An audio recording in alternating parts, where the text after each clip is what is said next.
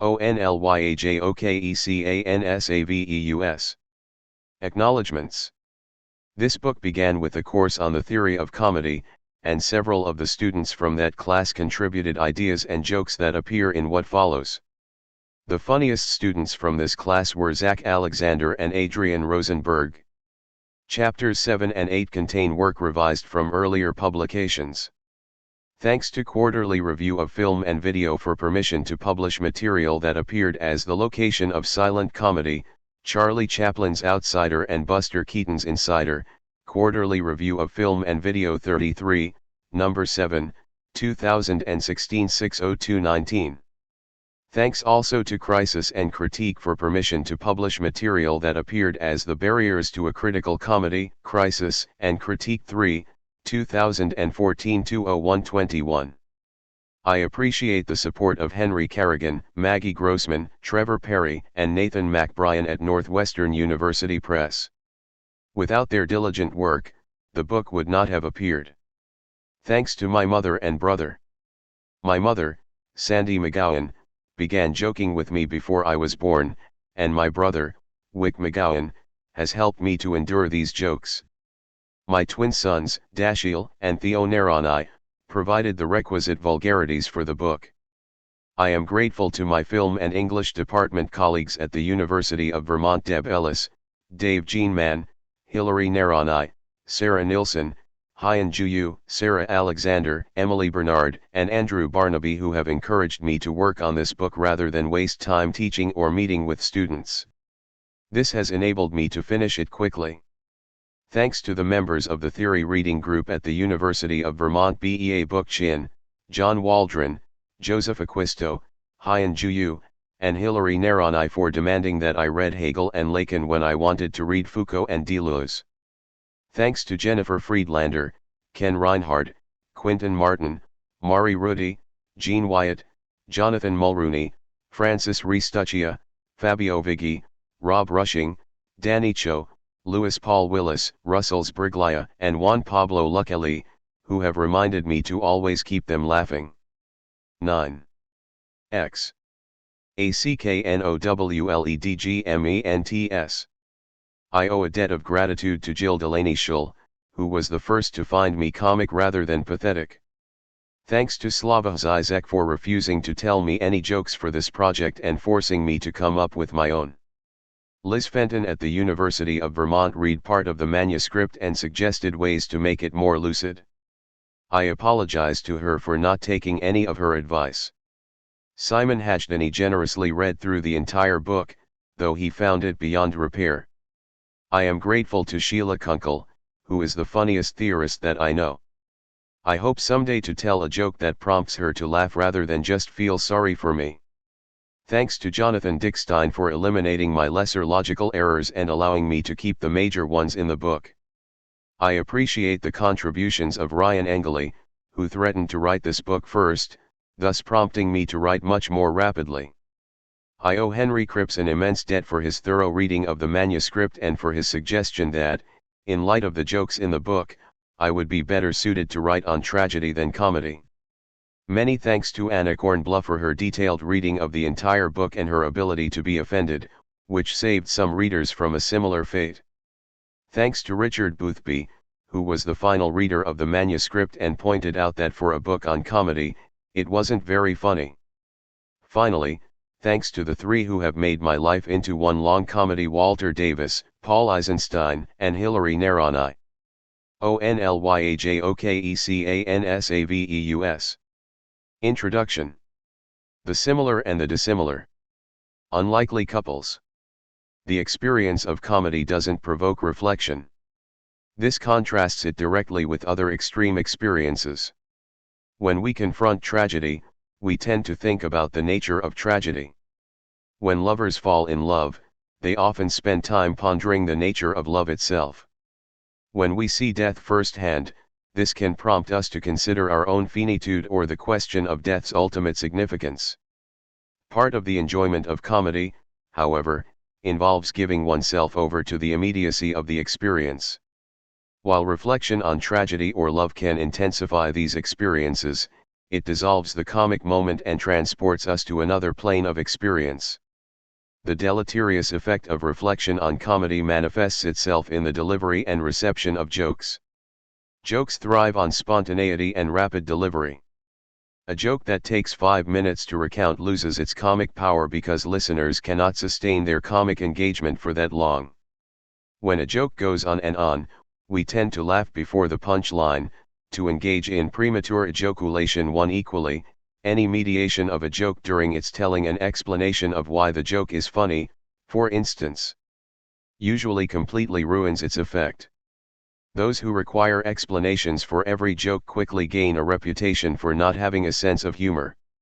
A sense of humor indicates an immersion in the immediacy of comedy, an ability to abandon reflection and give oneself over to the moment.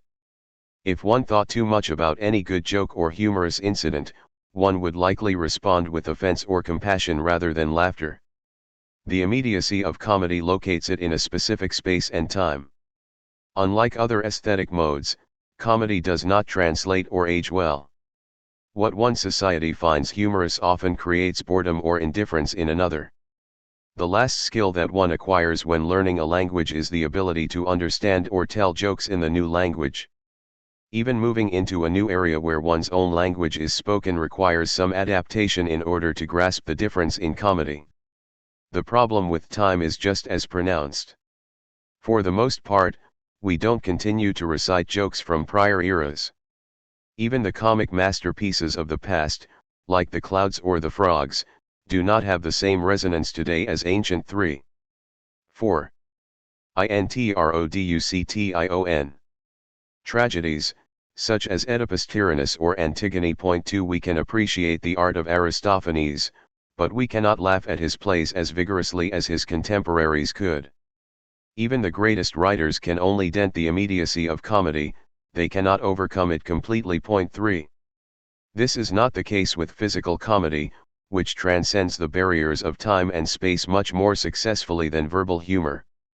Episodes such as the piano falling down the steps in Laurel and Hardy's The Music Box, James Parrott, 1932, or Charlie Chaplin eating his shoelaces in The Gold Rush, Charlie Chaplin, 1925, remain funny long after their conception and performance. This is because physical comedy operates with a sense of immediacy that language doesn't allow. Physical comedy endures because we usually experience it as immediate. Even though we require mediation to understand the background that makes the pratfall funny, we are not aware of this mediation while watching it.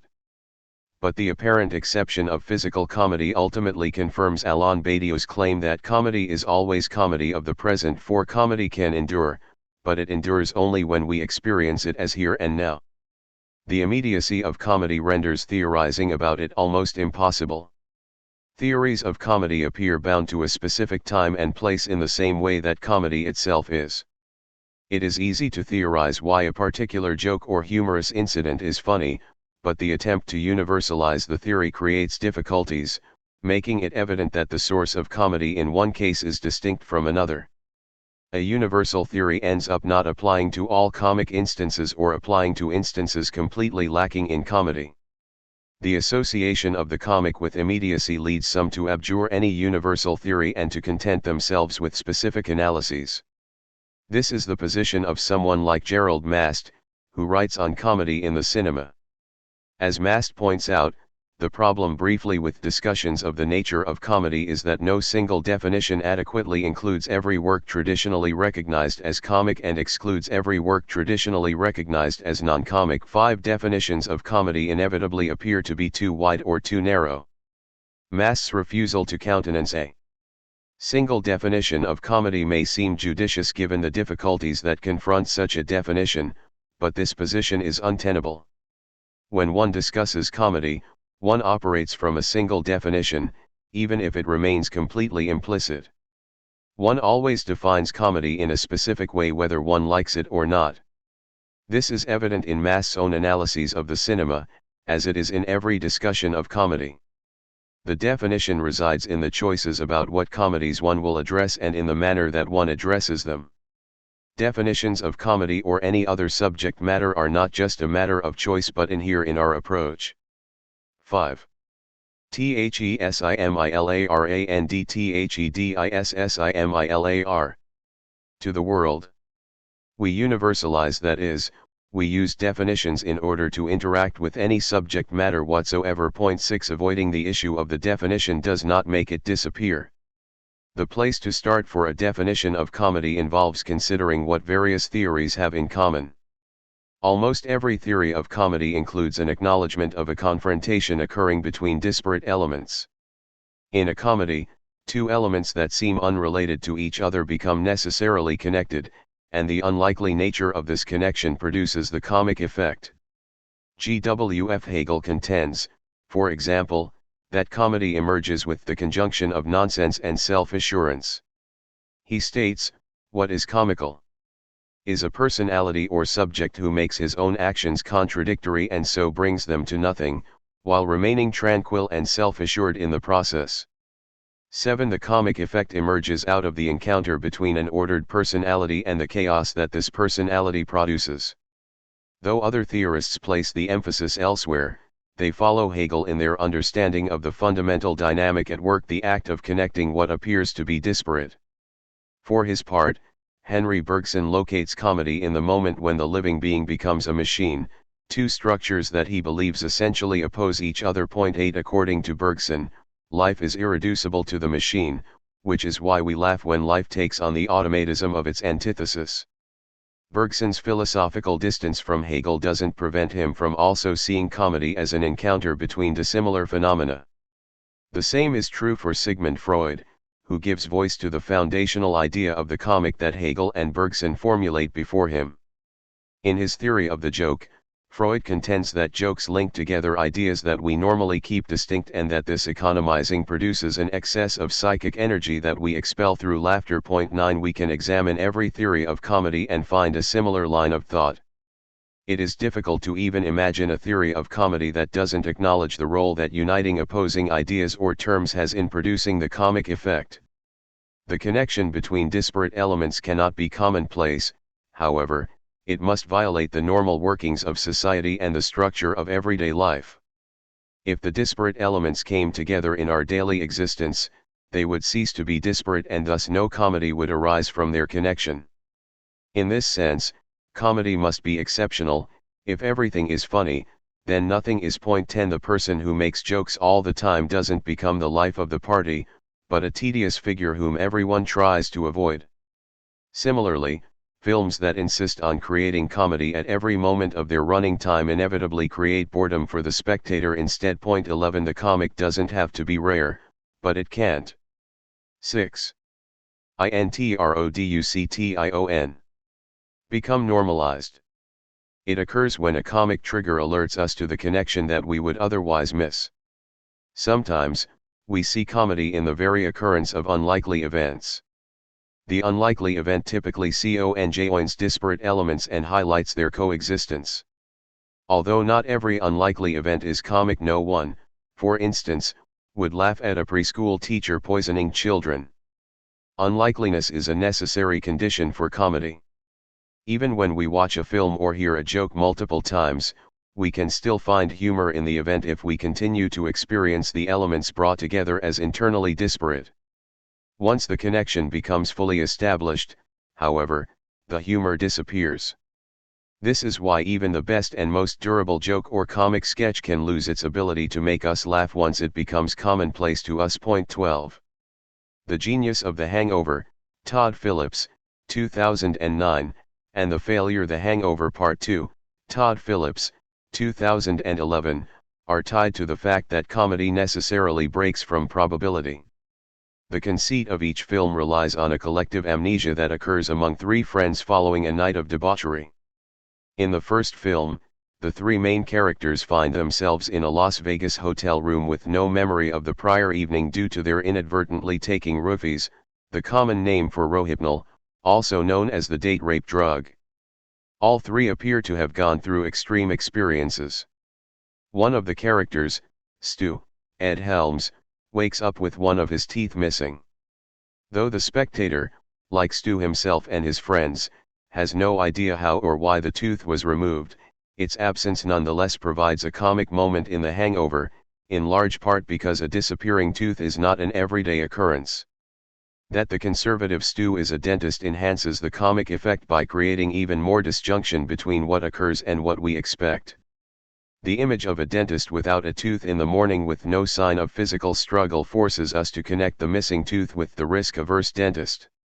By the end of the film, we learn that Stu has actually pulled the tooth himself to demonstrate his dental prowess, which confirms our presentiment that the tooth was lost in a truly comic event. The sequel, The Hangover Part 2, includes an almost identical scene near the beginning in which Stu and his friends awaken with no memory of the night before. Again, we see that Stu has undergone a radical change, one which also demands that we see a connection between disparate elements. The sequel does not depict Stu again without a tooth, which would have a lessened comic effect as a result of its normalization. Instead, the film shows Stu with a large tattoo on his face. Despite the variation, this second incident lacks the comic impact of the first for reasons that bear directly on how comedy functions. 7. THESIMILARANDTHEDISSIMILAR. The absence of the tooth has a comic effect because we don't expect the straight-laced Stu to lose a tooth, especially since he is a dentist and thus knows the importance of teeth. It is not completely out of the ordinary for someone to wake up missing a tooth after a night of drinking and fighting, but the absence of signs of physical struggle makes the missing tooth all the more extraordinary. It doesn't seem to be the result of a fight, and it is difficult for the spectator to conclude how it was lost. The connection between the missing tooth and the straight-laced dentist violates our usual way of thinking about both elements, which is why their connection generates comedy. This connection of opposites is the sine qua non of comedy, and the first Hangover film utilizes it often.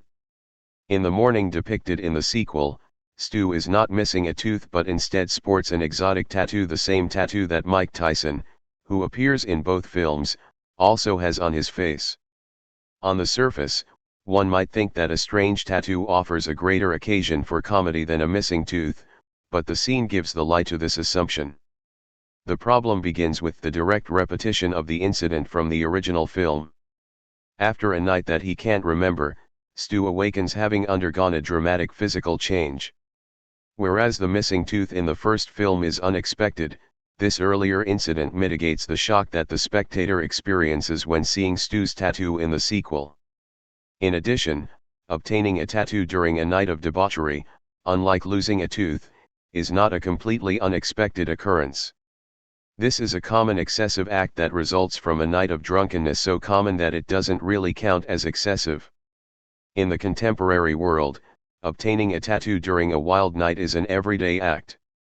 The sequel fails to create comedy with Stu's tattoo because rather than creating an unlikely event, it creates an expected one. Not only that, but the fact that the tattoo replicates the famous tattoo of Mike Tyson makes it all the more expected. When we can see the connection of the disparate elements coming in a comedy, the comedy always falls flat. 13.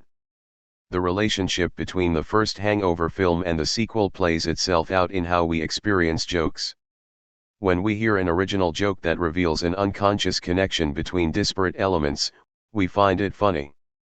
Terrible jokes, in contrast, connect elements that are not all that disparate.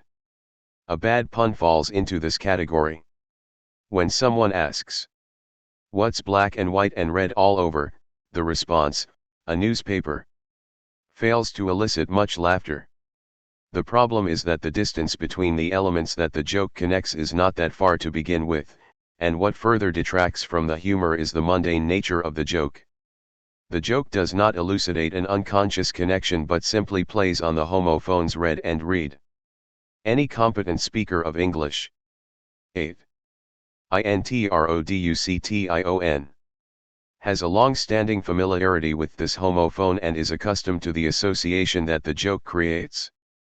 The banality of the joke stems from the banality of the connection that it makes. 14 The connection is too obvious, too commonplace, and too close to consciousness. Everyone has heard this joke at some point during childhood. The first time that one heard it, it may have earned a chuckle, but this type of joke quickly loses its comic effect. Repeating funny jokes. A great joke, in contrast to a bad one, will have some staying power. It makes evident an unconscious connection that functions even after we become aware of it.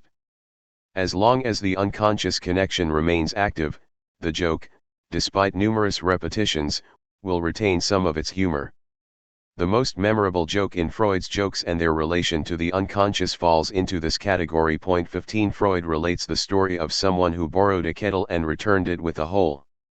The borrower's defense is threefold: I never borrowed the kettle at all, the kettle had a hole in it at the time that I borrowed it, and I returned it without a hole. As Freud points out, this threefold defense creates a self-contradiction that is the source of the comedy. Even though many following in Freud's wake have repeated this joke, one can still laugh at it. The type of thinking evinced in the joke has even become the name for a specific form of specious reasoning known as kettle logic. Because we so often use multiple contradictory arguments without any conscious awareness, the idea of kettle logic continues to surprise us when we encounter it. This is why the joke itself still resonates. But even a great joke like this one will eventually become stale through too much repetition. Repetition reduces the distance between the disparate elements of the joke until these elements cease to be disparate. We become tired of jokes and other forms of comedy for a specific reason: they cease to be funny at the moment they become part of the everyday. Repetition eliminates the element of surprise that comedy requires. Surprise indicates that we initially take the two elements as disparate and unrelated. If we already recognize the relation between the two elements brought together in comedy, we won't experience comedy because we don't experience the dissimilarity that comedy requires. It is in this sense that surprise is necessary for comedy. It functions as the indication that the initial dissimilarity exists. We experience surprise at the moment when the link between the 9. THESIMILARAND two seemingly unconnected elements becomes apparent. This is the moment of the punchline of a joke or the climax of a comic scene. If we anticipate a punchline completely or how a comic scene will conclude, its effectiveness is lost. When we see someone trying too hard to be funny, we pity or scorn them rather than laughing at them. Those spectators who hate the comedy of Harold Lloyd or Jim Carrey detest the obvious effort that each evinces to make himself funny.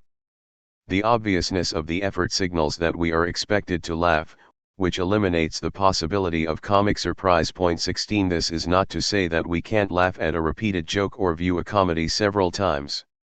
In fact, for most people, the films that they like to see over and over again are comedies, and they laugh heartily despite the repeated viewings. Not only do babies laugh at the same comic action that parents perform time after time, but even adults enjoy retelling the jokes that they have heard. Sometimes it suffices to just recall a comic scene mentally, without even seeing it again, in order to arouse a chuckle to oneself. Our capacity for experiencing comedy repeatedly seems to belie the role that surprise plays in comedy. We are able to laugh when we watch a comic scene several times because the elements that it connects remain disparate even after we see them connected multiple times. The great comic moment endures and prospers with repetition. This is the case with many of the statements that George W. Bush made during his presidency. One can hear them again and again without losing the capacity to laugh at his unintentional comedy. One of the highlights of Bush's comic career occurred during a speech that he made in Nashville, Tennessee, on September 17, 2002. In the midst of his speech, Bush attempted to appeal to the crowd by reciting what he labeled an old saying. The actual adage that he was attempting to say was, "Fool me once, shame on you. Fool me twice, shame on me." But rather than quote the rather simple adage correctly, he said, "There's an old saying in Tennessee, I know it's in Texas, probably in Tennessee, that says, fool me once, shame on you. But fool me, you can't get fooled again." The maladroit delivery compounds the comedy of distorting the old saying, but it isn't the only source of comedy here. Because of the wild disparities that this statement brings together, its humor resonates through several repetitions. One can watch a video of Bush making this statement 10 times consecutively without ceasing to laugh at what he says. The staying power of the comedy resides in the speaker himself and his relation to what he says. As President of the United States, Bush is a figure of excess, occupying the position with the most symbolic power in the world. But his statement illustrates his inability to recount a simple saying in his speech. He struggles first to locate the origin of the saying, and then he 10 introduction stammers in the midst of recounting it. Finally, he simply abandons the adage midstream and instead alludes to the title of a popular rock song from the 1970s. On the most basic level, Bush produces comedy here by displaying the failure of the ultimate authority figure to recite a piece of commonplace wisdom that most high school students know by heart. One associates presidential authority with the capacity for speaking properly and even eloquently. One expects presidents to know the allusions they employ and to be able to recount old saws with no hesitation, let alone with no errors. Bush not only mangles the saying, but the manner in which he does so adds substantially to the humor. He struggles with the first part of the saying but eventually articulates it correctly. When it comes to the conclusion, however, Bush veers completely off course. For those acquainted with Bush's personality as president, the point at which he deviates from the proper saying bespeaks that personality perfectly. At the moment when he would have to indict himself or admit to being responsible, Bush turns to the impossibility of his being fooled by referring to the Who's Won't Get Fooled Again, a song that has no place at all in the saying that Bush is trying to recall. For the spectator, Bush's failure to recite the saying correctly connects with his refusal to take responsibility for any of his errors, and the lasting comedy of Bush's verbal misstep derives from this connection. The final disparate element in Bush's attempt to repeat a familiar saying is the theme song from his 2000 presidential campaign, none other than Won't Get Fooled Again. Hence, we can read Bush's attempt to connect the saying about being fooled to his own campaign for president, in which he promised to put an end to all trickery. His explicit refusal to be the dupe or to be seen as the fool contrasts with how Bush articulates the statement. It is clear that he is the fool who cannot even remember the simplest saying while speaking in public, despite rhetorical attempts to distance himself from this position. Comedy bears repeating when it traverses the distances that Bush's utterance does. The repetition involved with comedy is not confined to multiple viewings of the same video clip, however. It also includes people showing their favorite comedies to friends, just as they repeat jokes that they've heard to friends who haven't heard them. By telling the joke to someone who is not acquainted with it, the teller has an opportunity to experience again the connection of the disparate elements that the joke produces. Even while one is recounting the joke, one identifies with the listener and finds enjoyment in the listener's enjoyment. As long as there is an other, even an imagined one, who doesn't know the joke, one can enjoy it as thoroughly as the first time. 17 This is why listeners often feign laughter at jokes that they don't find funny. This response gives the teller a chance to enjoy the joke again, even if the listeners do not. 11. THESIMILARANDTHEDISSIMILAR. Most people like to hear jokes. Many even pay for the privilege of doing so by going to stand-up comedy acts, attending comic plays, or buying tickets to film comedies. One can easily understand why people would pay for comedy. It provides enjoyment that is not found in their everyday existence. And yet, there are also those who want nothing to do with comedy, who hate stand-up comedians of all stripes, who never watch sitcoms, and who loathe seeing a colleague approach ready to tell a new joke. Though there are just some people who appreciate comedy and others who don't, the existence of this disparity requires some explanation, and it has to do with the nature of the connections that comedy renders explicit. Why we don't bring up baby. Every comic moment is traumatic. The enjoyment that comedy offers is inseparable from the trauma associated with making conscious and unconscious connection. Comedy forces us to confront, for instance, the failings of those whom we suppose to embody flawless authority. This authority secures the ground of our existence. Though we can laugh at this ground trembling, it nonetheless also delivers a traumatic shock. Or comedy makes explicit the connection between the act of eating and the act of defecating, a connection that might make it harder to enjoy a hamburger. Those who hate all forms of comedy and retreat from every joker they see coming are in some sense right. They recognize the inseparability of the enjoyment that comedy provides from its traumatic impact. There is no comedy without a jolt that potentially shatters the ground of our everyday lives. We can see this shattering play itself out literally in the celebrated Howard Hawks screwball comedy Bringing Up Baby, 1938. At the beginning of the film, David, Cary Grant, is a noted paleontologist who has almost completed the construction of an entire brontosaurus skeleton in his laboratory.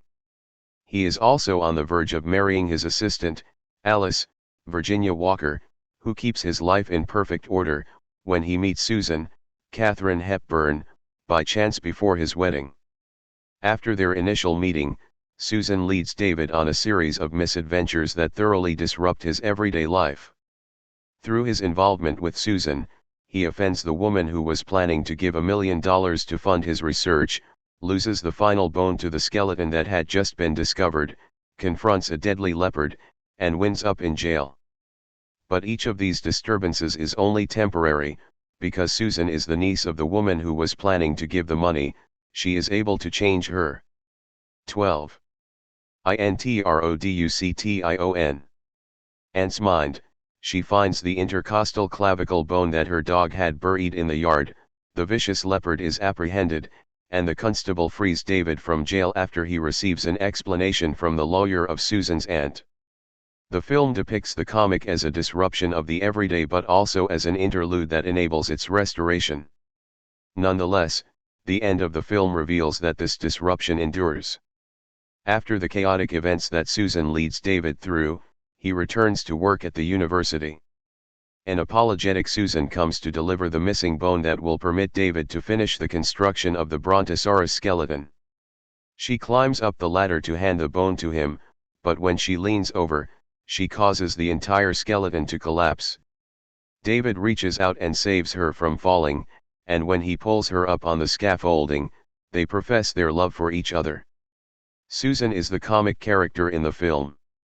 She creates comedy by shattering David's most important achievement, in addition to his chance for a stable marriage with Alice. Susan's comedy puts her directly at odds with David's everyday life. 18. Comedy's ability to bring disparate elements together. Its opposition to everyday life often leads to two opposed reactions. One reaction sees comedy as a subversive form that forces the social order to confront its contradictions, while the other sees it as an ideological form that creates an imaginary synthesis in order to obscure those contradictions. The fact that so many comedies mock figures of authority lends credence to the first position, and the fact that so many comedies end in marriage supports the second. Until recently, the opponents of comedy seemed to have the upper hand. Most of those committed to political engagement avoided too much jocularity. Even today, the most fervent political activists tend to view comedy apprehensively. It is difficult, for instance, to picture Lenin and Trotsky sitting around recounting jokes to each other. And yet, the tide has clearly turned. Major contemporary leftist figures, like Alain Badiou and Slavoj Zizek, make comedy a major part of their theoretical program. But this wide disparity of positions on comedy suggests that despite the change in the tide, comedy can be both emancipatory and ideological. As a result, it's not a matter of being for or against comedy as such, but rather of understanding what occurs during the comic event and what comedy allows us to see that we otherwise wouldn't see. If we examine the status of the disparate elements that comedy brings together, the comic insight becomes evident. Though the connection of disparate elements is a necessary condition for comedy, it is not a sufficient condition, as the example of the preschool teacher who poisons children demonstrates. Such a figure induces horror rather than laughter, and 13. THESIMILARANDTHEDISSIMILAR. Even the most thoroughgoing satire would have a difficult time producing humor out of a scene of murdered children. But it's not impossible to imagine when one considers Dr. Strangelove, or How I Learned to Stop Worrying and Love the Bomb, 1964, in which Stanley Kubrick creates one of the greatest film comedies by depicting the nuclear annihilation of all humanity. Comedy occurs when we are surprised by a conjunction of lack and excess.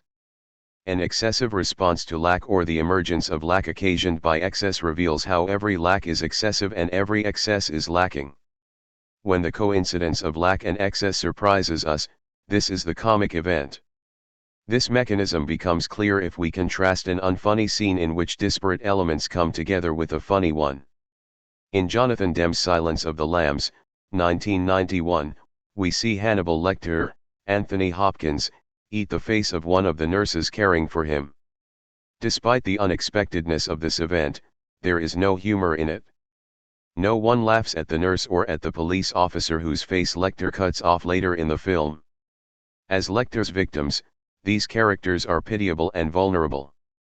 The spectator experiences them as lacking subjects confronting their own finitude. But the loss of one's face or other body part alone does not eliminate the possibility of comedy. There can certainly be funny scenes of death, as long as someone responds to this literal lack with excess. This is what occurs during the dismemberment of the Black Knight, John Cleese, in Terry Gilliam's Monty Python and the Holy Grail, 1975. In this famous scene, the Black Knight loses both his arms and his legs in a sword fight, and the scene concludes with him left to die. And yet, his demise does nothing to detract from the scene's comedy. The gruesome dismemberment of the Black Knight remains funny. Its humor, when we contrast it with Lecter removing someone's face, provides the key to grasping the sufficient condition for comedy. The difference between the Black Knight's loss of limbs and the loss of the character's face in Silence of the Lambs resides in the attitude that they produce in the subject watching them. If one simply saw the Black Knight being mercilessly slain by a superior adversary, this event would not be comic and would prompt the same response as Lecter's violence does. But the Black Knight does not simply lose. As he loses each of his arms and legs, he continues to insist on his own inevitable victory in the struggle. After the loss of the first arm, he proclaims, "T is but a scratch." When he loses the other arm, he insists that it is only a flesh wound.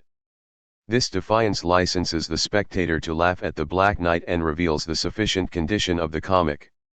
Even in the midst of a horrific dismemberment, the Black Knight never deviates from his belief in his 14.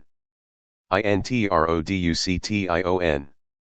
Own superiority or his devotion to continuing the fight.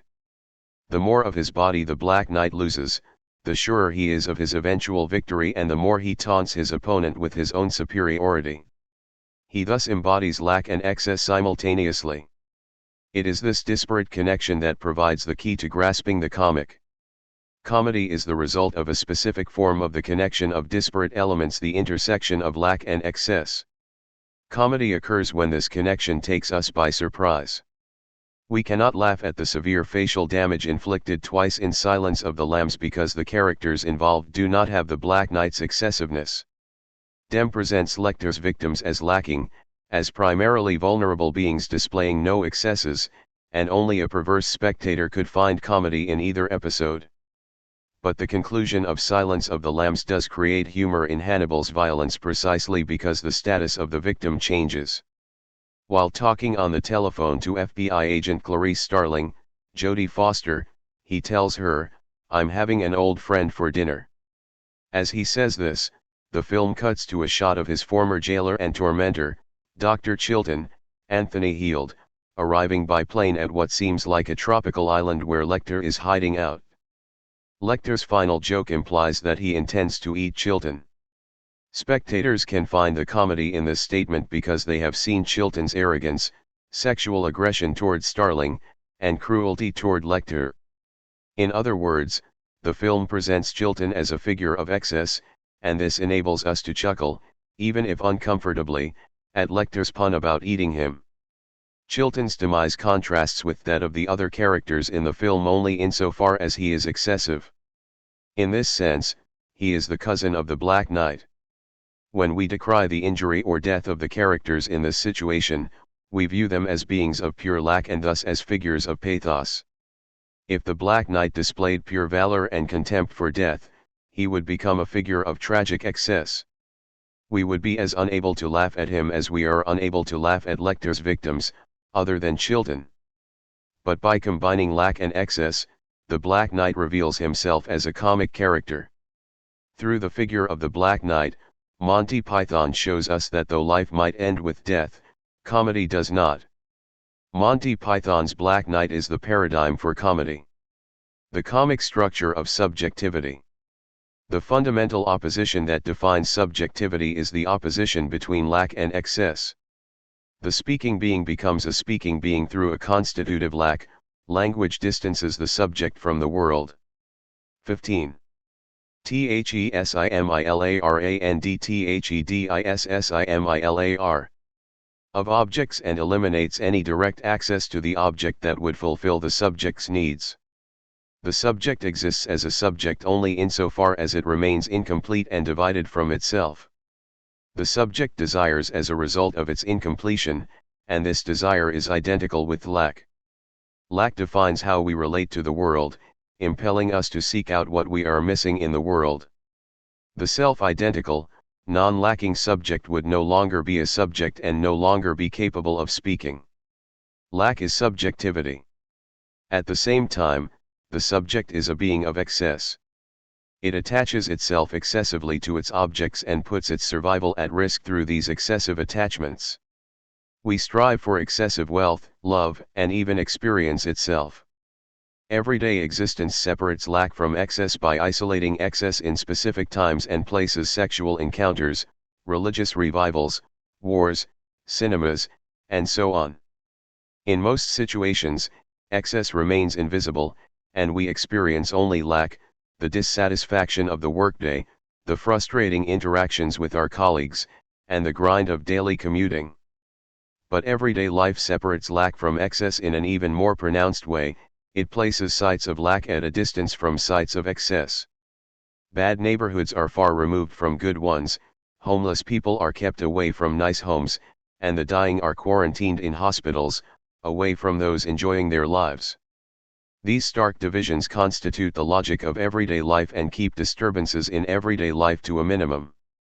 But comedy departs from the everyday by fomenting a sudden revelation of the intimate relation between lack and excess. Comedy violates the rules of everyday life with its connection of disparate elements, but the connections that it establishes are very specific.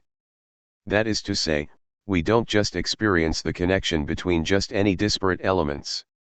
Comedy reveals that lack and excess can coincide and that this coincidence, though it isn't visible in everyday existence, is constitutive of our subjectivity. In this sense, subjectivity itself is inherently comic, but subjects plunge themselves into everyday life and its separation of lack and excess in order to avoid confronting their traumatic intersection. Comedy returns us to the trauma of our subjectivity. The speaking subject emerges through a lack. It gives up animal life and direct access to things in order to enter into a mediated relation with the world.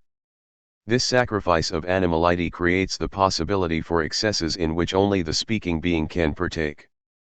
The enjoyment of excess enables the subject to forget about its status as lacking.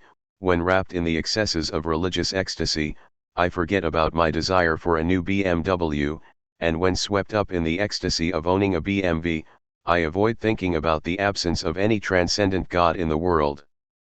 But these experiences of excess remain tied to the lack that makes them possible.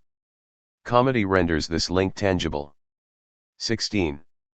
Introduction. As speaking beings, we relate to our biological being rather than simply living it. Humans cannot just exist within the natural world as we imagine other animals can. We must exist constitutively, as beings of language, in an alienated relation to our world. The subject of language cannot simply realize its desire by finding a satisfying object. In his seminar V on the Unconscious, Jacques Lacan takes note of this excessive relation to desire that the subject of language experiences. He states, "The subject does not simply satisfy a desire, it enjoys desiring, and this is an essential dimension of its enjoyment." 19. Rather than finding satisfaction in obtaining an object, the subject enjoys its desire, it enjoys what it does not have, and thereby becomes a being of excess. Every speaking being, even the most serious one, is inadvertently a comic being. The lack that inheres in speech creates a desire for an object that does not and cannot exist. This absence inaugurates the possibility of an excessive attachment that the presence of an object does not. Subjects can only devote themselves excessively to what they don't have and can't have, never to what they can have. This is why we pursue objects that we don't have so fervently and treat them so dismissively once we have them. Lack distorts the subject's relation to the world and causes it to value an object at the expense of all others. The lack of an object that could realize its desire leads the subject to attach itself excessively to what it cannot have.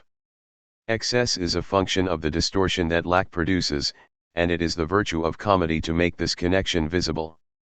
The ability to grasp what's at stake in comedy can change the way we relate to both lack and excess.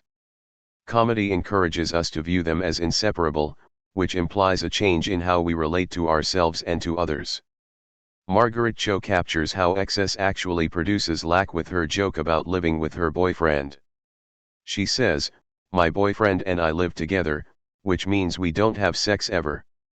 Now that the milk is free, we've both become lactose intolerant." Cho's joke illustrates how our desire depends on lack and suffocates on excess, but it also enables us to see the connection between them.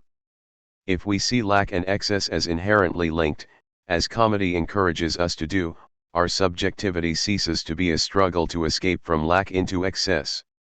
This struggle defines the conscious life of most subjects, but understanding how comedy works reveals the impossibility of just such a struggle. It also leads us to consider our own excess in relation to the lack of others, and vice versa.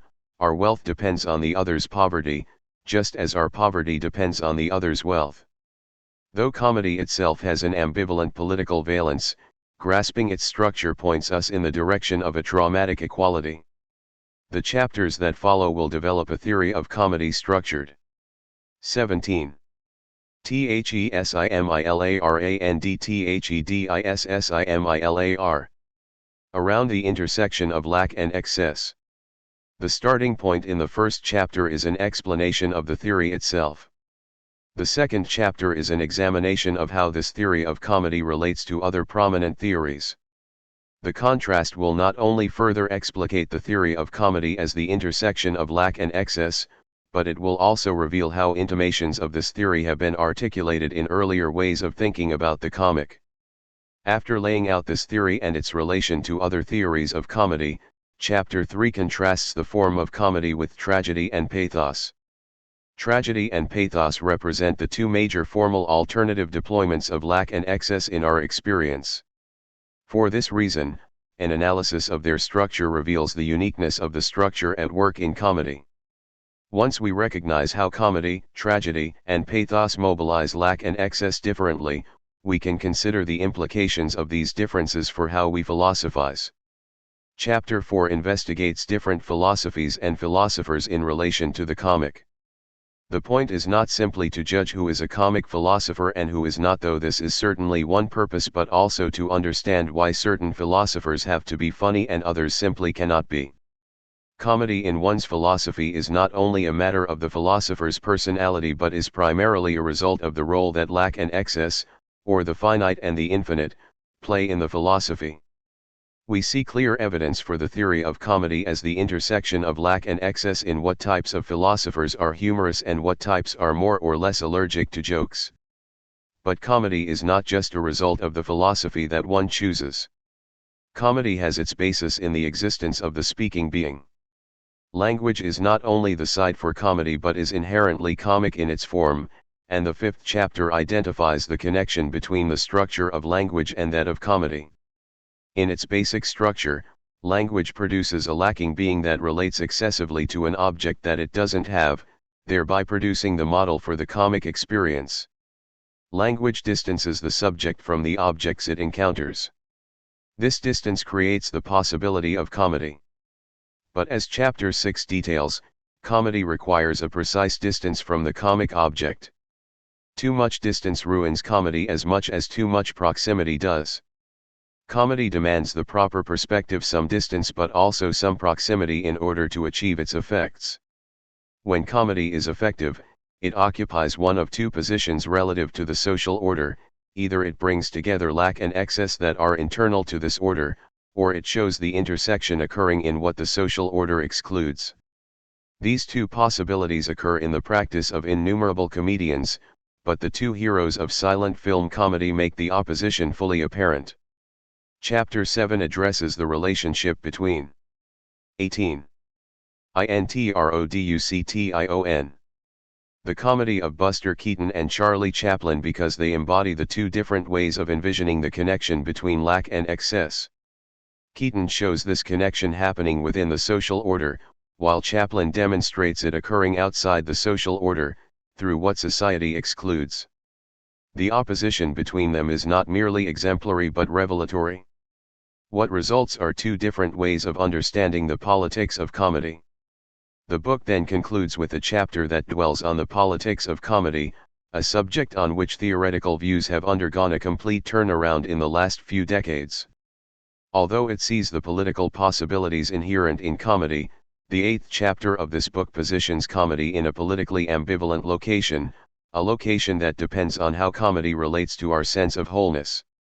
Comedy has the potential to act as a site for radical emancipatory politics, but it can just as easily function in the most ideological fashion in the guise of radically. By thinking about comedy's relationship to wholeness and division, we can dissect its political valence.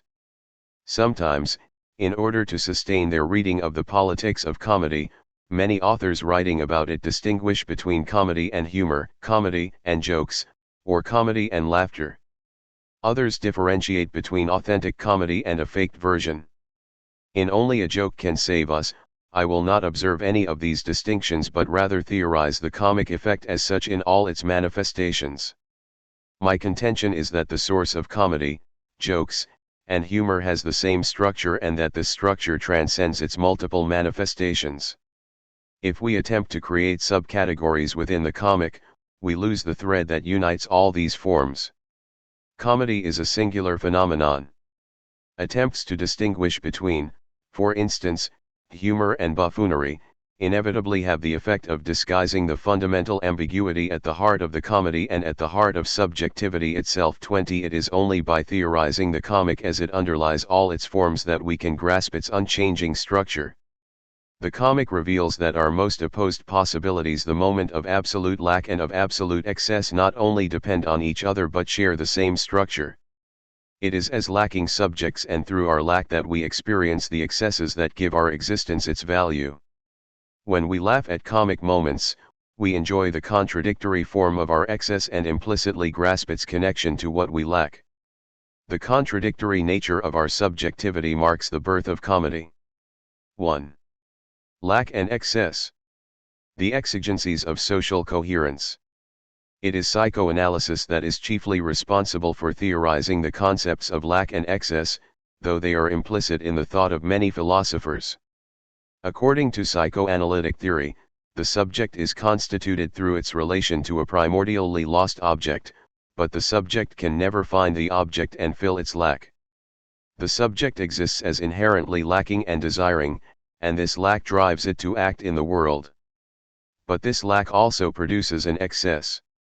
Desire's failure to realize itself through an ultimately satisfying object produces an excessive desiring and an excessive attachment to the object that one desires.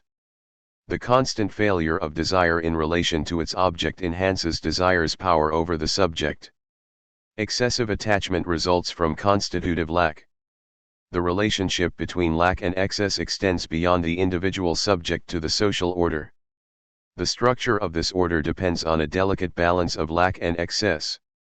The individual's entrance into the social order and into language coincides with the lack that produces the desiring subject. The subject's incompleteness and failure of perfect self-identity lead it to desire. 1. If the subject didn't lack a lost object, the subject would not desire and hence would not invest itself in the demands of the social order, which graft themselves onto this desire. In this sense, the social order's capture of individuals depends on their emergence as speaking subjects, which is why we insist so strenuously that children learn the language of the governing social order. The social order redoubles the subject's lack and forces the subject to see itself as a being of lack, which prompts the subject to invest itself in this order. Lack in the subject ensures its adherence to the social order, which presents itself as harboring the solution to that lack in the form of belonging or possibilities for self-realization. But if the subject experienced nothing but lack from its investment in the social structure, it would reject the bargain as unfulfilling and leave the society altogether, or at least disinvest itself psychically. As recompense for the subject's structural lack, every social order that survives offers the subject limited experiences of excess. In exchange for giving up on the lost object, we obtain the enjoyment that derives from excessive 1920. Chapter 1. Group rituals, like hazing prospective fraternity and sorority members, going out for drinks with co-workers, or shopping at overpriced boutiques. In the world of perfect obedience envisioned by the Lego Movie, Phil Lord and Christopher Miller, 2014, the characters live out an existence of pure lack in which they commit themselves entirely to doing their duty. But even in this world of pure lack, subjects can indulge in one moment of excess, the purchase of overpriced coffee. This joke is one of the highlights of the film because it illustrates how obedience depends not solely on the production of lacking subjects but also on granting them limited access to excess. Most of us indulge in more excess than simply purchasing overpriced coffee.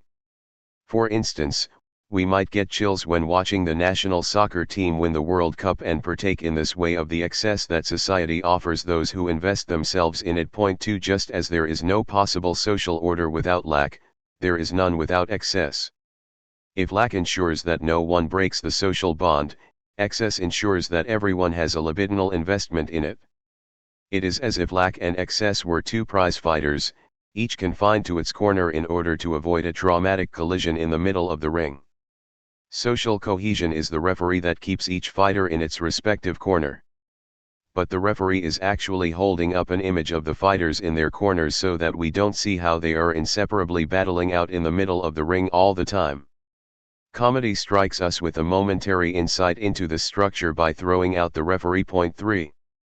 Comedy involves us in both of these elements of social cohesion. The comic occurs at those moments when excess and lack collide. If we do not experience lack and excess coming together, we will not be capable of comic laughter. Louis C.K. relates a joke that perfectly captures the logic of comedy. He says, "My bank is worst. They are screwing me. You know what they did to me?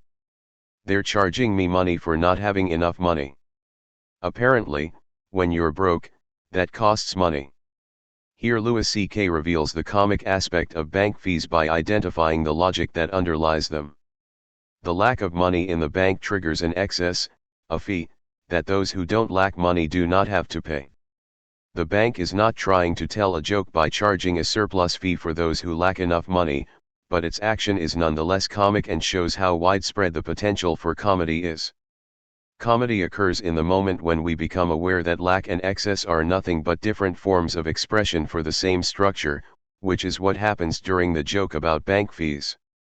The momentary quality of comedy is a key to its functioning. When it brings lack and excess together, comedy must do so in a way that takes us by surprise in order to work successfully. We require the trigger of Sir. 21. Lackandexcess. Prize or even shock before we can laugh at the connection. Once we become inured to a comic connection, it ceases to be a connection of disparate phenomena. The connection loses its comedic power because it sinks into the everyday, and the everyday is built on the denial of the comic. Our everyday life is distinctively humorless because it sustains itself by keeping excess and lack at a distance from each other. The machine of society runs more smoothly thanks to this separation, but it is effectively a denial of the fundamental connection between lack and excess. We suffer lack when we work 8 hours a day at a monotonous job, and then we enjoy excess on the weekend when we watch football for hours or participate in drunken orgies. Even if we engage in excessive activity at work, this activity functions as an interruption of the workday. We can never enjoy it as thoroughly as we would the same activity experienced outside the workplace. But this division plays an important social role. The social function of the division becomes much more evident if we look at the distribution of wealth. The wealthy do not live in proximity to the impoverished. Societies separate opulent houses from dilapidated ones. This is not just because people with great wealth want to live close to other people with great wealth, but also because the juxtaposition of the opulent and dilapidated houses would be jarring, and potentially funny. Keeping wealth and poverty apart enables the wealthy to enjoy their excess in good conscience and the impoverished to experience their lack without envy. The strict separation of lack and excess produces whatever stability our social existence has. The disturbance of excess remains confined to a separate domain where it doesn't intrude on everyday existence. It might be funny if one showed up at work after drinking 10 shots of tequila, but if everyone did it, the work world would cease to function efficiently.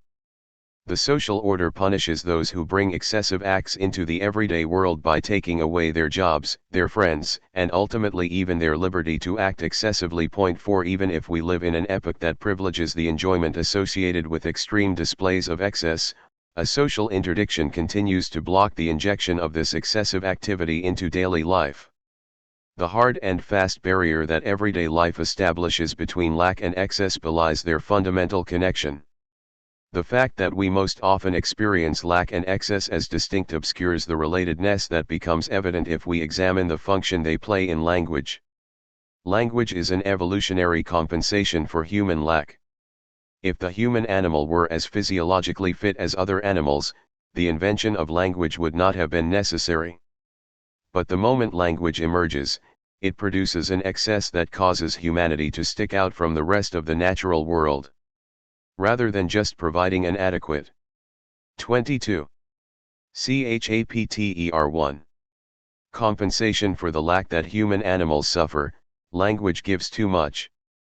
Humans cannot relate to the natural world as other animals do. As beings of language, our relation to their world is comparatively alienated.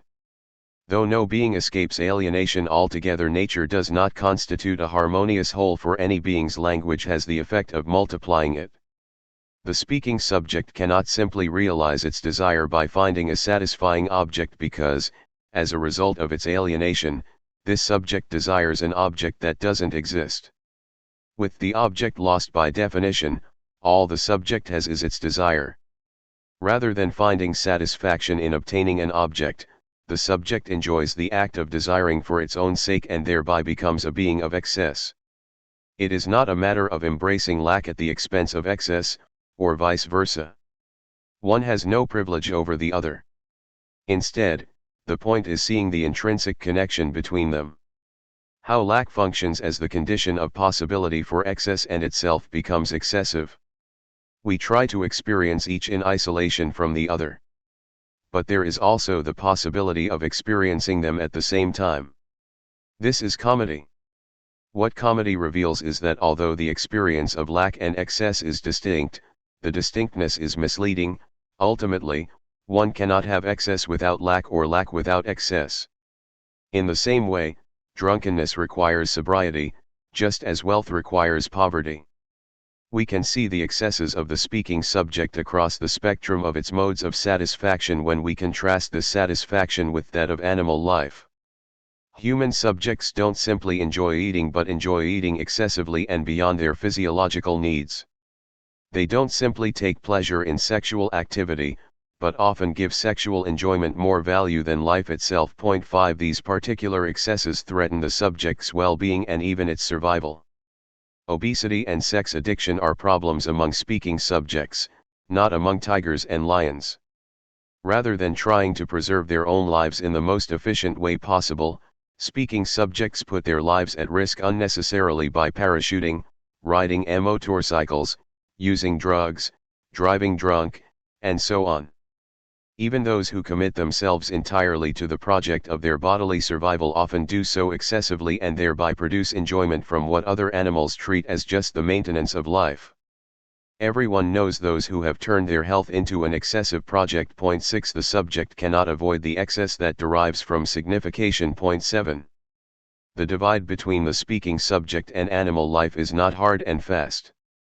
Obese cats are commonplace, and there are rats in experiments that choose sugar over more nourishing food even when this imperils their lives. These cases show that alienation is not confined to those who 23. LACKANDEXCESS actually speak.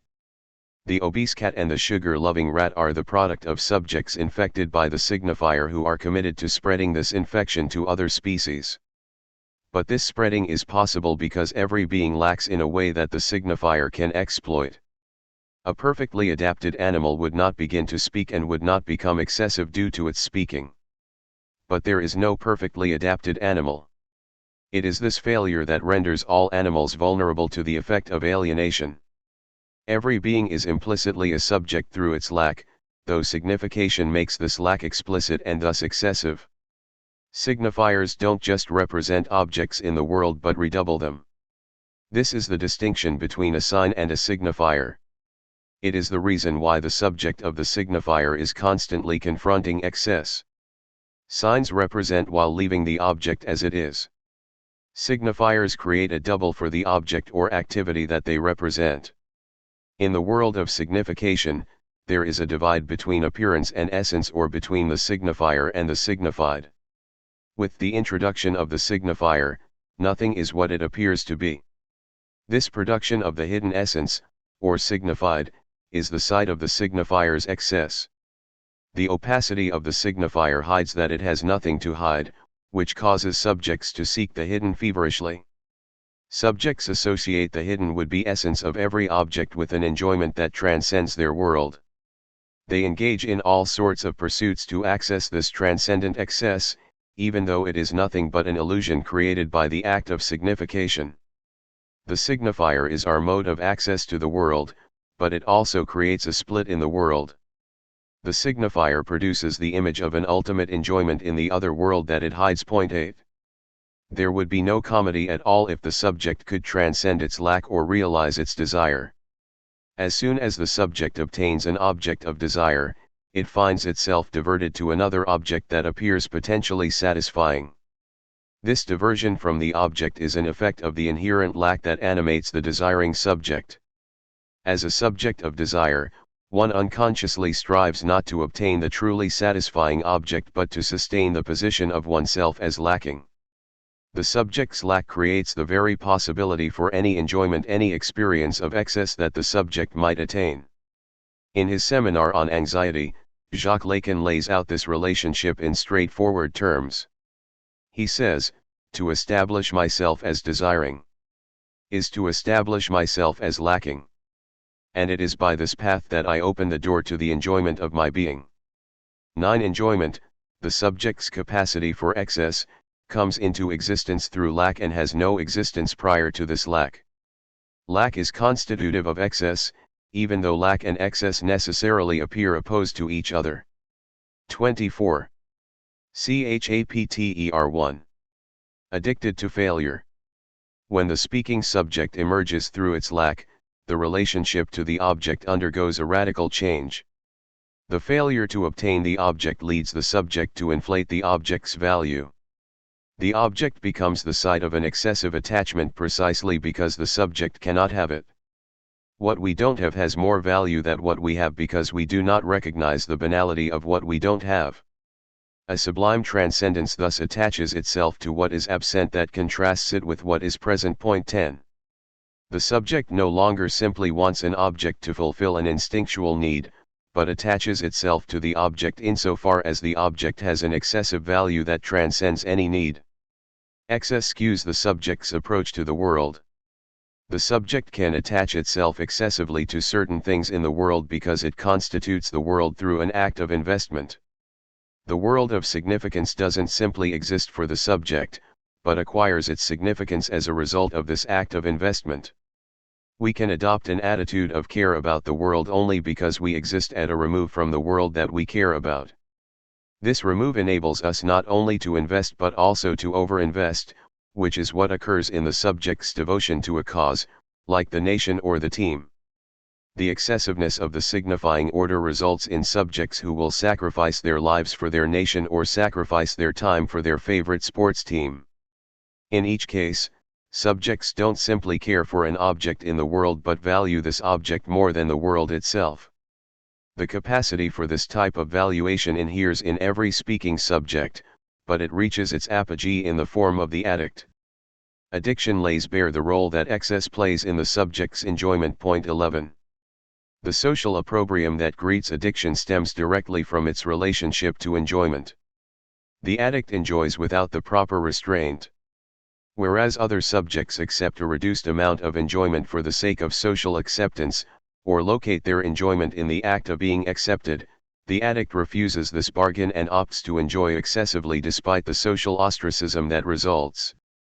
This is not the addict's conscious decision, but the unconscious position implicit in the activity of addiction.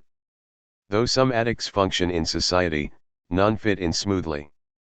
Even the most common addictions, like overeating or smoking, entail some form of ostracism. Others whisper such words as fat ass or pig behind the addict's back, or regulations consign the addict to practice the addiction in designated areas, where the social exclusion becomes clearly visible. The public shame attached to cigarette addiction today has reached unprecedented heights. Once, while walking to a restaurant with a friend, he asked if he could stop to smoke before 25. LACKANDEXCESS. Entering, where of course smoking was not permitted. When doing so, he apologized profusely and admitted that he experienced smoking in public as an act akin to being caught masturbating. Point 12. While this is clearly an extreme interpretation of the exclusion of the cigarette smoker, it does nicely capture the way in which the addict is acting excessively in relation to social norms. The problem is that addicts bring excess into the everyday, which is why the social order must frown on addiction. Point 13. Addicts refuse to abide by the social constraints on excess and devote much of their time to excess. Addicts seek the enjoyment that they locate in the first experience of the object, the first winning bet, the first ice cream cone, or the first cigarette. The more the failure to replicate the original experience mounts, the more the addict invests in the promise of this lost enjoyment. Losses lead gambling addicts not to stop gambling, but to wager more and more in the hope of recouping their losses and enjoying again. Putting on an enormous amount of weight doesn't provoke a diet for food addicts, but rather leads to increased splurging. Excess doesn't prompt addicts to moderate their devotion to the object but to augment it. This is why addiction is so difficult to break. Addiction is the attempt to enjoy excess untrammeled by lack. But this hope is also the fundamental blind spot of addicts and is the explanation for why addicts typically find themselves completely bereft of the enjoyment that they seek. The addict remains an addict through the misrecognition of the intrinsic relationship between excess and the lack that makes the excess of addiction possible. One is an addict by virtue of forgetting the nature of the first experience of the object. The first drink or the first cigarette didn't bring the ultimate enjoyment but rather highlighted the subject's lack of enjoyment. No one enjoyed their first drink or first cigarette but rather endured a horrible experience of wanting to vomit or of coughing uncontrollably. The case of gambling, crack cocaine, or heroin addiction may appear, at first glance, to be different. Most often, these addictions begin with incredible moments of ecstasy that the addict strives in vain to recapture. And yet, even when the first experience is one of incredible enjoyment, the thrill of this enjoyment is traumatic. The initial enjoyment is tied to the sense of danger that surrounds the activity when one first partakes in it using heroin, for example, and this danger makes the enjoyment possible. For the addict, this initial traumatic experience brings a sense of loss and thus creates a sublime object that the addict will seek out and never find in subsequent engagements with the addiction. The trauma of the first time creates the object's appeal, but the addict separates the appeal from the trauma and views excess apart from lack. The addict's attempt to separate excess definitively from lack. 26. Chapter 1. Distinguishes addiction from comedy. Addiction, like comedy, results from the subject's relation to lack and excess, but the relation is different. Addicts are not funny. We can laugh at representations of addiction, but only when the representation highlights the coincidence of lack and excess in the figure of the addict, a coincidence that addicts themselves cannot see. In their excessiveness, addicts miss the comic insight into the necessary relationship between excess and lack. By seeking excess that surpasses lack and that overcomes its connection with lack, addiction condemns itself to failure. Ironically, the addict's total commitment to excess produces a figure of pure lack.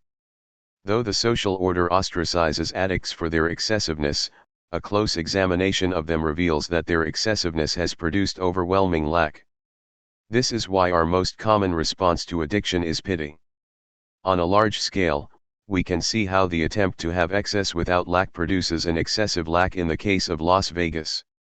Though Las Vegas is the singular site of excessive enjoyment in the United States, the destitution and depression of the city stand out even more than its presentation of excess.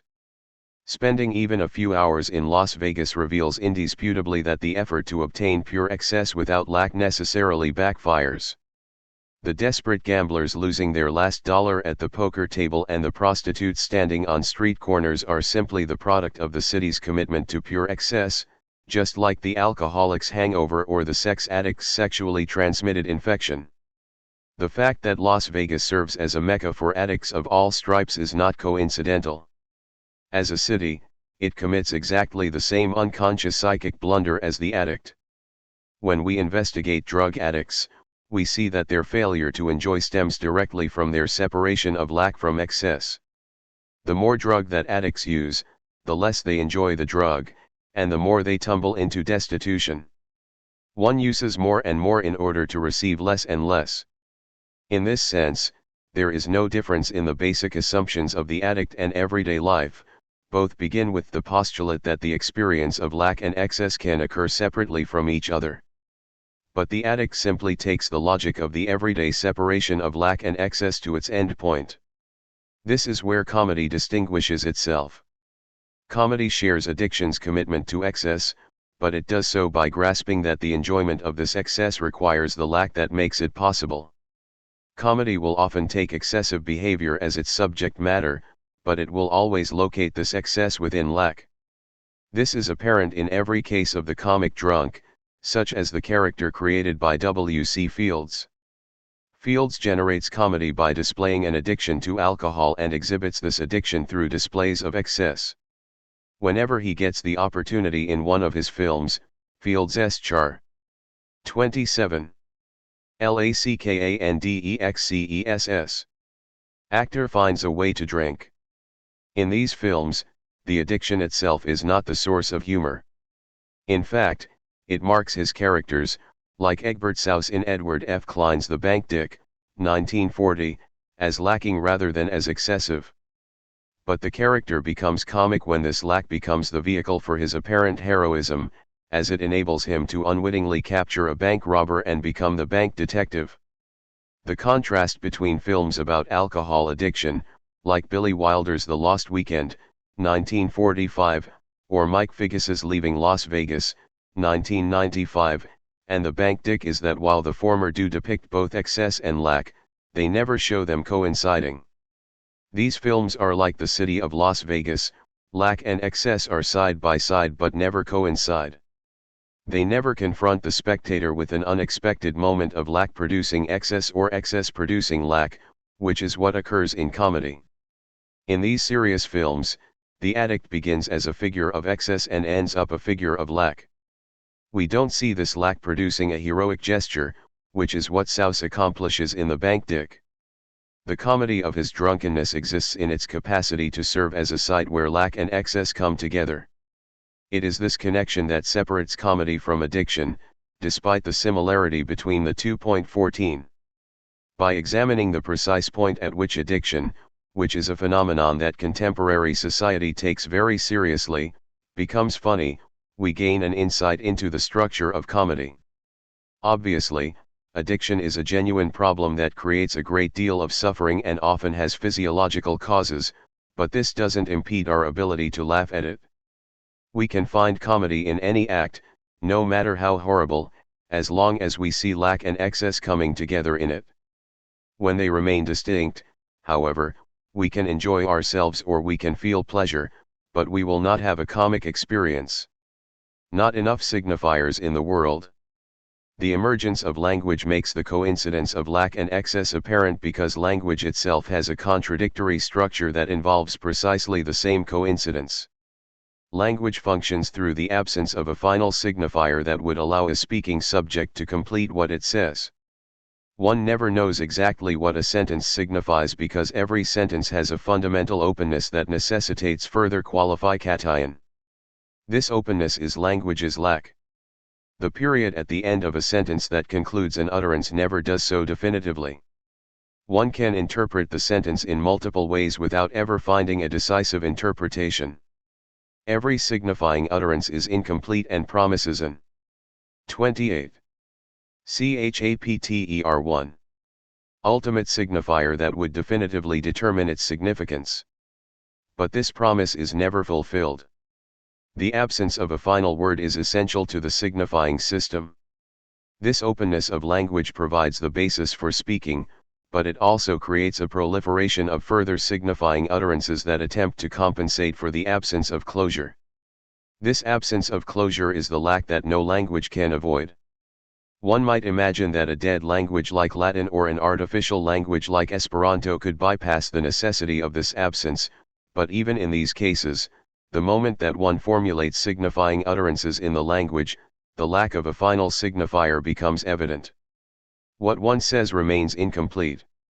The speakers of every language are in the same situation and necessarily respond to the absence that they confront in the same way. Point 15. They create additional signifiers to compensate for the lack of a final signifier.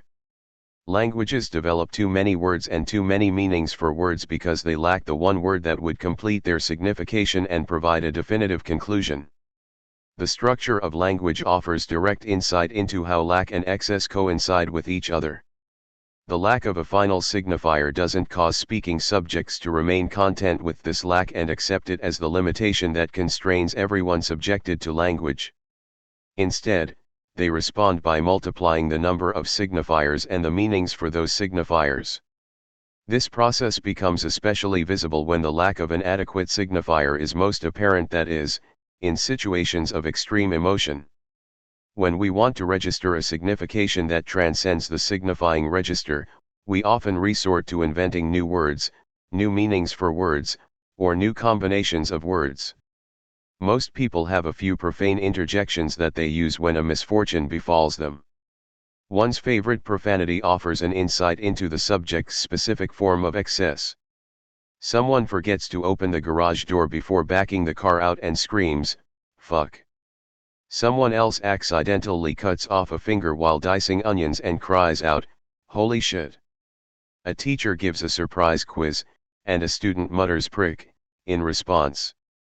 In each case, subjects transfer words that concern sex or excrement into another context in order to convey what words like unfortunate or terrible could not. The profanity itself is inherently excessive and attempts to capture the excess inherent in the situation. Point 16. In extreme cases, people have recourse to invention rather than just the transfer of words into a new context.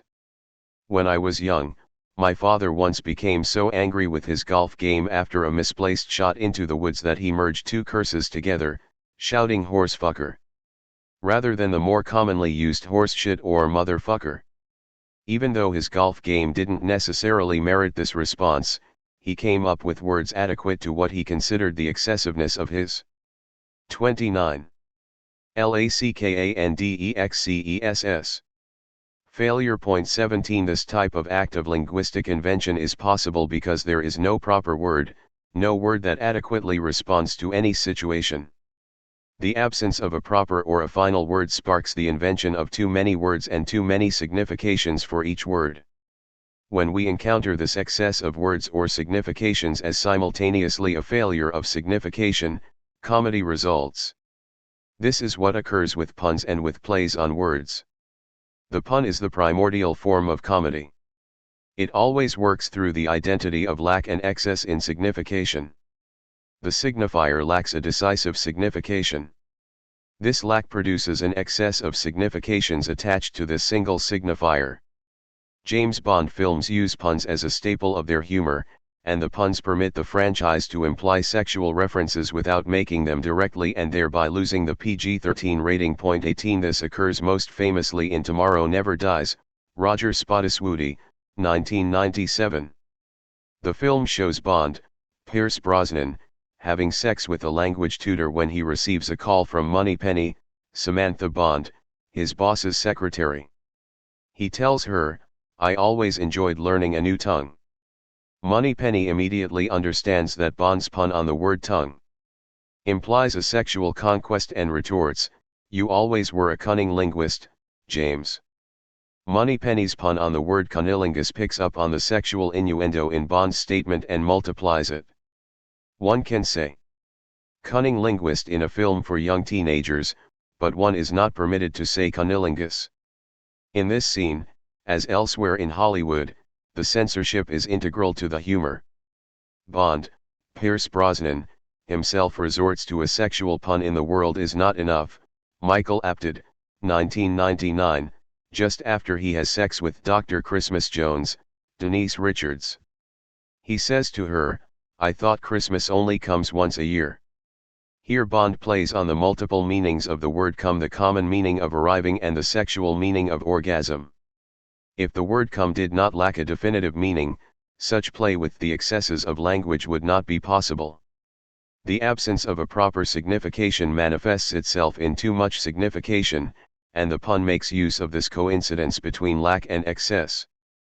Puns are not always funny. When a pun is too obvious, like Nixon is a real dick, it generates no humor at all. This is because comedy requires a departure from the everyday. The puns from the Bond films are effective insofar as their marriage of excess and lack is not an everyday phenomenon. Language itself makes these puns possible, but common speech doesn't suggest them. The pun shows that words can have opposed significations and nonetheless remain comprehensible. 19 The pun unites the lack of an unambiguous meaning of a word with its excess of meanings. It surprises us with this connection, which is the recipe for comedy. 30. Chapter 1. Living with contradiction. The absence of a final signifier and the excess of signifiers compensating for this lack bespeak a contradiction at the heart of language.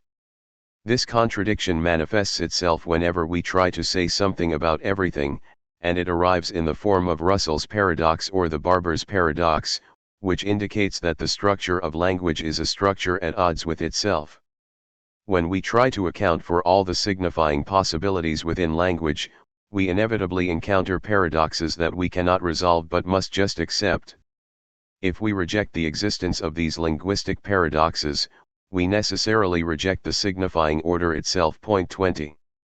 Russell's paradox marks the fundamental stumbling block of the signifying order because it reveals that language is irreducible to a logical structure and necessarily relies on a point of contradiction.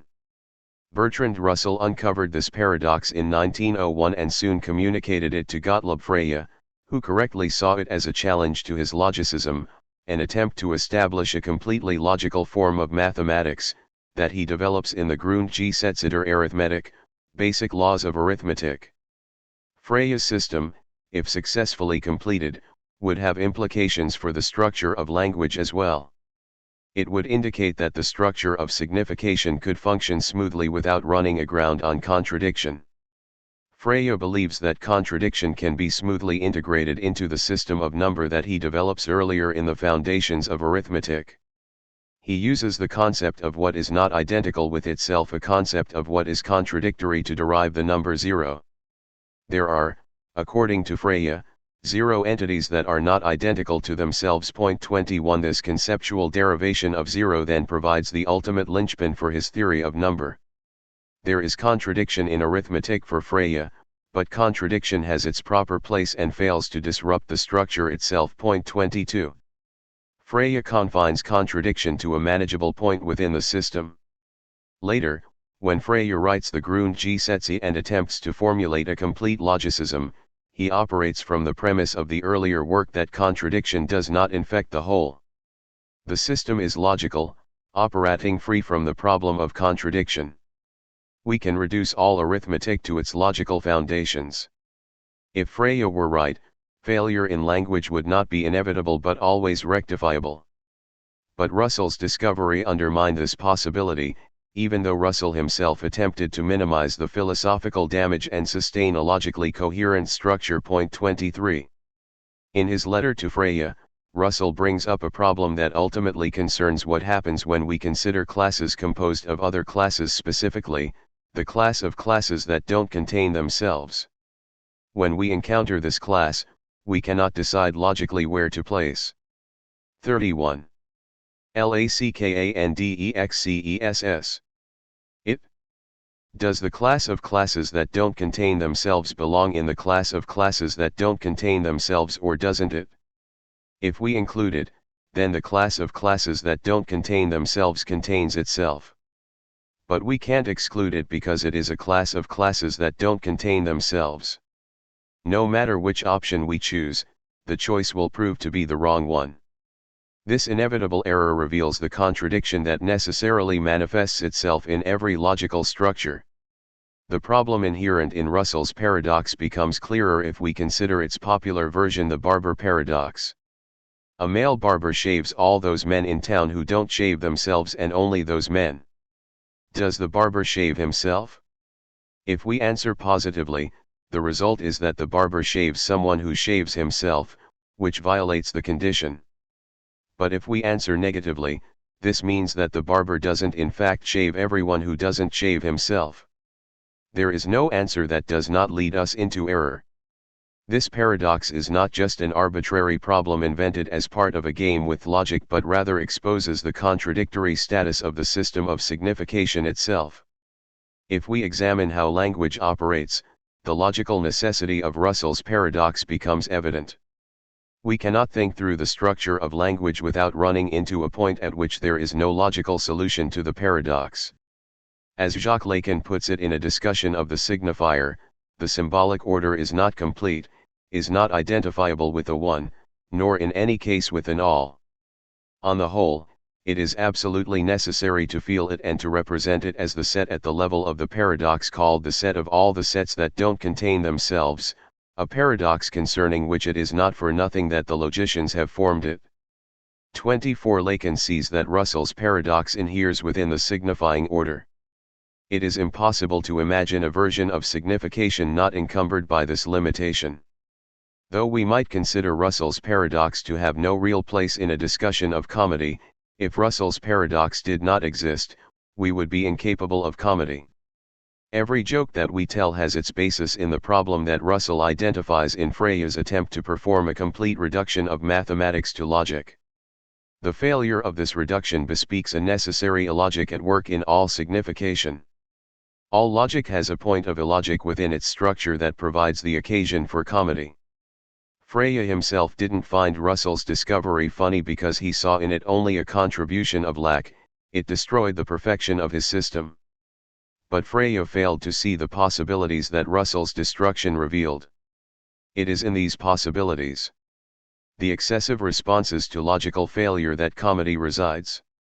The centrality of Russell's paradox in the signifying system indicates that every system of sense has a point where sense breaks down that is integral to it. No amount of logical computation or deduction can. 32. Chapter 1. Eliminate this point where there is no sense. All attempts to render it sensible have failed, or have resorted to prohibitions on universalizing to bypass it and thereby produce the gap that it bespeaks in a different form. This inevitable failure reveals that our system of sense cannot avoid lack. But this lack is the source of excessive efforts to fill the lack. We create excessive signifiers at the points where sense is lacking in order to compensate for this lack.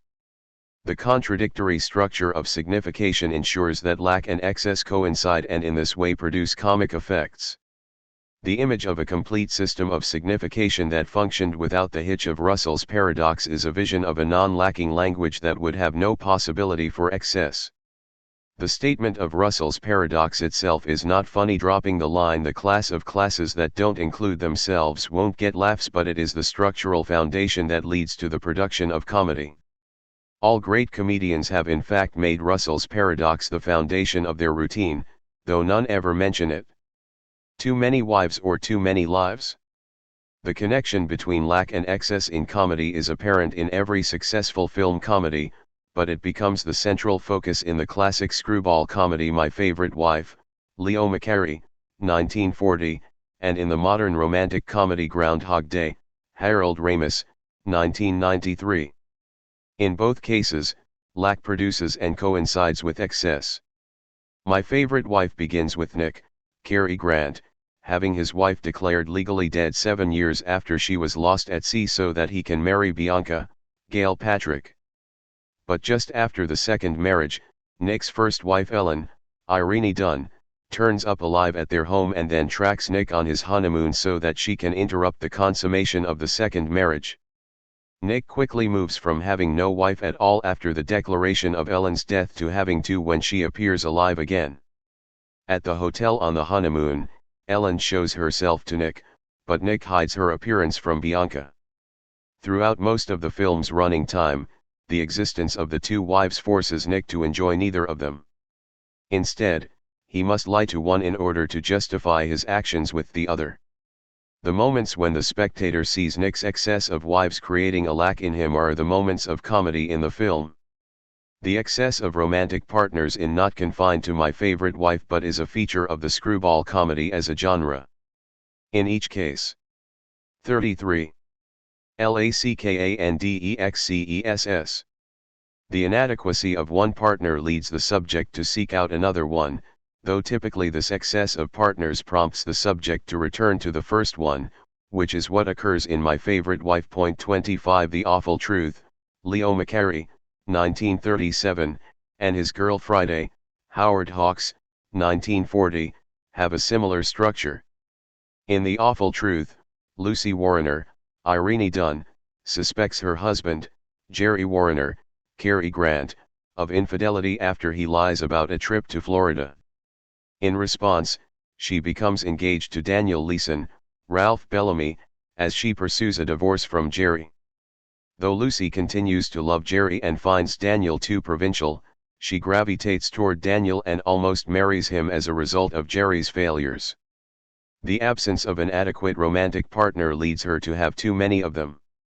The same dynamic takes place in His Girl Friday, where Walter Burns, Cary Grant, treats Hildy Johnson, Rosalind Russell, like a reporter rather than a spouse. Fed up with his mistreatment, Hildy plans to divorce him and marry Bruce Baldwin, Ralph Bellamy, who promises her a more traditional life. In each case, the Ralph Bellamy character functions as an excess who appears as a result of the failure of the Cary Grant character. In both films, lack is identical with excess, which is the source of the humor that the screwball comedy generates. 26. Similarly, in My Favorite Wife, the initial lack of the object produces a situation of excess when the lost object returns. But this excess of objects deprives the subject of the ability to have either of the objects.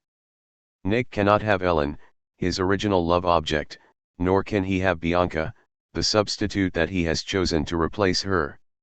Ellen's return reveals the inadequacy of the replacement. It is clear that the sympathies of the film lie with Ellen rather than Bianca, but the presence of the replacement renders direct access to the lost object impossible.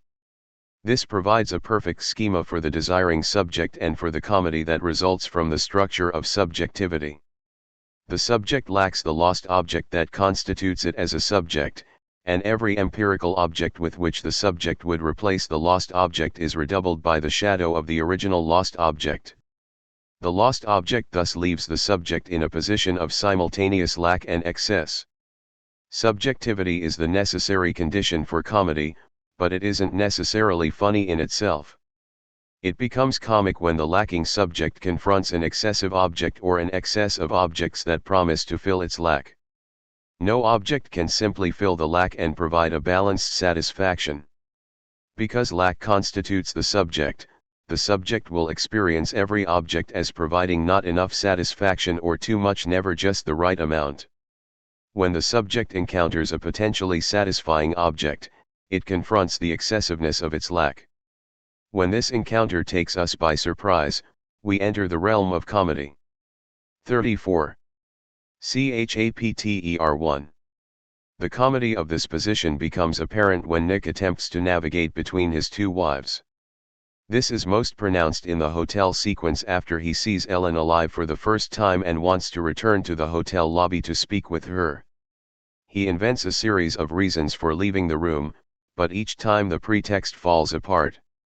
Bianca answers the faked phone call, for instance, and discovers that there is no one on the line. Finally, he claims that he must go to the barber for a shave, despite the evidence of his smooth face. Once he frees himself from Bianca, he calls her, trying to act as if he's left the hotel and is on a plane, but when he leaves the phone booth, he runs directly into Bianca herself, who had taken the call in a nearby booth. With this incident, the comedy at the hotel concludes because Bianca has caught Nick in a direct lie.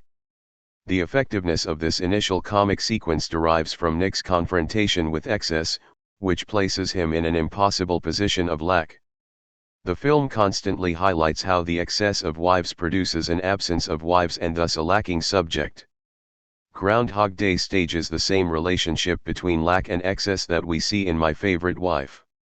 An initial absence of satisfaction produces an equally unsatisfying excess. Rather than locating lack in human finitude, Groundhog Day identifies lack with the infinite repetition of the symbolic structure. Phil Connors, Bill Murray, a weather reporter from Pittsburgh who travels to Punxsutawney, Pennsylvania, for the annual Groundhog Day celebration, is stranded there by a blizzard. He wakes up to relieve February 2nd again and again, despite his efforts to escape this repetition. 27 The repetition is especially depressing for Phil because he hates the small town and the ritual surrounding the holiday. But the recurring situation depicts the role that the symbolic structure plays in constituting the subject as lacking. Despite his desire to escape Punxsutawney and the events of Groundhog Day, Phil finds himself perpetually trapped in the same position, condemned to play out a symbolic role without ever producing any lasting transformation. The repetition constitutes Phil as a lacking subject, but it leads him to a series of excessive acts. 28. The great insight of Groundhog Day's conceit that someone repeats the same day with no end in sight derives from its relationship to subjectivity itself. Every subject exists in some form of this repetition, even if each day is not precisely like the one before. Society functions on the basis of repetition. It demands that subjects adjust themselves to this repetition in order to acquire a symbolic identity. One takes the same route to work day after day, one performs the same tasks at work, one engages in the same types of conversation, one watches the same television programs in the evening, and one has sex in the same way at night. Even those who break from these patterns that define most people's lives only obey. 35. Lackandexcess. Skew the repetition that governs their existence. By swapping television shows or jobs or sexual partners, we can create the illusion of difference, but the underlying repetition nonetheless continues unabated. Radical change itself comes to take on the form of repetition when we put it into practice. 29 Repetition defines the subject. This is the premise with which Groundhog Day begins. After his initial horror at being trapped in a single day, Phil decides to use his situation to access an enjoyment that would otherwise be impossible for him. The fact that he repeats the same day enables him to live without any worries about the consequences of his actions. He can eat and drink to excess in a way that disgusts his producer Rita, Andie MacDowell, who accuses him of throwing caution to the wind. He also gains knowledge about Nancy Taylor, Marita Garrotti, that makes it possible for him to seduce her. His foreknowledge also allows him to steal money from an armored car and thus to enjoy this one day without any financial limitations. He eventually uses the knowledge that he gains through repetition to attempt to seduce Rita, but his efforts continually fail no matter how much knowledge about her he gains. This leads to a different form of excess. Desperate to break out of the repetitive trap, Phil tries several methods of suicide, including driving off a cliff with the groundhog, taking a plugged-in toaster into the bath, and jumping from a building. None of these suicides succeed, and after each, Phil wakes up the next morning as if nothing had changed. The film cuts from the suicide or from Phil's body in the morgue to the repeated morning scene where we hear the alarm clock sound again with the same song Sonny and Cher's "I Got You Babe." Ramis uses the editing of the film to link the excessive acts of the night before to the lack evinced in the repetition. No matter how excessively Phil acts, he cannot escape the repetition that constitutes him as a lacking subject. The great comic moments in Groundhog Day do not occur just during the repetition. Hearing the same song on the alarm clock each morning quickly becomes tedious rather than funny. 30 Watching Ned Ryerson, Stephen Tobolowsky, mock Phil for stepping in a puddle over and over again is painful for the spectator. Repetition installs Phil in a regime of lack, and the regime of lack is a regime of boredom. But Phil doesn't remain within this regime. Phil's excessive responses to the repetition constitute the bulk of the film's comedy. The film surprises us with the various forms that his responses take. His seduction of Nancy Taylor, his overeating, even his suicides, each of these events creates comedy through their depiction of excess as the response to lack. Phil's inability to exist outside of February 2nd leads him to resort to excessive acts within. 36. Chapter 1. This day, such as allowing the groundhog to drive a truck as they flee the police, and admonishing the groundhog, "Don't drive angry." But this depiction of the unity of lack and excess does not continue uninterruptedly. It comes to an end when Phil undergoes a conversion experience with the help of Rita, who convinces him that he might be able to benefit from repetition. Phil learns to use his knowledge for the social good. He begins to help people in distress, do favors for his co-workers, take piano lessons, learn to speak French, and give speeches to lift the community spirit. This transformation doesn't make him less excessive, but it does show him abandoning excess for its own sake and devoting it instead to the social order. He becomes a hero of the community instead of an outcast. In this way, Phil's newfound relationship to excess transforms him back into a typical subject. At the end of Groundhog Day, the repetition stops, and the relationship between lack and excess comes to an end as well. The great comedy of the film ends with Phil's final transformation. The comedy depends on the lack that the repetition produces and Phil's excessive response to that lack. When the excess no longer sticks out from and disturbs the social order, its connection to lack disappears. Both My Favorite Wife and Groundhog Day conclude with the restoration of the everyday separation between lack and excess. This doesn't necessarily imply that both films use comedy to reinforce the social order rather than challenging it, but it does indicate that their endings mark a departure from the structure that constitutes comedy. No one laughs when Nick and Ellen return to normal married life at the conclusion of My Favorite Wife or when Phil decides to abandon his excessive enjoyment in Groundhog Day. These socially approved choices are not humorous ones. Marriage may be the generic conclusion for comedies, but the concluding marriage is itself seldom funny. 31 Comedy continues only insofar as lack and excess sustain an evident relation with each other. At the moment when they separate, the routine of the everyday returns with all its force, and comedy comes to an end. The happy ending of the film comedy is the surrender of comedy to pathos. Spectators can find pleasure in this type of ending, but they do stop laughing when it comes. A trip to the grocery and the golf course. Oftentimes, comedy arises from a direct statement that identifies a lack with an excess that disrupts our everyday existence. The moment of a statement that identifies excess and lack is comic, but it often creates 37. Lackandexcess. Discomfort as well. We aren't prepared for such statements. They reveal the underlying identity that everyday life obscures in order to continue to function. These statements in which lack and excess converge expose the contradiction that animates the signifying structure and that must remain outside of our daily awareness. This type of comic statement usually comes from children, who have just entered into signification and thus have not yet fully understood the compulsion to separate lack and excess.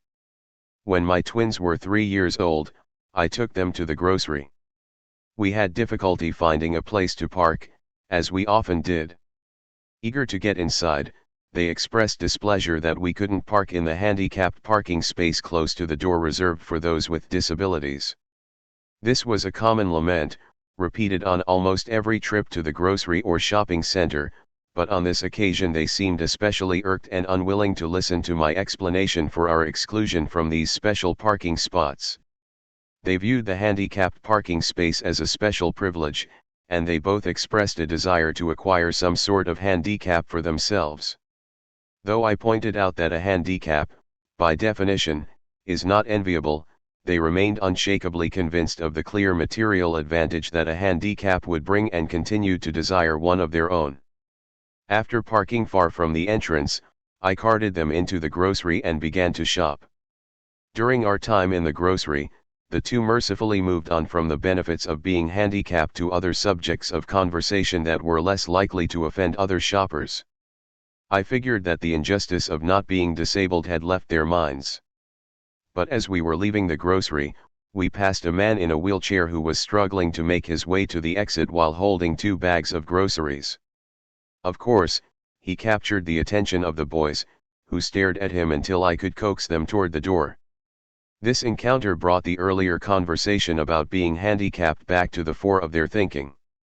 After watching the man's struggles with his infirmities, one of the boys loudly remarked to me, "We're not handicapped, we're Jewish." Though some around us saw only the inappropriateness of the comment, others began to chuckle, even though they couldn't have known the full extent of the comedy, which derived not just from the identification of being Jewish with being handicapped but also with the privileged parking space. In this example, not being handicapped functioned as a clear lack. It meant that we couldn't park in the privileged space and gain easy access to the store. In the minds of the boys, there was no evident disadvantage to being disabled. One could park close to the store and ride in a wheelchair instead of walking. Being handicapped didn't indicate a lack, as it 38. Chapter 1 would for most adults, but a special privilege, a privilege that they were denied as non-disabled beings.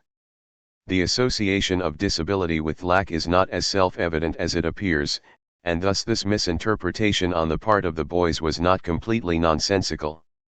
Lack has nothing to do with physical or mental incapacity, which is why one can interpret someone who is physically disabled as a being of excessive privilege but with a certain relationship to the structure of signification.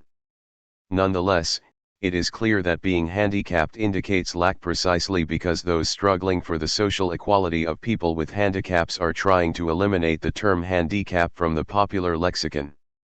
All speaking subjects lack, but certain subjects have their lack foregrounded within the signifying structure. 32 This lack in itself is not the source of humor. There would have been no comedy at all had the one twin simply said, "We're not handicapped, we're normal, which is why we have to park so far away." This is the kind of statement that one might expect. But the humor derives from the twin supplementing lack not with a typical structural identity but with an excessive one, Jewishness. Rather than filling in the lack with just enough signification, the boy added too much. Excess didn't simply fill the lack but overfilled it. This created a comic moment. For the spectator of this scene, the statement equated lack with excess, handicap with Jewishness, but for the boy himself, there was nothing funny in what he said. He was simply articulating the parallel between two different forms of excess. It is only from the position that sees the intersection of lack and excess that the scene becomes comic.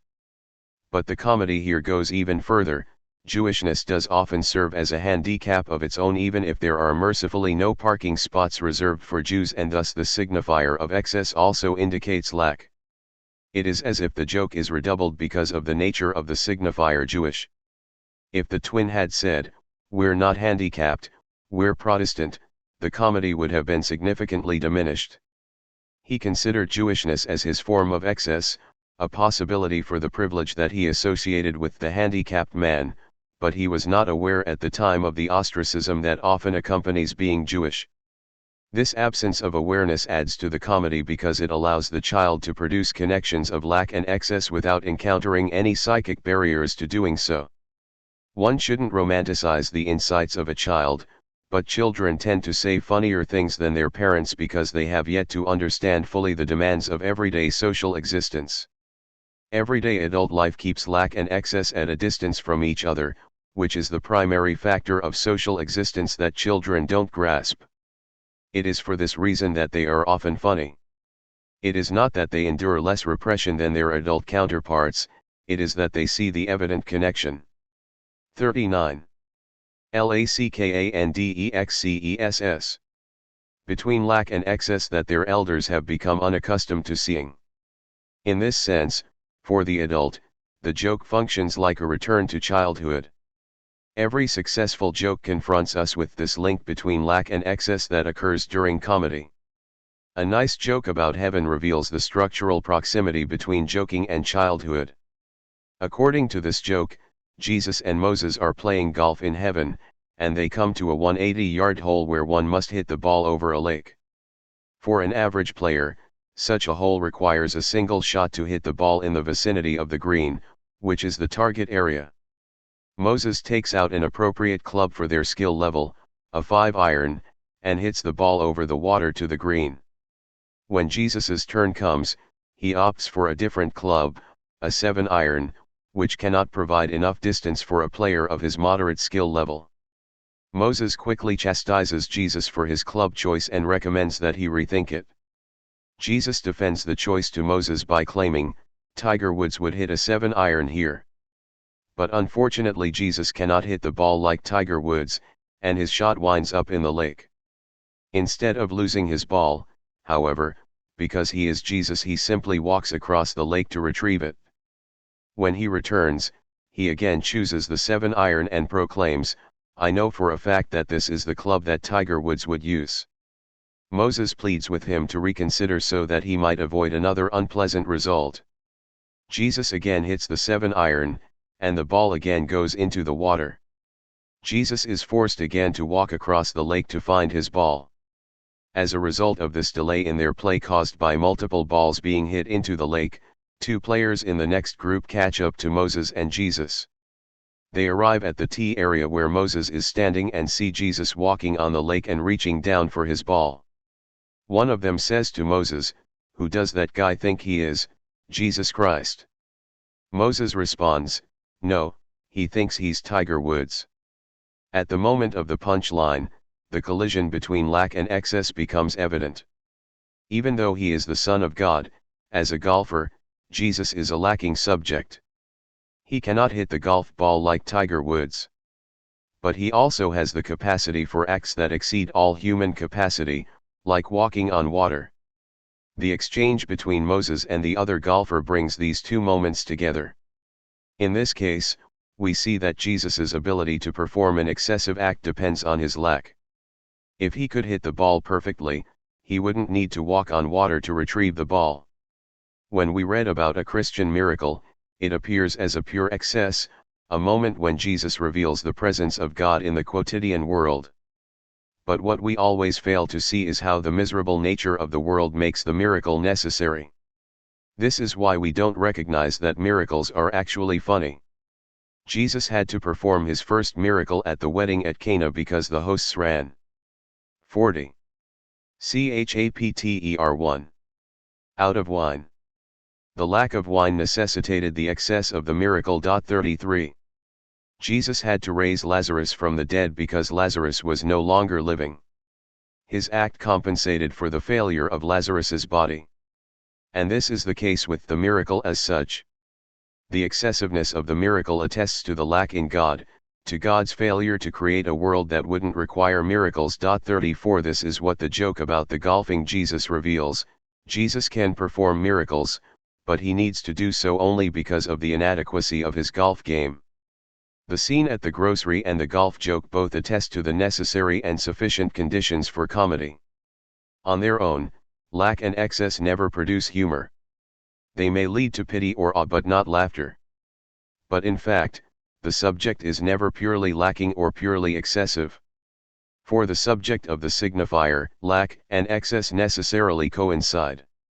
It requires comedy to bring this connection to the fore so that we can experience it and laugh at the contradiction that defines us. The Jewish joke. We can find a final confirmation about the nature of comedy by turning to religion, which is often fertile territory for jokes. One can imagine ranking the religions of the world in terms of the comedy that they produce. If we were to ask people on the street where the various religions stack up, the answer would be fairly easy to predict. Judaism would surely come out on top. Not only do most Jews have a reservoir of Jewish jokes, but there are multiple books dedicated to preserving and amplifying the number of these jokes. Books on Jewish comedy definitely outnumber those on Muslim comedy, and while there are works about Christian humor, these pale in comparison with their Jewish counterparts and often fail to evince any comedy at all. One might expect good Buddhist, Taoist, or Hindu comedy, given the lack of stock that these religions place in the importance of everyday existence, but Judaism nonetheless seems to hold a clear lead when it comes to the production of jokes, at least in the public mind.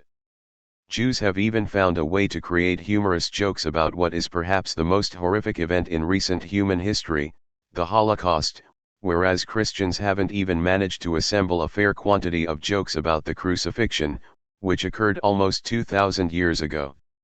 We create humor within a religion by associating the transcendence of God with the finitude of humanity. When the transcendent reveals itself as weak and finite, we find comedy. Such a gesture is possible with 41. Lackandexcess. Any religion, the Buddha can show himself in a drunken stupor, or the Jewish God can forget how to open the Ark of the Covenant. No religion has a monopoly on instances of comedy that result from the very nature of religion itself, the attempt to access a realm that transcends the earthly one. Any religion can have funny or unfunny adherents, but there is a clear reason for its abundance in Judaism. The status of Jews as the great producers of comedy attests to the nature of comedy itself and the way that Jewishness aligns with comedy. Judaism has the comic capacity for embracing contradiction because contradiction has been a part of Judaism almost since its inception. Jews as a people have historically endured marginalization, exclusion, and even elimination. From their servitude in Egypt and the Babylonian captivity to the Spanish expulsion and the Holocaust, the situation for Jews has almost always been precarious in relation to the social order in which they existed. Anti-Semitism has not simply been one form of hatred among others but has served as a paradigmatic form of social ostracism. In the mind of the anti-Semite, the figure of the Jew is the model of the outcast responsible for the ills that plague society. This form has not abated in the contemporary world, where many continue to see Jews as the barrier to social harmony. But this ostracism is only one side of the Jewish story. While one side of Judaism is a history of exclusion and suffering, the other side is one of near total victory. The Jewish God, the God of a small minority population in the world, has become the central deity across the planet. Most of those who reject Judaism and display the most fervent anti-Semitism accept the Jewish God.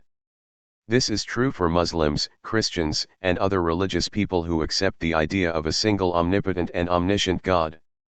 The universality of the Jewish God provides a startling counterpart to the ostracism that the Jews themselves suffered. As Kojin Karatani points out, the Jews were the first people to retain their God after the defeat of their empire. 35 On the stage of world religion, Jews are at once the great losers and the undisputed winners. Not only does the Jewish God have worldwide hegemony, but Judaism itself exhibits an exclusivity not found in any other major religion.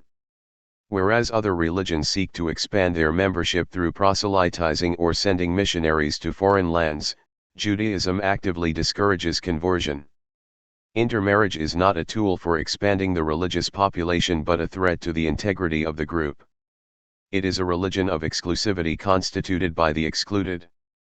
Jewish humor is a result of this intersection of extreme exclusion and exclusivity, of oppression, and the dominance of the Jewish divinity.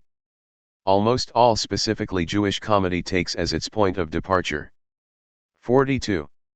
Chapter 1. The suffering of the Jews in spite of the omnipotence of their God and the exclusivity of the group.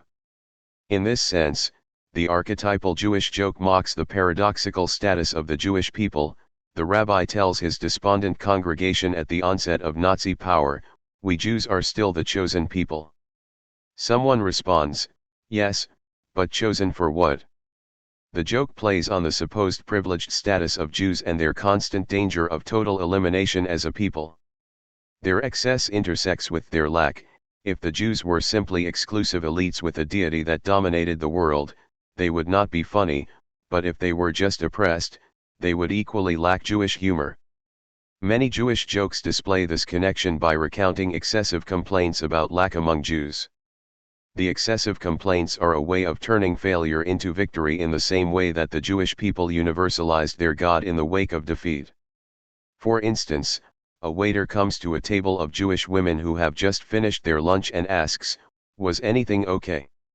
The question anticipates the tidal wave of complaints that the stereotypical Jewish women would register, just like the joke in which the Jewish woman complains about a restaurant by saying, "The food here is terrible, and the portions are so small." These jokes work because the excessive complaints in each occur in conjunction with a sense of the inadequacy of our existence.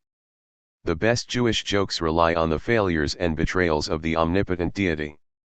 This dynamic becomes especially apparent in a joke about a Jewish man who complains about his son to a rabbi. He tells the rabbi, "I gave my son a Jewish education, a good bar mitzvah, and all the proper religious instruction. But when he left home, he converted to Christianity." The rabbi responds, "Funny you should mention that. The same thing happened with my son." The man asks the rabbi how he handled the situation. The rabbi says, "I went to God with the problem.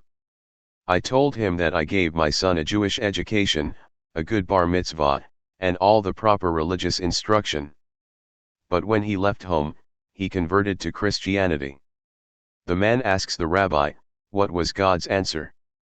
The rabbi says that God sighed and stated, "Funny you should mention that." The comedy of this joke depends on our knowledge of the relationship between Judaism and Christianity. The joke is a Jewish lament about Christianity's appropriation of the Jewish God, an appropriation that undermines the transcendent status of this God. Christianity's historical success with the Jewish God becomes comic when seen from the perspective of Judaism.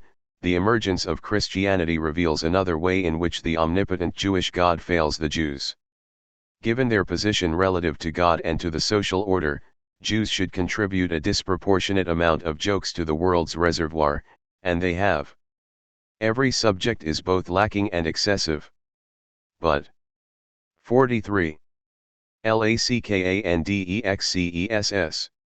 Judaism highlights the intersection of lack and excess like no other structure in the world. Jews not only have jokes to tell, but the fact that they are telling more of them than adherents of other religions offers a definitive statement about the structure of comedy. If we understand comedy, we will see that every joke, no matter what its manifest content, is a Jewish joke. The contradiction of affectation.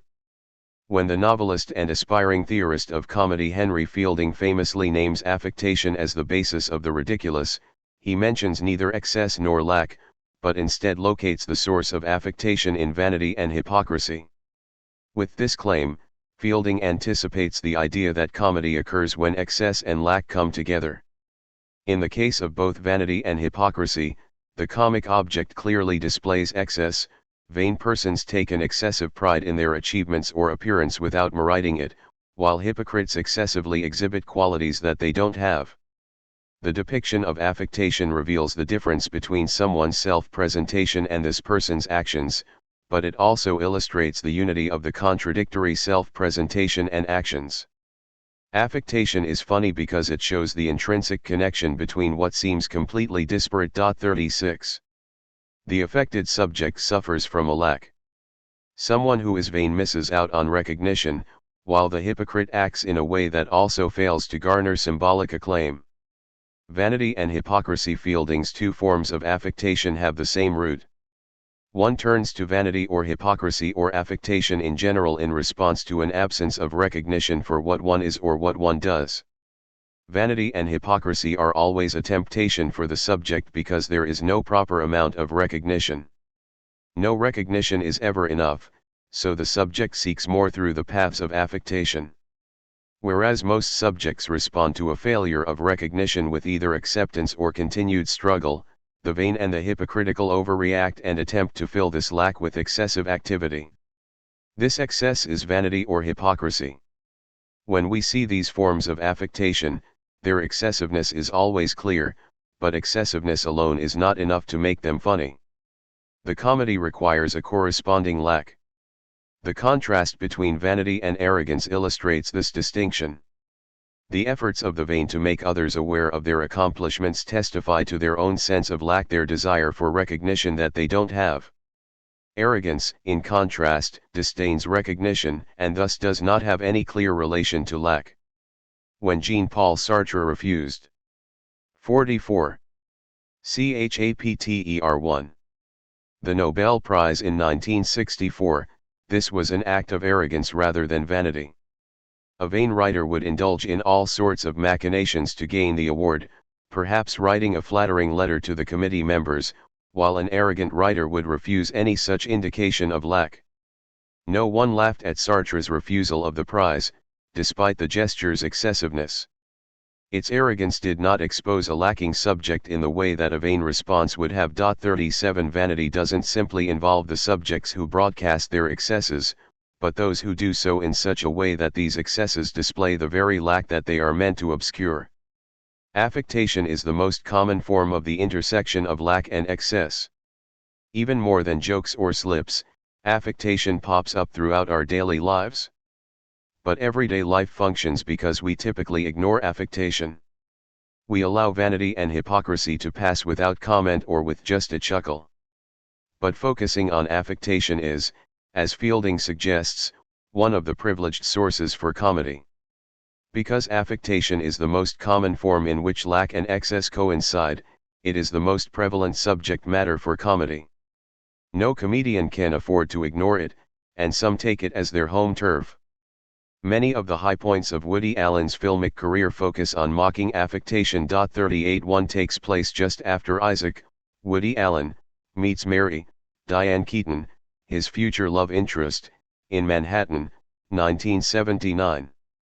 They meet in a museum where Isaac and his young girlfriend Tracy, Mariel Hemingway, converse with Isaac's friend Yale, Michael Murphy, and Yale's lover, Mary. During this conversation, Mary comically disagrees with every judgment advanced by Isaac and Tracy, and her disagreements suggest her affectation. She dismisses one artwork as derivative and praises another for its negative capability.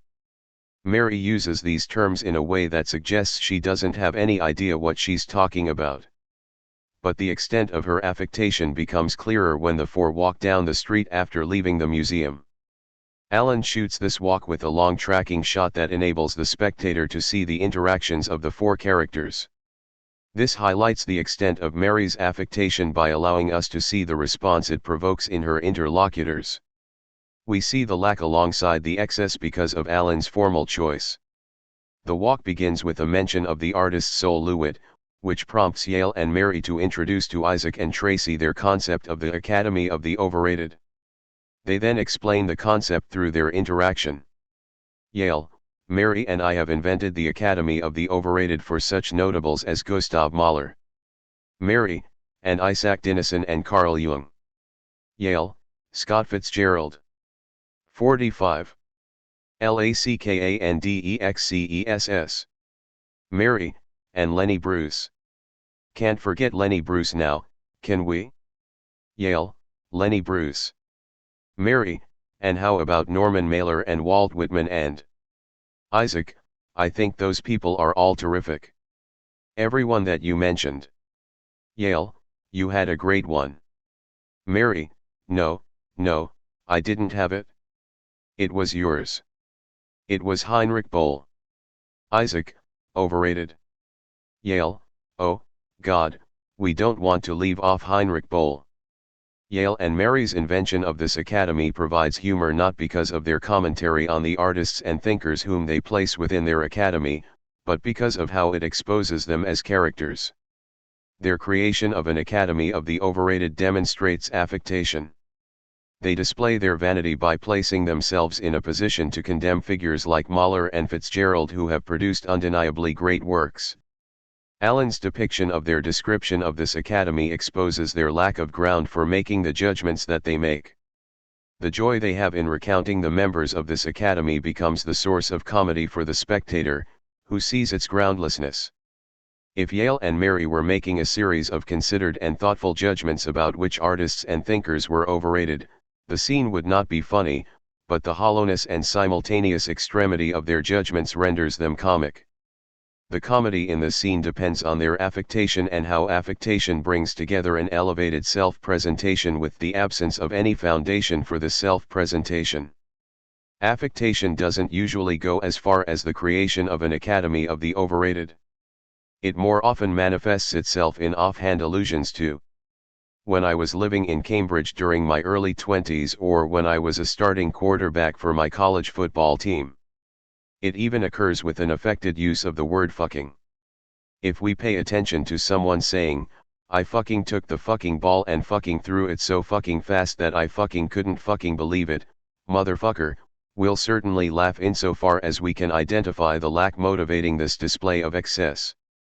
Though excess can appear without lack, in affectation the two are always present together, which is why we still can appreciate what Fielding says about comedy in his preface to Joseph Andrews. Though he never puts it this way, Henry Fielding identifies affectation as the foundation of the comic because it encapsulates the coincidence of lack and excess. The affected person displays a lack through excessive attempts to obscure this lack.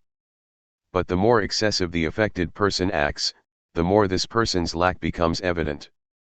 Though comedy is not reducible to affectation, affectation is one of the most revelatory. 46. Chapter 1.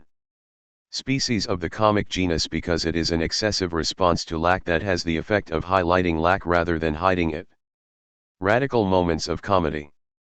A great joke or comedy can often have the effect of confronting the listeners or viewers with the coincidence of lack and excess in themselves and not just in the comic object. The comedy that accomplishes this forces the subject to confront explicitly its mode of enjoying itself. Most of the time, comedy enables us to enjoy without calling our mode of enjoyment into question. But when our inclusion in the structure of the joke or our identification with the comic object becomes manifest, our enjoyment loses its self-evident status and becomes visible for us. Every joke includes the subject within it, and every comedy demands the identification of the subject with the comic object, but this inclusion and identification are typically unconscious.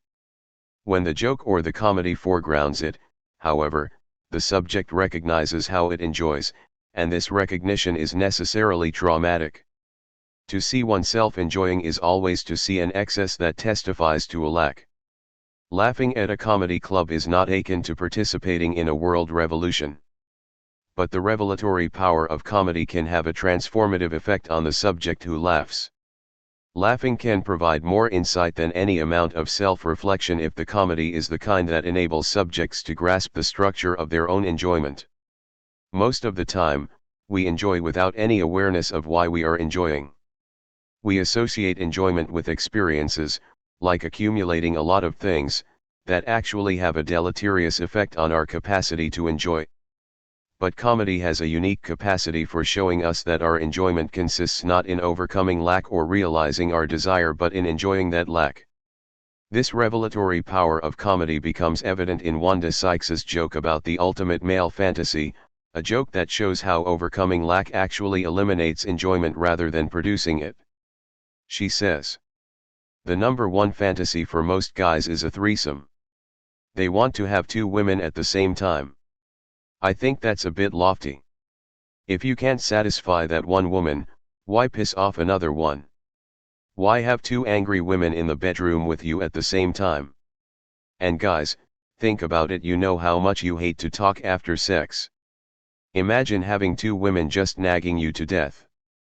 39. The humor in Sykes's joke stems from its ability to explode the image of excess of women that predominates in the typical male fantasy. Sykes illustrates that instead of overcoming lack. 47.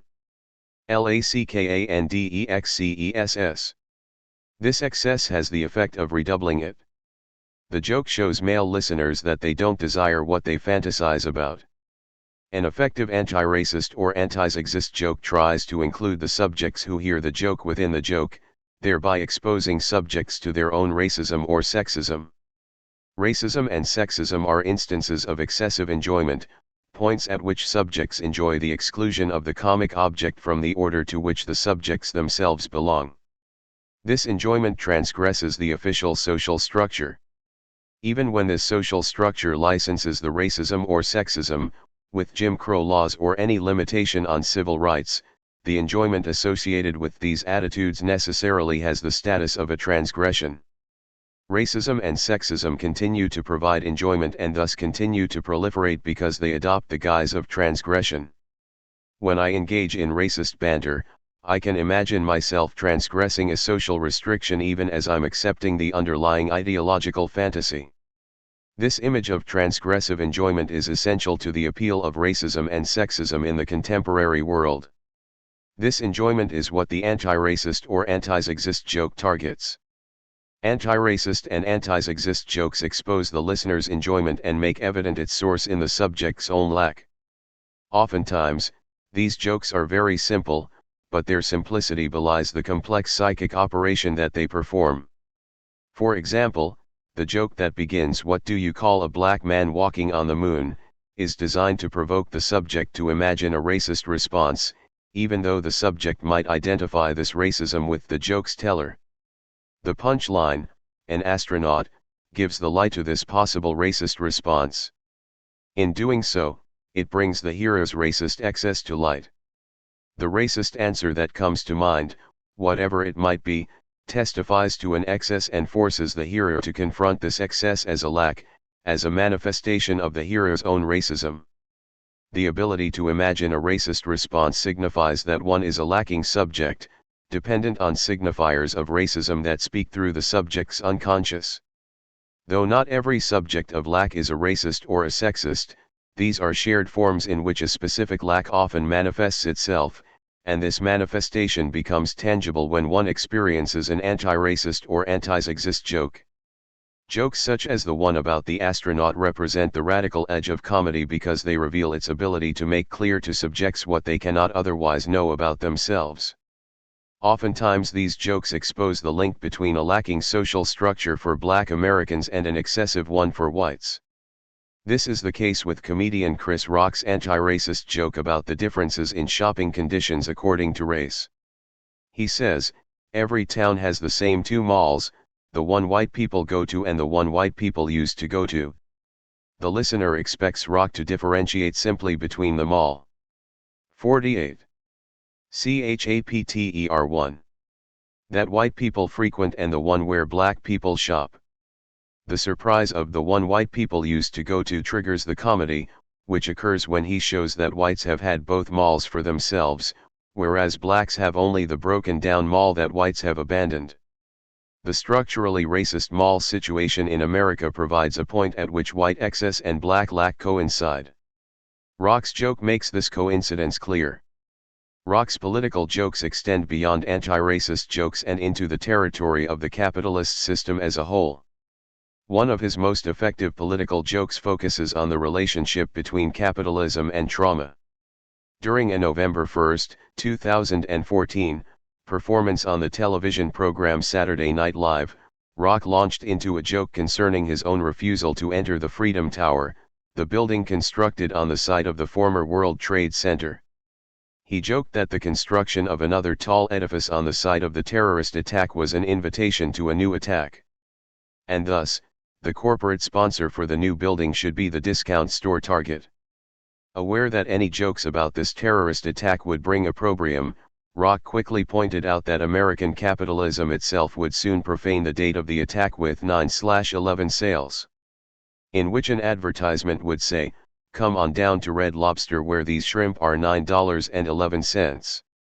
During this routine, Rock begins by upsetting spectators by treading on apparently sacred ground and then shows that it is capitalism itself that is the source of this offense. This joke forces the capitalist subject who wants to guard the significance of September 11 to recognize that any such sacredness is incompatible with capitalism. Capitalism responds to every lack with an excess, usually of advertisements, but this is what capitalist subjects avoid confronting, despite their investment in the system. Anti-capitalist jokes, like other political jokes, work by arousing the offensive response in order to locate it within the listener's own unconscious. The theoretical task is not as difficult as the comedian's. Rather than inventing new jokes, it involves apprehending the comic as such. The coincidence of lack and excess. The pressure to separate them and to conceive of them as separate stems from the trauma that their coincidence reveals. The radical distinction between lack and excess that constitutes everyday life hides this coincidence and thus tries to convince us that the social order functions without a hitch. But if we cannot believe in the separation of lack and excess, then we can't believe in the social stability deriving from this separation. Comedy has the ability to deprive us of our safety net, and this is why recognizing what's at stake in comedy has the status of an ethical imperative. 2. Theory and opposition. The preference for tragedy. The problem with any theory of comedy is that the role which surprise plays in comedy seems to vitiate any theorization.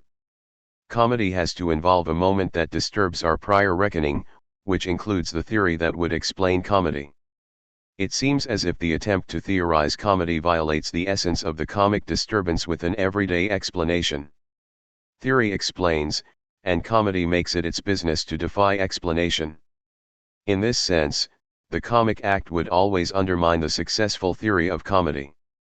Comedy appears to slip through the theoretical grasp just as it escapes from the clutches of everyday life. In his Comic Relief, philosopher of comedy John Morial takes up just this point as he recounts the history of the various theories of comedy and illustrates the failure of each theory. He identifies three basic theoretical approaches. The superiority theory contends that comedy creates an attitude of superiority over the comic object. The incongruity theory argues that comedy stems from thwarted expectations, and the relief theory claims that comedy releases otherwise repressed energies or desires. 1. Each theory suffers in the end from the plasticity of the comic act. Thus, it seems that we must conclude that the failure to be adequate to its object is the destiny of every theory of comedy. But what stands out when we look more closely at the various theories of comedy is the lack of theorizing that has occurred. In most cases, the proponents of these theories don't devote much time to their development. The disruptive force of comedy hasn't prevented its theorization, but it has made thinkers wary of thinking too much about the comic. This is apparent if we look at Morial's own examples of the various theories. When Plato attacks laughter in the Republic, this critique occurs briefly within a description of what constitutes the proper character of a city's rulers. If he is a proponent of the superiority theory, he doesn't explore this theory at any length. Similarly, Kant's version of the incongruity theory takes place in a short section of the Critique of the Faculty of Judgment. Though Kant discusses the adverse relationship between comedy and the understanding, comedy does not play a significant role in 49. 50. Chapter 2. His theory of art or in the faculty of judgment, which are the central concerns of this work. 2. There is no extended investigation of the incongruity theory anywhere in Kant's philosophy. With the relief theory, the situation changes. Freud wrote an entire book, Jokes and Their Relation to the Unconscious, ostensibly propounding this theory. But when one examines this work closely, Freud neither foregrounds relief nor explores how comedy produces respite for the psyche. His focus is much more on the hidden connections that come to light with jokes. If Morial is correct and these are the three dominant theories of comedy, they are theories left radically undeveloped. Comedy is a neglected theoretical terrain. This neglect stands out much more than comedy's inherent resistance to theorization. The neglect contrasts comedy with tragedy. Though tragedy is much less widespread than comedy, it nonetheless opens itself up to philosophy in a way that comedy does not. Tragedy even provides the basis for certain theoretical approaches to the world, like those developed by Nietzsche and Freud. 3. Even though both thinkers value comedy, it cannot provide the foundation for their theories that tragedy can. Aristotle analyzes tragedy extensively in the Poetics but famously includes only a brief discussion of comedy. He labels it an imitation of men worse than the average, worse, however, not as regards any and every sort of fault, but only as regards one particular kind, the ridiculous, which is a species of the ugly, for the absence of any developed theory of comedy in the Poetics leads Umberto Eco to fantasize that Aristotle's lost treatise on comedy disappeared in a fire triggered by the Inquisition. 5. In the last 100 years or so, however, theorists have advanced three formidable theories of comedy. The first two theories emerged at almost precisely the same time. In 1900 Henry Bergson formulated a theory of comedy in laughter, and in 1905 Freud followed with a vastly different explanation in his jokes and their relation to the unconscious. The next significant theoretical development occurred more than a century later, but it involved a look backward in time. In The Odd One in 2007, Alenka Zupancic turned to Hegel for the philosophical grounding of her understanding of comedy. 6. Each of these theories has much to recommend it. By examining what binds them together, we can see how they already hint at the theory of comedy being developed here. Although none claim that comedy is the coincidence of lack and excess, the fundamental idea of the short circuit, a link between disparate elements, appears in each of the theories. This idea becomes fully explicit in Zupancic's work, which appears, appropriately, in a book series entitled Short Circuits. Zupancic conceives of comedy as the result of a specific short circuit, as does Berg. 51. THEORYANDOPPOSITION. Son. For Freud, the comedy in a joke derives from an unexpected connection between disparate ideas, the short circuit as such. The conception of the comic short circuit begins, however, in Bergson's thought. The human machine. Bergson contends that comedy derives from the short circuit between the human being and a mechanical thing. Initially, the human and the machine are completely distinct. Humanity, for Bergson, involves unanticipated movements and actions. Nothing can account for what the human being will do in the next instant. This unaccountability is the essence of human freedom. The machine stands in stark contrast.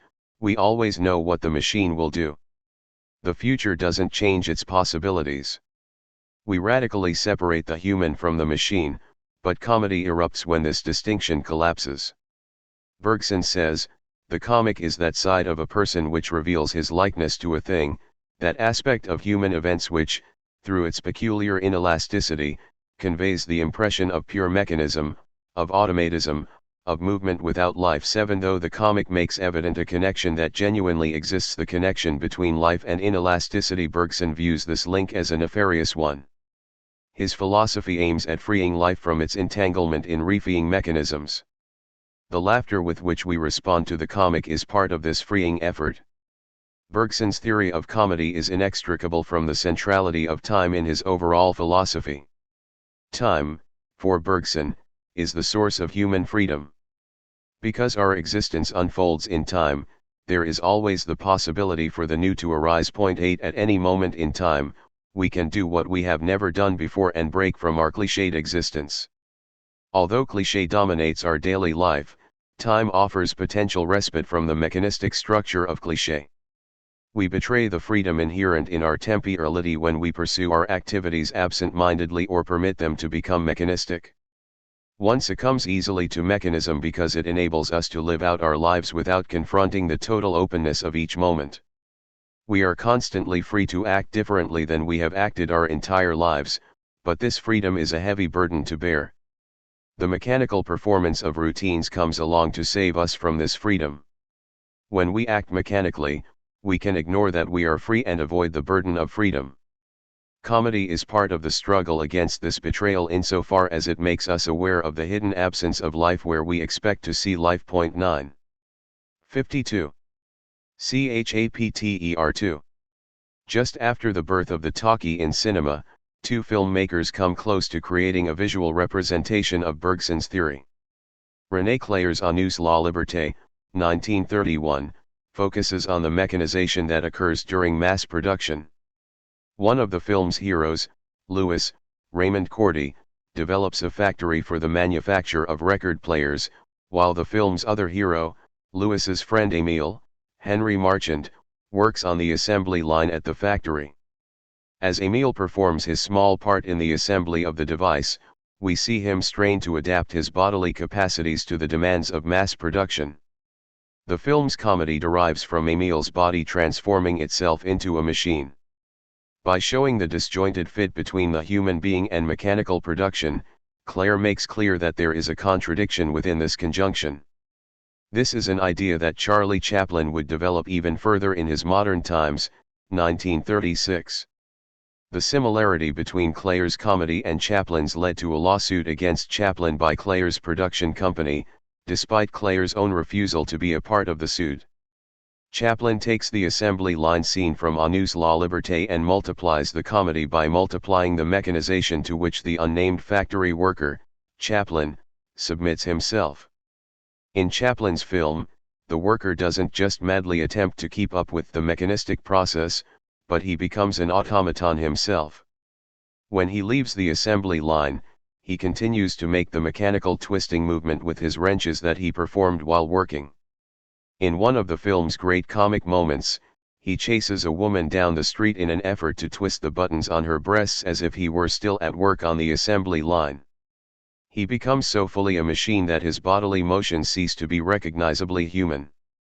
While watching Modern Times, it appears as if Bergson's theory of comedy is irrefutable. Point 10 But when one looks elsewhere, the narrowness of the theory reveals itself. The problem with Bergson's theory of comedy is that while mechanization is often funny, there are many occasions when it isn't comic at all. There are times when mechanization can provoke horror rather than humor. The Jews who see Nazi troops goose-stepping toward them like a machine will break out not in laughter but in flight. The fans who watch a football team execute a perfectly orchestrated play by following the plan mechanically will cheer without seeing any humor in the play. These instances, and one could come up with countless others, show that mechanization may be a necessary condition for comedy, but it cannot be a sufficient condition. And if we consider the screwball comedies from classical Hollywood, even the contention that the mechanization of life is a necessary condition for comedy loses its apparently self-evident character. In the screwball comedy, the humor derives from characters who 53. THEORYANDOPPOSITION refuse to live absent-mindedly and thus deviate from expectations. Jerry Warrener, Cary Grant, and Lucy Warrener, Irene Dunne, stop acting the parts of proper husband and wife in The Awful Truth, Leo McCarey, 1937, and in this way they generate the film's comedy. From the beginning of the film, we see Jerry faking a trip to Florida and Lucy spending a suspicious evening at an inn with another man because of a car breakdown. Subsequently, the couple's impending divorce generates humor by violating our expectations. For instance, Lucy pretends to be Jerry's sister in order to ruin his budding relationship with a young heiress. McCarey creates humor not by depicting life becoming mechanical, but by showing precisely the free and non-cliched act that Bergson identifies with time. This type of humor predominates in screwball comedies. The relative rigidity of the genre ironically produces comedy that has nothing to do with mechanization. In fact, it is difficult to think of a screwball comedy in which the humor derives from mechanization rather than from its disruption. The genre depends most often on women who refuse to live out in an automatic way their role as wife. We see this not only with Lucy Warrener in The Awful Truth but in almost every film of the genre. George Cukor's Adam's Rib, 1949, makes the freedom of the woman her ability to act however she wishes without regard for the conventions that govern her existence the main focus of the film. Adam, Spencer Tracy, and Amanda, Katharine Hepburn, are lawyers who take opposite sides in a case of a wronged wife who shoots and wounds her husband.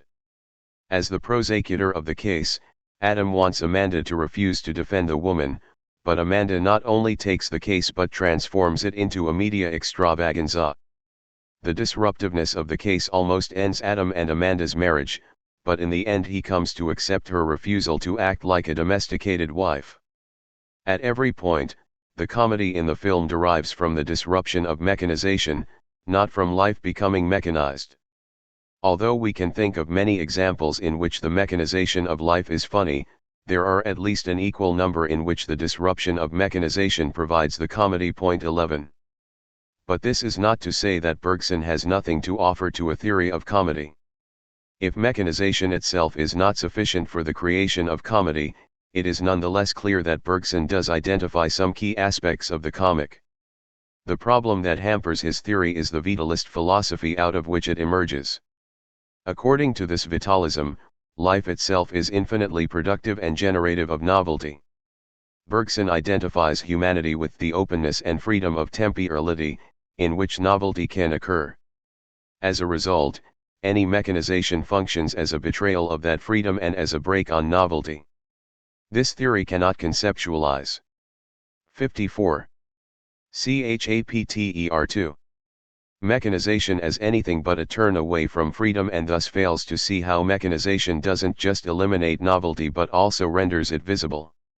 It is the rigidity of mechanized being that highlights the contrast with the freedom that Bergson associates with the openness of time. If we knew only this openness, we would have no awareness of it.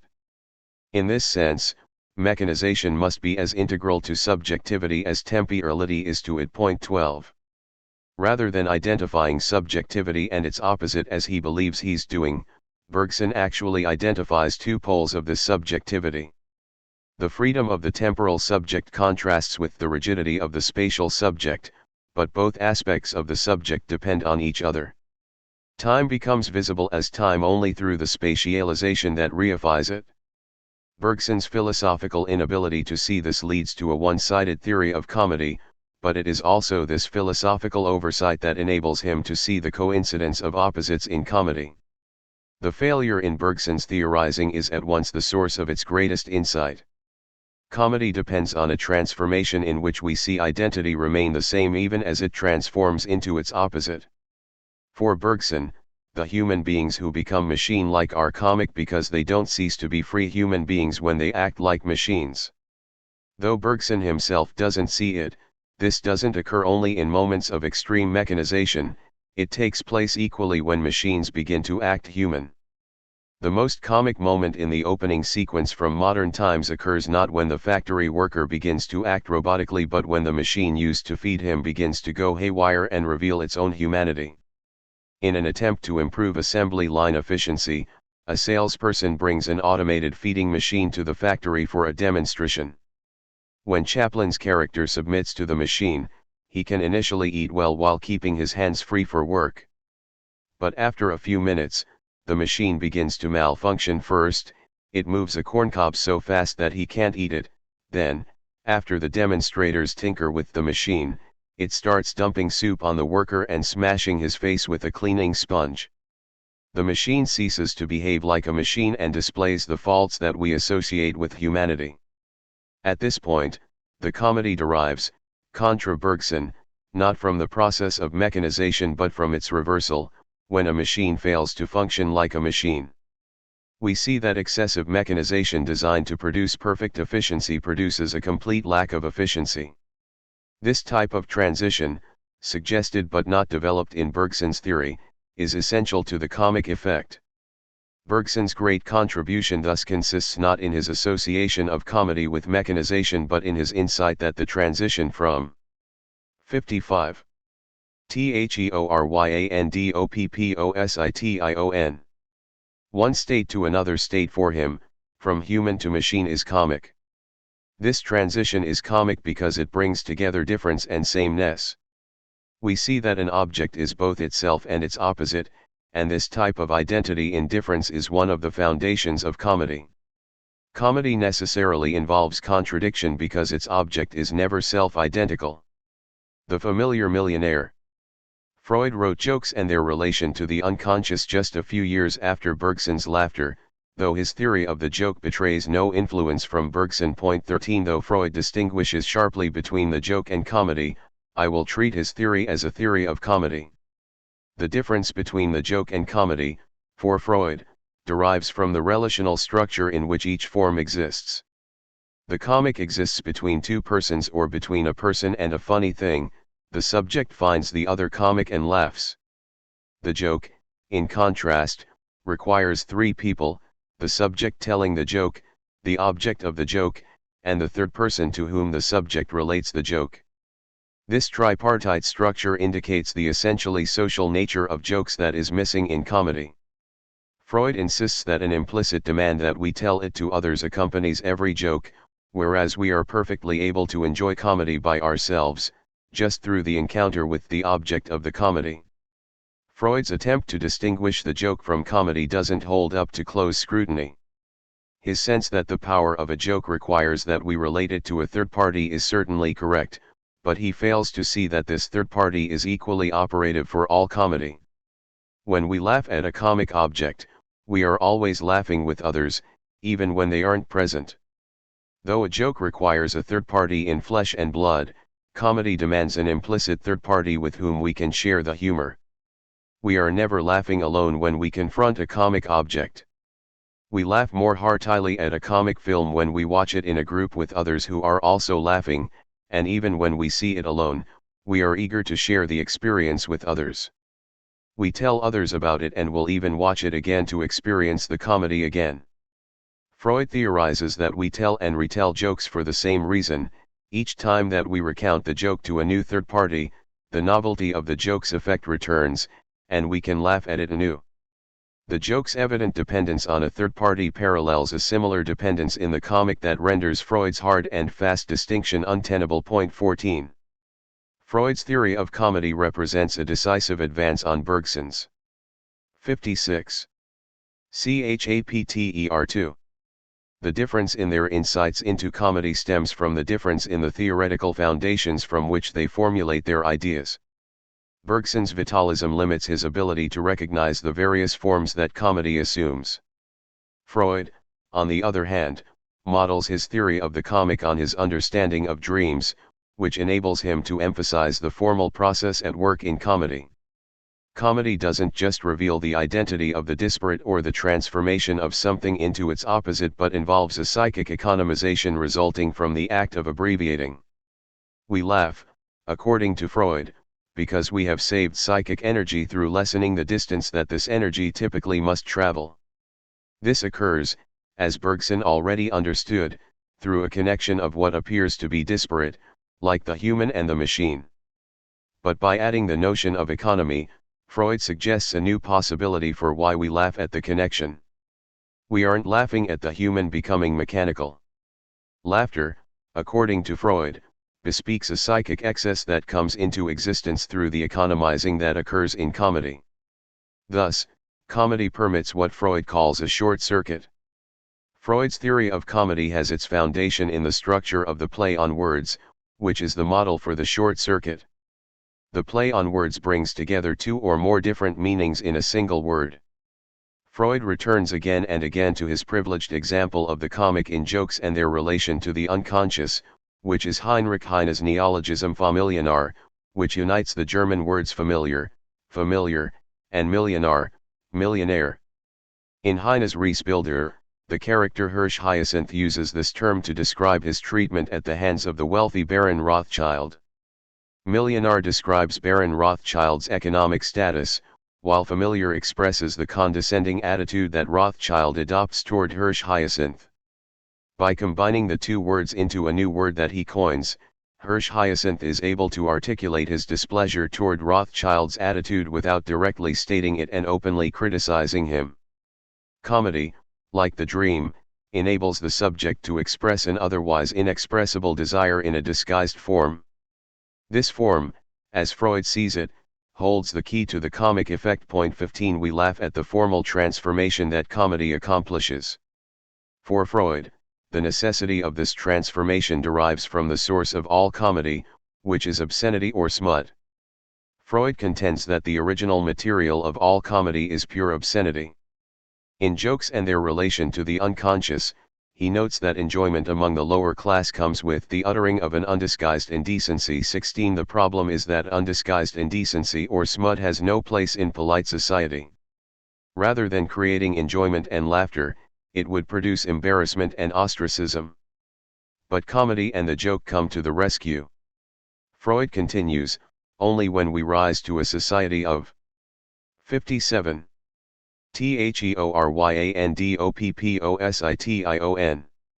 A more refined education. Do the formal conditions for jokes play a part? The smut becomes a joke and is only tolerated when it has the character of a joke. 17. Polite society demands jokes in the place of smut, but this repressive demand, contrary to what Freud himself suggests here, is the source of all comedy. There is no pure enjoyment of obscenity or smut. This enjoyment always occurs as a violation of the norms of polite society, which serve as an implicit limit that can be transgressed. But when we try to articulate smut within polite society, we must resort to what Freud calls the joke work, which functions in parallel with the dream work. Just as the dream work distorts a latent content by transforming it into a manifest content, the joke work transforms smut into comedy. In each case, we must locate the subject's satisfaction not in the original latent content but in the formal distortion that occurs as this latent content manifests itself in a dream or in comedy. The joke work forces lowly smut into the form of a joke acceptable in polite society. We laugh not directly at the smut itself but at the identification of the smut with an acceptable expression. Freud's discussion of the joke work, like his discussion of the dream work, demonstrates that the satisfaction which a joke delivers resides not in its implicitly smutty content but in the formal transformation that the joke work accomplishes. The joke is an aesthetic form that can accommodate any content. One can joke equally about the most intellectual subject and about the most bodily, about metaphysics and about sex. In each case, the formal mechanism is the same and produces laughter in the same way. Woody Allen moves from one to the other while demonstrating this formal similarity. In Love and Death, 1975, he jokes at God's expense by saying, "If it turns out that there is a God, I don't think that he's evil. The worst you can say about him is that basically he's an underachiever." 18. This joke transforms the ultimate power in the universe into the equivalent of an inadequate human being. He resorts to the same structure with a joke about his own sexual prowess in Crimes and Misdemeanors, 1989, when his character Clifford Stern says, "The last time when I was inside a woman was when I visited the Statue of Liberty." While the first joke lowers God to the level of an unsuccessful human, the second lowers Clifford by claiming that the only woman available to him is a monument rather than a flesh and blood person. In both instances, a formal transformation occurs through which we connect elevated ideas with lowly ones. This transformation produces the enjoyment that we receive when we hear a joke or witness a comic scene. There is nothing funny about someone standing on a street corner screaming lewd comments at passers-by. Rather than laughing at such a person, we would most likely run away. But someone capable of 58. Chapter 2. Transforming these lewd comments into jokes becomes funny. Doing so reveals the identity between the seemingly contradictory lewd comments and polite expressions, an identity that is the source of our laughter. We don't laugh at one or the other, at the lewd comments or at the polite expressions, but we do laugh at moments when we recognize their essential identity. Comedy expresses the inexpressible obscenity. Through this process, it bridges the gap between obscenity and polite society. This is apparent in Sarah Silverman's joke about one of her sexual experiences. She says, "I was licking jelly off of my boyfriend's penis, and all of a sudden I'm thinking, oh my God, I'm turning into my mother."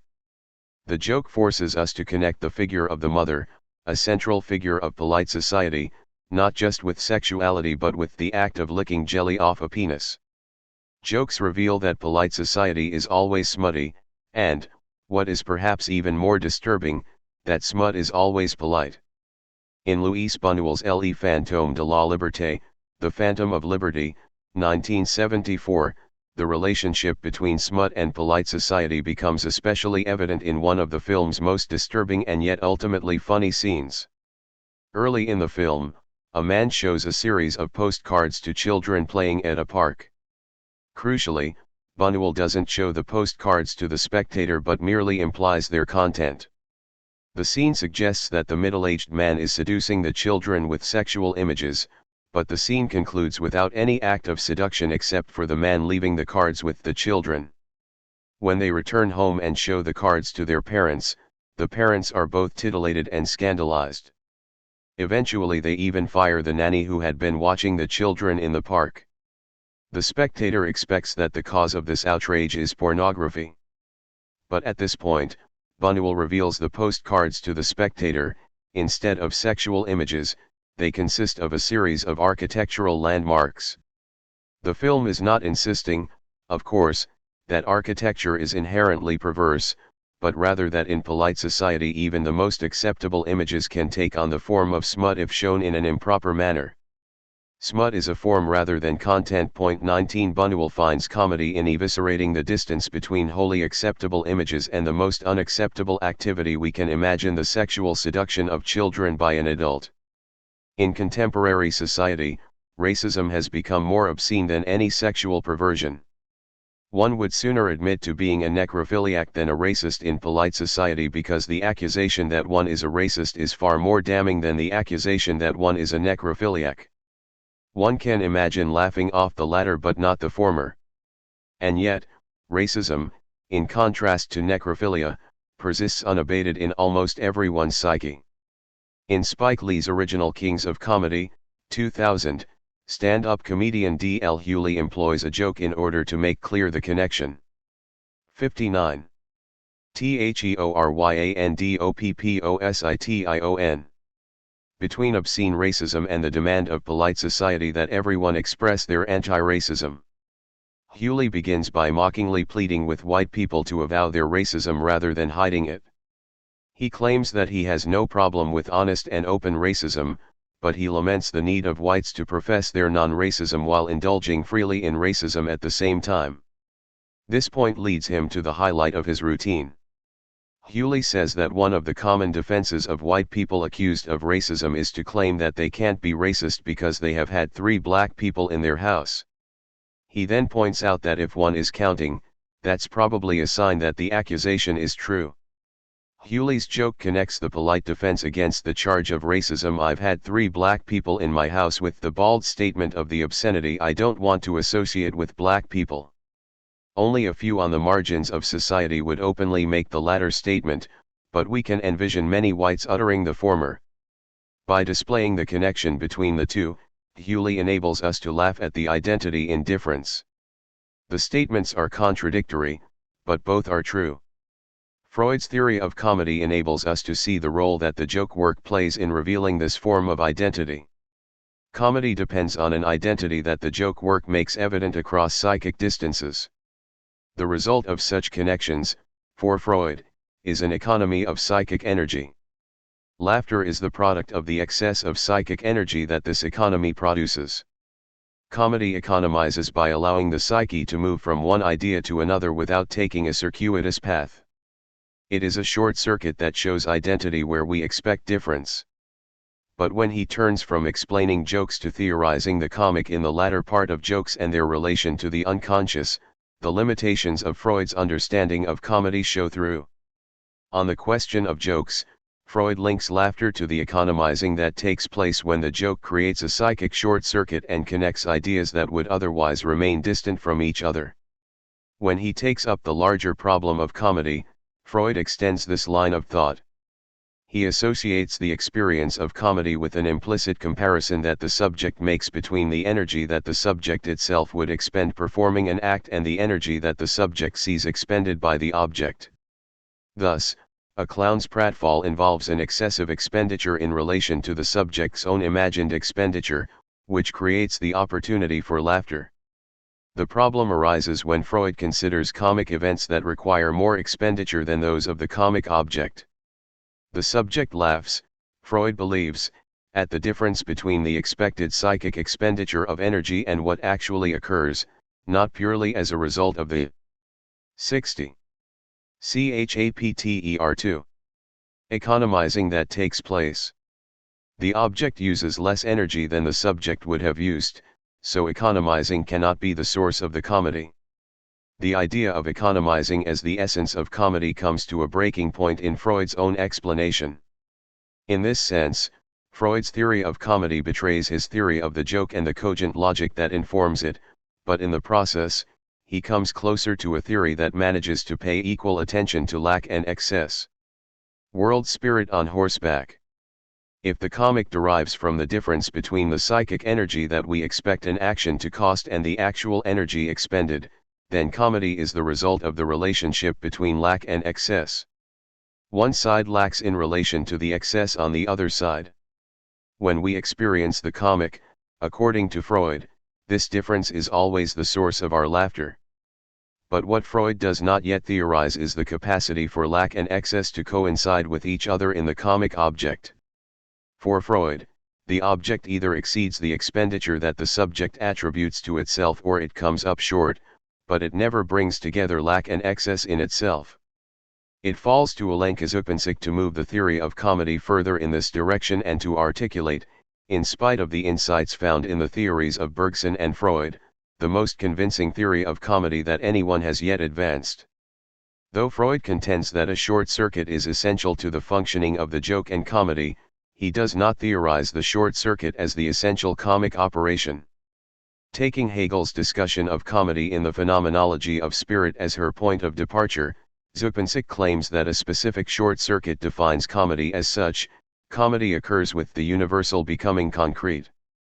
In our initial or typical confrontation with universality, it remains above individuality in a pure state. Universals such as hypocrisy or avarice exist as abstractions. Concrete individuals partake in these universals while retaining an individuality apart from them. Distance remains between the universal and its appearance in the individual. For instance, Jonas may be hypocritical and Tina may be avaricious, but Jonas doesn't embody hypocrisy and Tina does not embody avarice. Serious drama, in contrast to comedy, stresses that some distance always remains between the universal and the individual who exhibits characteristics of the universal. But as Zupancic views it, this accounts for the greater radicality of comedy relative to serious drama. In its typical mode of appearance as a pure abstraction, universality. 61. THEORYANDOPPOSITION is not comic and does not elicit laughter. Nor do we laugh at concrete individuals existing apart from universality. But when abstract universality appears concrete in an individual, it becomes comic. This concretization is a necessary operation for universality. According to Zupancic, as long as it remains in its abstract form, universality is too pure and, ironically, not universal enough. It is only when universality becomes embodied or enacted within a physical being that it actually becomes universality. Universals do not exist in a separate transcendent realm, but come into being only through their actualization. As we see the universal concretizing itself, we experience the comic, we laugh at the distance that we imagine between the universal and the concrete disappearing. Zupancic is careful to distinguish her approach from the standard picture of comedy that locates it in the belittling of the universal or the diminution of apparent transcendence. Comedy is not the revenge of the particular on the universal, but the expression of the universal's internal contraction that appears when the universal takes on a concrete form. Comedy, as Zupancic puts it, is not the undermining of the universal, but its own reversal into the concrete. It is not an objection to the universal, but a concrete labor or work of the universal itself. Or, to put it in a single slogan, comedy is the universal at work. 20. The abstract form of the universal. The typical way of conceiving universality fails to capture universality as such. It is only when we see the universal at work or in a concrete form that we see the universal for what it is. At this point, we recognize that universality is, when properly conceived, comic. The character of Socrates in Aristophanes' The Clouds illustrates this conception of universality. In the play, Aristophanes presents Socrates not as the actual historical figure but as an incarnation of the philosopher as a universal category. Rather than being the enemy of the sophists, as he is in the Platonic dialogues, Socrates is the exemplary sophist. Through this ironic characterization, Aristophanes shows that all idealist philosophy necessarily involves an element of sophistry. 21 The plot of the play focuses on Socrates teaching his philosophy to an old man who comes to him in order to learn a manner of argumentation that will enable him to elude his creditors. Unable to convince his son to attend the school of Socrates and learn the sophistic method, Strepsiades decides to visit Socrates himself. From the moment of their first encounter, Aristophanes makes it clear that the idealist philosopher in action is a buffoon. A disciple of Socrates introduces Strepsiades to his master when Socrates is hanging in a basket in the air. This entrance on the scene evokes nicely the comedy of the universal at work. As an idealist philosopher, Socrates speculates on celestial matters. In order to do so, he claims, he must distance himself from the ground. The image of Socrates. 62. Chapter 2. Hanging in a basket from a tree renders the philosopher ridiculous. It shows that Socrates himself takes his own description of the philosophical task speculating on celestial matters too literally. What's more, the few feet that Socrates elevates himself off the ground in the scene do not bring him significantly closer to the object of his speculation. He imagines that he removes himself far from the ground in order to speculate without its interference while he remains proximate to it. The comedy plays on this error in Socrates' thinking and his inability to recognize that philosophy elevates itself mentally rather than physically. But the scene would not be funny if it did not correctly apprehend the universality of the idealist philosopher. Although no idealist philosophers hang in baskets to bring themselves closer to the objects of their speculation, they do nonetheless assume that they can translate freely from materiality into ideas, which is what the comedy in the clouds brings to light. In the figure of Socrates, Aristophanes reveals what Zupancic calls the universal at work. In doing so, his play strips away the abstraction of the universal, forcing the spectator to confront the universal in its concrete incarnation. The result is not liberation from the universal and an end to idealist philosophy but a new way of relating to the universal, a diminution of the idealist philosopher as an abstract authority that operates invisibly. This emphasis on the role that the universal plays in comedy leads to a strict idea of how comedy plays itself out. Zupancic sees comedy as always moving in one direction and does not believe in the possibility that comedy can move the opposite way. According to Zupancic, comedy necessarily travels from the abstract universal to the concrete through a depiction of the incarnation of the universal. It shows the universal becoming concretized, which produces the comic effect. Tragedy, in contrast, begins with a concrete individual who adopts a universal position and clings to it despite the fact that this association leads to the tragic hero's death or ostracism. This is why, Zupancic claims, tragedies have proper names for their titles, like Antigone, Athalie, or Hamlet, while comedies most often have universal titles, like The Frogs, Le Misanthrope, or All's Well That Ends Well. Even if there are exceptions to this rule, such as Tartuffe, it does generally hold, and it is possible to explain away the exceptions in just the way that Zupancic herself does. Because Zupancic focuses her theory of comedy on universality and its incarnation, she views comedy as essentially radical. Though she admits the possibility of conservative comedies and jokes, she classifies these as inauthentic or unrealized comedy. A comedy is conservative only insofar as it doesn't go far enough in the process of incarnating the universal and thus leaves the universal and the individual separable. This occurs. 63. THEORYANDOPPOSITION. For instance, when George W. Bush mocks his own malapropisms. This is funny, but it is not truly comic because Bush sustains an image of his own individuality apart from the universal when he himself articulates the mockery. In this failed comedy, the universal and the incarnation do not fully become identical as they do in genuine comedy.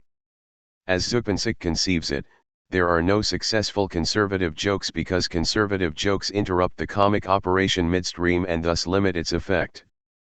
But this dismissal of conservative comedy sidesteps one of the most prominent and fecund sources of jokes: racism, sexism, anti-Semitism, homophobia, and so on. For Zupancic, jokes based on these sources would simply not qualify as comedy, which is why she doesn't discuss them, and yet they elicit laughter from exponentially more people than do the comedies of Aristophanes or Molière.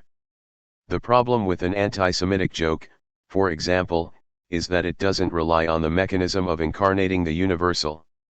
This is why Zupancic would deny it the status of the comic. Such a joke functions by taking two disparate ideas associated with Jews and bringing them together in a particular way. An anti-Semitic Holocaust joke is perhaps the most offensive joke we can imagine. Not only does such a joke violate the sense that anti-Semitism is immoral, but it also finds comedy in one of the singular horrors of human history.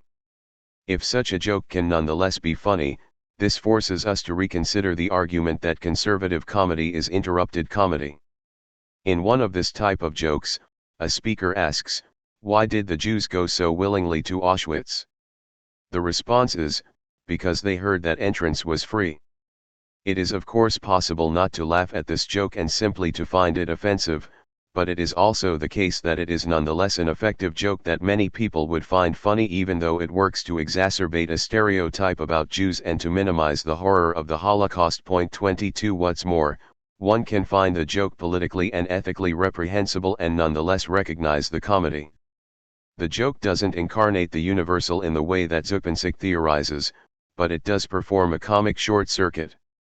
Two otherwise extremely disparate events, saving money and going to a gas chamber, come to coexist, and this is the source of the joke's effectiveness. Zupancic comes closest to identifying the comic correctly when she describes what takes place in a comic encounter. As she sees it, comedy accomplishes the impossible and brings together two realities that cannot coexist. The social order functions by obscuring the contradictions that both make this order possible and threaten to destroy it. But comedy brings these contradictions to the fore and enables opposing realities to coexist despite their contradictory status. Zupancic tells the story of a man who returns home and finds his wife in bed. When a cell phone 64 chapter 2 rings, a naked man comes out of the closet and answers the phone that is in his pants on the floor. The comedy occurs when he answers the phone and then has a normal telephone conversation despite being caught with another man's wife.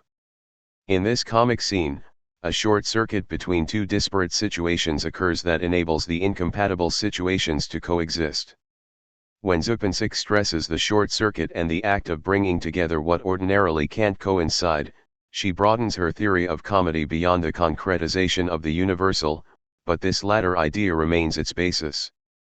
The result of Zupancic's speculation about comedy is a theory that, as far as it goes, is impossible to refute. She identifies the structure at work in moments of comedy and comedy's role in producing a contradictory encounter. But this theory, like Freud's and Bergson's theories, remains too narrow in its application. Even if every concretization of the universal is comic, there are comedies that do not involve the concretization of the universal. Although Zupancic takes Freud's idea of the comic short circuit further than Freud himself does, she doesn't yet take it far enough. The notion of the short circuit, as Bergson, Freud, and Zupancic all grasp, is essential to the comic. But comedy requires a specific short circuit. The comic emerges not through a short circuit between ideas or between the abstract universal and its concrete manifestation, but through the connection between lack and excess. The comic event is the moment when lack and excess come together. Comedy shows us that lack and excess, despite their apparent opposition, are two forms of the same structure. We can see this at work in a misogynist joke that evinces this structure exactly. In this joke, one man asks another, "What's the difference between a golf ball and a G-spot?" When the other doesn't know, the man says, "I'll spend 5 minutes looking for a golf ball." 23. The humor stems from connecting the man's total disregard for women's sexual pleasure with the excessive attention that he gives to the game of golf. The man professes a lack in what is a privileged activity and an excess in a trivial one. The joke brings these two moments together, revealing that men often play golf to avoid having to concern themselves with women's pleasure. In the contours of this joke, we see the demand for a theory of comedy that pays attention to what comes together in the comic moment. Comedy allows us to see that the man searching for his golf ball is not just searching for his ball but is finding a way to have the satisfaction of sex while bypassing the trauma of it. 3. Tragedy and pathos. Proximate genres. If we understand comedy in terms of the intersection of lack and excess, we can make sense of forms of experience by the way they deploy these two states. The contrast is clearest in the case of tragedy and pathos. While comedy occurs with the intersection of lack and excess and everyday life simply keeps them apart, tragedy and pathos stem from an insistence on one or the other. The tragic experience is one of excess, in which the tragic subject disdains the limits of the finite world in order to adhere to a transcendent value. The experience of pathos, in contrast, frames every event through the prism of lack. Since both tragedy and pathos each take one side in the fundamental opposition that animates comedy, they shed light on how comedy works. At first glance, however, it is not readily apparent that the structures of comedy and of tragedy are opposed. The significant achievement of Umberto Eco's theory of comedy involves his insight into the nearly identical structure of tragedy and comedy. In his essays on comedy, he points out that both tragedy and comedy necessitate the violation of a rule, or what we might call a law. The difference does not lie, as one might think, in the status of the rule, where the rule that the tragic hero violates is universal and the rule that the comic hero violates is merely particular. While the tragic Oedipus breaks the prohibition of incest, Socrates in the Clouds merely disobeys the conventions of Greek society. For Eco, this is not the decisive difference between the two structures. Eco claims that comedy simply treats the rule differently than tragedy does. Whereas tragedy delves into the intricacies and justifications for the rule, comedy demands that the rule remain unstated, known by the audience but never directly articulated in the comic work. According to Eco, comic effect is achieved if the rule is not cited but assumed as implicit. The difference between tragedy and comedy is very slight in Eco's view, but this difference accounts for the widely varied emotional responses that each engender. These extremely different responses lead us to consider, in contrast to Eco, whether tragedy and comedy are really so similar. The nature of tragedy seems directly opposed to that of comedy. If we look at the role 65, 66, chapter 3, that life and death play in each, this opposition seems self-evident. At the conclusion of a tragedy like Hamlet, everyone dies, while at the conclusion of a comedy like As You Like It, everyone gets married or at least couples up. In fact, the great quantity of coupling leads the cynical Jakes to say, there is sure another flood toward, and these couples are coming to the ark too. Though marriage is the convention, some comedies, such as Kubrick's Dr. Strangelove, conclude with death. But even in this case, death is not serious in the way that it is in a tragedy. The tragic and the comic worlds feel completely different. But the proximity of the two worlds becomes evident not just if we listen to Eco but if we also look at how easy it is to transform a tragedy into a comedy simply by changing the perspective. The great example of the transformation of a tragedy into a comedy occurs when Tom Stoppard takes the story of Hamlet and tells it from the perspective of the minor characters Rosencrantz and Guildenstern. Stoppard's Rosencrantz and Guildenstern are dead follows the plotline of Shakespeare's tragedy, but in the later play we see Hamlet through the eyes of these comic characters. In this light, he ceases to be a tragic figure, just as the play itself loses its tragic essence. Tragedy occurs when a character transcends or exceeds the finite world. The character regards the finite world with indifference and thus scorns death, an event that ordinary subjects fear and arrange their existence to avoid or delay. Stoppard's play eliminates the transcendent perspective of Hamlet and views this transcendence through the eyes of characters enmeshed in finitude or lack. Typically, we think of comedy as the genre that involves a disregard for death. If someone dies in a comedy, we know that this death is not serious and would not be surprised to discover the person alive again at some point. But if comic characters in some sense cannot really die, Tragic characters act while knowing that the consequence of their act will probably be their own death. This is the case with Antigone from the very beginning of Sophocles' play. She regards her own death as meaningless in relation to her duty to bury her brother. In the same way, Hamlet views confronting the problems of justice and existence as much more important than his own death, which will most likely be the result of his quest. Though tragic heroes don't always die, Oedipus is alive at the end of Oedipus Tyrannus. For instance, they transcend the realm of finitude through their capacity for viewing their lives sub specie aeternitatis and treating their own death as an insignificant offshoot of the devotion to a duty. Oedipus cares more about discovering the truth of who killed his father than he does about the deleterious effect that this discovery will have on his own well-being. Tragic heroes place an infinite duty above concern for their own finite existence. 67. Tragedyanpathos. Tragedy disappears almost completely from the modern world as life becomes more important than duty.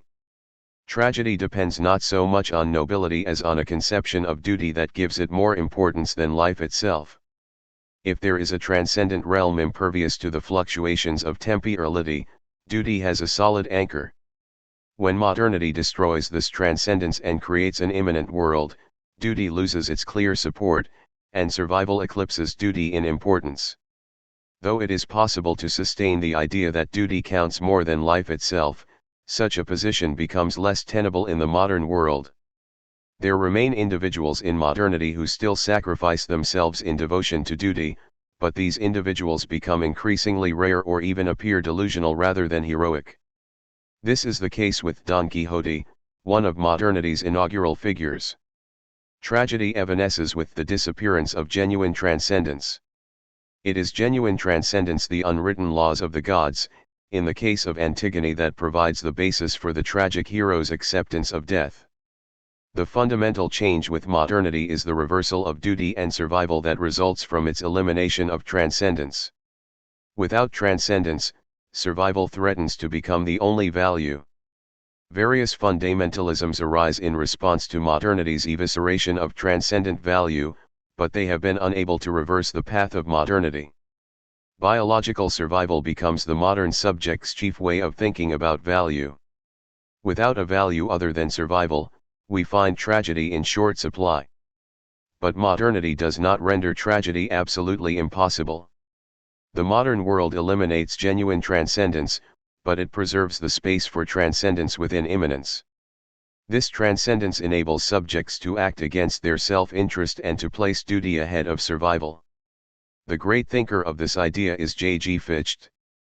In his elaboration of the moral law that Immanuel Kant discovers, Fichte states again and again that one's life has no significance at all in relation to doing one's duty. He exists in modernity, and yet because the moral law introduces transcendence into the modern world of immanence, Fichte can value duty over life. He says at one point, "I am not permitted, for the sake of life, to do anything that violates duty, for life itself is an end only for the sake of duty, and the final end is fulfilling one's duty." 3. There are many instances where we can envision life and duty coming into conflict, but for Fichte there is never a moment's hesitation in opting for duty over life, because it is duty that gives life whatever value it has. Without duty, human life would not be worth preserving, and yet duty does not derive from any transcendent authority.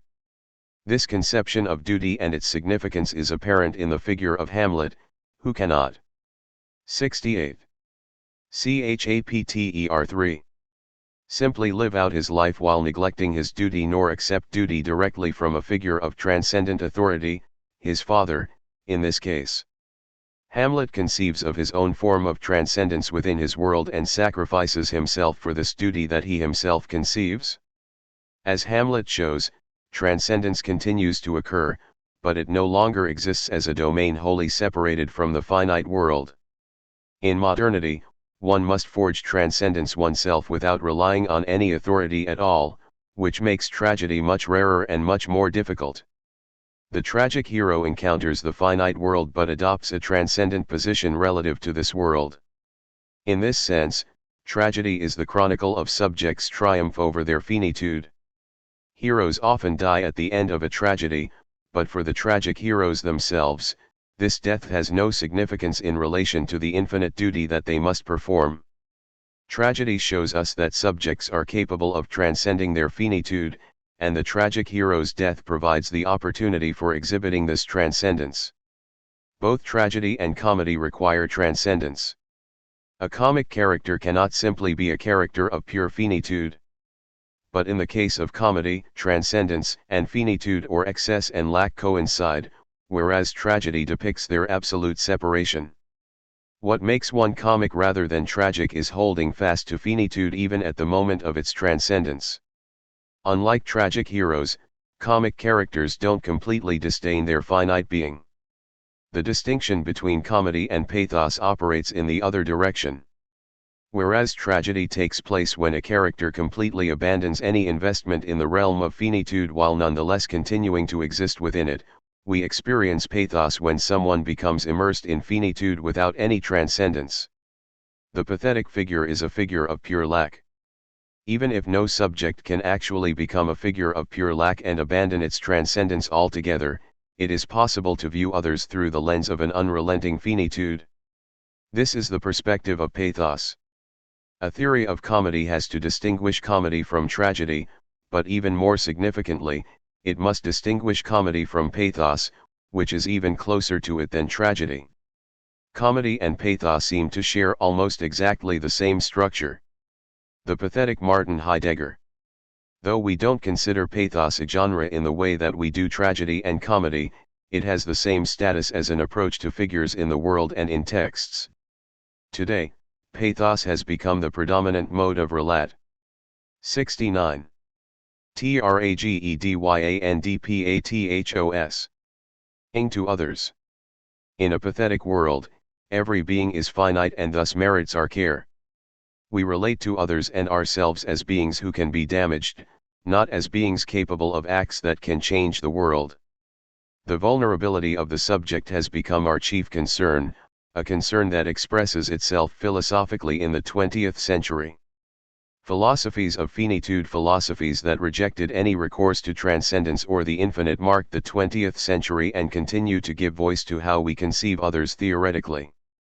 Martin Heidegger is the chief spokesperson of this philosophical turn, but it includes theorists like Emmanuel Levinas, Jacques Derrida, and Judith Butler. Point 4. In Being and Time, Heidegger identifies care as the fundamental mode of Dasein's being in the world, and he links care to Dasein's finitude. For Heidegger, only a finite being relates to itself and others through care. Though the analysis of care as the essential mode of Dasein precedes the discussion of Dasein's finitude in Being and Time, the discussion of finitude actually provides the basis for the former. When Heidegger contends that primordial temporality is finite, he rejects the idea, propagated by both the metaphysical tradition and common sense, of time as infinite. According to Heidegger, we derive the concept of infinite time from an original experience of finite temporality. Our conceptions of the infinity of time have their basis in the confrontation with death, which highlights our own finitude. The fact that we are finite beings, beings that can grasp our finitude, constitutes us as beings of care. After he identifies temporality with finitude, Heidegger claims that it is a modality of temporality, by which, after all, care as such is made possible. 5. As finite beings, we approach ourselves and others through care. Infinite beings don't require care and can be indifferent to the world in which they exist. Finite beings, in contrast, are inseparable from their world and never cease to be its victims. Point 6. The wholly finite world that Heidegger conceives in Being and Time is a world of pathos. Though one can attain an authentic being toward death and thereby exceed the everyday avoidance of death that constitutes the fallen world, there is no possible access to the infinite for Dasein. It is consigned rather to a heroism of finitude. Even Heidegger's hero cannot rise to the dignity of the tragic hero who transcends finitude in the way that Antigone does. This elimination of the infinite in Heidegger's thought and in much of the philosophy of the 20th century creates a conceptual world in which tragedy and comedy cannot exist. Heidegger plays a central role in the philosophical elevation of pathos into the fundamental principle of modernity. Though he presents himself as an anti-modern philosopher who disdains technology and the other trappings of modernity, Heidegger ensconces himself in the fundamental 70. Chapter 3. Mode of being that modernity adopts, a mode that sees victims proliferating everywhere. 7. There are instances, like Stoppard's Rosencrantz and Guildenstern are dead, where tragedy becomes comedy, but much more often comedy slips into pathos and vice versa. Comedy becomes pathos very easily because both forms utilize finitude. Comedy often depicts an excessive character, such as a figure of authority, succumbing to the exigencies of lack and the finite world. But for this reason, the clear contrast between comedy and pathos is instructive. If we can discern what constitutes the difference between these two related forms, we can go a long way toward understanding the structure of comedy. The example of the public fart illustrates the contrast between pathos and comedy. We find some public farts funny and others not at all. This difference depends on the status of the farter.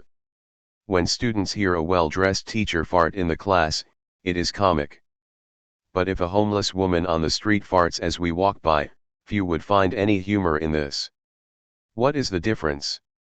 In both cases, a woman's body acts out of her control and disturbs the public world in which the woman exists. In the case of the well-dressed teacher, the clothes and the position of authority bespeak excess, while the fart expresses the finitude underlying that excess. The homeless woman is already ensconced in finitude. The fart underlines her lack and the absence of transcendence. The bodily sound in the first case is comic, while it leads to a feeling of pathos in the second. Though one can imagine different reactions in each instance, these reactions would be determined by the relationship between the viewer and the subject involved. If a student already experienced the teacher as wholly finite and lacking, the fart would be pathetic rather than funny. The student would pity the teacher. And if someone saw the homeless woman as excessive, the fart could be comic and not pathetic. That said, we can easily imagine a group of cruel teenagers laughing hysterically at the farting homeless woman. It seems self-evident that those who laugh in this situation are treating the woman worse than those who either politely ignore the noise or have pity for the woman. But thinking in terms of the relationship between comedy and pathos, this way of seeing things loses its self-evident character. The cruelty of this laughter bespeaks a refusal to view the woman as a pathetic creature who is nothing but a purely finite being. Sympathetic onlookers who treat the woman with pity reveal a contempt for her that actually outweighs that of the cruel teenagers who respect the woman enough to see her as capable of the dignity of comedy. One would always rather be the object of comedy rather than the victim of pathos. Nonetheless, the dividing line between comedy and pathos is clear, as is their proximity to each other. 71. Tragedyanpathos. Today, we exist in a world defined by its finitude. In this sense, Heidegger, even for those who have never read him or claim to hate him, is the philosopher of the age. The world is not only marked by an absence of tragedy but also by an absence of comedy. Comedy requires transcendence every bit as much as tragedy, and this transcendence is difficult to come across. We tend to treat everyone as if she were the homeless woman farting on the street. If we laugh today, we constantly encounter the danger that our laughter is inappropriate, that we are laughing when we should be helping out or at least crying. 8 In a wholly finite world, there are only pitiable beings without anyone worth laughing at. Nowhere is this world of pity more visible than in the direct confrontation with death, the arguments about the death penalty. It is self-evident that opponents of the death penalty view the criminal as a pathetic figure who must be spared. What is less apparent but nonetheless equally the case is that the arguments in favor of this form of punishment apply the same pathetic approach to the question while changing the object of their pathos. Proponents claim that concern for the victim and the victimized family demands the execution of the criminal. What one never hears is the argument for execution on the basis of the criminal's transcendence or infinitude. For thinkers like Kant and Hegel, it is respect for the criminal as a figure of transcendence that requires the death penalty, not concern for the victim of the crime. 9 This type of attitude has disappeared in the wake of a ubiquitous finitude. In Heidegger's world and that of those struggling over the death penalty, it is only a question of the type of victim with which we will align ourselves. From tragedy to pathos. Tragedy depends on the possibility that duty counts for more than self-interest or survival. In these terms, the modern destroyer of the tragic outlook does not appear to be Martin Heidegger, who, though he condemns us to finitude, preserves the notion of duty as authentic being toward death, as much as Sigmund Freud. If we examine Freud's famous reading of Hamlet, for instance, it is clear that he does not accept Hamlet's proclamations about his duty to his slain father as anything more than deformations of an unconscious desire to kill his father, just as his uncle has done. Hamlet ceases to be a heroic exception and becomes an exemplar of the modern version of the Oedipus complex. His tragic status devolves into pathos through a proper interpretation of the causes that lead him to act and not to act. According to Freud, Hamlet's delay the great problem of the play that centuries of interpretation have. 72. Chapter 3. Tried to resolve provides the key to understanding him as the product of unconscious desires that construct his destiny. Instead of a transcendent figure who defies his epoch and refuses to capitulate to the injustice that others blithely accept, Hamlet becomes a thoroughgoing victim of psychic processes over which he has absolutely no control. While Freud consigns his interpretation of Hamlet to a couple of paragraphs in The Interpretation of Dreams, Ernest Jones expands Freud's understanding to a book-length treatment. 10 In this analysis, Jones clearly eliminates Hamlet's tragic exceptionality. Hamlet delays not because he transcends his finite condition but because this condition fully determines him. He suffers from a paralysis that afflicts all finite subjects and stems from an inability to confront the trauma of our unconscious determinants. According to Jones, this paralysis arises not from physical or moral cowardice, but from that intellectual cowardice, that reluctance to dare the exploration of his inmost soul, which Hamlet shares with the rest of the human race. 11 Hamlet's tragic grandeur disappears under this analysis that condemns him for cowardice while at the same time exculpating him by identifying his cowardice with the entire human race. Psychoanalysis, as we see it practiced here, plays a crucial role in the transformation from a tragic epoch to a pathetic one. The psychoanalytic interpretation of Hamlet is exemplary, but it is not isolated. The psychoanalytic method seems structured around the evisceration of transcendent duty as a possibility that might elevate tragic heroes above the concerns of their finitude. Freud appears to condemn subjects to their finitude without any recourse even to authentic being toward death, leaving us worse off than Heidegger does. Just as psychoanalysis reveals desires beneath our ideals, it also reveals immanence lurking beneath proclamations of transcendence. And yet Freud wrote jokes and their relation to the unconscious early on in 1905 and displayed a lifelong concern with tragedy that didn't always involve its diminution into pathos. Freud's rebellion against a pathetic vision of the subject begins with his rejection of the seduction theory in the late 1890s, a theory that identifies the emergence of sexuality with an experience of utter victimization. 12.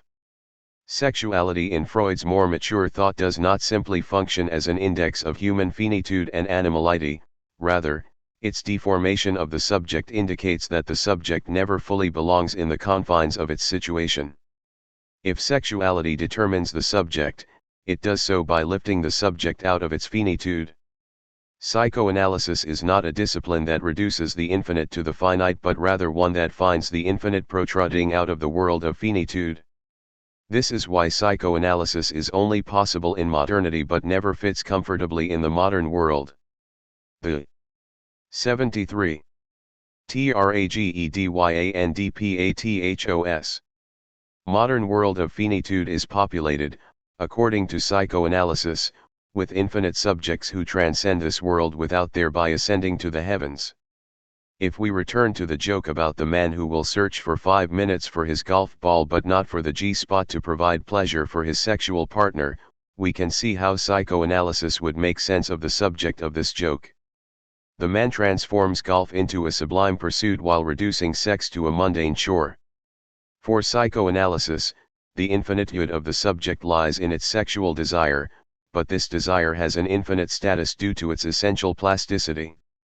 There is nothing that is inherently sexual for the speaking subject, but there is also nothing that cannot become sexualized. This excessive nature of the subject's sexuality is the key to the joke's humor when it accompanies the portrait of sex itself as thoroughly unsexy and finite. The joke highlights the fundamental difference between the subject's sexuality and animal reproduction. Freud's sense that the subject exceeds its animal being comes to a head in 1920, when his thought undergoes a revolutionary shift. In Beyond the Pleasure Principle, Freud recognizes that the pleasure principle is not the last word in the psyche and that what he calls the death drive has priority over it. The death drive is Freud's name for the subject's tendency to pursue its desire past the point at which desire brings pleasure. After this point, Freud grasps that desire counts for more than pleasure. 13 This new train of thought serves to reintroduce a theoretical justification for tragedy, and thus comedy, amid a world of pathos. It is only long after his reading of Hamlet that Freud offers a way of understanding how the tragic figure can exist in modernity. According to Freud's thought after 1920, subjects no longer subsist as victims of a psychic drama that structures their desire. Instead, they intervene in this drama by repeating it and deriving enjoyment from this repetition. With the introduction of repetition that occurs beyond pleasure, Freud clearly removes the subject from its position of being an absolute victim. 14. Through the discovery of desire that defies pleasure, Freud creates a new ground for ethical acts. Whereas tragic dignity disappears beneath the veneer of the Oedipus complex in the case of Hamlet, it returns with a vengeance in Freud's later thought. This return to tragedy leads Freud to reconsider the possibility for ethical acts. Although he continues to insist that our motivations are not moral in the way that we believe them to be, he also comes to realize that our desire creates the possibility for a moral act that we fail to consider moral. This is the sense in which we should understand the famous line from the Ego and the ID on the subject's relationship to its own morality. In this post-1920 work, he states that the normal man is not only far more immoral than he believes but also 74. Chapter 3. Far more moral than he knows. 15. The subject's morality doesn't derive from the superego or the ego ideal but from the repetition of a trauma that has the effect of enabling the subject to transcend its situation. We are far more moral for precisely the same reason that we are far more immoral. Our desire renders us capable of moral excess, just as it leads us toward acts of diabolical evil. Desire beyond pleasure represents psychoanalysis's full reintroduction of transcendence. It thus creates the possibility of moving beyond a psychoanalytic pathos to a point of seeing the possibility for both tragedy and comedy in the modern world. The later psychoanalytic thinker who places the desire that defies pleasure at the center of his thought, Jacques Lacan, departs from the psychoanalytic reduction of tragic heroes to their formative psychic drama. He conceives of the ethics of psychoanalysis on the basis of the tragic hero's transcendence. In his Seminar 7, titled The Ethics of Psychoanalysis, Lacan takes Antigone as the model for an ethical stance. Antigone becomes ethical not because, as she herself claims in Sophocles' play, she devotes herself to the unwritten laws of the gods that Creon flaunts, but because she adheres to her desire without flagging.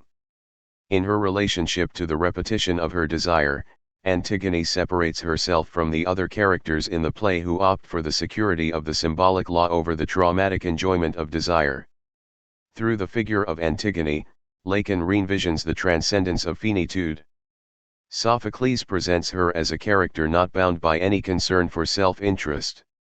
Lacan takes this position seriously as the basis for his understanding of tragedy. He says, from Antigone's point of view life can only be approached, can only be lived or thought about, from the place of that limit where her life is already lost, where she is already on the other side. But from that place she can see it and live it in the form of something already lost. 16. Attaining the position where life is already lost, the position of the desiring subject who disdains pleasure, replaces duty as the vehicle for transcendence and enables Lacan to counter the psychoanalytic tendency to reduce tragic heroes to a determining psychic drama. The modern tragic hero no longer has a foundation in the transcendence of the gods. Instead, this hero's transcendence must be derived from the hero's own subjectivity. Even in a world of finitude, it is possible to value one's own desire more than one's survival. This choice produces tragedy. The demands of finitude come up against the exigency of the subject's desire, and the tragic hero refuses to make allowances for finitude.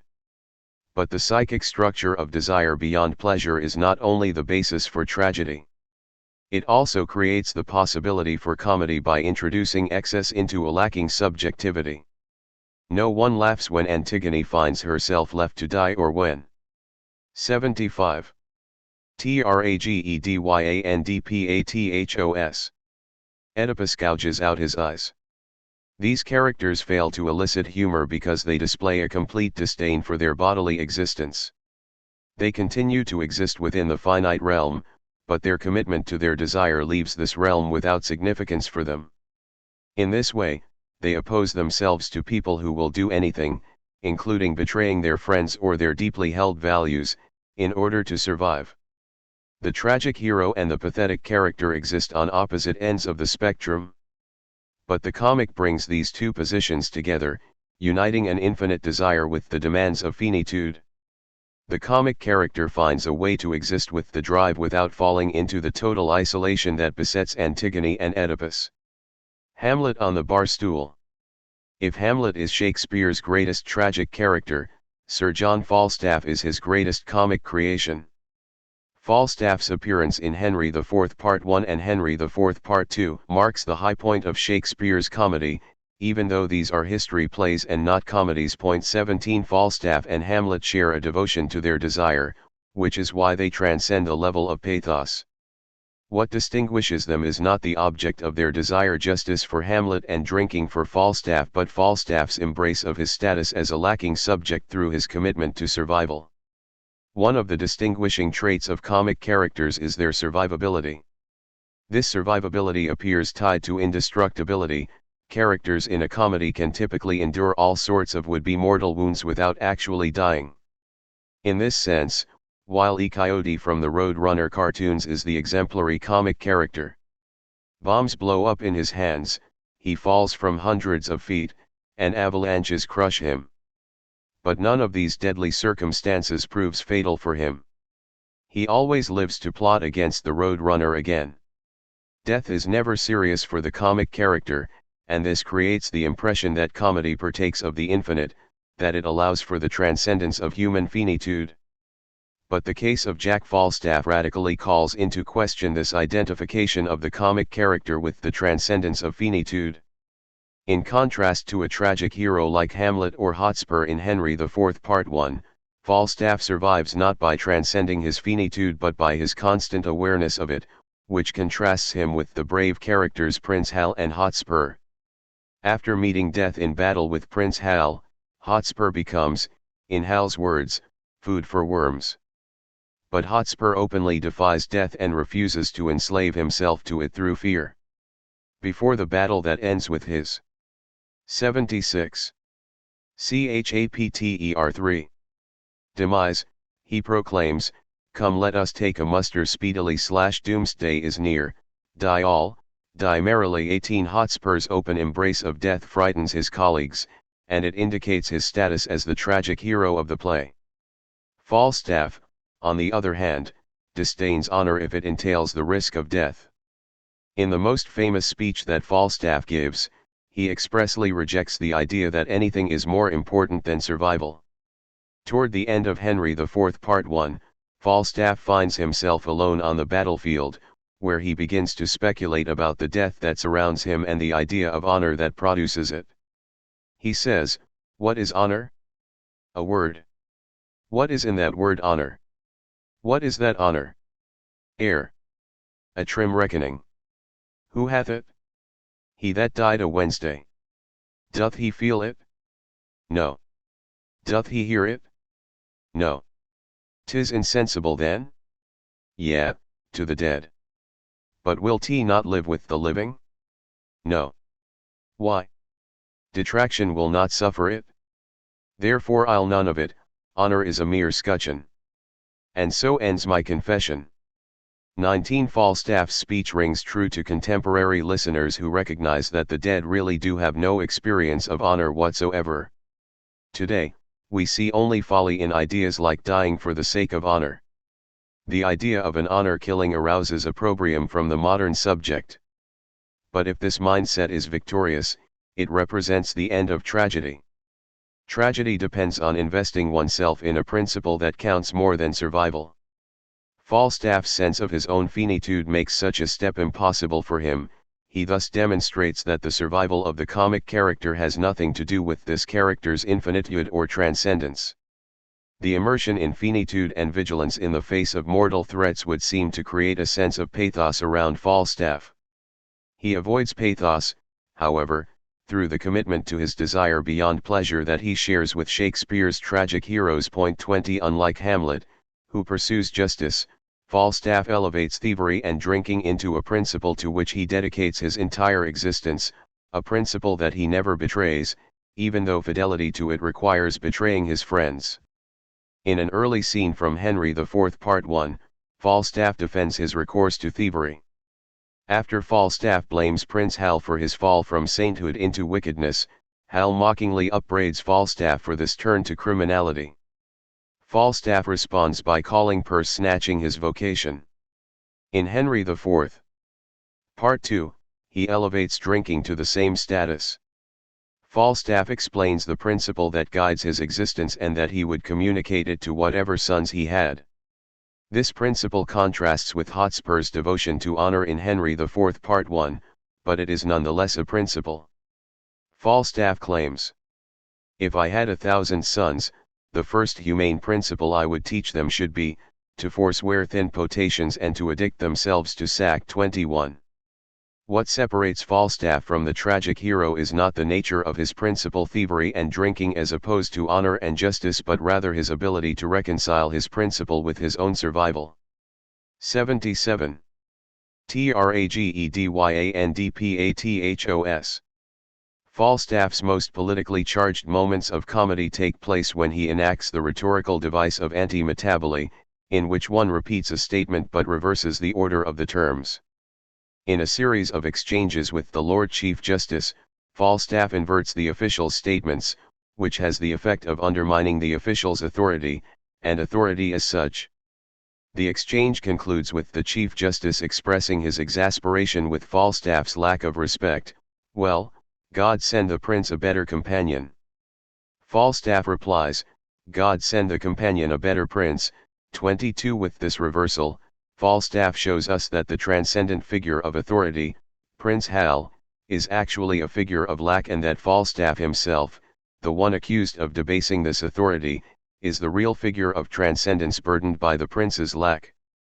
Falstaff's capacity for desire exposes authority as lacking, which gives the play its radical edge. It is the lack in comic characters that enables them to survive, but it is their ability to marry lack with the excess of desire that renders them comic. While one might think that survival indicates a triumph over lack and that death marks the victory of lack, the situation is exactly the reverse. Tragic heroes refuse to accept their status as a finite lacking being, and the result is an insistence on a desire that leads to death. Comic heroes, in contrast, remain constantly aware of their status as lacking subjects and approach their desire through this awareness. The comic character finds a way to negotiate the potential destructiveness of desire with the vulnerability that accompanies lacking subjectivity. The lack in comic characters leads Robert Fowler to insist that success is the principle of comedy. 23 Fowler contrasts tragedy with comedy in its relation to success. He claims that failure in tragedy indicates greatness. 24 The tragic heroes who commit themselves wholly to the excesses of their desire lose touch with the exigencies of existence and thus almost always die. But this death, this failure, indicates an absence of the lack or finitude that defines other subjects. Hamlet's death results from a refusal to register the importance of his own finitude. Falstaff's comic survival is rooted in his finitude, even if his enjoyment evinces its transcendence. The status of the body. Without bodies, there would be no comedy. But the body itself, the reminder of the subject's finitude, is fundamentally pathetic. Though we tend to associate the body with comedy and bodily functions with laughter, there is nothing inherently funny about our corporeality. When confronted with a decaying or withering body, we do not laugh but rather 78. Chapter 3. Feel pity.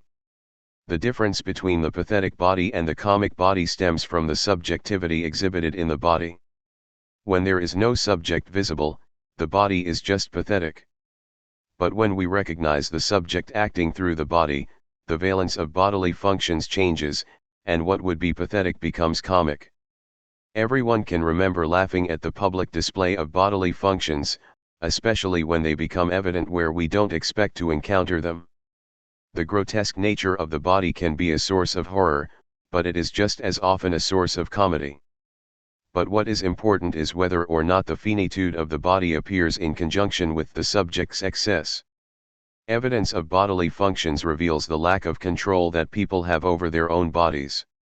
With the sound of gastric juices or the pressing need to urinate, the body takes revenge on the mind's attempt to render it docile and under control. The body is the source of pathos, but when we see the subject acting in the body, the comic emerges out of the pathetic. Typically, stories about various disabilities immerse us in the pathos of the debilitated body. Even when we see the victim transcend the disability, the pathos of the experience is often what attracts an audience. The great merit of Intouchables, Olivier Nakache and Eric Toledano, 2011, is that it completely avoids placing the quadriplegic Philippe, François Closet, or the African immigrant Driss, Omar Sy, in the position of the victim. The setup of the film promises a racist narrative, but it is the film's refusal of the pathos that ordinarily haunts such films that saves it from this fate. The film recounts Philippe hiring a new caretaker and Driss taking on the position despite not really wanting it. The lack of pity that Driss shows for him appeals to Philippe. It also forms the basis of the film's comedy. After the film establishes the relationship between the two characters in which neither evinces pity for the other, Driss leaves Philippe to return to his family, and Philippe begins to view himself as a figure of pathos. The mark of this pathos is the scraggly beard that Philippe grows. When Driss comes to visit him and finds him in a depressed state, Driss takes Philippe for a drive and then decides to shave off the unattractive beard. When he does so, the film shows a montage of different comic looks that Driss creates in the process of shaving, including French politician José Bové, an Orthodox priest, and, finally, Adolf Hitler, when he leaves just a small mustache under Philippe's nose. Unable to move himself, Philippe can only verbally object to these incarnations, and he objects strongly to the final one. But Driss pushes it further, parting Philippe's hair from the side to increase the resemblance to Hitler. In this scene, the spectator can freely laugh at the paralyzed Philippe, who 79. Tragedyanpathos is unable to move and forced to look like Hitler, because the film doesn't characterize Philippe as a victim worthy of our pathos. All of the jokes that Driss concocts at Philippe's expense contrast with the politeness that other characters display toward Philippe's handicap, but this politeness is the expression of pathos that Philippe disdains. He befriends Driss because Driss respects him enough to make fun of him. The object of comedy has a transcendence that the object of pity necessarily lacks. The distance between comedy and pity is clearly evident in the difference between a film like Intouchables and those such as Simon Birch, Mark Steven Johnson, 1998, and I Am Sam, Jesse Nelson, 2001. Intouchables licenses us to laugh at the disabled character, which would seem to indicate its failure relative to films that evoke our sympathy for the suffering that accompanies a disability. But the problem with a focus on the suffering of the disabled body is that it reduces the subject to its finitude. The care that Simon Birch and I Am Sam demand is a care for beings who cannot transcend their finite condition. Though we may viscerally recoil from the idea, Laughing at someone is always more respectful than feeling sorry for someone. The object of pity is just a material body. The object of comedy is a subject. Excessive otherness. The claim that comedy emerges wherever there is a coincidence of the finite and the infinite or of lack and excess seems to run into a stumbling block when we consider the experience of horror. Horror is distinct from pathos insofar as it confronts the lacking subject with a terrifying excess, often in the form of an alien or monster. But the fundamental distinction between horror and comedy consists in how the confrontation between lack and excess occurs. In comedy, the lacking being is also the excessive being, while in horror the lacking being confronts excess as an other. The proximity of horror and comedy can lead to horror quickly falling into comedy or vice versa. Many spectators go to horror films not to experience fear but to find humor in them. This humor occurs when the monster reveals itself to be lacking or when the victims show themselves to be the source of the excess that they confront. Sometimes, horror can change into comedy, depending on whom one focuses on within the narrative. If one emphasizes the victim, then one experiences horror, but shifting the focus to the monster can transform the horror into comedy. The various spoofs of the horror film suggest the proximity of these forms. It takes only a slight adjustment to move from Halloween, John 80. Chapter 3. Carpenter, 1978, to Scream, Wes Craven, 1996, a film that mocks the horror conventions that the earlier film fully embraces.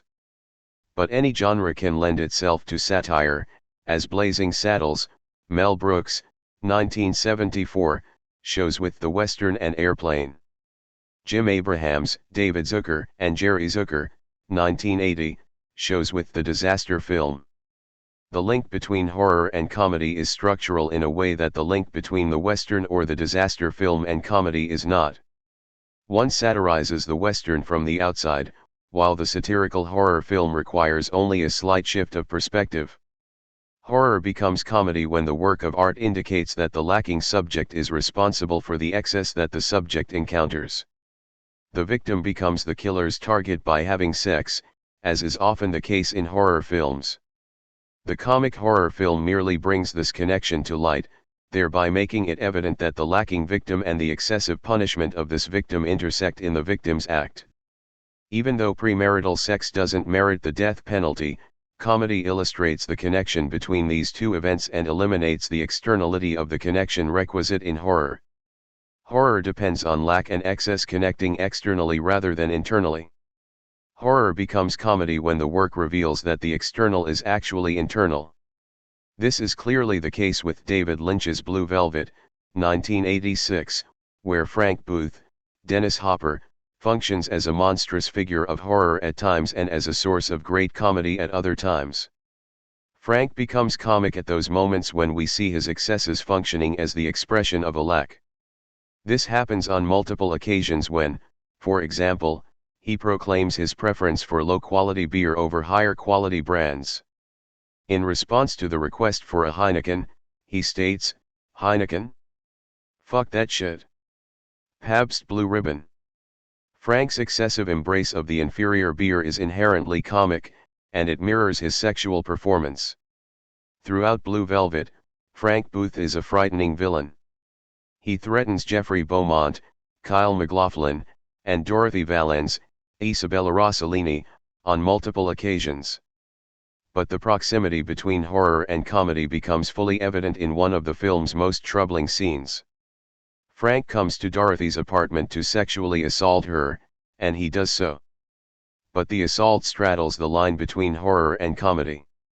As he places himself on top of her and abuses her both physically and verbally, Frank performs what appears to be a sexual act and yet it is a failed sexual act. 25 Frank's sexual assault on Dorothy is excessive, but it shows that he cannot perform sexually. He is at once excessive and lacking, which is why, for all of its horror, there could be a potentially comic element to the scene in the film. But Blue Velvet never becomes a comedy, despite its comic leanings, because it leaves Frank in the position of the 81. TRAGEDYANDPATHOS. Other. Horror can become comic so easily because it too places lack and excess in proximity. But horror never goes as far as comedy. By locating excess in the monstrous other, horror lets the subject off the hook. Though many spectators shy away from horror films, it is comedies that should really terrify them. Comedy takes a step beyond horror and reveals that the monster is identical with the victimized subject itself. The ego and its own lack. Comedy occurs not just when one reveals the material basis of an ideal but when one shows the identity of the material and the ideal, how the ideal is inextricably involved in its material basis and how the material basis produces an ideal that transcends it. Point 26. This becomes clear in the most comic work that either Karl Marx or Friedrich Engels produced. This work, The German Ideology, seems to support comedy's status as a purely material form and as a rejection of idealism. Comedy seems to have an indubitable link to material reality, a link that challenges the independent existence of ideals. It would confront our ideals with their material base and thereby confound their authority. There is evidence for comedy as a materialist critique of idealism in the German Ideology, but if we examine the book closely, we will see why comedy is not just a materialist undermining of ideals. In this early work, which they never published, Marx and Engels lampoon certain followers of Hegel, Ludwig Feuerbach, Bruno Bauer, and Max Stirner.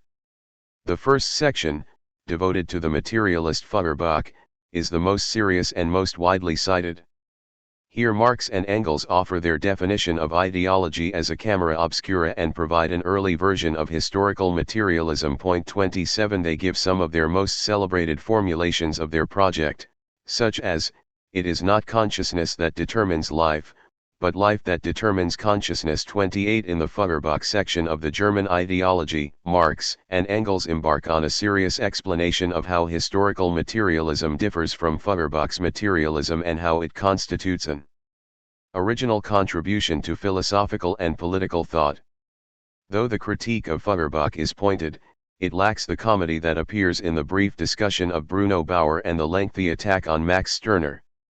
There are a few satirical comments about Feuerbach, but they are very limited, both in quantity and in their sharpness.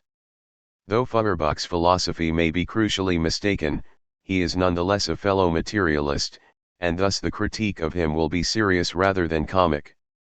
82. Chapter 3.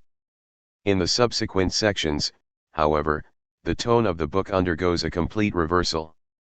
It becomes a work of comedy. Point 29. Marx and Engels resort to parody with Bauer and Stirner because those philosophers are idealists, in contrast to Feuerbach, and their idealism demands comedy in order to expose its material roots.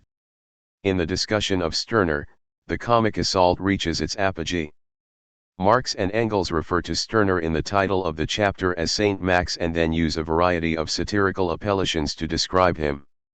He becomes Jacques Le Bonhomme, Sancho, and good citizen Stirner. Marx and Engels find humor in Stirner's material actions and in their failure to remain at the level of his idealism. This is clearly the case with his drinking habits. They write, virtuous Berlin youth. The beer-drinking ritual of the Students' Association was for Stirner only a symbol, and only for the sake of the symbol was he after a drinking bout many a time found under the table, where he probably also wished to discover spirit. 30. There are funny moments like this sprinkled throughout the Stirner section of the German Ideology, but the duration of the parody utterly dissolves its effectiveness. After hundreds of pages of references to the material foundation of the idealism of Sancho or Saint Max, even the most enthusiastic reader ceases to find humor in the materialist satire that Marx and Engels author. The comedy loses steam as Stirner becomes a figure of pity rather than continuing to be a champion of ideals. As long as transcendent ideals remain transcendent, exposing their identity with a material basis is comic. The joke becomes tired not because it is repeated as children constantly prove. Repetition is not necessarily a barrier to laughter, but because the sustained assault on Stirner strips him of his ideal status. He becomes nothing more than his material being, and his pretensions to idealism evaporate very quickly in the section devoted to him. The extreme tediousness of this lengthy section shows that comedy requires the ideal to remain an ideal while its identification with a material foundation becomes evident. Total immersion in materiality is just as unfunny as complete transcendence of the body. The dividing line between comedy and pathos, like that between comedy and tragedy, is never ultimately secure. If Marx and Engels repeat the comic attack on Stirner too often, he becomes a pathetic figure rather than a comic one. If Tom Stoppard views the story of Hamlet from the perspective of Rosencrantz and Guildenstern, the most famous tragedy in English becomes a comedy. When we contrast comedy and its two close relatives, the essence of comedy becomes clearer. Removing excess renders comedy pathetic, while removing lack turns comedy into tragedy. It is only through revealing the intersection of the contrasting positions. 83. Tragedyanpathos. That comedy is achieved. The tenuousness of comedy stems from the impossibility of prolonging this intersection. The extremely limited duration of comedy stands out when we compare it with tragedy and pathos. Both tragedy and pathos endure quite well. Tragic heroes can adhere to their duty at the risk of their lives, and there is no intrinsic barrier to this devotion. Tragedy has staying power. This is also the case with pathos. We can view others uninterruptedly through the lens of their finitude. There is no reason to abandon the reduction of the subject to its body. But the situation with comedy is much more delicate. Comedy has a limited lifespan that is evident wherever comedy appears. Jokes are rarely as funny when we hear them a 10th time, comic films and plays rarely age well, and timing is the most important quality for any comedian. The difficulty with comedy is that the intersection of excess and lack cannot be sustained. Comedy depends on a precise moment when transcendence and finitude coincide, and such moments are necessarily fleeting.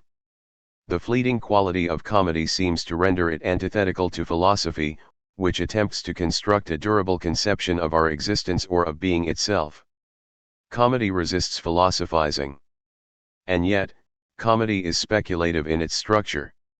In a similar fashion to the systems of many philosophers, comedy brings together the disparate. Despite initial appearances, the structure of comedy is inherently philosophical. This kinship between comedy and philosophy is revelatory for the understanding of comedy.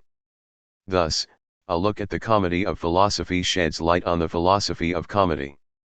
4. Philosophy and the finite. Finitude and transcendence. Philosophers are not known for being great comedians. One might even make the argument that there is an inverse relation between the humor that a philosopher generates and the quality of that philosopher's thought. Voltaire's mockery of Leibniz in Candide is undoubtedly funnier than anything Leibniz himself ever wrote, but even those who contend that Voltaire won the battle with Leibniz over the idea of the best of all possible worlds would readily admit that he lost the war, that is, that Leibniz is the far greater thinker. 1. Voltaire's ability to be funny seems to come at the expense of philosophical insight.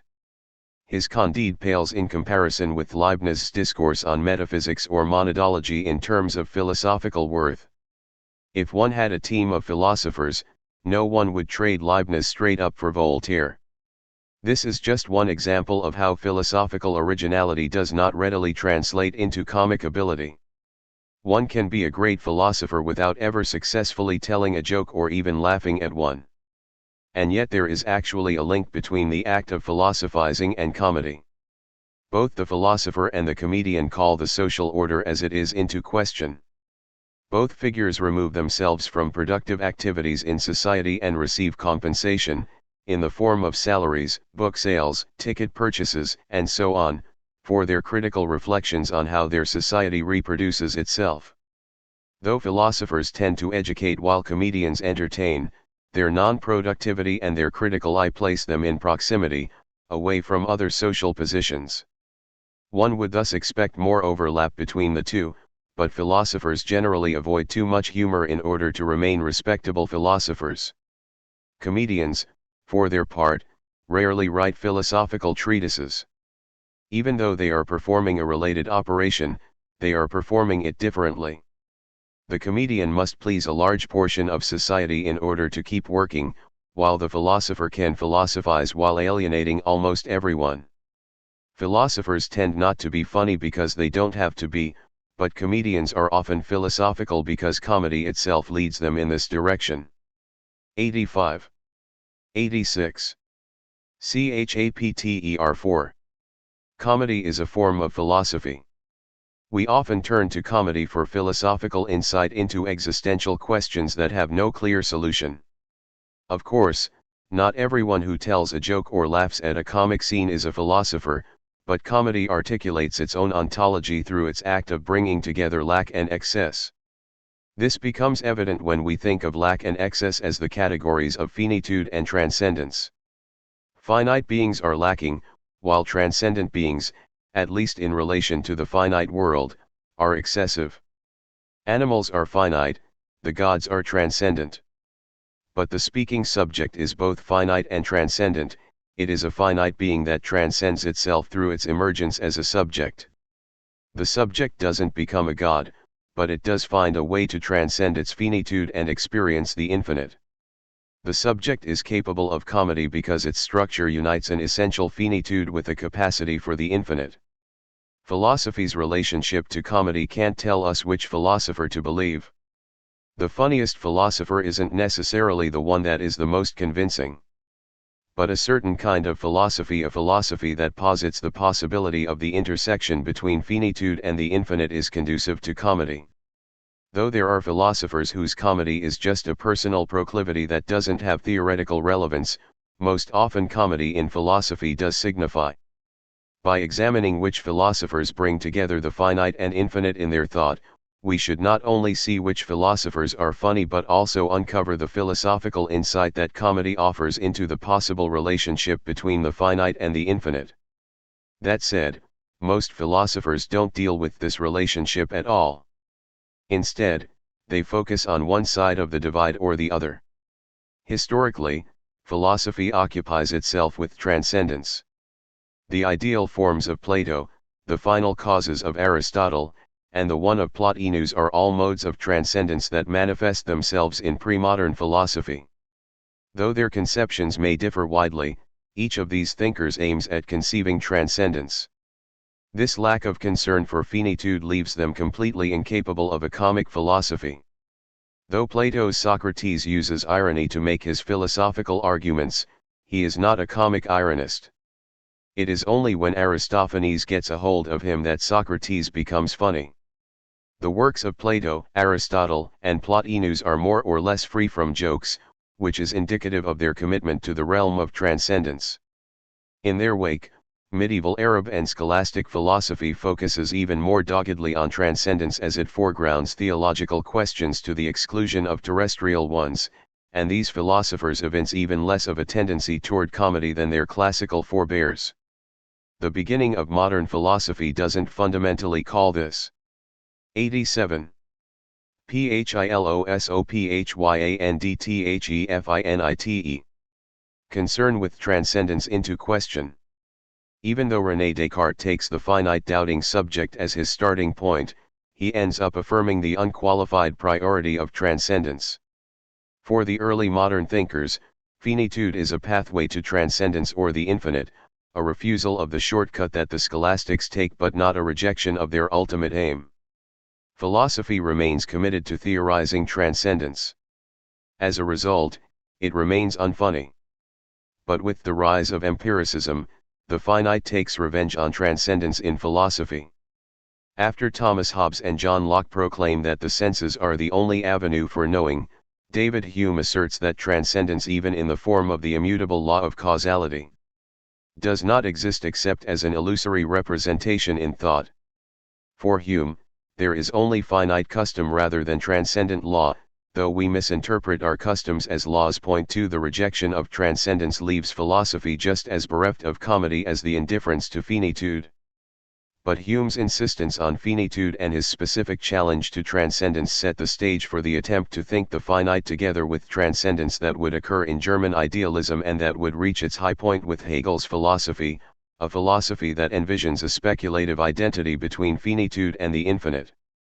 The fact that comedy plays a central role in Hegel's thought is not coincidental but indicative of its fundamental speculative project.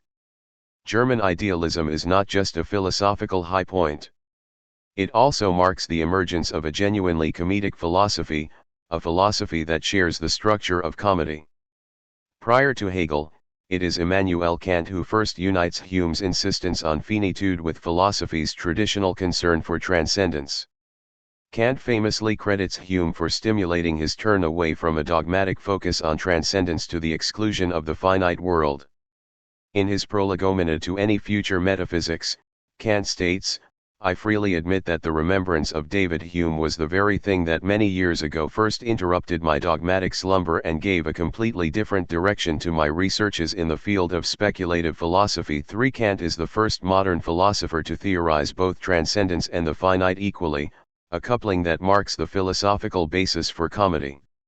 Kant refuses to confine his thinking to the empirical world in the way that Hume does, but he also rejects the metaphysical speculation about the transcendent infinite world that modern rationalist thought engages in.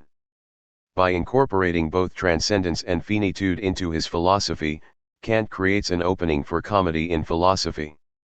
But there is a limit to Kant's philosophical marriage of transcendence and finitude, and this in turn limits just how comic he can be as a philosopher. In Kant's thought, we can know the finite or phenomenal world of 88. Chapter 4. Empirical experience, and we can know the immutable laws, like that of causality, that govern this world. But Kant separates the noumenal world of God, the soul, and the world from this phenomenal world. We can know about the finite, but we can't know about the transcendent because the transcendent doesn't make itself felt within the finite. It is as if Kant marries finitude and transcendence but confines each to separate beds without allowing them to consummate their relationship. As a result, comedy emerges in Kant's philosophy, but it occurs only in a circumscribed fashion.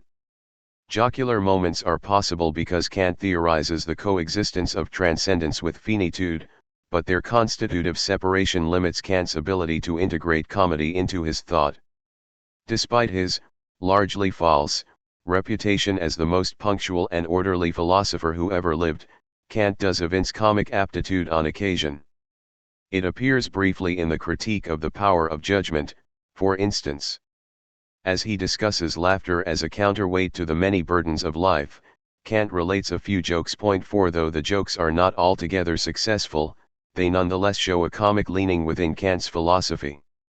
The weakest joke comes at the expense of an Indian and thus reflects Kant's own racism, who is amazed at how an Englishman managed to put beer into a bottle. But the two jokes that follow are much better. Kant describes someone who wants to produce distraught mourners for a funeral but finds the more money I give my mourners to look sad, the merrier they look. 5 Finally, he concludes his short series of jokes with one about a merchant who had to throw his cargo overboard in a storm and became so aggrieved that his wig turned gray. Each of Kant's jokes concerns what someone experiences as a miracle, a moment when the empirical world ceases to follow the laws that govern that world and thus reveals the intrusion of the noumenal world into its functioning. These jokes rely on a break within Kant's own system. Wigs cannot really turn gray when someone worries that he cannot theoretically allow for, which is why they make up such a small part of his work. Kant leads us to a comic philosophy by theorizing both transcendence and finitude, but he cannot enter the promised land because he keeps them apart in their togetherness. It falls to Kant's inheritor Hegel to act as the Joshua of philosophical comedy. Whereas Kant breaks off the connection between the infinite world of transcendent ideas, like God, and the finite world of experience, Hegel views them as constantly overlapping. Transcendence, for Hegel, is not a separate realm from the finite but reveals itself through finitude. The moments when transcendence reveals itself are necessarily comic moments. When transcendence appears in the finite world, this 89. Philosophyandthefinite is the intersection of excess and lack that provides the basis for comedy. Though Hegel never claims to be inventing a theory of comedy, his philosophy and its humor manifests just such a theory. The philosophical foundation of comedy is the subject's capacity for experiencing transcendence within a clearly finite existence. Hegel devotes the entirety of his thought to this intersection. As a consequence, he is the great comic philosopher. What is revelatory about the comedy in Hegel's philosophy is that Hegel himself does not appear to have been an inherently funny guy, but almost the opposite. Even among his friends and devoted students, he came across as a serious figure. As early as his years at the seminary, fellow students described him as the old man due to his inability to abandon a sense of weightiness and adopt the gaiety of youth. Accounts of Hegel's lectures emphasize the ponderousness of his speaking style and his maladroit delivery. And yet his philosophy is replete with comedy. The fact that Hegel's comedy goes against his proclivities as a person testifies to its origins in the form of his thought. Hegel's philosophy of the dialectical relation between the finite and the infinite is comedic. It is as if Hegel's philosophy drove him to be funny, and the variegations of his personality were powerless to resist this drive.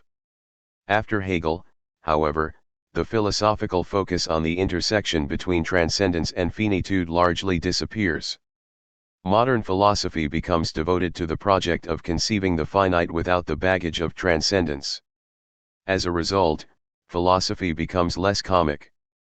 But the emergence of German idealism provides us with a philosophical matrix for comedy as the intersection of transcendence and finitude. By examining the role that comedy plays in the work of specific philosophers, we can see how this matrix plays itself out. Discovering which philosophers are funny and which are not helps to clarify the philosophical basis of comedy. Comparing contradiction with being in the world, the difference between philosophical comedy and philosophical seriousness becomes evident if we examine the contrast between one of the funniest philosophers in the history of philosophy and the least funny.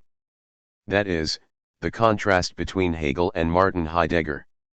The struggle between Hegel and Heidegger is not just a philosophical one but one that reveals the essence of comedy. Hegel must be funny because he theorizes the intersection of transcendence and finitude. Heidegger's profound. 90. Chapter 4. Seriousness. It is difficult to find anything approximating comedy in his thousands of pages of work. Even in his many lectures testifies to the deleterious effect on comedy of conceptualizing pure finitude. 6 The philosopher committed to the finite cannot be funny, except incidentally, whereas the philosopher who envisions finitude and transcendence intersecting finds multiple occasions for comedy. Most of those with just a passing acquaintance with philosophy probably do not consider either Hegel or Heidegger to be uproariously funny, but I will argue that Hegel is the great comedian among philosophers and that Heidegger is the foremost anti-comedian. This is a point about Hegel that Mladen Dohle makes, though he cites Bertolt Brecht as the original exponent of this position. As Dohle puts it, Hegel was one of the greatest comedians and humorists of all times. The idea that the supersensible, the transcendent, is just the gap in the appearance, something which twinkles and glimmers between two appearances, is no doubt of such stuff comedies are made of. 7 Dohle doesn't quite hit on the precise source of Hegel's comedy, but he is close to it. Hegel is the philosopher of contradiction. His philosophy shows at every turn how lack is identical to excess and how excess is identical to lack.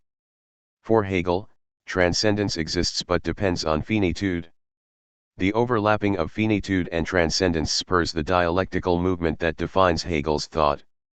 No philosopher can be funny without being dialectical, even if unintentionally, though the funny moments in Hegel's thought occur only when the dialectical connection catches us by surprise. 8 For instance, an identity of independence proves to be dependent, or an identity of dependence proves to be independent. This occurs most famously in Hegel's account of the struggle of the master and the servant. The joke in this case is on the master. At the moment the master achieves a position of total mastery over the servant, the dependence of this mastery on recognition from the unworthy servant becomes evident. Hegel laughs on the side of the servant when he displays the lack or dependence that necessarily accompanies the master's transcendence of the servant in the struggle for recognition. The comedy occurs when we see the winner losing through the act of winning and thus witness the contradiction within all identity. But the comedy in Hegel's funniest work, the phenomenology of spirit, comes to a head during his discussion of phrenology. Point 9. Though every section of the phenomenology of spirit contains some nod, however oblique, toward comedy, Hegel's comic genius shines brightest when he turns to a discussion of phrenology, the pseudoscience whose very mention leaves the reader wondering what Hegel is thinking by including it. Is he possibly invested in phrenology?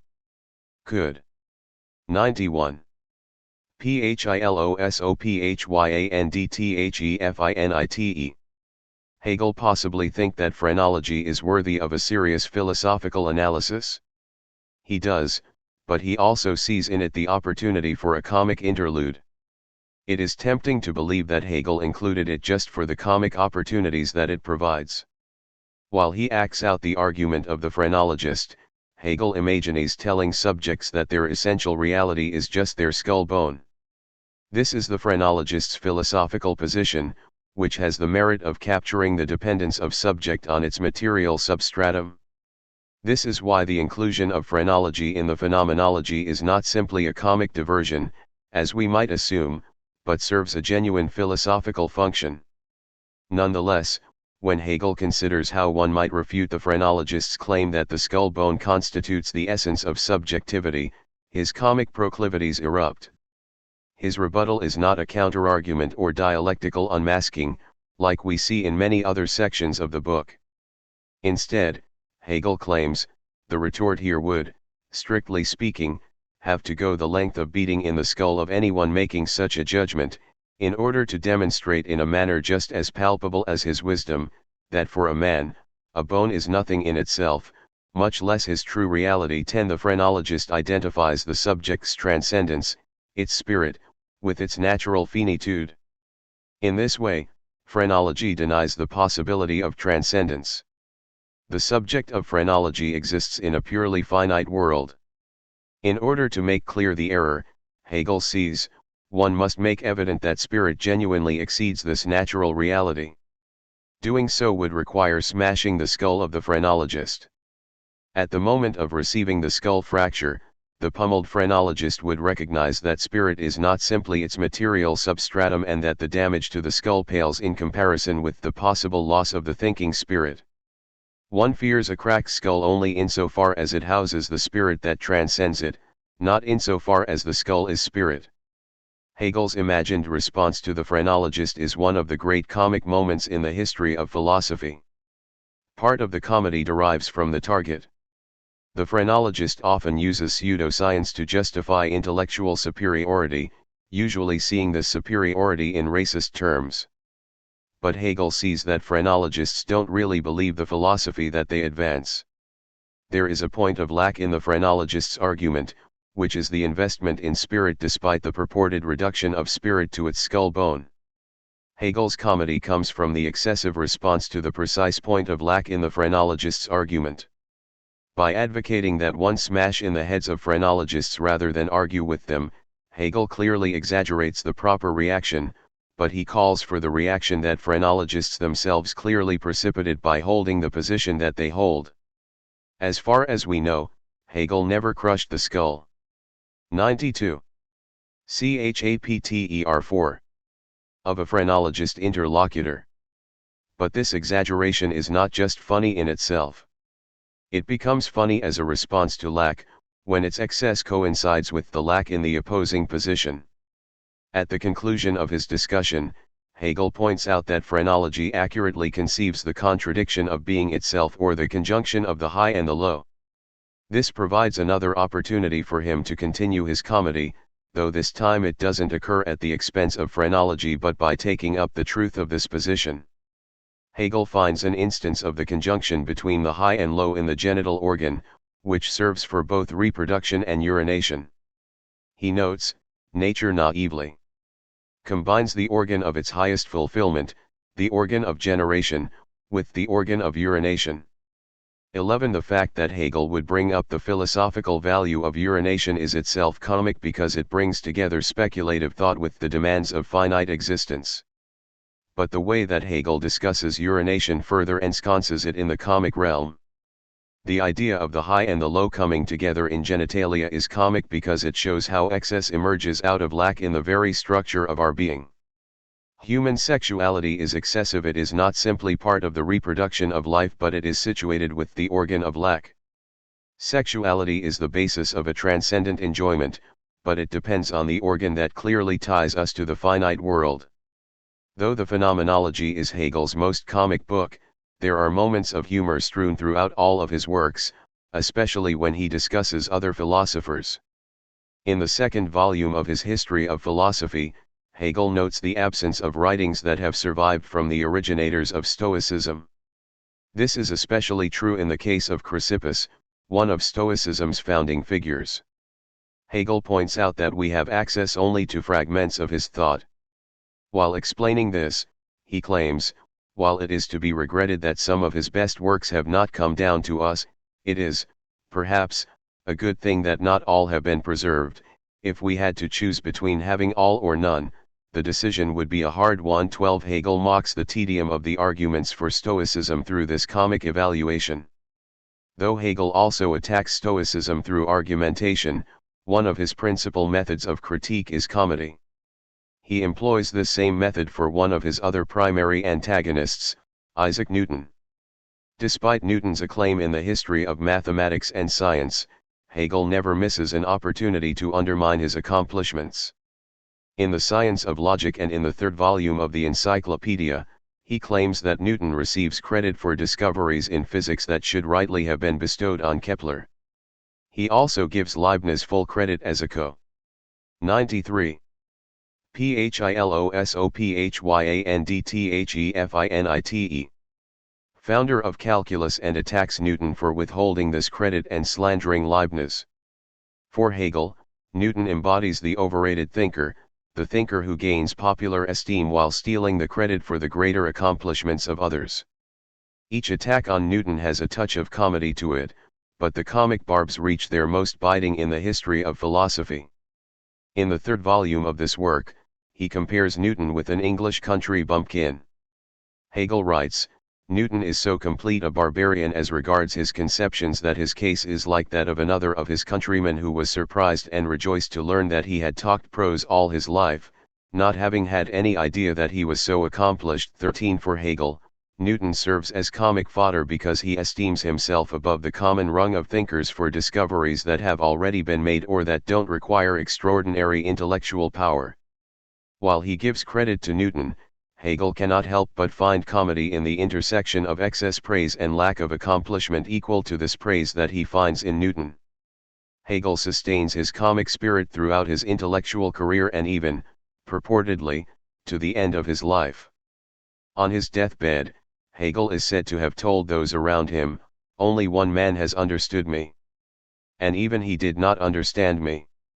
14 Though we can't say with any certainty whether Hegel actually said this or not, our vision of the comic Hegel indicates that he must have said something comic on his deathbed.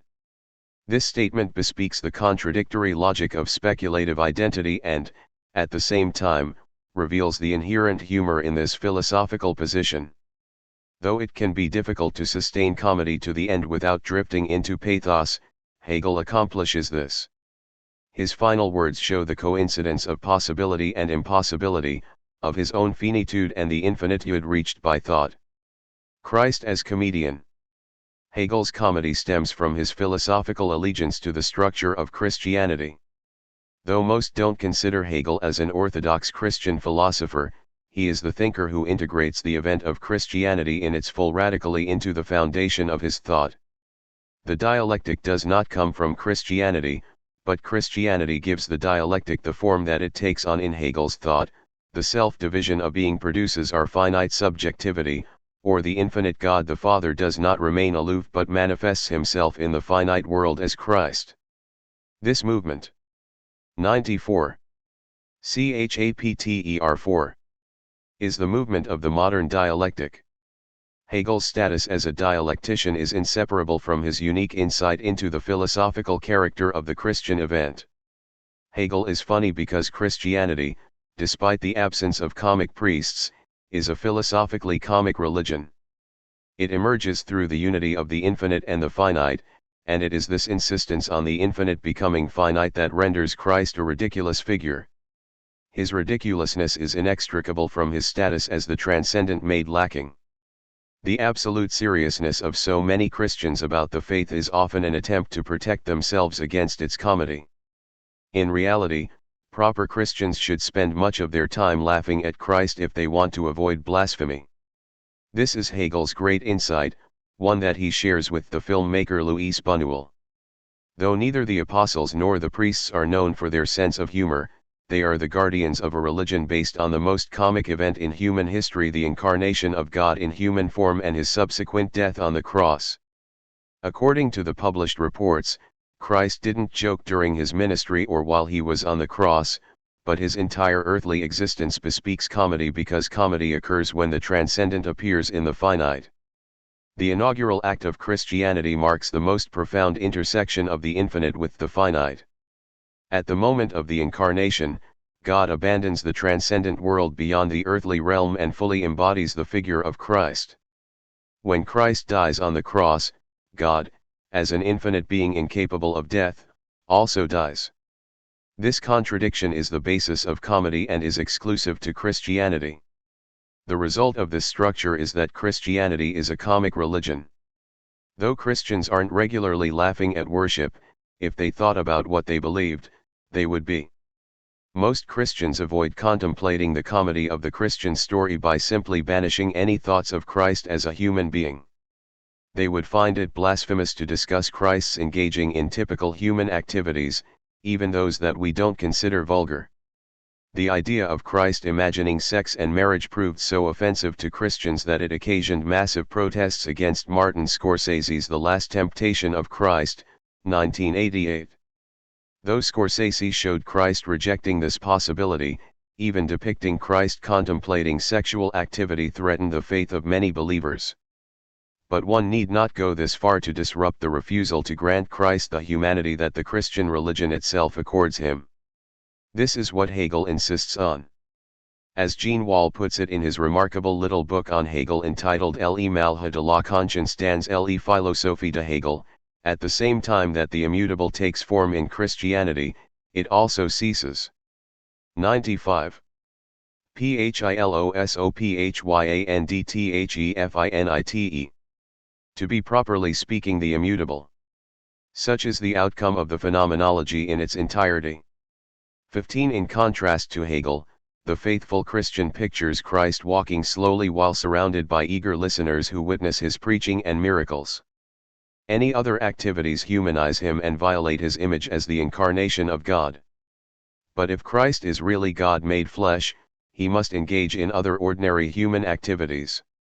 One can imagine a comedy about Christ that completely avoids blasphemy but nonetheless shows Christ engaged in everyday life.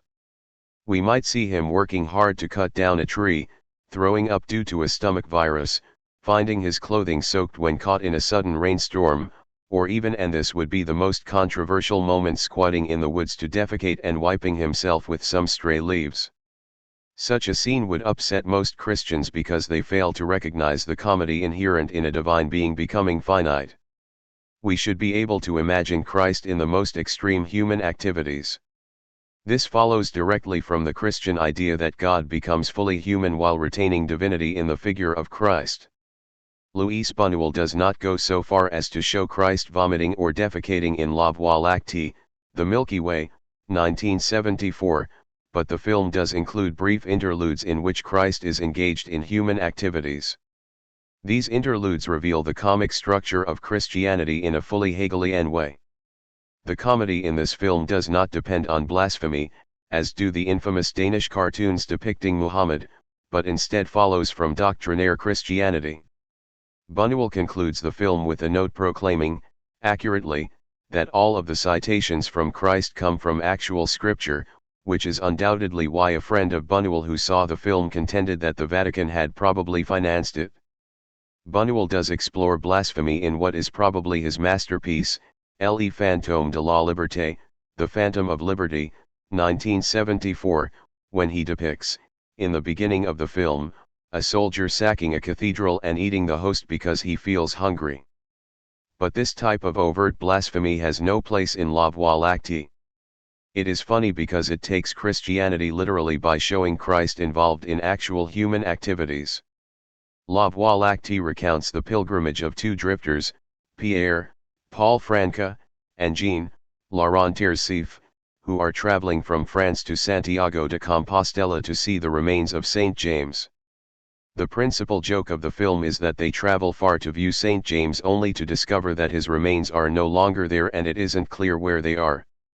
Like the diners in Le Charme discret de la bourgeoisie, the discreet charm of the bourgeoisie, 1974, who can't manage to eat a meal together, the pilgrims in La Voie lactée never see the remains of Saint James, which is the goal that inspires the journey that occupies the entire film. But during the 96 chapter 4 journey, we do see several stunning scenes of Christ interpolated in the adventures of Pierre and Jean. The first of these constitutes one of the film's key scenes. Here, Pierre recounts to Jean his mother advising him not to shave his beard as a youth. But instead of cutting to a younger version of Pierre, the film shows Jesus, Bernard Verlet, at home as he prepares to shave. We see him lathering up a brush of shaving cream and readying a bowl of water. Before he starts to shave, however, the Virgin Mary, Edith Scobb, advises against it, saying, "Mon fils, n'ete rais pas. Tu es beaucoup mieux avec ta barbe. Don't shave, my son. You look much better with your beard." Buñuel cuts to Jesus, who says nothing, though he puts down the bowl of shaving cream with the brush and proceeds to empty the bowl of water. Christ preserves his beard by following the advice of his mother, even though he was on the verge of shaving it. The comedy of this incident derives directly from the structure of Christianity itself. Of course, if Christ was actually human, he would have had to weigh shaving his beard, cutting his hair, and all of the other grooming decisions that humans make on a daily basis. But these decisions seem incongruous with divinity. God can't be concerned with shaving or with whether he looks better bearded or clean-shaven. If these questions occupied even a moment of God's time, that would cast doubt on the divinity of God. And yet, if God genuinely took on a human form, these questions would necessarily figure in his thinking. Buñuel's film is an attempt to bring the contradictory status of Christ to the fore and reveal its comic essence. A second scene further displays Christ's intrinsic comedy, and Buñuel leads into it with a character saying, "Après tout, il devait marcher comme tout le monde, after all, he had to walk like everyone else." Though the servant in the scene isn't speaking about Christ, Buñuel quickly cuts to a shot of Christ running to catch up to his disciples in order to show that he does have to walk or run like everyone else. But what most stands out about this shot is Christ running rather than solemnly walking, as we imagine that he did. After reaching his disciples by running, he asks about the time and worries that they are late. Seeing Christ running and showing concern about being late expresses his finitude and the contradiction of the identity of infinitude and finitude that he embodies. Perhaps the best example of this comedy occurs right after this scene, when Buñuel depicts Christ's first miracle as recounted in the Gospel of John, the transformation of water into wine at Cana. Unlike in the earlier scene, Buñuel here strictly follows a biblical story. Except for the Virgin Mary's expression of admiration for her son to a companion. 97. Philosophyandthefinite. The lines spoken during the scene adhere closely to the sacred version. Nonetheless, Buñuel manages to inject humor into the scene through the way that he depicts Christ recounting the parable of the steward before he performs the miracle. In fact, it is what occurs during his recounting of the parable that indirectly plays a role in the transformation of water into wine. When Christ comes to the point where the steward realizes what he must do to win back the master's good graces, he pauses for a prolonged break. One of the wedding guests interrupts this pause with a natural question, "Et alors? So what next?" The reason for the interruption is Christ taking a drink of wine. The film cuts from the questioner, who cannot brook the delay, back to Christ, who finishes drinking his cup of wine and then turns it over to ensure that there is none left. He laughs at the absence of wine and concludes the parable, which wins him thunderous applause. After his mother Mary informs him that there is no more wine, Christ initially refuses to intervene but finally instructs the servants to fill the vases with water that will miraculously become wine. Though Buñuel sticks to the letter of the scripture, the visuals of the scene provide the comedy that stems from Christ's humanity. Rather than just recounting the parable, he pauses in order to drink and laughs to himself when he finds that he has no more wine. This break and the question about the conclusion that it provokes are funny because they interject Christ's finite humanity into his godliness. Even at the moment when Christ is communicating his divine message, he drinks in a way that interrupts the delivery of the message.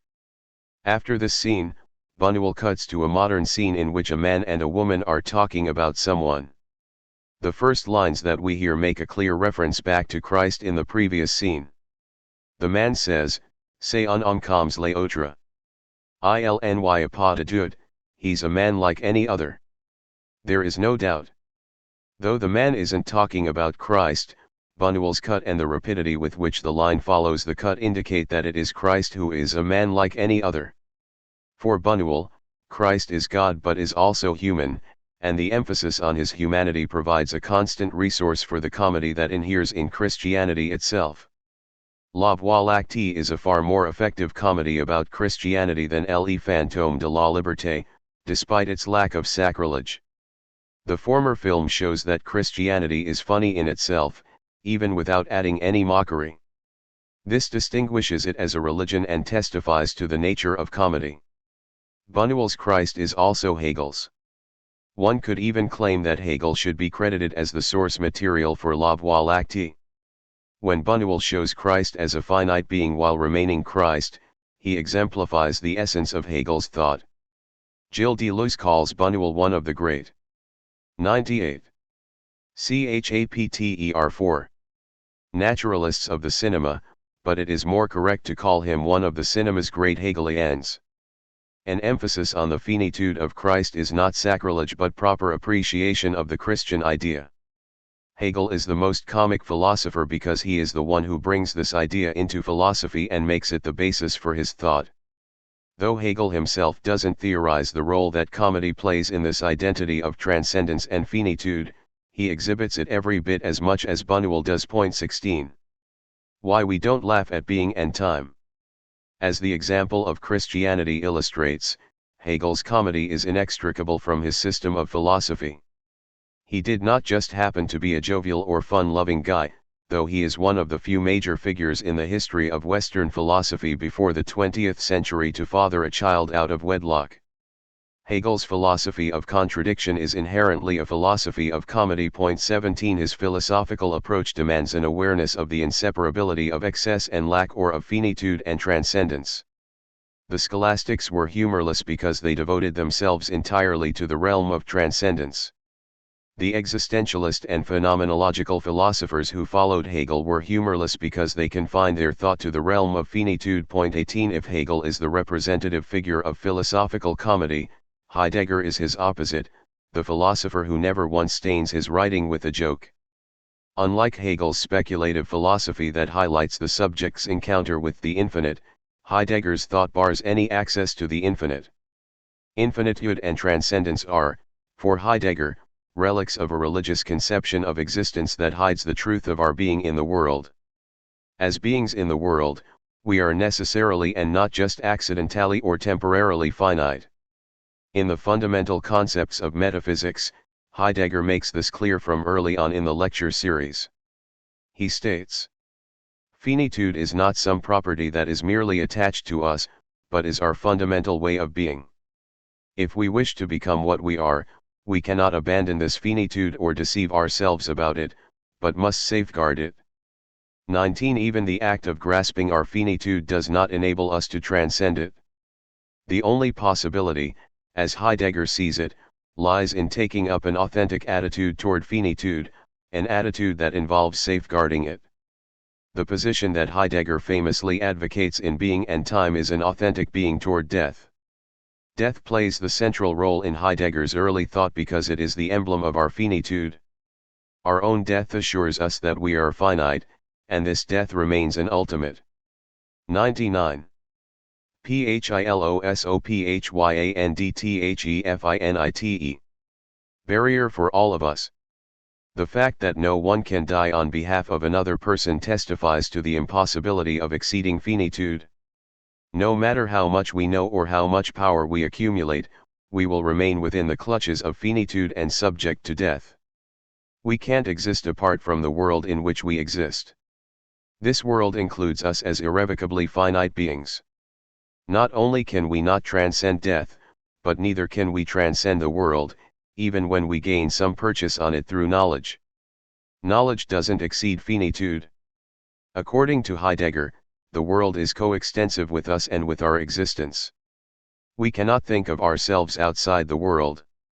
Our finite existence within the world isn't a barrier that we can imagine transcending but rather is constitutive of our very being. Nothing we do can permit us to exceed the realm of finitude. While previous philosophers imagined the subject outside the world or viewed the world as a limitation, Heidegger grants it a constitutive status for us. As he puts it in Being and Time, ontologically, world is not a way of characterizing those entities which Dasein essentially is not, it is rather a characteristic of Dasein itself. 20. Dasein's immanence in the world renders any encounter with excess impossible.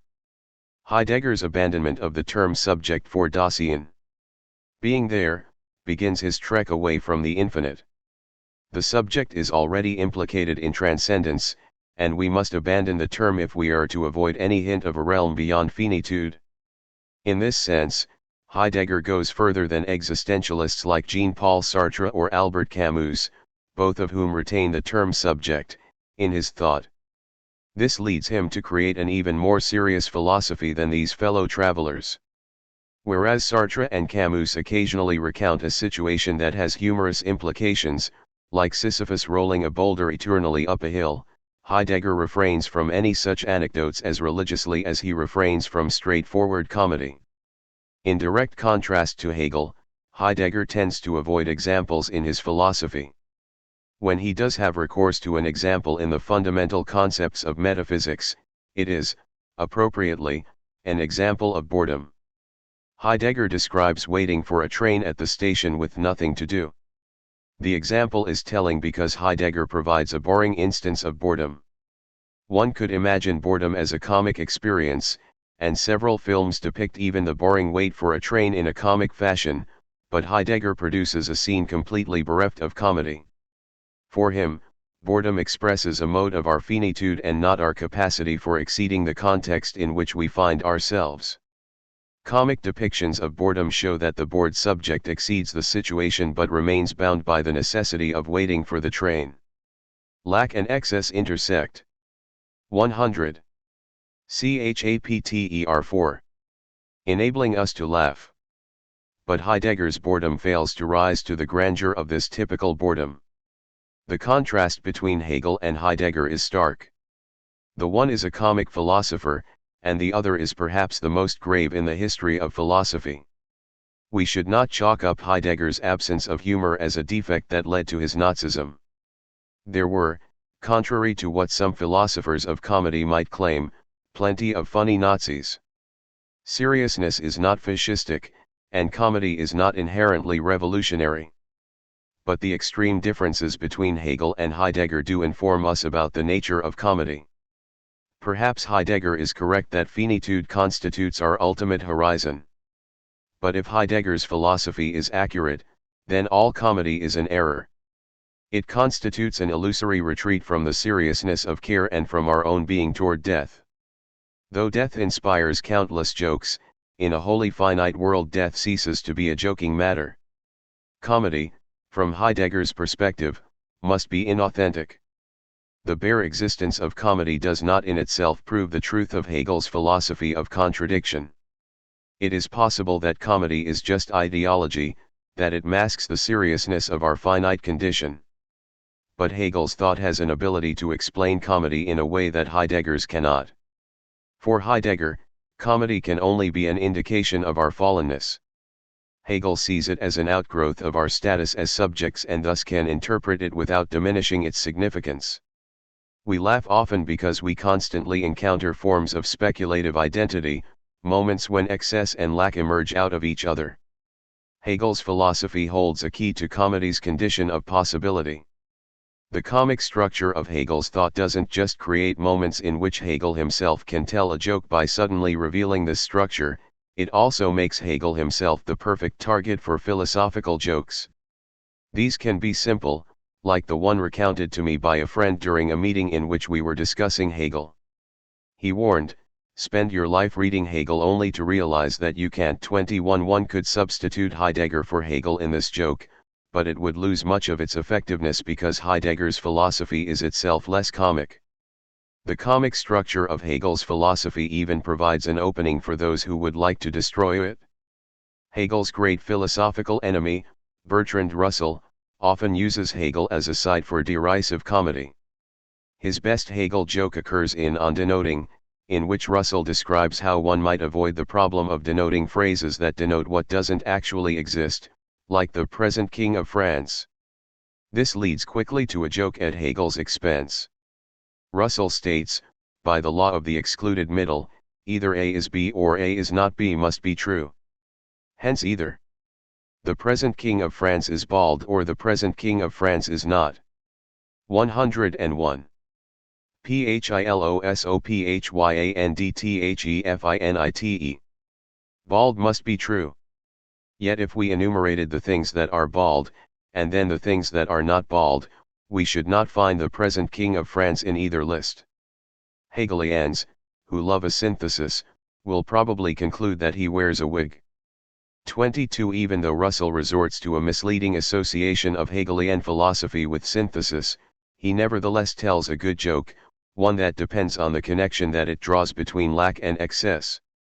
At the point where logic produces the empty set, the fact that France has no king, Hegelian philosophy introduces an additional and unnecessary object, a wig on the head of the king who doesn't exist.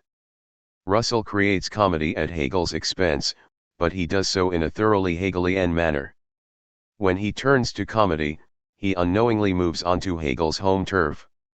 This turf is inherently comic because, for Hegel, the finite emerges out of infinitude, just as Christ brings the transcendent God down to earth. As Hegel recognizes, neither the infinite nor the finite can separate itself from the other. When one reveals their coincidence, comedy erupts. One need not accept Hegel's thought as always true, but one must nonetheless reckon with the implications of his ability to make philosophy funny. But philosophical comedy is not confined to Hegel. The relationship that subsequent philosophers have to comedy offers further confirmation of what Hegel's philosophy reveals about comedy. Trying to laugh at existentialism. We often think of comedy as absurdity. We laugh at what is nonsensical. But the relationship that existentialist philosophers have to comedy reveals that absurdity itself is not funny. Absurdity is finitude that provides us with nothing to laugh at. In his discussion of philosophy and comedy, John Moriel finds it strange that existentialist philosophers lack a proper appreciation of humor. Of all philosophical movements, existentialism seems closest to what Moriel defines as the comic outlook because it grasps the absurdity of life, the absence of any sufficient reason for our suffering or for any of the events that occur in the world. Moriel claims that one group of philosophers that seem as if they would have had to have a rich sense of humor is the existentialists. 23 The parallel, as Moriel sees it, lies in their appreciation for the capacity of human finitude to undermine all pretensions of transcendence. Though he finds a strong sense of humor in the precursors of the existentialists like Søren Kierkegaard and Friedrich Nietzsche, the existentialists themselves, especially Jean-Paul Sartre and Albert Camus, evince a total failure to 102. Chapter 4. Appreciate the philosophical fecundity of the comic. Sartre and Camus, to their detriment, are philosophers of seriousness. And yet, given Moriel's understanding of comedy as the embrace of the absurdity of human existence, they should count among the great philosophical comedians. Moriel does not attempt to unravel this mystery. We might assume that the comic failings of Sartre and Camus are, to his mind, simply personal. 24 This might be a case in which the philosopher's personality is inadequate to the implications of the philosophy itself. But rather than follow Moriel down this path of excusing the comic inadequacy of Sartre and Camus, we should examine the contrast between the thought of Kierkegaard and Nietzsche on the one hand and Sartre and Camus on the other. Despite the profound differences between Kierkegaard and Nietzsche and between Sartre and Camus, each pair shares a fundamental structure of thought that distinguishes them from the other pair and holds the secret to their comic success and failure. Kierkegaard and Nietzsche are the clear parent figures of existentialism. Both highlight their break from German idealism that ultimately led to the formation of existentialist philosophy. For Kierkegaard, the enemy is almost always Hegel, while for Nietzsche it is most often Kant. Both Kierkegaard and Nietzsche abandon the transcendentalism of German idealism, its insistence on thinking through the conditions of possibility that lay the ground rules for our experience. In this sense, Kierkegaard and Nietzsche carve out the first territory for existentialism and its thoroughgoing rejection of the transcendental perspective. But at the same time, they do not abandon transcendence when they abandon the transcendental perspective proffered by German idealism. This has crucial comic implications. Kierkegaard and Nietzsche do not fully commit themselves to finitude, and this enables them to be comic philosophers. Although they do not live in the rarefied comic air of Hegel, they are not far from it. If Kierkegaard did not have God as his transcendent reference point, and if Nietzsche did not have the Übermensch as a figure who transcends the all-too-human world, they would be incapable of comedy. They would be, in other words, Sartre and Camus. But instead, their insistence on the lacking and debased subject always has as its counterpart the point of transcendence that exceeds the finite world. Even Nietzsche, despite disclaiming all idols, retains the possibility of complete transcendence, a possibility that informs every funny line that he utters. He never finds himself simply immersed in the misery of finitude but is always at the same time in a transcendent relation to it thanks to the Übermensch. Both Kierkegaard and Nietzsche establish comedy as an integral part of their philosophy. Kierkegaard's first book, The Concept of Irony, is 103. PhilosophyanDTHEFINITE. A study of Socratic irony that places irony at the foundation of subjectivity. 25 As Kierkegaard sees it, irony frees us from the social constraints and contexts that keep us in place and prevent the emergence of subjectivity. When Socrates adopts an ironic attitude, he takes up the perspective of the infinite in order to confront the finitude of the sophists. Though Kierkegaard sees the irony of Socrates as wholly negative and unattached to any positive philosophical program, he nonetheless celebrates its capacity to negate the influence of others and to isolate Socrates. Throughout his philosophical career, Kierkegaard plays with irony himself, so that it is never clear whether or not we should take what he says seriously. Furthermore, he uses various pseudonyms in his writings. This practice reaches its comic apex in either or, in which Kierkegaard uses the name Victor Eremita as the supposed discoverer of the manuscript, A to designate the author of the first part, Johannes to indicate the writer of the famous Diary of a Seducer within the first part, and Judge Wilhelm as the name of the respondent in the second part. Though Kierkegaard aims to formulate a serious philosophy in either or, he creates a complex web of pseudonyms to root his philosophy in comedy. The primary joke in Kierkegaard's thought is that one never knows where his actual position lies. 26. A similar comedy exists in the philosophy of Nietzsche. Rather than relying primarily on irony, however, Nietzsche grounds his thought in comic hyperbole. He uses exaggerated attacks on privileged ideals to shock readers into questioning their devotion to these ideals. Nowhere is this more the case than with Christianity, Nietzsche's most common target for vilification. In Antichrist, he claims that Christianity has been the worst thing to happen to humanity so far. 27 Elsewhere, he heaps scorn on Paul and on priests, even recommending jail time for them, because of their defiance of nature and rejection of the body. Nietzsche does not engage in a logical critique of Christianity but employs hyperbole because he sees comedy as intrinsic to his philosophical position. As he sees it, Christianity demands seriousness and restraint. Nietzsche's formal extravagance thus provides a philosophical riposte. Christianity also demands humility. Nietzsche refuses Christian humility at every turn, but especially through the comic self-descriptions that populate his last work, Ecce Homo. In this book, he titles the chapters with extravagant assertions of his own greatness, like "Why I am so wise," and "Why I write such good books." Undoubtedly, Nietzsche, like every philosopher, believes himself to be wise and to be a writer of good books, but most thinkers believe that they must exhibit humility by not proclaiming this belief in their works. The violation of this accepted standard strikes every reader as comic, even if one believes that Nietzsche is serious. 104. Chapter 4. In his self-evaluation. By including the overstated chapter titles, he makes clear his rejection of Christian humility and at the same time exposes what all other philosophers think without saying it. Comedy enables a thinker to say something that violates accepted standards. Nietzsche understands this, which is why he grants comedy such a central role in the structure of his philosophy. We are supposed to laugh, but at the same time, we are supposed to take him seriously. The philosophical importance of the comic unites the thought of Kierkegaard and Nietzsche. Though Kierkegaard is the great Christian thinker of the 19th century and Nietzsche is that century's great atheist, their shared appreciation of comedy reveals their philosophical proximity.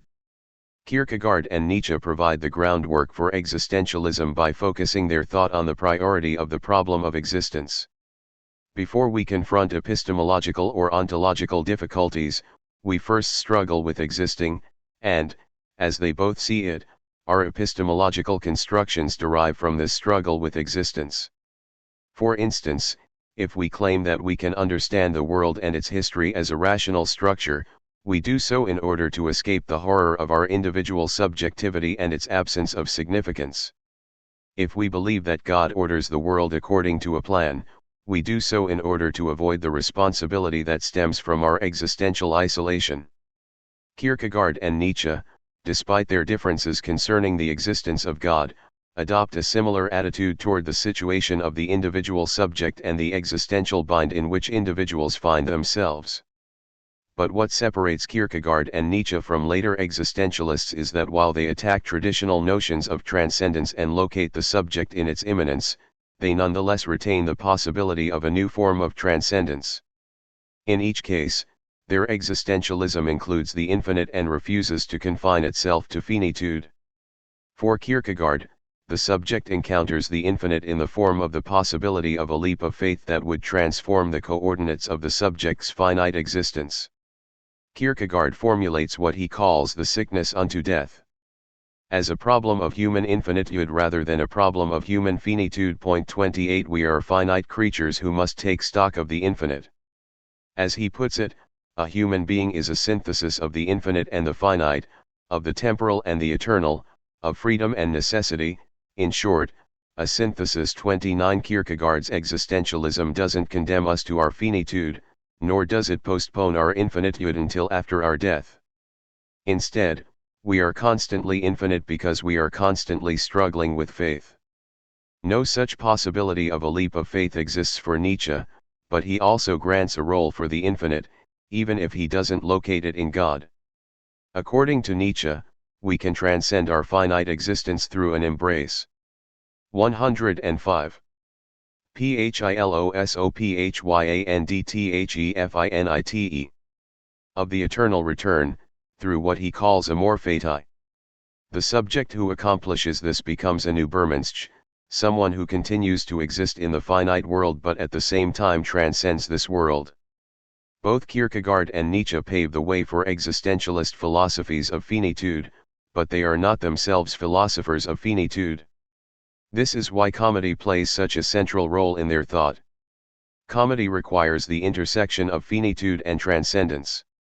When transcendence drops out, as in the case of Sartre and Camus, existentialist philosophy ceases to be funny. Sartre's existentialism begins with the notion that he takes over from Kierkegaard and Nietzsche: existence precedes essence, an essence that the subject's activity produces. But Sartre rejects both the possibility of Kierkegaard's leap of faith and Nietzsche's act of self-overcoming. There is constant transcendence in Sartre's philosophy, but this transcendence remains confined to the realm of finitude and occurs when the subject transcends itself through its acts.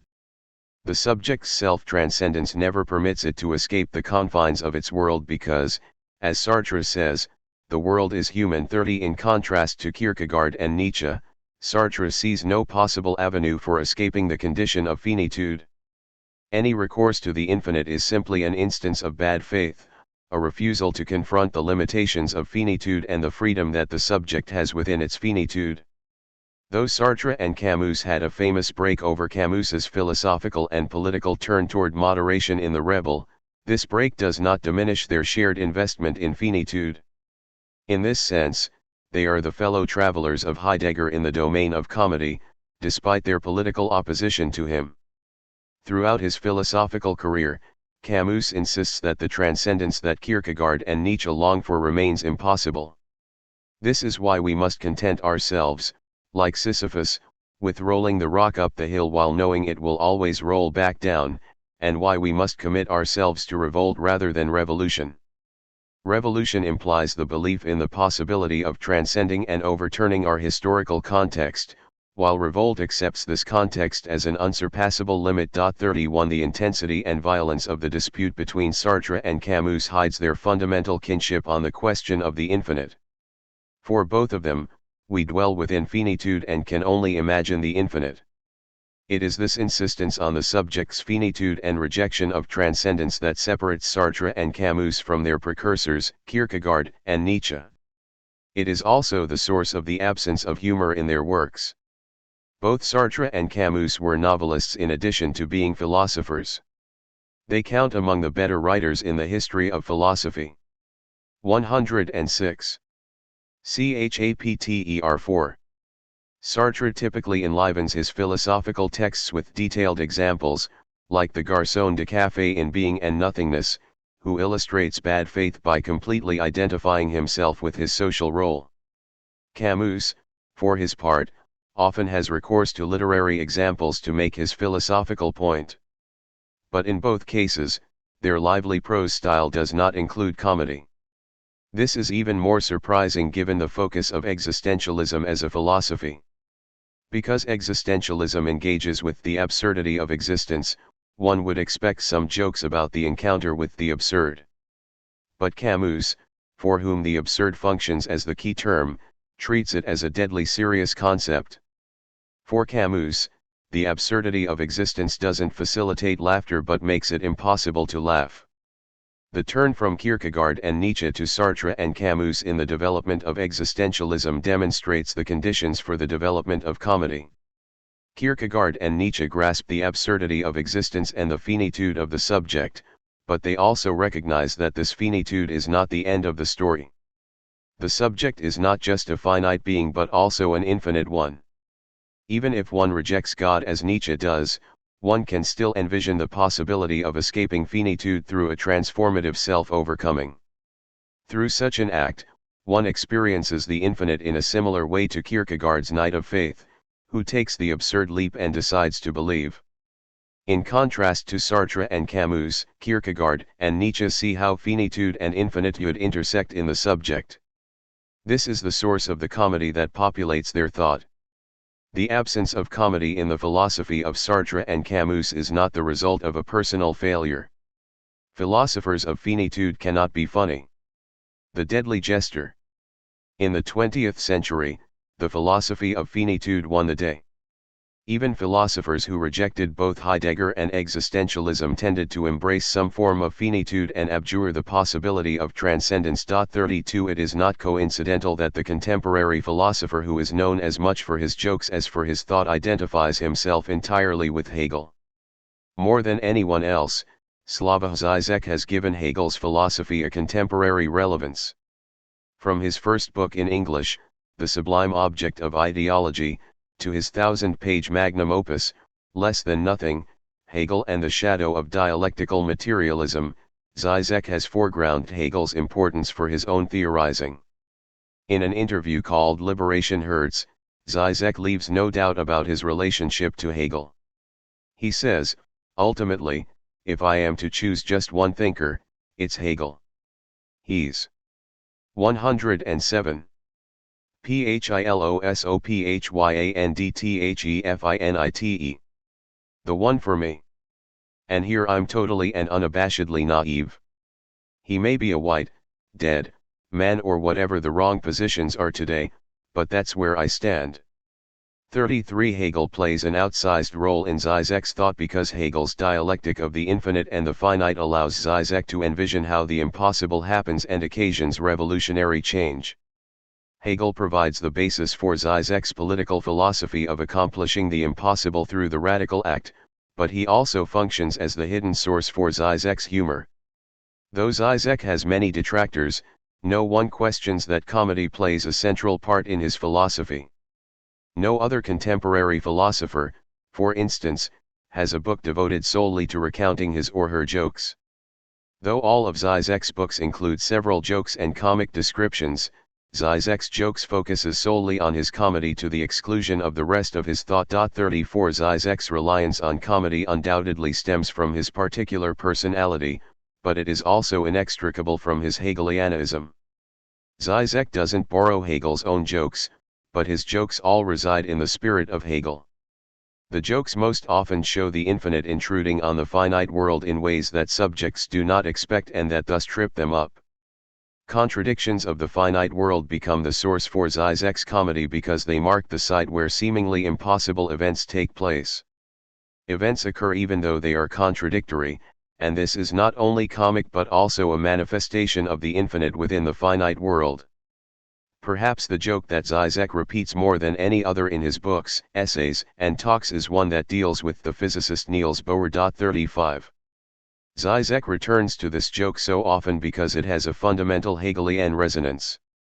According to Zizek, a visiting scientist comes to Bohr's country house and sees a horseshoe nailed to the front door. The scientist can't understand why Bohr would have this emblem of superstition on the door and asks, "Surely, you don't believe that the horseshoe will bring good luck?" Bohr replies, "No, of course not, but I've heard that it works even if you don't believe in it." Bohr rejects superstition, but he nonetheless continues to harbor a fantasy that superstition might be true. The humor in the joke stems from the way that it brings together Bohr's own transcendence, his scientific knowledge that trumps all superstition, and his finitude, his reliance on the superstition that he doesn't believe in. But it also shows his own lack that requires the excess of the supernatural intervention in his life. Lack and excess coincide in different ways in this example, which multiplies the comedy and its theoretical applicability. This is undoubtedly why Zizek repeats it as much as he does. The joke's Hegelian flavor stems from the unimportance that subjective belief has in the events recounted. Even though Bohr doesn't have any subjective belief, his actions. 108. Chapter 4. Objectify the belief that he doesn't experience. In this sense, the transcendent world that Bohr rejects as a scientist returns in his actions. Unlike Kant, Bohr cannot keep the two worlds apart, despite his scientific certainty that only the finite world exists. Zizek tells this joke again and again in order to emphasize that we cannot confine ourselves to finitude no matter how diligently we try.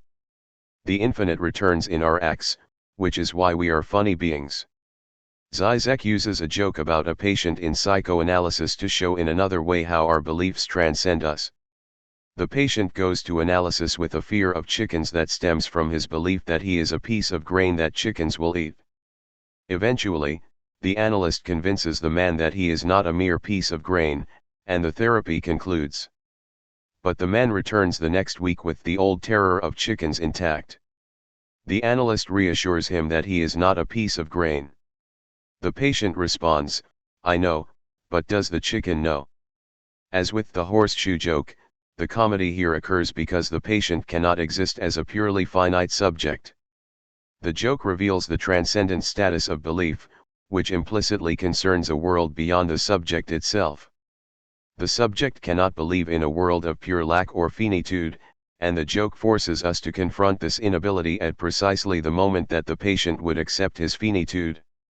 Zizek's significance as a contemporary philosopher has its basis in his effort to counter the philosophy of finitude that dominated the 20th century. He offers comic respite from the seriousness of the many philosophers of finitude who followed in Heidegger's wake: Michel Foucault, Jacques Derrida, Jean-Luc Nancy, Judith Butler, Gayatri Spivak, and so on. His comedy has both brought adherents to his Hegelian philosophy and given ammunition to opponents who can dismiss him as unserious. Others see it as a disguise through which he can smuggle dangerous ideas into the minds of unsuspecting listeners. This paranoid interpretation of Zizek's comedy is, in a sense, the proper reaction because its comic ridiculousness matches Zizek's own foregrounding of comedy. Comedy is not the royal road to all philosophy, but it is the manifestation of a certain type of philosophy. The type of philosophy that is comic reveals the philosophy of comedy.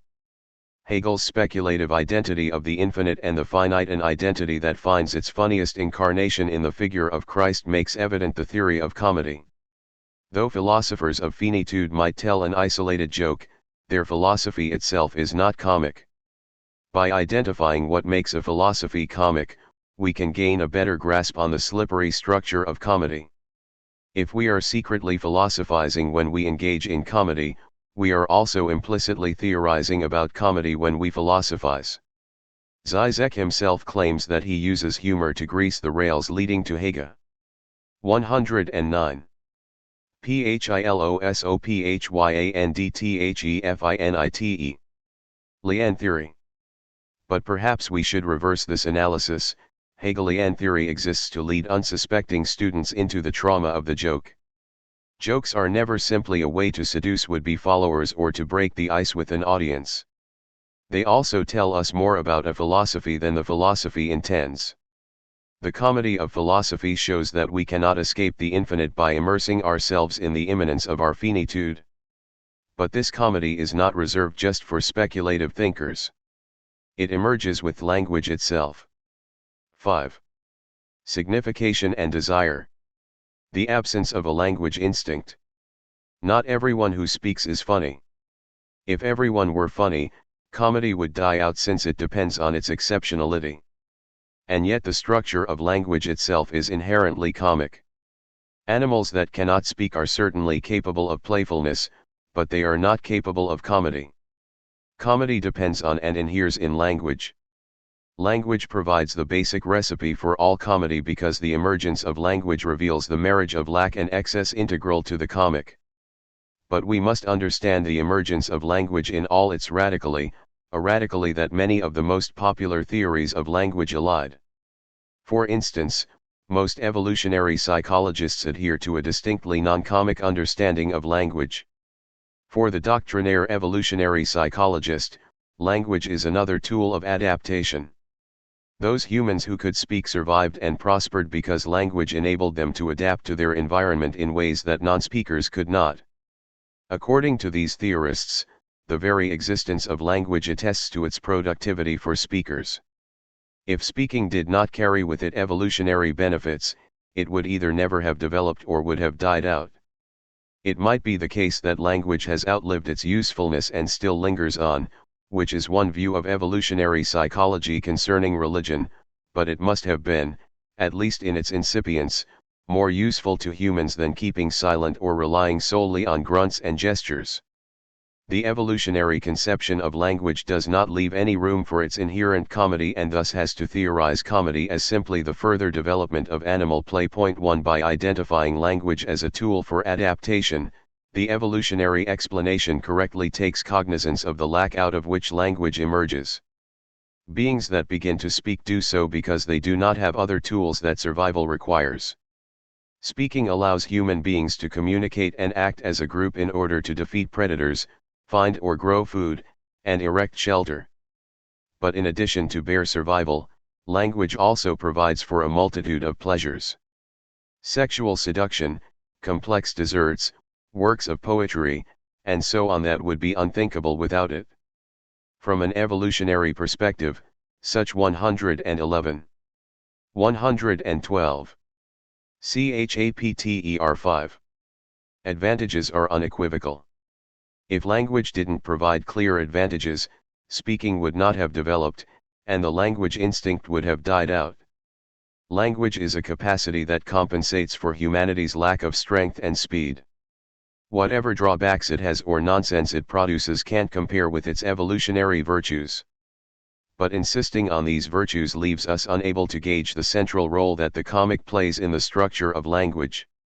This inability to theorize the centrality of the comic in language weighs down even the most celebrated evolutionary theorizations of language.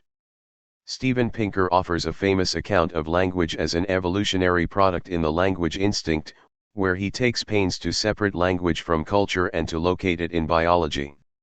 By doing so, he hopes to demystify the common understanding of language as a cultural attainment that categorically distinguishes humans from other animals. This demystification also redeems everyday language and everyday users of language from the torrents of abuse heaped on them by philosophers and critics. According to Pinker, the structure of language is not a chaotic comedy but an order developed through the process of adaptation.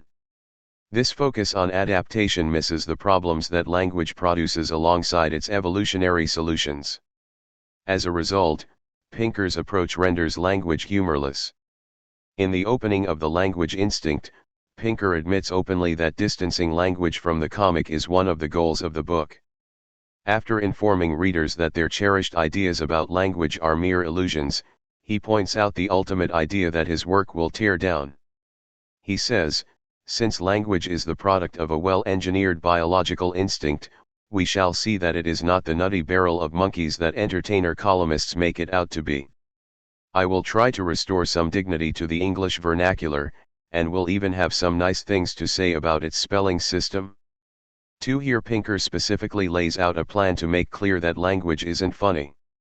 What we see as its inherent comedy, the seemingly illogical spelling, grammar, and vocabulary, is actually a coherent structure that develops from strict biological imperatives. Point 3. In order to adapt to and prosper in its environment, the lacking human animal requires speech. But speech doesn't simply enable this being to adapt in the way that other qualities, like opposable thumbs or an upright posture, might. Instead, at the same time that it permits human animals to gain a much greater degree of mastery over their environment, it also transforms them from animals into beings of excess. In other words, speech fills a lack for the human animal, but it fills this lack excessively, while also reproducing lack in a new form, that of desire. Through the acquisition of language and the act of speech, lack and x. 113. Significationandddesire. Ses coincide as the human animal becomes a subject. This coincidence is the source of the comic. Comedy is the result of language's overabundance, its inability to provide what speaking animals were lacking before acquiring it. Language is itself inherently comic. At the same time, it provides the paradigm for all comedy that develops within it. Point 4. Though nonverbal comedy undoubtedly exists, even this form of comedy relies on the structure of language in order to succeed. Comedy occurs only at the moment when lack and excess coincide. When we are simply within lack or excess, there is no comedy. But it is language that installs the possibility of their overlap, which is why only speaking beings can be comic, even if other animals can play and laugh.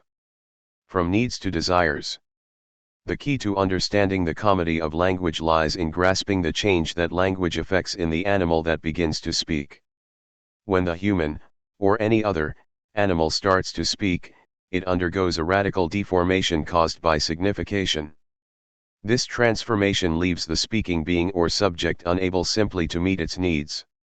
Because of the signifier's impact on the speaking being, needs that can be fulfilled become desires that can't be.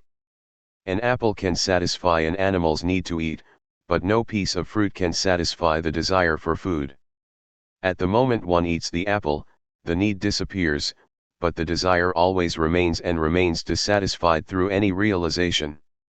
No apple is ever good enough to satisfy a desire, even though almost any apple will suffice for satisfying the need to eat. The engine for need is biological, but with the acquisition of language, this biological need encounters the mediation of the signifier and becomes desire. The desiring subject is not just another animal. Language derails this subject and distorts its animality, so that it can no longer experience animal needs in the same way that other animals do. Language creates a foundational alienation in the being who begins to speak, and this alienation completely transforms the being's natural needs. In The Signification of the Phallus, Jacques Lacan describes this alienation as the result of the demand made on the subject through language. He writes, to the extent that one's needs are subjected to demand, they come back to 1. In an alienated form. 5. The alienated form that needs take on is desire. When a need manifests itself through a desire, the role that satisfaction plays undergoes a complete transformation. The desiring subject. 114. Chapter 5.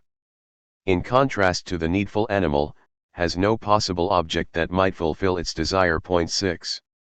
Rather than needing to satiate an instinct, the subject of desire relates to its instincts through the mediation of language. This is why no object ever proves ultimately satisfying.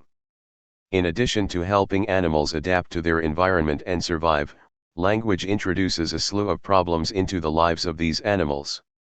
With language, satisfying one's needs is no longer enough.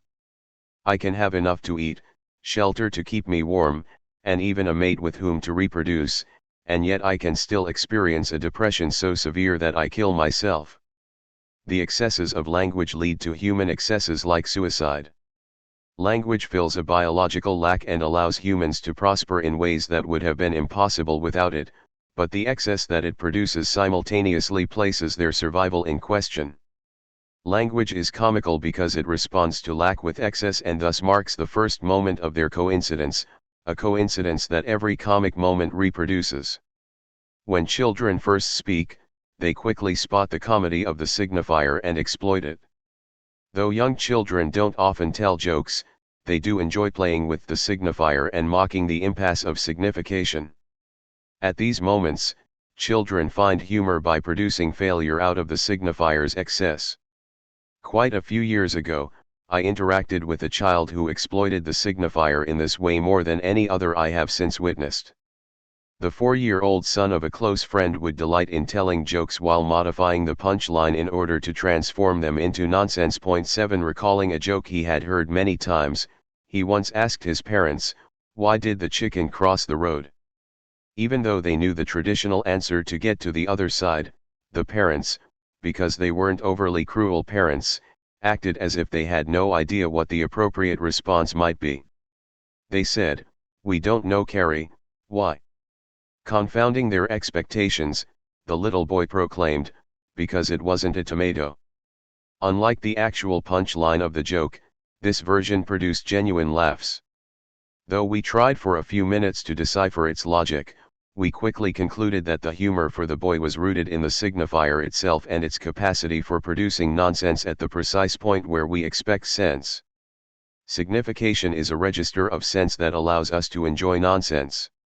The structure of signification enables a speaking being to link a chicken's motivation for crossing the road to its difference from a tomato, even if this equation doesn't correspond to the rules of sense. The ability to respond to a question with an answer that doesn't make sense exhibits the excessiveness of language corresponding with its failure. The nonsensical response makes clear that language offers opportunities for failure. 115. SignificationandDesire. Points where meaning breaks down. But this type of failure also bespeaks the excessiveness of language. Its structure exceeds its capacity for meaning. The boy's piece of nonsense was not simply nonsense, not simply a moment of pure lack. Instead, it also demonstrated his understanding that the structure of language could accommodate a meaningless response. Even if his audience didn't understand the signification of what he was communicating, they did understand how he was using signifiers because he used a familiar form while adding a nonsensical content. The nonsensical joke of this young boy is not exceptional. Though not everyone develops such jokes, nearly all children do learn to disrupt the signifier and to immerse themselves in the inherent comedy of language. Signified incongruence. Children can play with the signifier because there is no direct connection between words and things.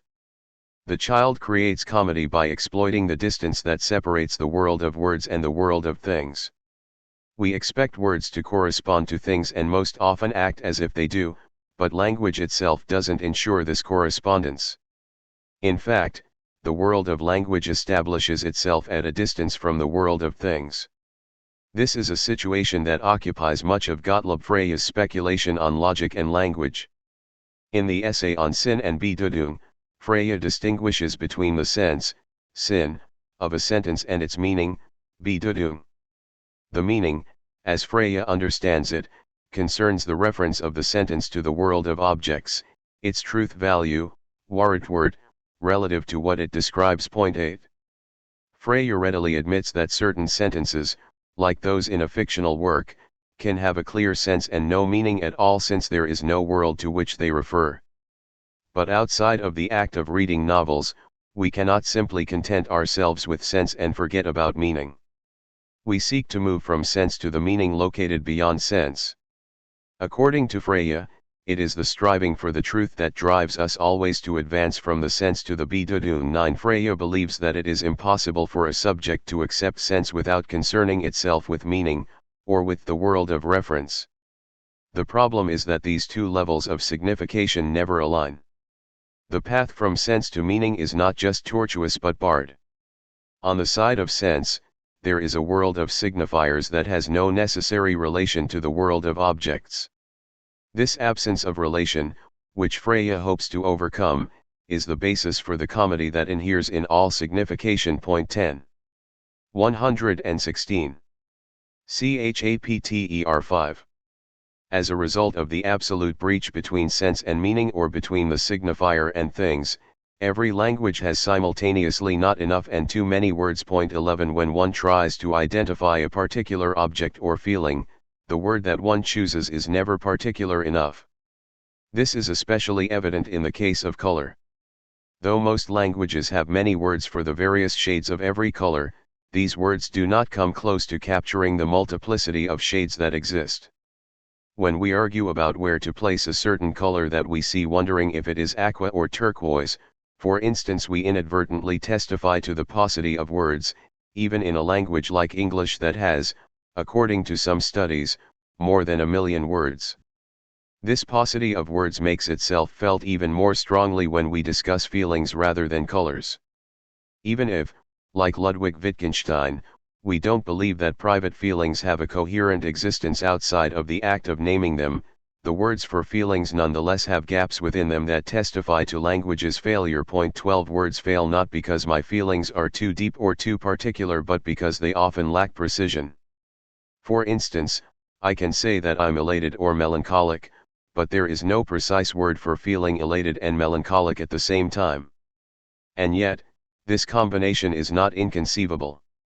The apparent abundance of words fails to convey precise gradations of feeling.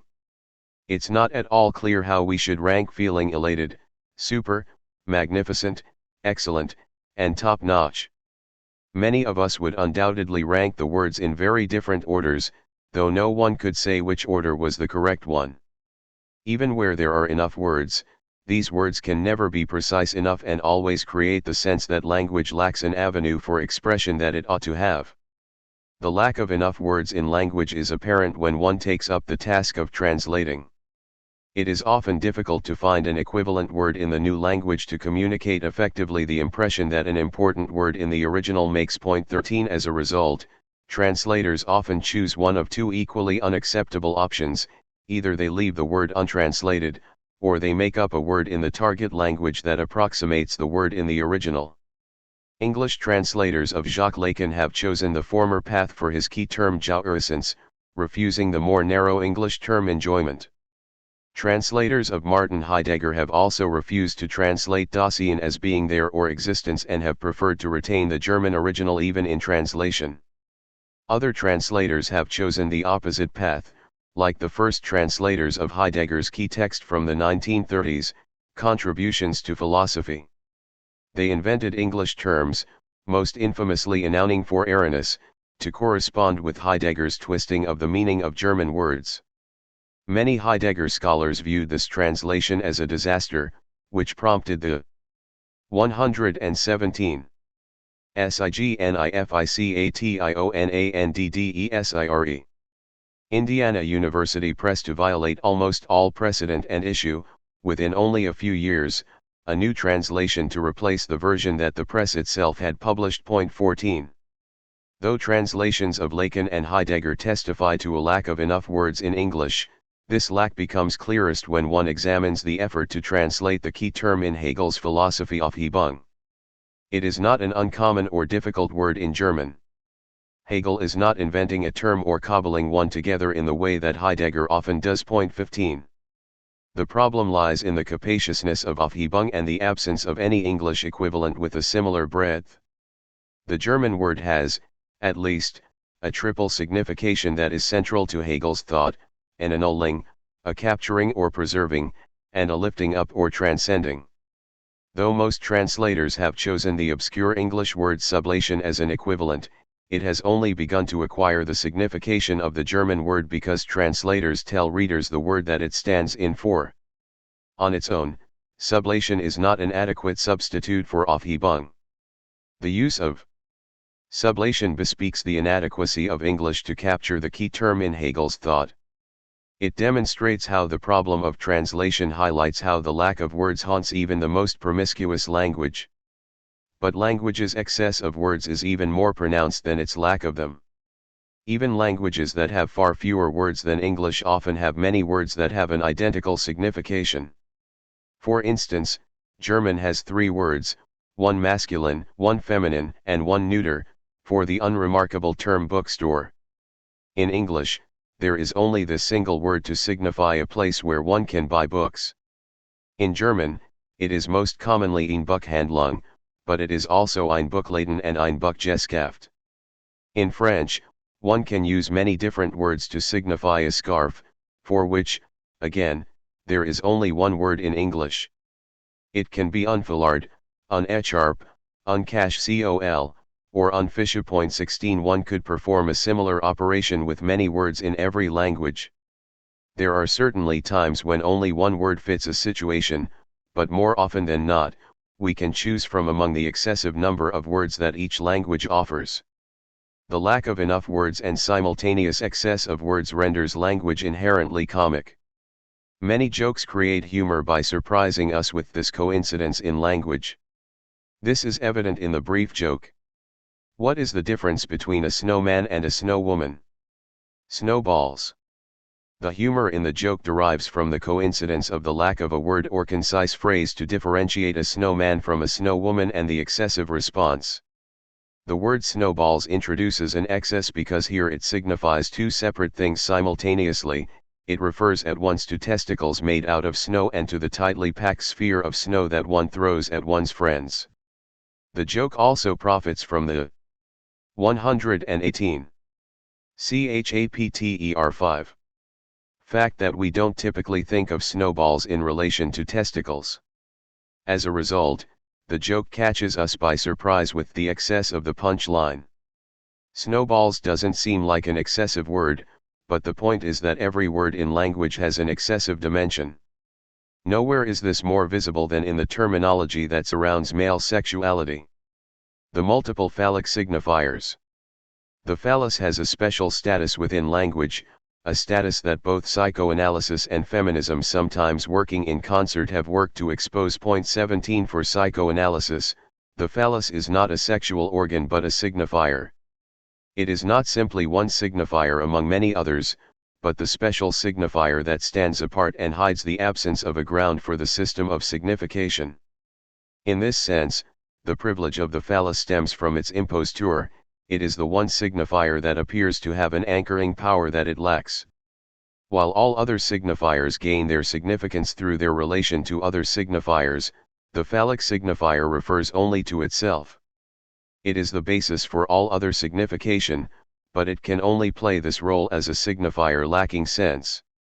The system of signifiers functions through an absence that keeps signification open. There is no final word that would put an end to the process of signification. As a result, we can always say more. But the other result is that meaning is necessarily provisional and tenuous, vulnerable at any time to fall into non-meaning. The phallic signifier covers the absence within the system of signification and creates the illusion of meaning. As Jacques Lacan points out in Seminar 8, the privileged value of the signifier results from the fact that it is the signifier for the point where the signifier is missing. 18 Unlike the other signifiers, there is no signified for the phallic signifier. It does not signify penis but rather the act of signification as such. The phallus, as Lacan argues, is a signifier without a signified, a signifier that means nothing but appears to mean everything. There is an inherent comedy in the phallic signifier, it lacks a signified and simultaneously it signifies all signification.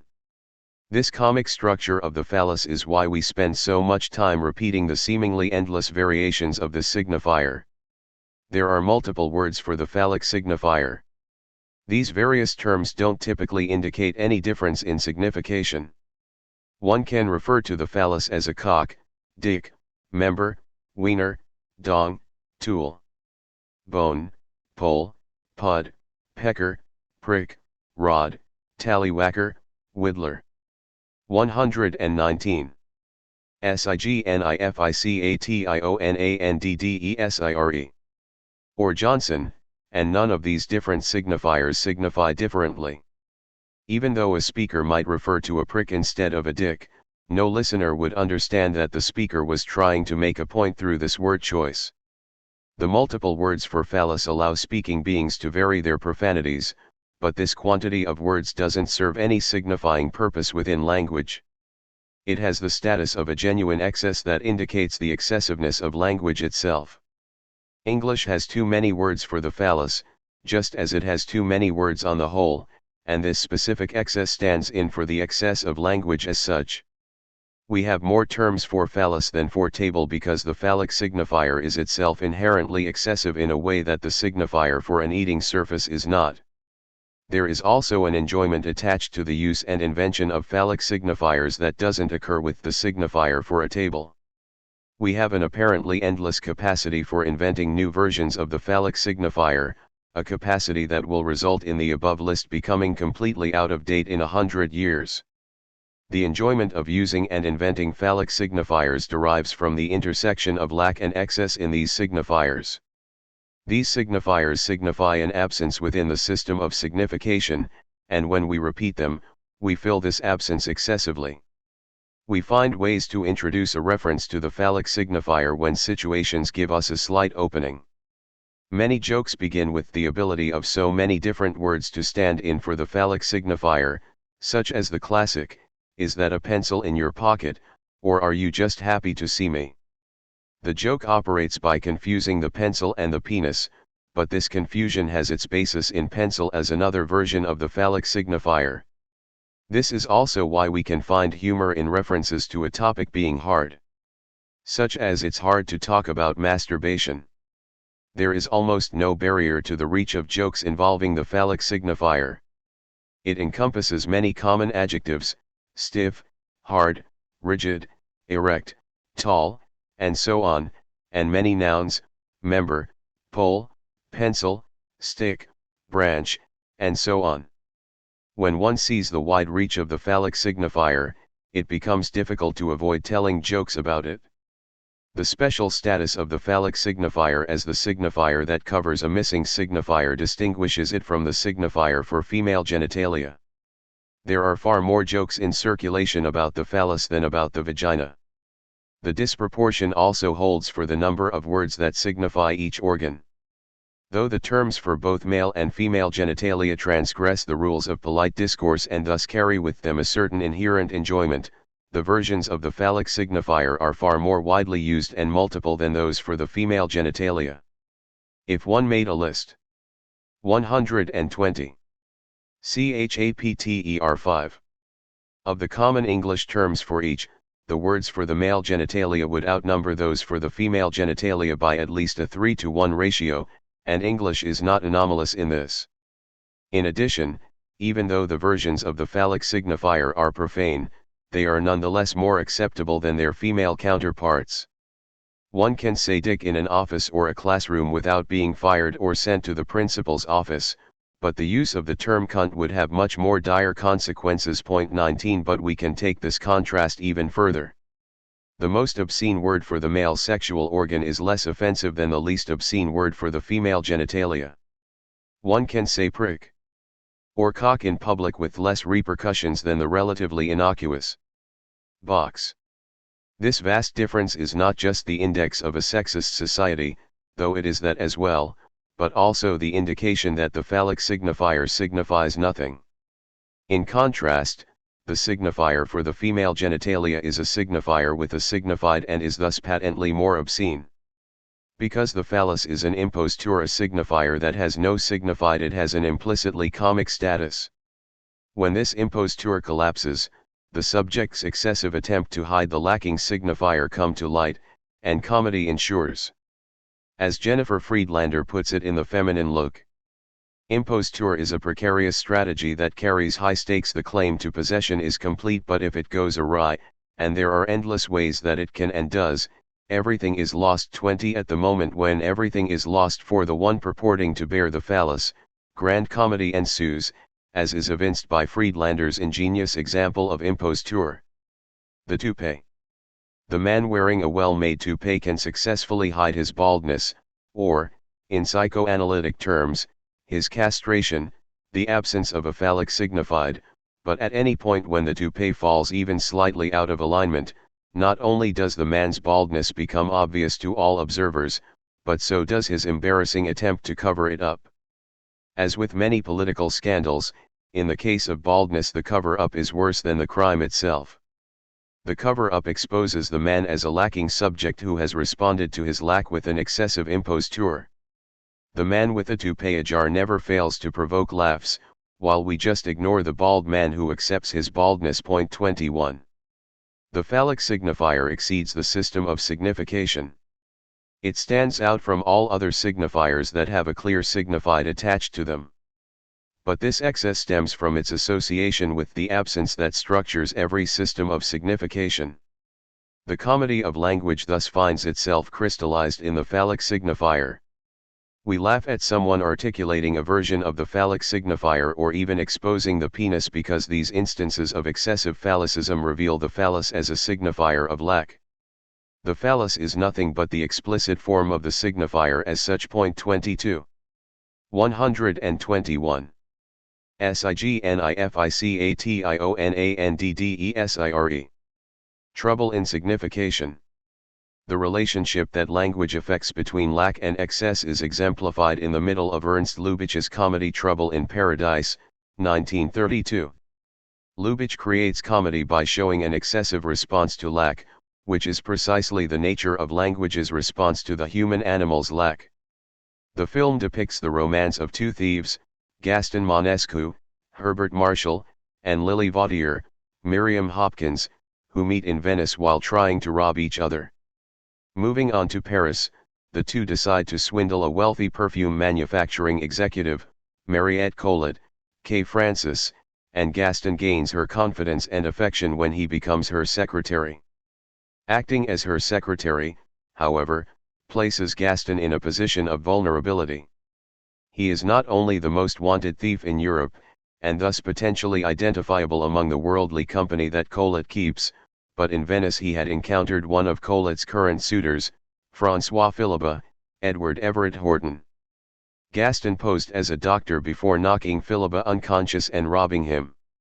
If Philibert identifies him as the thief from Venice, Gaston would be arrested on the spot, and as one of Collet's suitors, Philibert will certainly see Gaston again.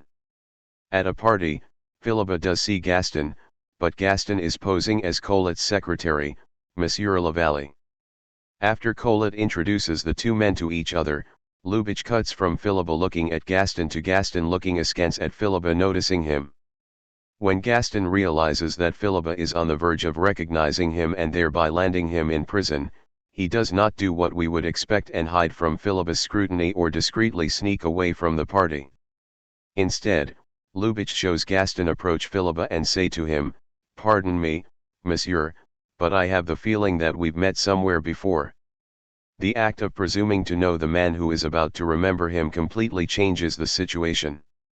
Philippa replies, "Sorry, I don't seem to recall the occasion. I'm afraid."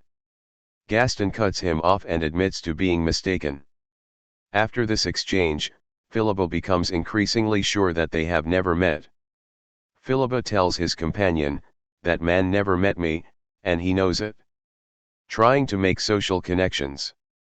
Gaston's excessive response to Philippa works to great comic effect and at the same time successfully hides his identity. 23. Moments later in the film, Gaston displays a similar type of response when Adolphe Duran, see Aubrey Smith, Colette's longtime accountant, inquires about his family connections. Duran knows other members of the Lavallee family from Marseille, where Gaston claims to be from, and he wants to ensure that Lavallee is who he says he is. Gaston must evade the questions, but he does so in a way that turns the tables on Duran, much as he did with Philippa. In the middle of the interrogation, Gaston, who is 122.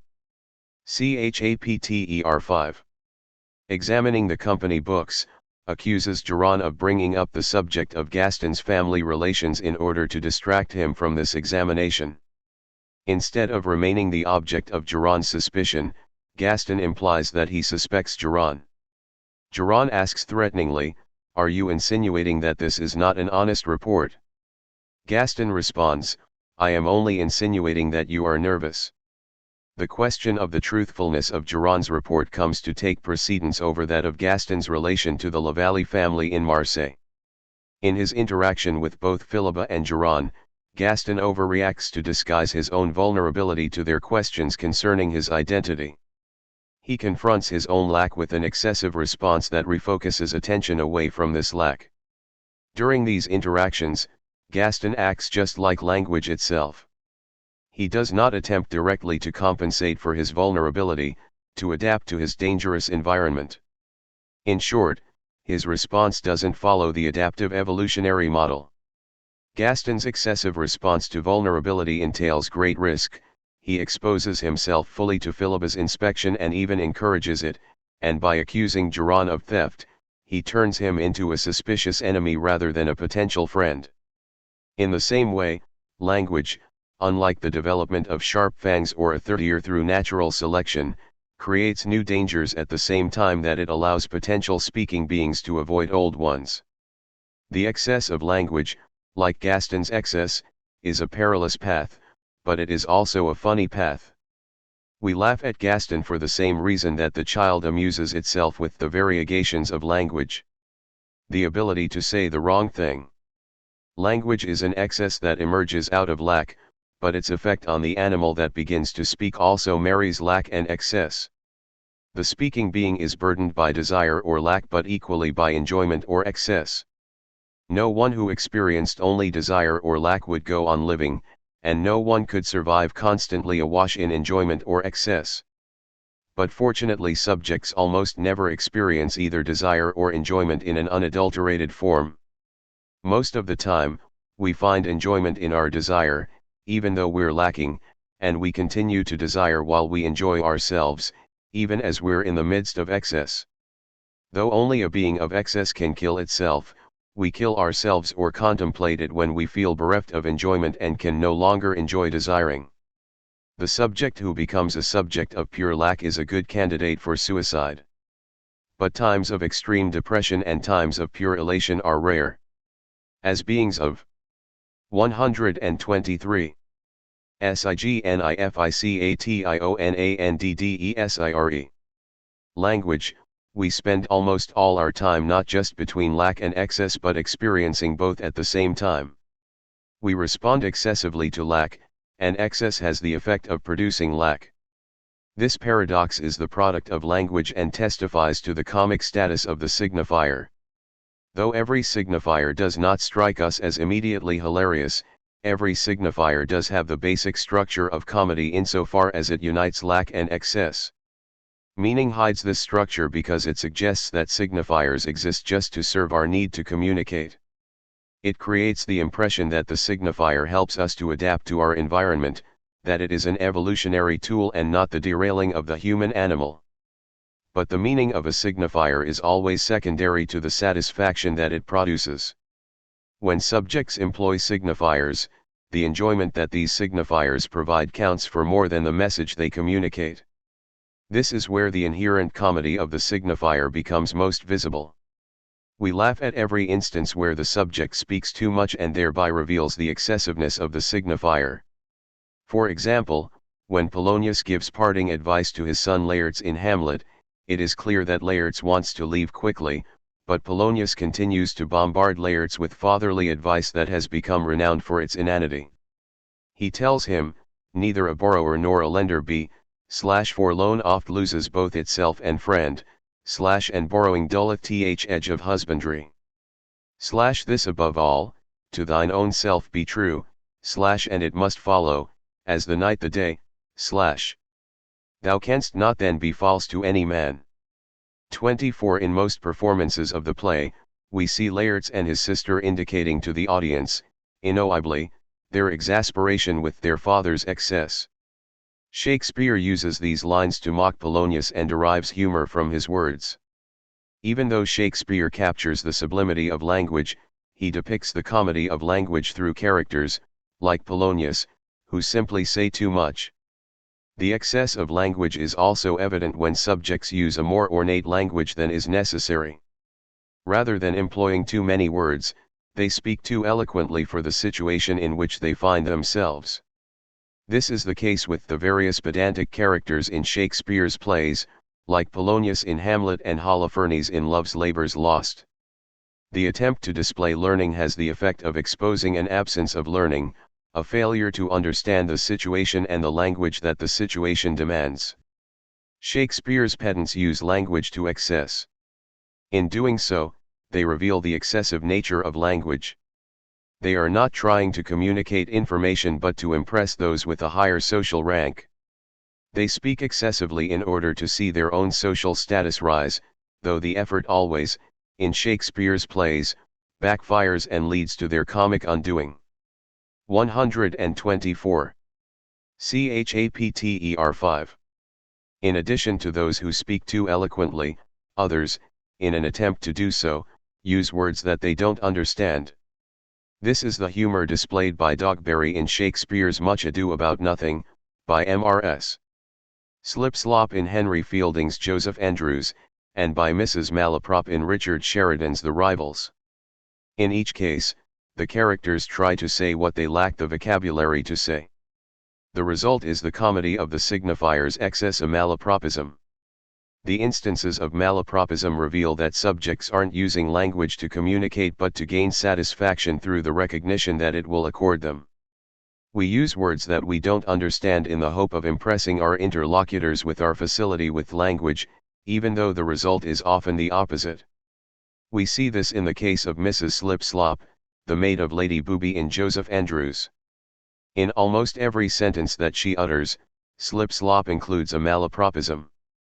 Fielding makes clear that the other characters have trouble even understanding what she's trying to say. In an early exchange with Joseph Andrews, she objects when he agrees with one of her absurd statements, and she interprets this agreement as an insult. She says, "Do you intend to result my passion? Is it not enough, ungrateful as you are, to make no return to all the favors I have done you, but you must treat me with ironing? Barbarous monster! How have I deserved that my passion should be resulted and treated with ironing?" 25 On 2 occasions in this outburst, Slipslop replaces insult with result and irony with ironing.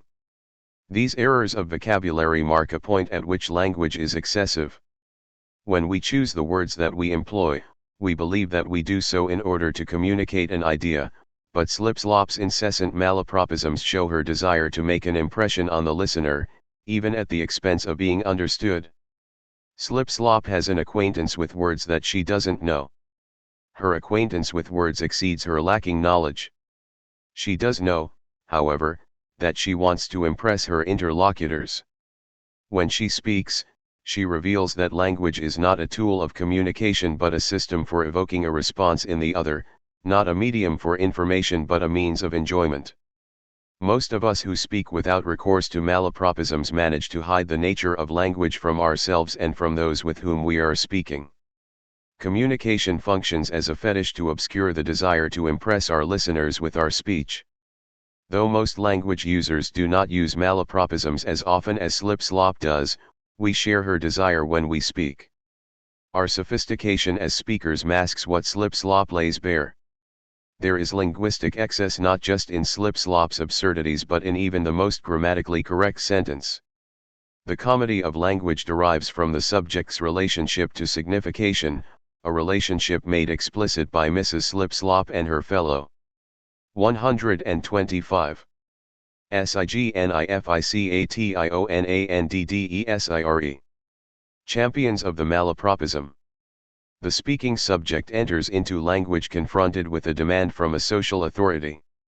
This demand produces a desire in the speaking subject, a desire to figure out what desire of the social authority lurks behind the stated demand.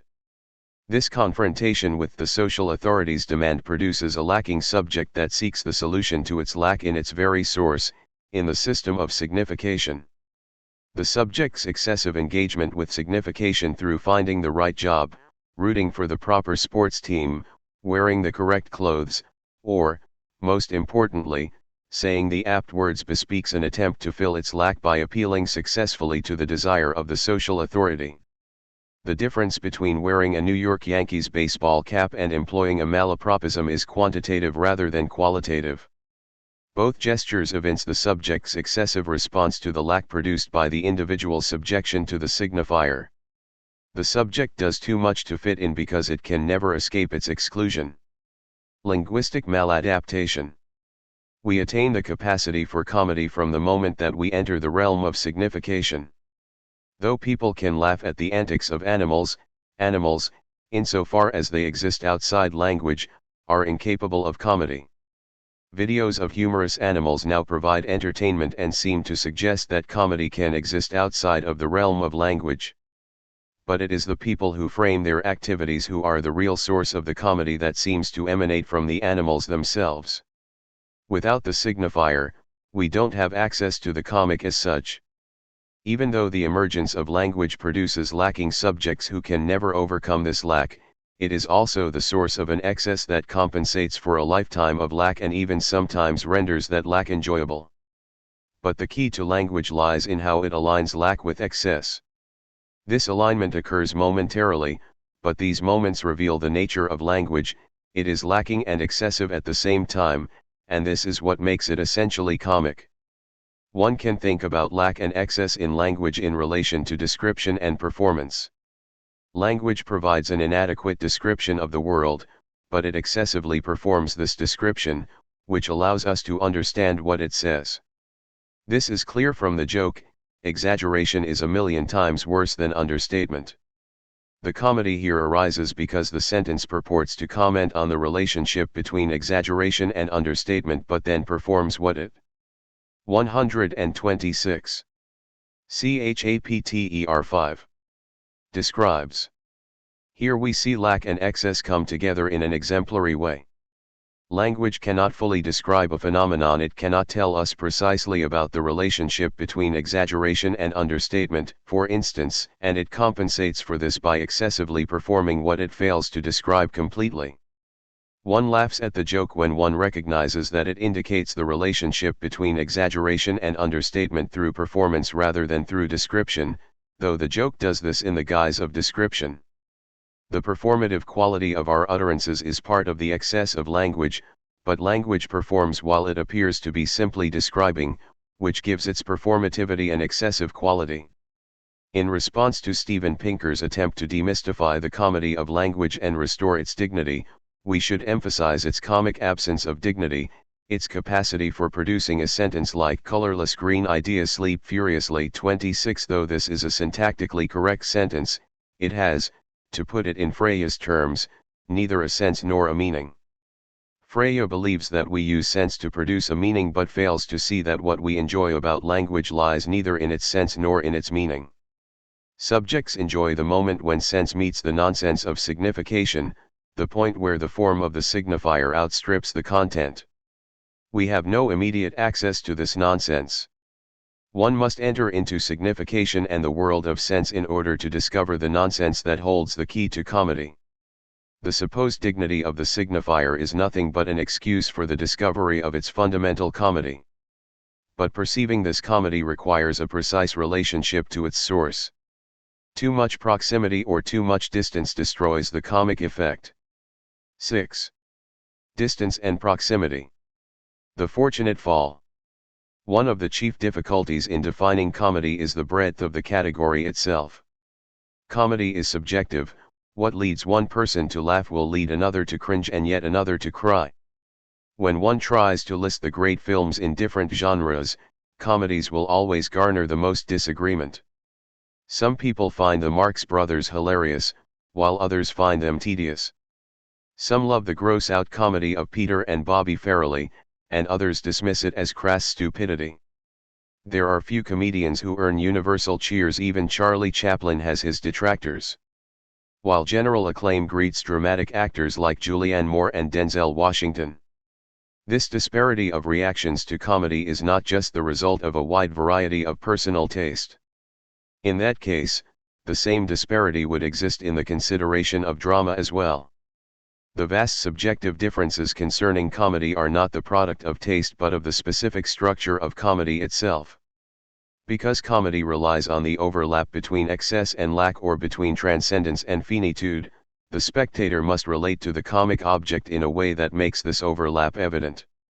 The perspective that one has on the comic object changes how one classifies this object. If the spectator views the comic object as purely excessive or purely lacking, the spectator will not be able to see the comedy where others do. We cannot laugh at gods, nor can we laugh at ants, unless a work of art undertakes to personify them. 1 Gods exceed us and have nothing to do with finitude, while we never see ants transcend their finite condition. Comedy requires spectators to be located in just the right position, where they can view excess and lack intersect in the comic object. Comedy fails so often not because comedians aren't funny but because spectators don't view them from the proper place. The subjective status of comedy testifies to the tenuousness of its structure. Much of the failure to laugh at female stand-up comics stems from the inability of spectators, especially male spectators, to confront women as beings of excess. When Amy Schumer jokes freely about her sexuality, some categorize these jokes as being in poor taste because of precisely this inability. In one of her routines, she says, "I have an excuse, actually." 127. 128. Chapter 6. Why I been drinking so much. I haven't said this out loud yet. This is exciting. I'm drinking for two. I mean, just for now. Somebody's being evicted. Schumer's joke violates several taboos.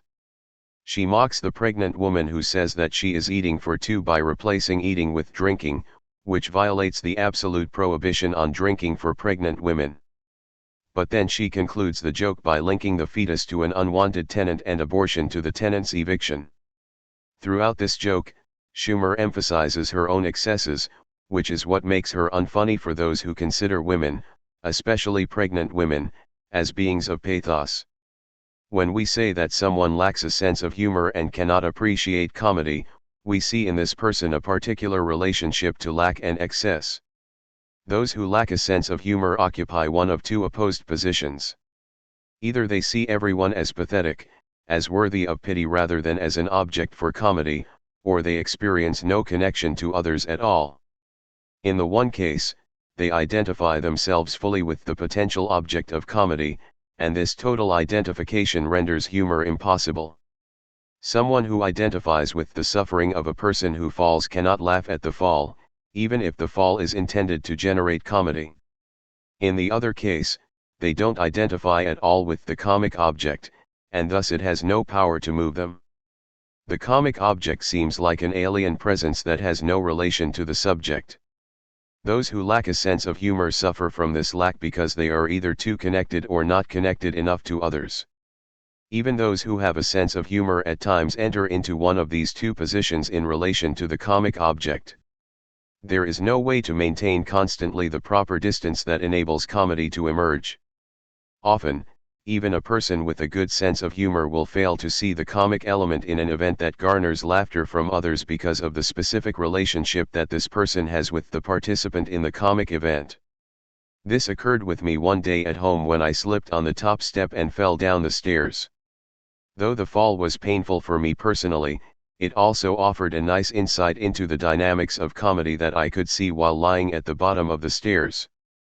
What gave this event an exemplary status concerning the problem of subjectivity in comedy were the responses of my 8-year-old twins and my spouse, who watched the event together.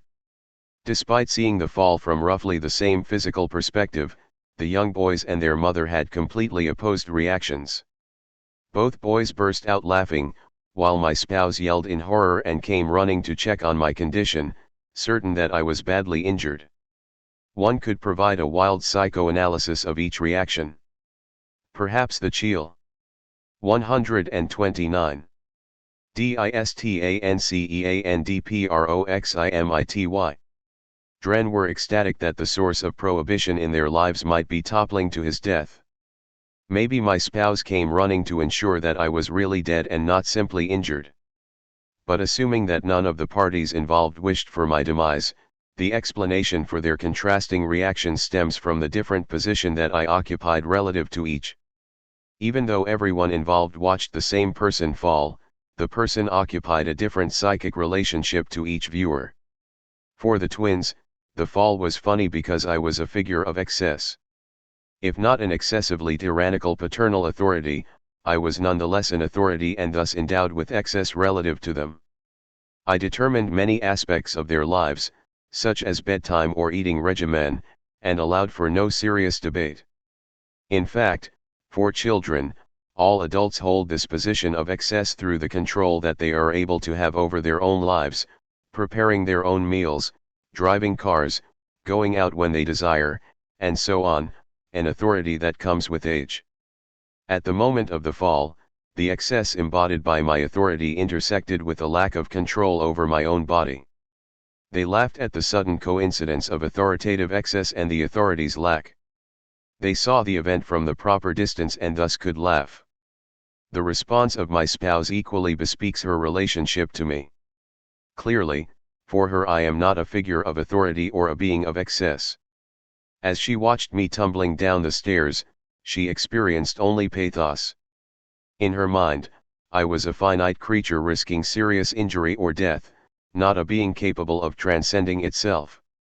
Her concern for my health depended on a conception of me as a completely lacking being, as a vulnerable body. Her conception was not completely unfounded, since I had fallen down the stairs a few years before and had suffered a broken toe. But this view functioned as an absolute barrier to laughter. No one can laugh at those we deem pathetic. In this case, my spouse lacked the sense of humor that the twins exhibited, but this lack was the direct result of her position relative to the comic object. She was too close to find anything funny in the fall. It is tempting to chalk up the contrasting responses to the callousness of youth and the love of someone for a romantic partner. But the structure of the relationships betrays this happy analysis. The laughter of the young boys actually evinces the high regard that they had for me at the time, while the horror that their mother displayed reflected her image of me as a being of lack who was in constant danger of injury or death. In this sense, laughing at someone's folly can function as an indication of respect, and evincing concern can be the sign of its absence. We laugh at those whom we consider excessive or capable of excess. We pity those whom we deem fully ensconced in lack. 2. 130. Chapter 6. Popular kids laughing at the nerdy kid who trips over his own shoelaces seems to belie this analysis. They experience a comic event involving someone whom they see as completely lacking. In other words, the popular kids appear to be far away from the stumbling nerd. But this is not the case. Though the popular kids may believe that they see the nerd from a distance, their laughter indicates that they don't know what they believe. They unconsciously recognize their proximity to the nerd, who must be, for them, a figure of excess and lack like themselves. The nerd achieves a type of transcendence through his very ostracism that those ensconced in the strictures of popularity lack. That is to say, the nerd is the opposite of a wounded kitten for the subjects laughing at him. They can only laugh at someone with whom they identify and simultaneously view from a distance. We laugh when we are both close enough and far enough away. There is a third position in addition to the comic and the proximate that we can occupy relative to the comic object. We might view this object as beneath our concern, meriting neither laughter nor pity. Sometimes we feel contempt for the helplessness of this object, but most often we don't think of it at all. We remain at such a distance from the object that we are able to disinvest ourselves from it and its fate. The laughing spectator brings together distance and proximity, and the compassionate spectator enters into a psychic bond with the object through identification. The disinvested spectator regards the object from a distance. The lack of any identification makes compassion impossible, but it also proves a barrier to comedy. The position of disinvestment is rare in works of art. If a work of art generated disinvestment, no one would want to see or hear it, but it is much more common than comedy or pathos in everyday life. We spend most of our time disinvested in the lives of those who exist around us. We don't notice the quiet suffering of the person sitting next to us on the subway or the troubled expression of someone that we pass on the street. Disinvestment enables us to conduct our everyday lives. Point 3. Without it, we would spend all our time either weeping for those we encounter during the day or laughing at them. Disinvestment is necessarily the predominant mode of interaction with others. Comedy exists between compassion and disinvestment, but it is not a compromise position between the two. Instead, it results from the subject's capacity for simultaneously identifying with an object and remaining at a distance from it. Without this ability, the comic experience would be impossible. But the comic experience is always tenuous, always ready to fall into either compassion on the one hand or disinvestment on the other. Though we often associate comedy with distance, it is equally 131. Distanceandproximity. Important to associate it with proximity and identification. Comedy cannot survive the absence of either. Envisioning the end of the world. To see the opposition between the three subjective positions, it suffices to examine three different films that depict the destruction or impending destruction of the Earth. Only one of these films is a comedy: Stanley Kubrick's Dr. Strangelove, or How I Learned to Stop Worrying and Love the Bomb, 1964. The film recounts a renegade American commander who orders his bombers to drop their nuclear weapons on targets inside the Soviet Union. Though the military manages to recall or help the Soviets shoot down the planes, one plane is only crippled and delivers its payload. The danger of this bomb is heightened for the spectator when the Soviet ambassador explains that his country has constructed a doomsday machine that will destroy the world in the event of a nuclear attack. Point 4. But when the American plane drops a nuclear bomb that triggers the Soviet doomsday machine at the end of the film, no spectator would be brought to tears. Kubrick presents the total destruction as a comic event occasioned by the stupidity of the military leaders and the societies that developed weapons capable of this devastation. The comedy does not, however, reside solely in the tone of the film. Kubrick positions spectators so that they are close enough to the characters in the film that they can see their failings, but far enough away so that they can see the excesses of these characters. This is clearly the case with President Merkin Muffley, Peter Sellers. For instance, when we watch Muffley struggle in his telephone call with the Soviet leader, we at once identify with his difficulties and maintain a distance from them. Muffley calls the Soviet premier, Dmitry Kisov, to warn him about the incoming plane and the danger that it represents, but at the moment of the call, Dmitry is drunk and at the residence of his mistress. The condition of Dmitry creates the proper relationship between identification and distance required to generate comedy. Spectators can identify with the difficulties of talking with a drunken interlocutor on the phone, while at the same time finding themselves at a distance from a discussion about the potential end of the world. Throughout the conversation, the film plays with distance and proximity, as the two characters move from serious discussions about how to stop the renegade plane to arguments about who feels sorry about the situation. 5.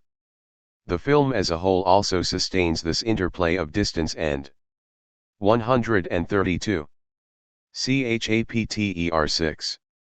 Proximity. It creates identification with the events that occur while at the same time enabling spectators to view them as if they were happening to someone at a distance from them. The destruction of the earth is not completely insignificant for the spectator, but neither does it reduce the spectator to tears. The final image of the earth's destruction is the ultimate excessive event that the failings of the characters produce. We see the perfect coincidence of excess and lack. 6. Most often, the destruction of the earth is not the vehicle for comedy. In Roland Emmerich's 2012, 2009, for instance, billions of people die as a result of a massive warming of the Earth's core that has cataclysmic effects on the Earth's surface, rendering it uninhabitable. Though most members of the small group of characters that the film follows survive this disaster, the film also focuses on the destruction of the planet, which it does not present as a humorous event. It is not Doctor Strangelove. The tone of the two films is radically different. Despite its exaggerated story, 2012 extols its seriousness. The reason for its lack of humor does not reside in its serious tone, however. Instead, 2012 cannot be funny because it positions the spectator within the finite world of the characters. One experiences the destruction of the planet as an imminent threat from which one can gain no distance. Like the characters depicted in the film, one imagines oneself struggling to survive and senses the difficulties of this struggle. The distance that Doctor Strangelove offers the spectator does not exist in 2012. The beginning of Flash Gordon, Mike Hodges, 1980, depicts the impending destruction of the Earth from the opposite perspective. Though the film does show people struggling with the threat to the planet posed by Ming the Merciless, Max von Sydow, it also illustrates Ming's own perspective on the destruction of the Earth, a perspective largely absent from any other filmic representation of a similar event. Usually, the destruction of our planet creates pathos or, in the case of Doctor Strangelove, comedy, but it almost never coincides with disinvestment. But this is what occurs with Ming. He wants to destroy Earth not because of its significance for him but because of its insignificance. Like a young child burning an ant with a magnifying glass, Ming unleashes horrors on the Earth despite his lack of concern for it and its inhabitants. Though there are moments of great humor in Flash Gordon, the potential destruction of the Earth is not one of them. Earth arouses no pathos for Ming, just an absence of concern that fuels his satisfaction in destroying it.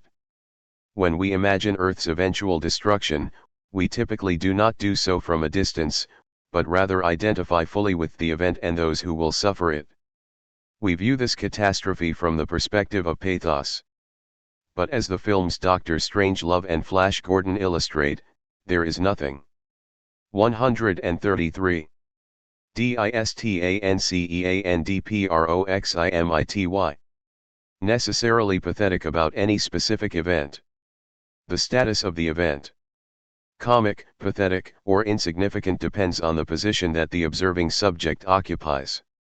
We can laugh or remain indifferent to anything, no matter how much suffering the event might entail. It is this capacity for psychic distance that is always at work in the structure of comedy. Laughing from a distance.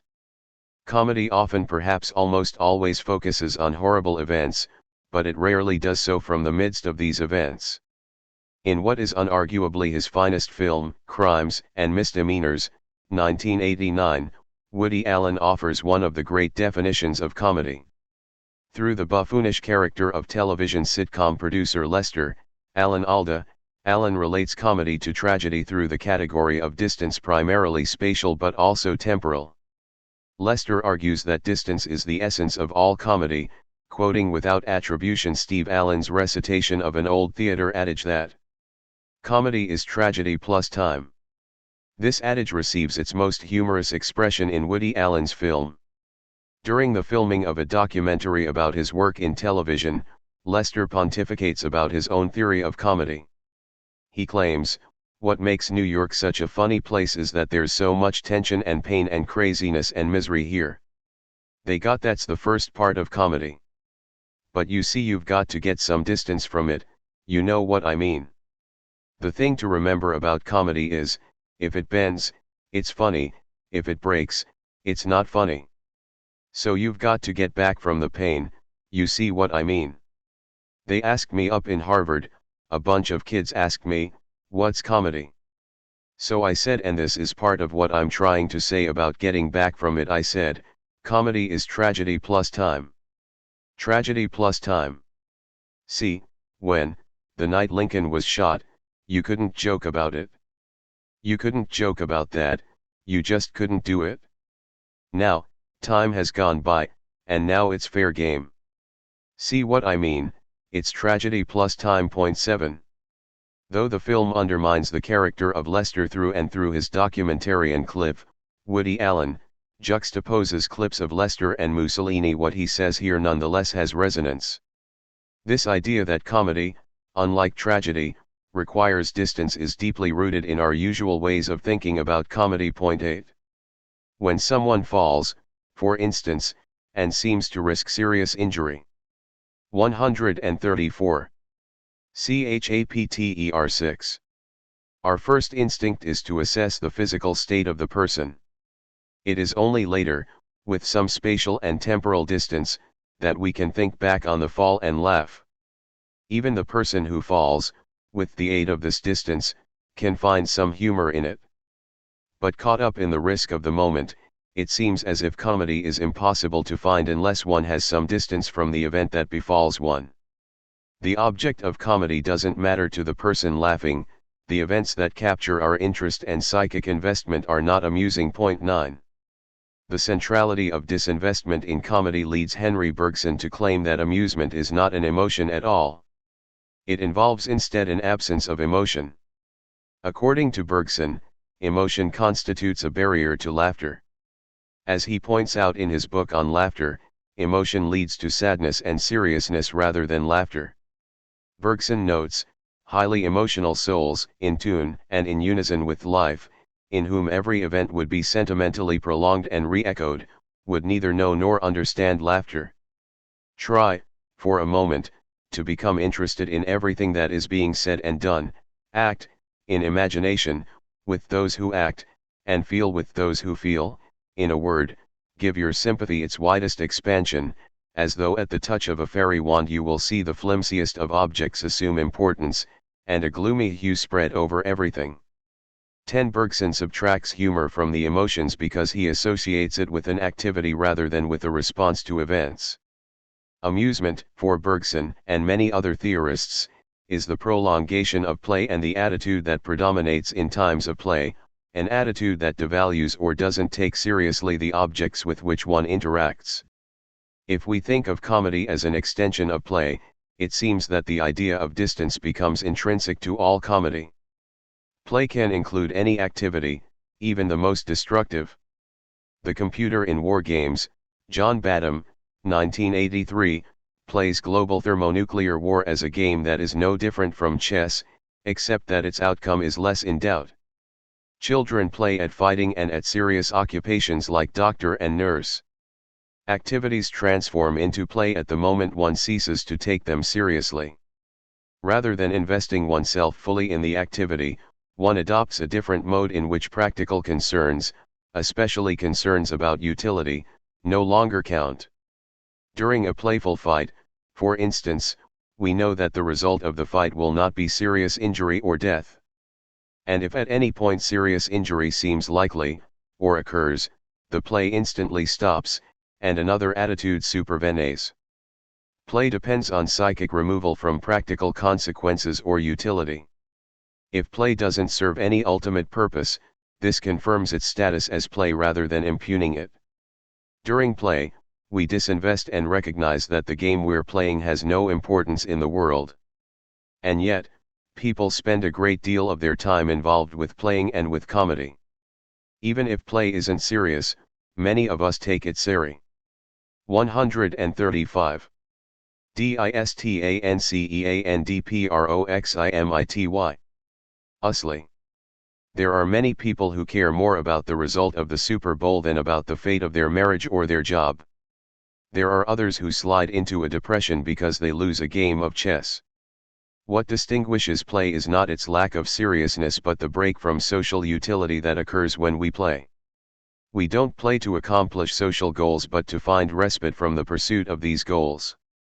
Throughout our everyday, and non-playful, life, we operate according to a principle of utility. Most conspicuously, we go to work in order to earn money and earn money in order to have food and shelter. But during play, the role of utility loses priority. The game becomes an end in itself.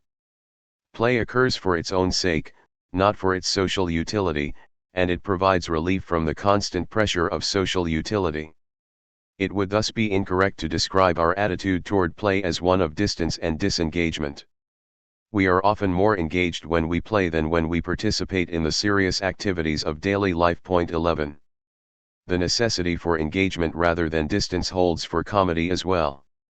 Like play, comedy requires that we disengage from the problem of social utility, which is why some theorists ascribe an inherently radical or at least antisocial quality to comedy.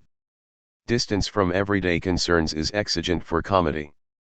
Comedy can concern itself with the everyday, but it must look on the everyday from a distanced perspective. People sitting in their cars in a traffic jam can become funny only if we examine this everyday situation from some remove. From the perspective of the situation itself, it is frustrating rather than comic. If we invest ourselves in the goal of arriving at our destination, the traffic jam will remain an annoyance rather than a source of humor. But by turning our attention to the traffic jam as an end in itself, the annoyance becomes potentially funny. Rather than just thinking about the traffic jam in practical terms, we can make a joke about it. We might say, traffic has become so bad that I have to leave work before I get there to get home on time. Though this isn't a particularly good joke, it does lift the traffic jam from the terrain of an impediment to arriving at my destination and considers it for its own sake. 12 My failure to arrive home on time leads to the excessive response of leaving work without ever going.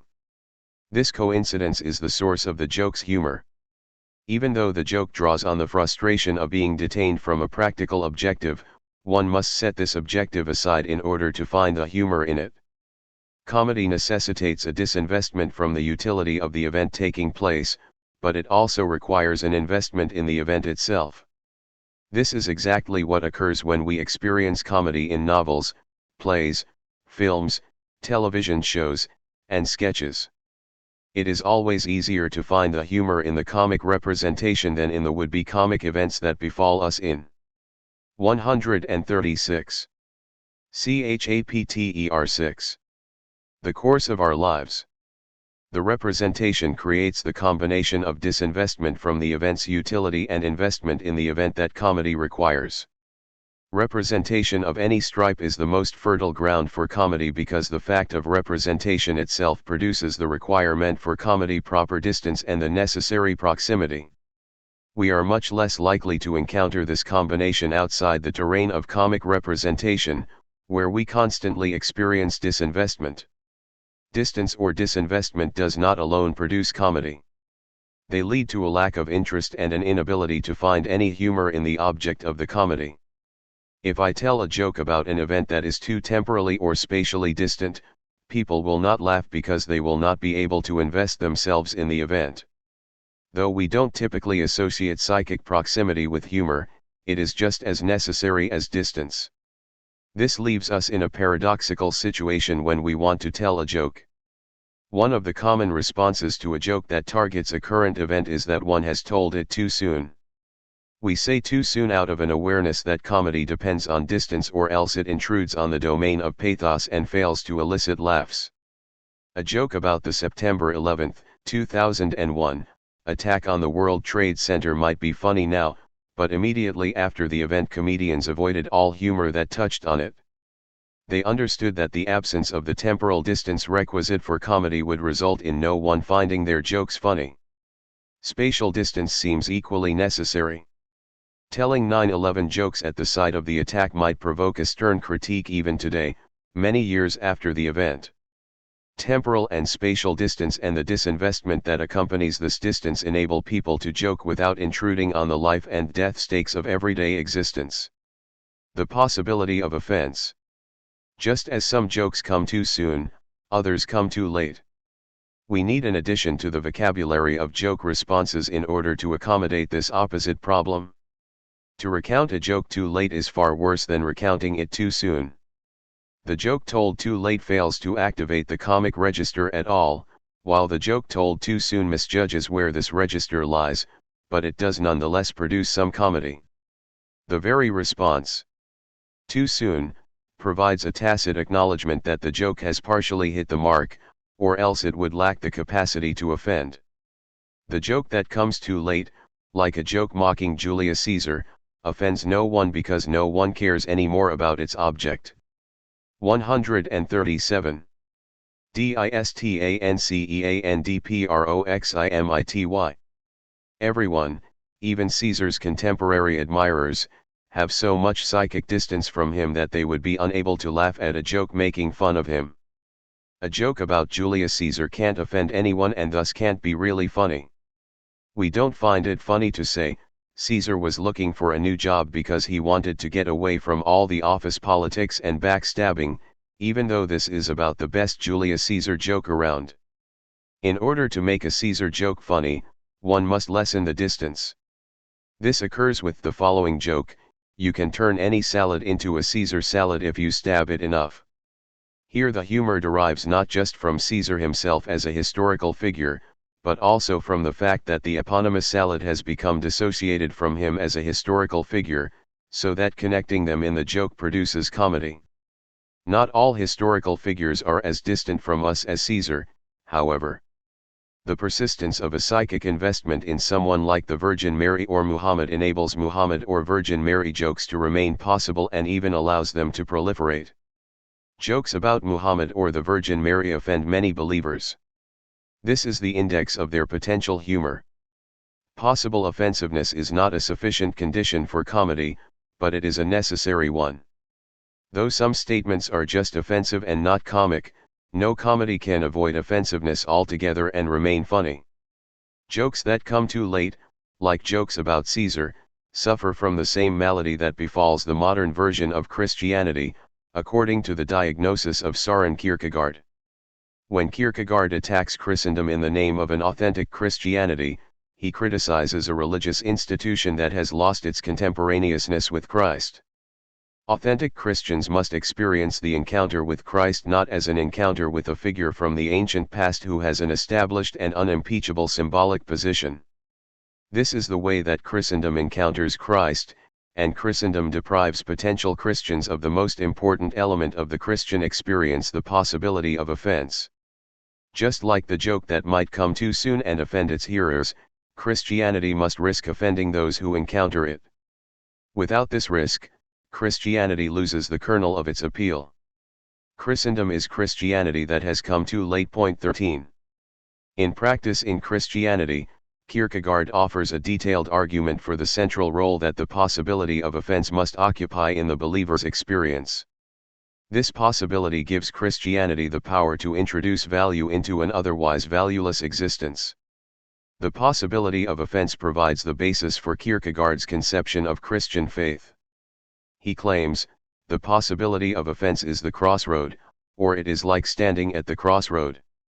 From the possibility of offense, one turns either to offense or to faith, but one never comes to faith except from the possibility. 138.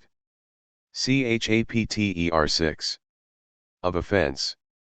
14. Without the possibility of offense, the decision to become a Christian would carry no weight, and everyone would opt for Christianity.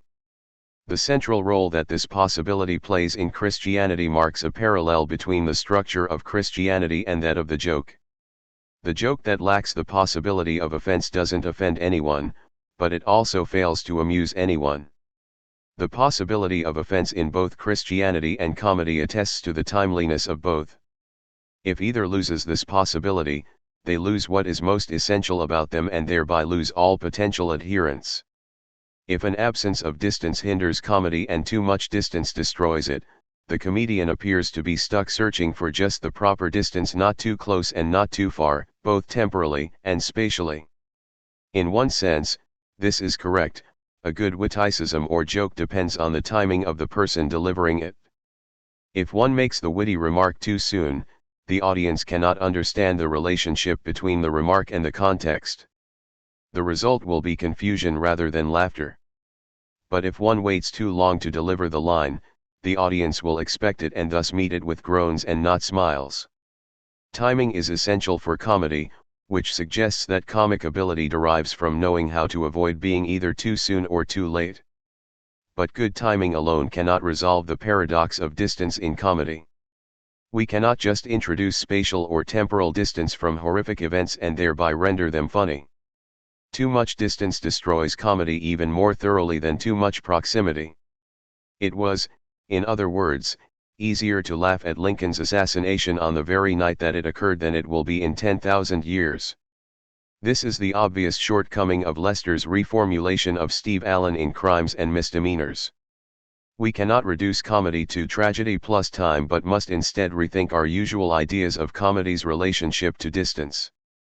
In order to appreciate comedy, one must identify with the comic object and have distance from it at the same time. When one experiences comedy, one identifies with the comic object and also keeps one's distance.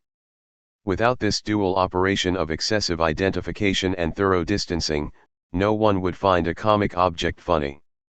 Our laughter is the measure of proximity overlapping with distance. It is only in moments of this type of overlap that comedy becomes possible.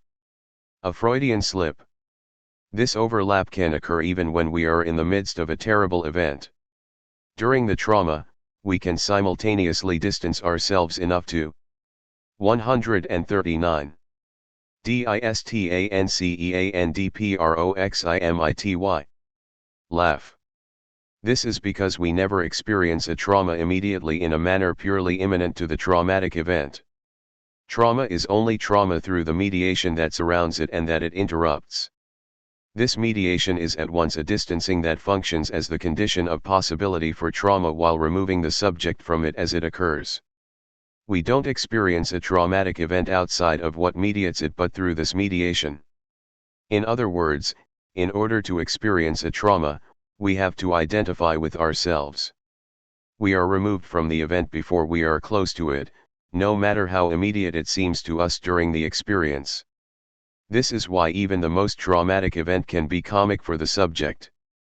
There is nothing in the object itself that rules comedy out entirely or that produces it unfailingly. In order to experience comedy even in trauma, we must experience the trauma from a distance and simultaneously identify ourselves with the traumatized subject. This precise situation occurred with me personally during one of the most physically painful events that I have ever endured, another fall, but one that produced considerably more damage than the fall down the stairs. Toward the end of winter in Vermont one year, the snow and ice had largely melted from the streets, but isolated patches remained. I went running with lessened alertness for the ice because the patches were so small and clearly visible. But as I turned the final corner near my home, I slipped on a bit of hidden ice and fell to the ground. Because the ice caught me completely unaware, I didn't even have time to extend my hands to break the fall, and perhaps my wrists in the process. Instead, the first parts of my body to strike the pavement were my two front teeth, both of which shattered into tiny fragments. Even as I experienced waves of horrible pain, I began to chuckle to myself at the image of my dramatic fall and the image of the broken teeth. Though the many trips to the dentist afterward were less humorous, the fall itself, despite its physical and psychic trauma, was a source of comedy. I could laugh from within the terrible event itself. My distance from myself even during the fall enabled the traumatic event to become comic. I was experiencing the event, but I was also witnessing the event occur as an observer. I identified with myself, but I also kept myself at a distance. Point 15. Clearly, the comedy in this act required distance from intense pain that I felt, but it also necessitated distance from my social position as a fit runner and as a person with front teeth intact. During the fall, my inability to control my own body became clear, and after the fall, the fragments that were my front teeth created an odd appearance that we almost never encounter. As I lay on the ground, I almost instantly imagined both the comedy of the fall itself and the comedy of my new look. Insofar as I remained invested in my self-image, either as a runner or as a person with front teeth, I wouldn't be able to laugh. Distance from my self-image. 140. Chapter 6. Was requisite. But at the same time, I had to identify with the dramatic fall and the resulting disfigurement of my face. I had to identify, in other words, with the point where I exceeded myself and yet remained myself. Comedy and the structure of subjectivity. The coincidence of identification and distance seems impossible. Usually, we either identify with others or distance ourselves from them. But this dual operation is possible because of the structure of subjectivity itself. The subject is not whole and thus can take up a divided relationship to others. Comedy emerges out of the split within subjectivity that makes this divided relationship possible.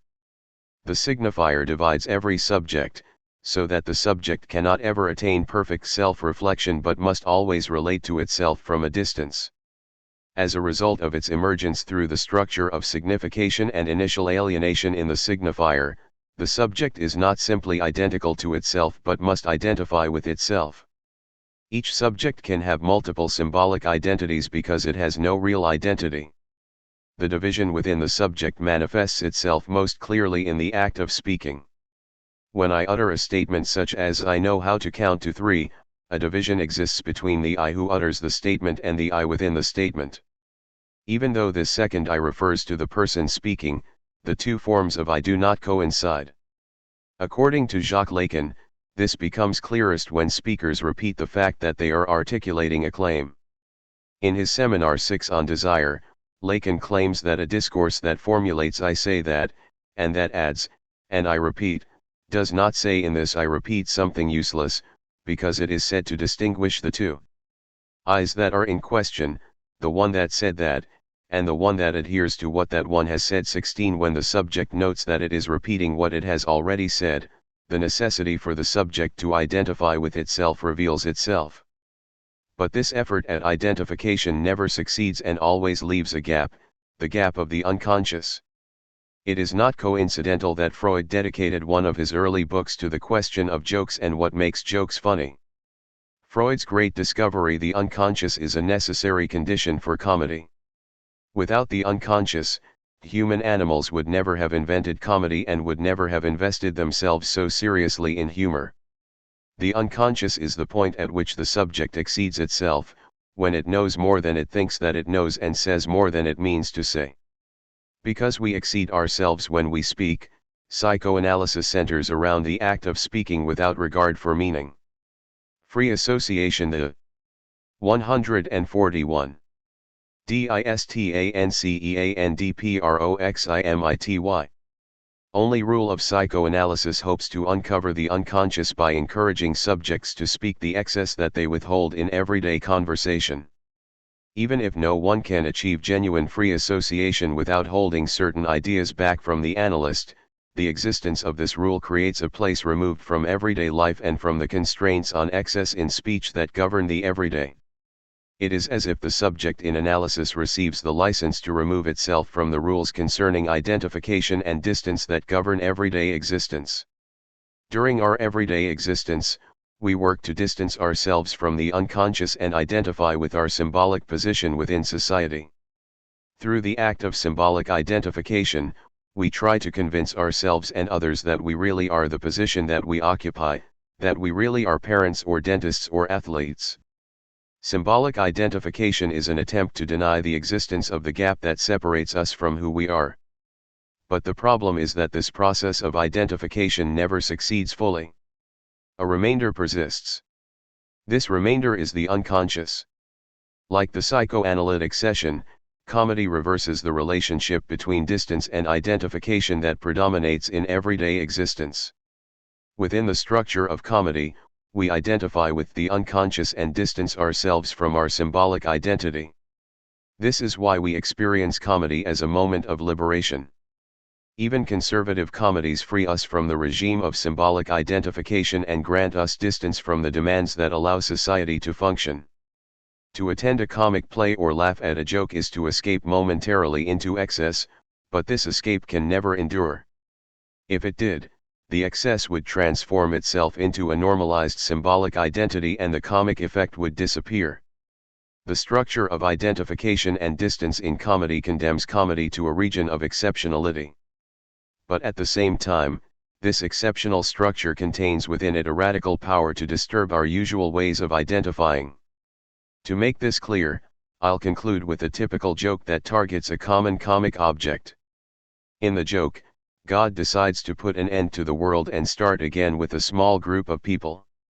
God recruits a nun, a rabbi, and a priest to decide what group should be saved and repopulate the earth. God asks the three to offer suggestions. The nun begins. She says, "We should save the children." This sentimentality outrages the rabbi, who responds, "Fuck the children." The priest, who had hitherto remained uncertain, quickly interjects, "Do you think they would let us do that?" 17 This joke is only funny in the wake of the sex scandals that have beset the priesthood. Outside of these scandals, the idea of a priest who would want to fuck the children might strike us as excessive, but it wouldn't be genuinely comic. Now, we know that many priests not only have this desire but have often acted on it. 142. Chapter 6. Clearly, the priest who targets children for sex is the object of the joke, but what is instructive about the figure of the priest is the relationship that the listener takes up to him. One cannot completely identify with the priest and find this joke funny, but as we have seen, such complete identification, even with oneself, is impossible. There is always some distance involved between the subject and the object with which it identifies. In order to laugh at the joke, one must distance oneself from the symbolic identity of the priest, the social role that the priest occupies and that provides him with recognition from the society. It is this identity that the joke undermines and associates with pedophilia. But if one distances oneself fully from the figure of the priest, the joke will lose its effect and leave one straight-faced. Hence, one must identify with the excessiveness of the priest, the point at which the priest exceeds his symbolic identity. Listeners have the ability to laugh at the joke only through this identification, which aligns them with the excessive and disturbing dimension of the priest. There is nothing radical, of course, with the act of identifying with a priest. But we typically identify with priests in their symbolic role as representatives of the Church. This joke forces the listener to identify with the excess rather than the symbolic role, and in this way, it reshapes the subject's relationship to the authority of the priest. Certainly, many people could listen to this joke and retain their former respect for priests. But some listeners would find themselves transformed and unable to look at priests in the same light again. This slight disruption of the process of identification is where the disruptive potential of comedy resides. Most comic experiences enable us to return to our proper symbolic identifications with a renewed acceptance of them, as if comedy merely greases the wheels of the symbolic structure. But another way of relating to comedy is possible. 7. Outside and inside. The impossibility of comparisons. There are two fundamentally different forms in which lack and excess can come together to form comedy. Both forms can work toward either ideological or emancipatory ends, but how they function politically is distinct. By looking at these different forms, we gain a better sense of what's at stake in the intersection of lack and excess, at what this intersection can reveal to us. But in order to get a handle on the two different comic forms, we must look at them in action. These two forms appear in the two great comedians in the history of cinema, Charlie Chaplin and Buster Keaton. Despite their contemporaneousness, Chaplin and Keaton produce opposing forms of comedy. They show how comedy can emerge through exclusion from the social order or through that order's internal contradictions. Chaplin embodies exclusion, while Keaton exposes the coincidence of lack and excess within society. Together they demonstrate the possibilities for the location of the comic object. Chaplin and Keaton have two competing ideas of where excess and lack coincide. For Chaplin, they unite at the point of exclusion from the social order. Figures of exclusion lack belonging but function as an excess for the social order that excludes them. For Keaton, the terrain on which lack and excess overlap is internal to society. It is precisely by fitting in that one finds oneself lacking. The opposition between Chaplin and Keaton is necessary rather than contingent. Though of course one or both might not have been born, the form of comedy that each develops had to find a figure to become its representative. The competing comic styles of Chaplin and Keaton and the fact that their careers overlap invites a comparison of the two. Chaplin is certainly the more famous, and most critics and popular observers agree that he is the greater comic genius. Film historian Gerald Mast goes so far as to compare him as an artist with Shakespeare. Mast writes, "Charles Chaplin is the greatest film artist in motion picture history. He is to the movies what Shakespeare is to drama." Even if we consider this description to be hyperbolic, it does capture Chaplin's lasting popularity, a popularity that transcends cinema itself. Just as Shakespeare resonates for 143. 144. Chapter 7. People who have no particular interest in the theater, Chaplin appeals to those who don't love the cinema. His comedy, like Shakespeare's tragedy, captures the foundation of subjectivity or at least the subject's relation to society, and this creates a widespread appreciation that far outstrips that which Keaton garners. In one sense, it seems completely arbitrary to compare Keaton and Chaplin. One could just as easily talk about Chaplin and Harold Lloyd or Keaton and the Marx Brothers. What's more, such comparisons are usually just a matter of personal taste. Some spectators prefer Chaplin's emphasis on the development of a comic persona, while others have more appreciation for Keaton's more cinematic form of comedy. There could be as many reasons for these preferences as there are people who hold them. As a result, the preferences have no theoretical weight at all. But the difference between the two transcends the question of taste and of personal preference. It concerns the status that we accord to the comic object in a way that the comparison between Chaplin and Lloyd or Keaton and the Marx Brothers does not. In this sense, Dan Callahan's claim that there is no pressing reason to choose between them, any more than there is a reason to choose between Fred Astaire and Gene Kelly, is not quite accurate. Point 2. Comparing Chaplin and Keaton uniquely raises the question of the theory of comedy and what's at stake in the creation of a comic object. For Chaplin, the comic object is what society produces and yet cannot incorporate within its structure. His films depict society's struggles with this excess that it can never fully integrate. Spectators might identify with Chaplin's character, but in doing so, they identify with what doesn't fit within their own social order. He is comic insofar as he is excluded. Chaplin's own status as an exile from the United States for the last decades of his life for political and sexual reasons functions as a metaphor for his form of comedy. Even if he could return to the United States in 1972 to receive a belated Oscar, he remained an excess that American society could not integrate. In his films, Chaplin functions precisely as he does off-screen, as he takes up a position that the social order cannot accommodate. Though Keaton's career precipitously declined after the silent era in a way that Chaplin's did not, he never endured the opprobrium that Chaplin did for his political views and sexual proclivities. Keaton's drunkenness, which corresponded to his fall from cinematic popularity, did not produce the contempt that Chaplin's leftist political views or marriages with young women garnered. Keaton failed in a socially acceptable way while Chaplin continued to succeed in an unacceptable way. Point 3. Their personal trajectories mirror the contrasting relation that their comedy has to 145. Outsideandinside. The social order. While Chaplin highlights the comic object as an excess that cannot exist within society, Keaton displays it as an internal excess, as a point within the social order that reveals the order's failure and absence of self-identity. Chaplin conceives the intersection of lack and excess necessarily occupying a position outside the social order, whereas Keaton shows that this intersection can take place in society and disrupt it from within. This is the essence of the distinction between the two comedians and the source of Keaton's greater social critique. Though Keaton does not veer as far to the left politically as Chaplin, he creates film comedies that articulate a more radical critique of the injustice of the social order and the ideology that make this injustice possible. Both capture the source of comedy, and both recognize how comedy has the potential to disrupt the functioning of everyday life. But Chaplin confines comedy to exclusion. As the little tramp, he always exists on the margins of society and reveals what society produces but cannot include.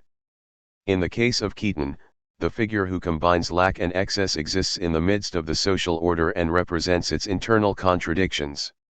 Though evaluative statements about comedians are typically subjective and impossible to justify, we should debate the relative merits of Chaplin and Keaton because this argument bears directly on the relationship between comedy and the social order. Where the little tramp belongs. Chaplin created the figure of the little tramp for the first time in his second film, Kid Auto Races at Venice, 1914. The figure of the little tramp represents the perfect embodiment of the comic idea. It combines lack and excess, social ostracism and the guise of class status. If the Chaplin character were a rich man wearing a tuxedo and a bowler, he would lose his comic aspect, just as he would if he were a street person dressed in rags. But because Chaplin brings together the lower class absence of wealth with the upper class attire, he produces a comic effect. His appearance alone as the little tramp is funny. The class status prevents us from respecting the tuxedo, while the tuxedo prevents us from simply feeling sorry for the downtrodden little tramp. Chaplin's excessive dress eliminates the possibility of pathos, the response that typically overtakes us when we confront those in his social position. One doesn't want to throw the little tramp one's spare change but to laugh at him. Point 4. The little tramp shows us the social leftover, what society cannot. 146. Chapter 7. Use and what has no place in society and yet what stands out excessively. He is the ultimate figure of lack. He typically doesn't have a home or a job, and he often doesn't have enough to eat. If he does have a job, it is usually illegitimate. For instance, in The Kid, 1921, he earns his living by replacing the windows that his young assistant breaks. He exists on the margin of society, but he does not exist there in the way that other marginal people do.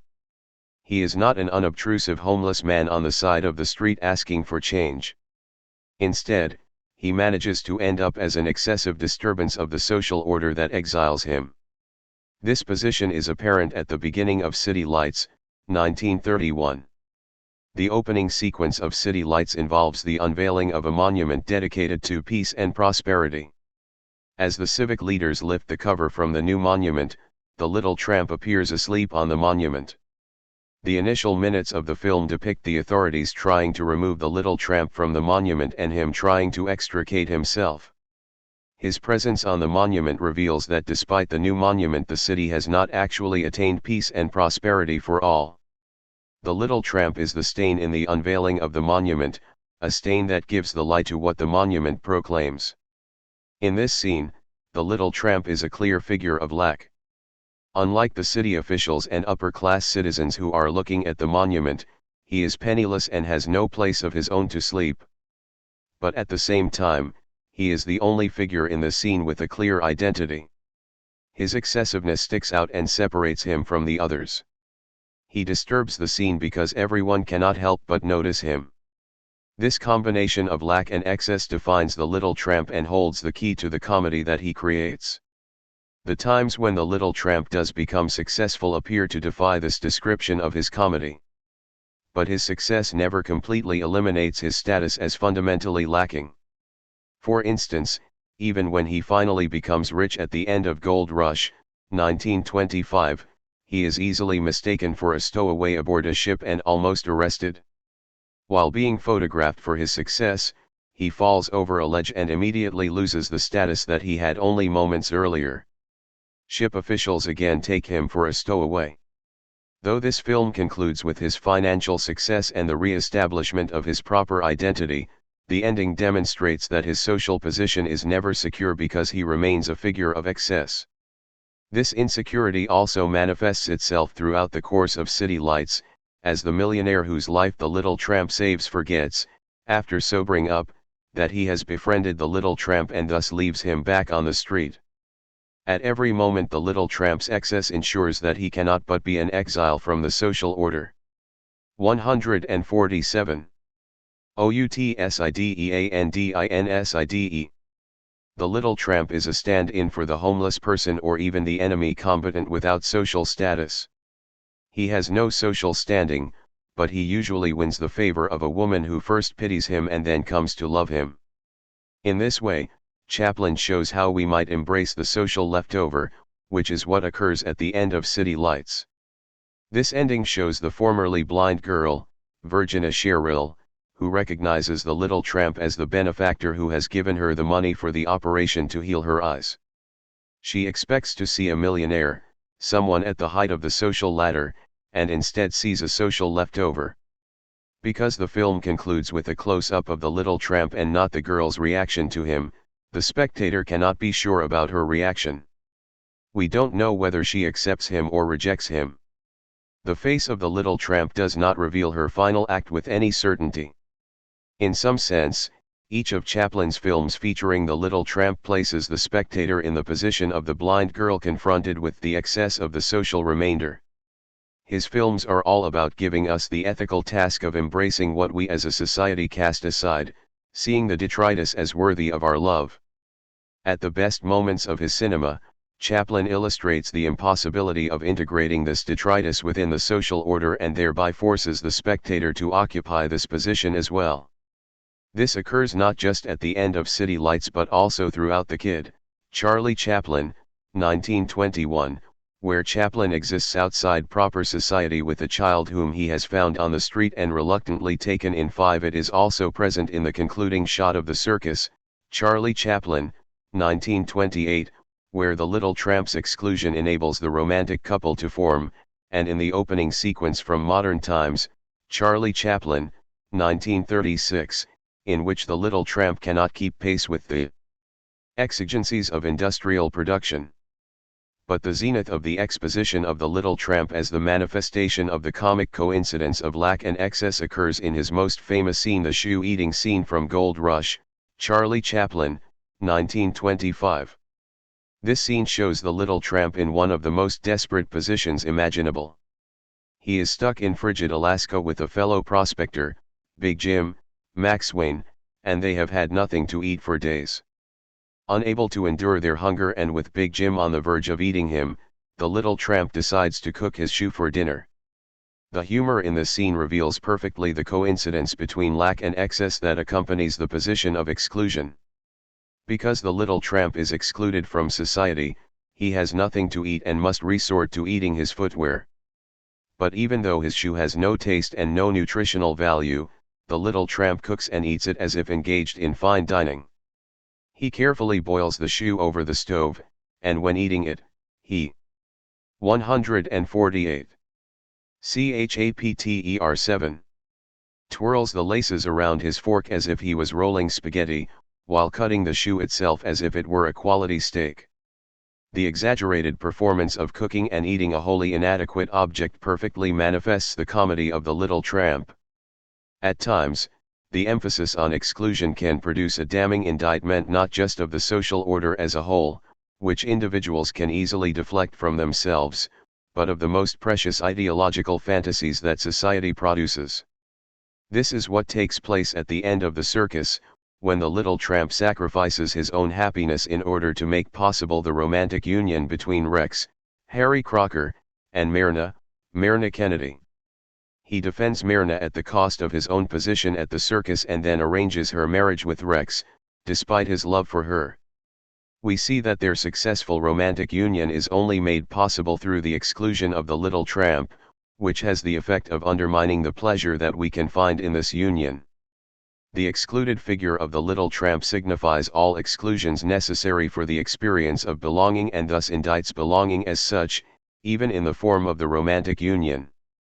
Chaplin's final American film, Limelight, 1952, though it doesn't feature the figure of the little tramp, shows the impossibility of this figure entering completely into the social order. 6 The film depicts an old comedian named Caffaro, Charlie Chaplin, who saves the life of the young ballet dancer Theresa, Claire Bloom, in the opening sequence. Suffering from depression about her failed career, Theresa attempts to kill herself. Even though he is returning home from a night of drunkenness, Caffaro has the awareness to smell the gas coming from her apartment and to drag her into the safety of the hallway. He then allows her to convalesce in his apartment. When she returns to the ballet and eventually becomes a star, she ensures that he will be able to perform with her. This arrangement functions for a time until Caffaro learns that the producer is not satisfied with his performance and that it is only charity that keeps him employed. Caffaro leaves Theresa as well and begins to perform on the street. When she finally discovers where he is, she helps to arrange a benefit in which he can again perform for a large audience. As the star of this benefit staged on his behalf, Caffaro will occupy a position that the little tramp never did. He will not only belong to the social order but will reside at the center of it. He performs 2 successful routines of Flea Circus and singing "Oh for the Life of a Sardine" that meet with uproarious laughter from the audience. Despite running over his allotted time, the wild approval demands an encore.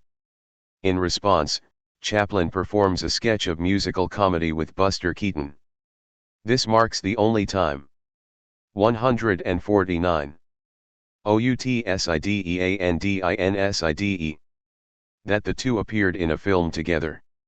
While it isn't the highest comic point for either one, it isn't an abject failure. The routine, however, involves Chaplin entering into Keaton's terrain. Caffaro plays the violin while his unnamed partner, Buster Keaton, plays the piano. Initially, we see them unable even to manage to tune their instruments. Caffaro breaks strings while just plucking the violin, and his partner breaks a string in the piano while at the same time being unable to keep the sheets of music from continually falling from the stand. Their collective failure ends with the partner stepping on the violin and Caffaro pulling large knots of piano strings from the piano, which suggests that the performance will end in comic failure. But this failure is not the actual source of the comedy. After the removal of the strings from the piano, the partner sits down again to play. Caffaro pulls a new violin from the back of his pants. In spite of the ineptitude they have displayed for the previous few minutes, they begin to play perfectly. It is this perfection that becomes the ultimate source of the comedy in the scene.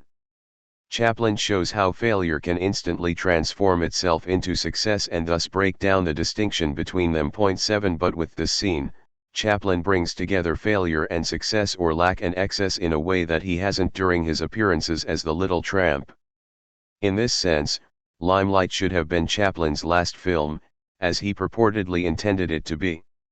It is fully appropriate that Keaton is present at this moment because it is a moment at which Chaplin begins to act like Keaton and thus announce his own demise. Keaton's comedy places him within the social structure and thus relies on inclusion. Inclusion marks the end of Chaplin, and just after the success of this routine, Chaplin jumps off the stage into a bass drum in the orchestra pit. The fall leads to the recurrence of a heart attack, which ends up soon killing Caffaro. But this is much more the death of the comedy associated with the little tramp. His comedy depends on exclusion. The moment that Limelight reveals his complete acceptance by the crowd, he dies. The excluded inside. Though the little tramp is the most famous manifestation of Chaplin's comedy, this figure impinges on the comic possibilities through its unrelenting emphasis on exclusion. Limelight does show the end of this type of comedy, but this film is not, for the most part, a comedy. It is more a film about the end of comedy. Chaplin made his greatest film after The Little. 150. Chapter 7. Tramp retires at the end of Modern Times, 1936, and before he chronicles his demise in Limelight, 1952. This success of the great dictator, Charlie Chaplin, 1940, depends on Chaplin showing that even the figure at the center of society shares in the exclusion that befalls the little tramp. The effectiveness of this comedy can be measured by the controversy that it aroused after its release and that it continues to arouse. In the immediate aftermath of the Holocaust, critics accused Chaplin's The Great Dictator of letting Hitler off much too easily. Rather than appearing as one of the most murderous regimes in human history, Nazism comes off as a rule of buffoons. Adenoid Hinkle, Charlie Chaplin, the stand-in for Hitler in the film, gives nonsensical speeches in mock German, orders the invasion of neighboring Austerlitz on a whim, dances privately with a globe balloon, and ends up being mistaken for a Jewish barber and imprisoned. The mockery of Hitler's anti-Semitism and the comparison between the dictator Hinkle and the Jewish barber don't seem to go far enough in their critique. Even Chaplin himself admitted that, had he known what would unfold, he would not have made the film. By identifying the insufficiency of a satirical portrait in the face of Nazi atrocities, Theodor Adorno authors the definitive critique of the film. In his essay on Engaged Art, he notes, "The great dictator loses all satirical force and becomes obscene when a Jewish girl can hit a line of stormtroopers on the head with a pen without being torn to pieces." For the sake of political commitment, political reality is trivialized, which then reduces the political effect. 8. But if Adorno is correct and The Great Dictator fails in terms of political commitment, it does not fail as a comedy. It represents the height of Chaplin's comic genius, and it does so to the extent that it departs from the logic associated with The Little Tramp. The great humor in The Great Dictator derives from Chaplin's ability to connect the ultimate insider, Hinkle, the representative of Hitler, with the complete outsider, the Jewish barber who ends up in a concentration camp. The excessiveness of the critique, in addition to Hinkle himself, other Nazi and fascist leaders become completely absurd, like Joseph Goebbels appearing as Herr Garbitzk, Henry Daniell, creates the comedy. One could only mock Hitler through the extreme excess that Chaplin employs. But when he also shows Hitler to be interchangeable with the Jewish barber, the film's comedy reaches its apex. No one can tell the difference between the leader of Tomainia and its excluded part. Excess and lack overlap through this confusion of identity. Though The Great Dictator represents the height of Chaplin's comic achievement through its identification of the figure of symbolic authority with the excluded excess, it also includes one of the two most egregious. 151. Outsideandinsiде. Lapses in Chaplin's cinema. The danger associated with Chaplin's focus on the comic object as excluded from the social order is that this situation of total exclusion tempts him with the image of total inclusion as a remedy. The political problem with this remedy is that it is precisely the dream of universal inclusion that necessitates exclusion. A society can only construct the illusion of wholeness through a figure of exception not included within the whole. 9. In this sense, Chaplin's solution for the Little Tramp's exclusion not only fails but goes so far as to highlight the necessity of this exclusion. The problem isn't just that Chaplin turns from comedy to sentimentality, but that his version of sentimentality vitiates the critique that his comedy so forcefully makes. Preaching inclusion represents a failure to recognize that inclusion always depends on some sort of exclusion, whether it is overtly stated or not. In the speeches that Chaplin's character gives at the end of The Great Dictator and Monsieur Fairdeuse, 1947, he gives in to the temptation that accompanies comic exclusion and preaches the politics of including the excluded. The solution to social exclusion is not as simple as including the excluded. It entails rather the identification with the excluded, the recognition that everyone is excluded. In his speech impersonating Hinkle in The Great Dictator, the Jewish barber gives a long proclamation about the need for peace and freedom, as well as the importance of struggling against brutality and dictatorship. He concludes, "Let us fight to free the world, to do away with national barriers, to do away with greed, with hate and intolerance. Let us fight for a world of reason where science and progress will lead to all men's happiness. Soldiers, in the name of democracy, let us all unite." This call for an end to national barriers and to all other forms of separation is a fantasy of total inclusion. Point 10. This fantasy ironically tends toward the creation of fascism as a way of realizing it. This is the specific danger that accompanies Chaplin's comedy of exclusion, and it is a danger that Keaton's comedy avoids altogether. Though we see Keaton wealthy and successful at times in his films, we never see him propagating the idea of total inclusion as a political solution. Keaton as the included exclusion.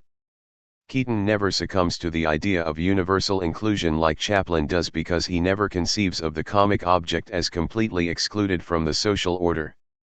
Instead, his comedy reveals an exclusion internal to the social order.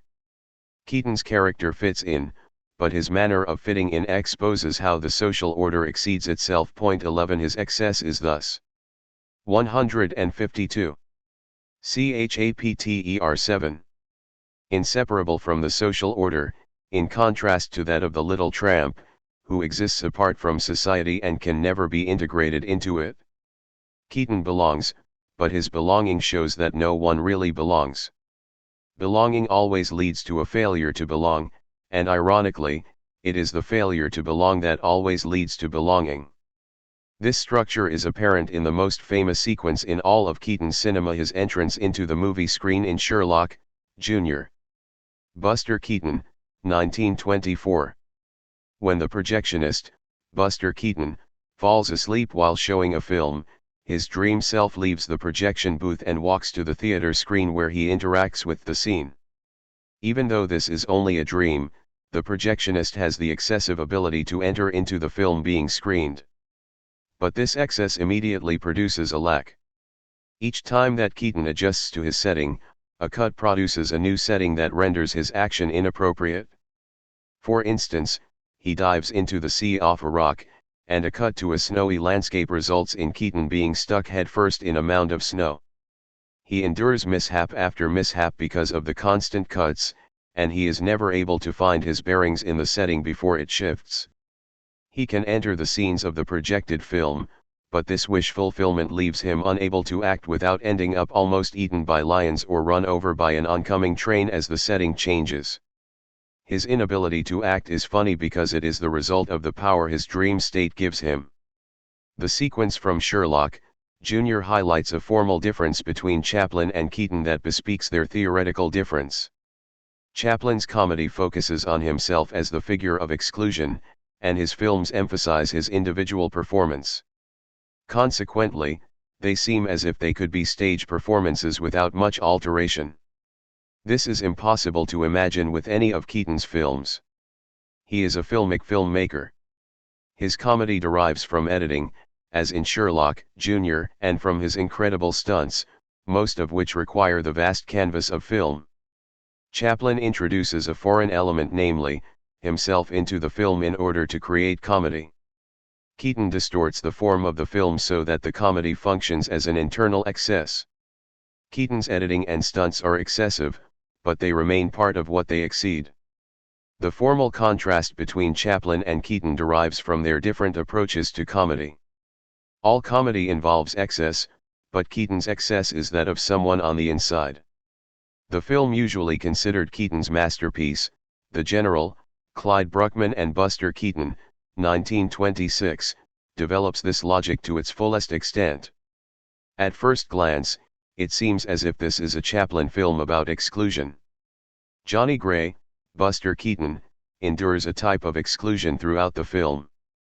He cannot enlist in the Confederate Army and thus 153. Outsideandinsinside.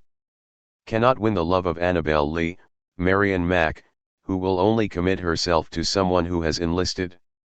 But Johnny, as a train engineer, nonetheless plays an integral role in the Confederate Army's struggle. In fact, it is the vocation of engineer that leads the Army to reject Johnny's attempted enlistment. He is too valuable to the Confederacy as an engineer to be employed as a soldier. Johnny works within the Confederacy but can't fully belong to its official military structure. Like the little tramp in City Lights, he doesn't belong, but in his case, the failure to belong does not entail complete exclusion. Johnny's attempted enlistment provides the first major comic scene of the film. Johnny goes to the enlistment office certain that he will win the love of Annabelle. But just as he is about to enlist, an authority informs the enlistment officer that the train engineer cannot become a soldier. After being rejected because of his value as a train engineer, Johnny tries to adopt a series of different identities in order to fool the enlistment officer. Each comic attempt is thwarted, and Johnny remains part of the Confederate struggle but not a proper member of the Confederate Army.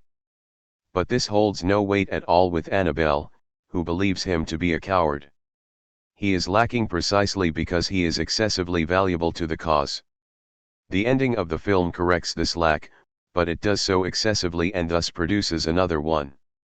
One of the great comic endings in the history of cinema takes place as Johnny finally attains a role in the Confederate Army. When Johnny uses his train to block a Union offensive, the Confederate Army rewards him not just with enlistment but with officer status. This new status impresses Annabelle and ends their estrangement, though at the moment that Johnny would kiss Annabelle to cement their relationship, his rank becomes a barrier to their renewed connection. As the new officer prepares to kiss Annabelle, a series of soldiers walk past him and salute because of his rank. Instead of kissing Annabelle for the first time, Johnny must salute each soldier. He belongs, and it is his belonging that prompts Annabelle to accept his proposal. But it is also his belonging to the army that acts as a barrier to kissing her. Inclusion doesn't eliminate lack but excessively reproduces it in the case of Keaton. Whereas Chaplin finds excess outside the social structure, Keaton finds it within, where it acts as an obstacle for him. He is only able to surmount this obstacle when he decides to kiss Annabelle while continuing to salute without even looking at the passing soldiers. This image of Johnny kissing and saluting at the same time provides the perfect comic conclusion for Keaton's masterpiece. At this moment, he acts excessively kissing and saluting because his inclusion leaves him lacking. Point 12. Keaton always succeeds at inclusion even when it seems, as with 154. Chapter 7. The General or Battling Butler, Buster Keaton, 1926, that he won't. In the latter film, his excessive wealth leads to his initial exclusion, even though he is wealthy. The father and brothers of the mountain girl, Sally O'Neill, whom Alfred Butler, Buster Keaton, is attempting to woo, find him too weak and unmanly to be a suitable mate and member of their family. Butler's solution, proposed by his valet, Snitz Edwards, is to pose as the famous prize fighter who shares his name, Alfred Battling Butler, Francis MacDonald. The former Butler's excess wealth cannot help him through the training regime that he must endure, a regime that comically reveals his failures as an athlete. Eventually, as he does in The General, Keaton succeeds in battling Butler, defeating the great boxing champion in a fight. The initial excess in both cases produces a lack, but then the lack leads to a final excess. But one of the reasons why The General is Keaton's masterpiece and Battling Butler is an almost forgotten film is the final comic twist that The General adds. The end of Battling Butler ceases to be comic when Alfred Butler defeats the boxer who shares his name and wins the affection of the mountain girl. His romantic union with the mountain girl marks the film's turn away from comedy and produces no laughter. But at the conclusion of The General, when we see Johnny forced to kiss Annabelle while saluting at the same time, it is apparent that the excess of his success produces the very lack that it promises to eliminate, which enables the comedy to continue. At the moment Keaton belongs, he finds himself bereft of the benefits that come with belonging. Point 13. As a result, one laughs at The General right until the film ends. Keaton's focus on the excess of belonging contrasts with Chaplin's focus on the excess of exclusion, but both forms of excess produce lack and thus result in great comedy. One need not choose, but it is at the same important to distinguish the political valence of each form of comedy. Despite Chaplin's more radical politics, Keaton creates a more radical comedy because it illustrates how the social order subverts itself rather than trying to subvert it from the outside. This is the high point of comedy. Keaton's danger. Keaton's form of comedy does carry risks with it. While he never lapses into the sentimental vision of total inclusion that Chaplin succumbs to at the end of The Great Dictator, he commits an equally traditional political misstep. When his films show that the insider is at once an outsider, that 155 OUTSIDEANDINSIDE belonging also entails a failure to belong, they sometimes have recourse to racist images in order to convey the outside. He fails to see that the racialized outsider is different from the insider, that there is a distinction between the insider's failure to belong and the situation of the outsider. That is to say, not everyone fails to belong in the same way, and Keaton creates racist images because his version of comedy doesn't allow him to see this fact. Though the majority of Keaton's films avoid such imagery, it does appear in a few of his films, including 2 of his features. Perhaps the most egregious racism in Keaton's cinema occurs in The Navigator, Donald Crisp and Buster Keaton, 1924, where Rollo, Buster Keaton, and Betsy, Catherine Maguire, sail alone aboard the large ship Navigator and encounter a group of black characters depicted as savages who attack the ship and threaten them. The black characters have a stereotypical look and act buffoonish throughout the encounter. Here Keaton employs a standard Hollywood racist image without any irony. The point of the exchange between Rollo and Betsy and the black characters is to illustrate the similarity between the 2 camps. Neither side is able to attack the other successfully without creating mayhem for itself, and in this way, Keaton avoids the typical denouement of the racist imagery. For him, there is no significant difference between the figures of high society, Rollo and Betsy, and the outsiders who are attacking them. The problem is that Keaton turns to racist imagery to illustrate this idea, which marks an important limitation of his cinematic project. In addition to the depiction of the black characters in The Navigator, Keaton resorted to the use of blackface in his films. He had used it in his vaudeville routine, and then he turned to it in 2 shorts and 1 feature, Neighbors, Edward Klein and Buster Keaton, 1920, The Playhouse, Edward Klein and Buster Keaton, 1921, and College, James Horn and Buster Keaton, 1927, point 14 in each case, and especially in College, Keaton uses blackface to mock his own character, to show how he is a figure of lack who requires the excess of blackface in order to fit in. But what the act of putting on blackface fails to see is that it inherently mocks those who are genuinely excluded. Point 15. Keaton fails to pay attention to genuine exclusion in the way that Chaplin does because he focuses on the inside excluding itself, not on those who necessarily remain on the outside. His lapses into racism are not simply personal political errors divorced from his filmmaking project but errors that germinate within the project itself. Just as sentimental total inclusion is the risk that Chaplin runs, blackface or wild black savages is the risk that Keaton runs.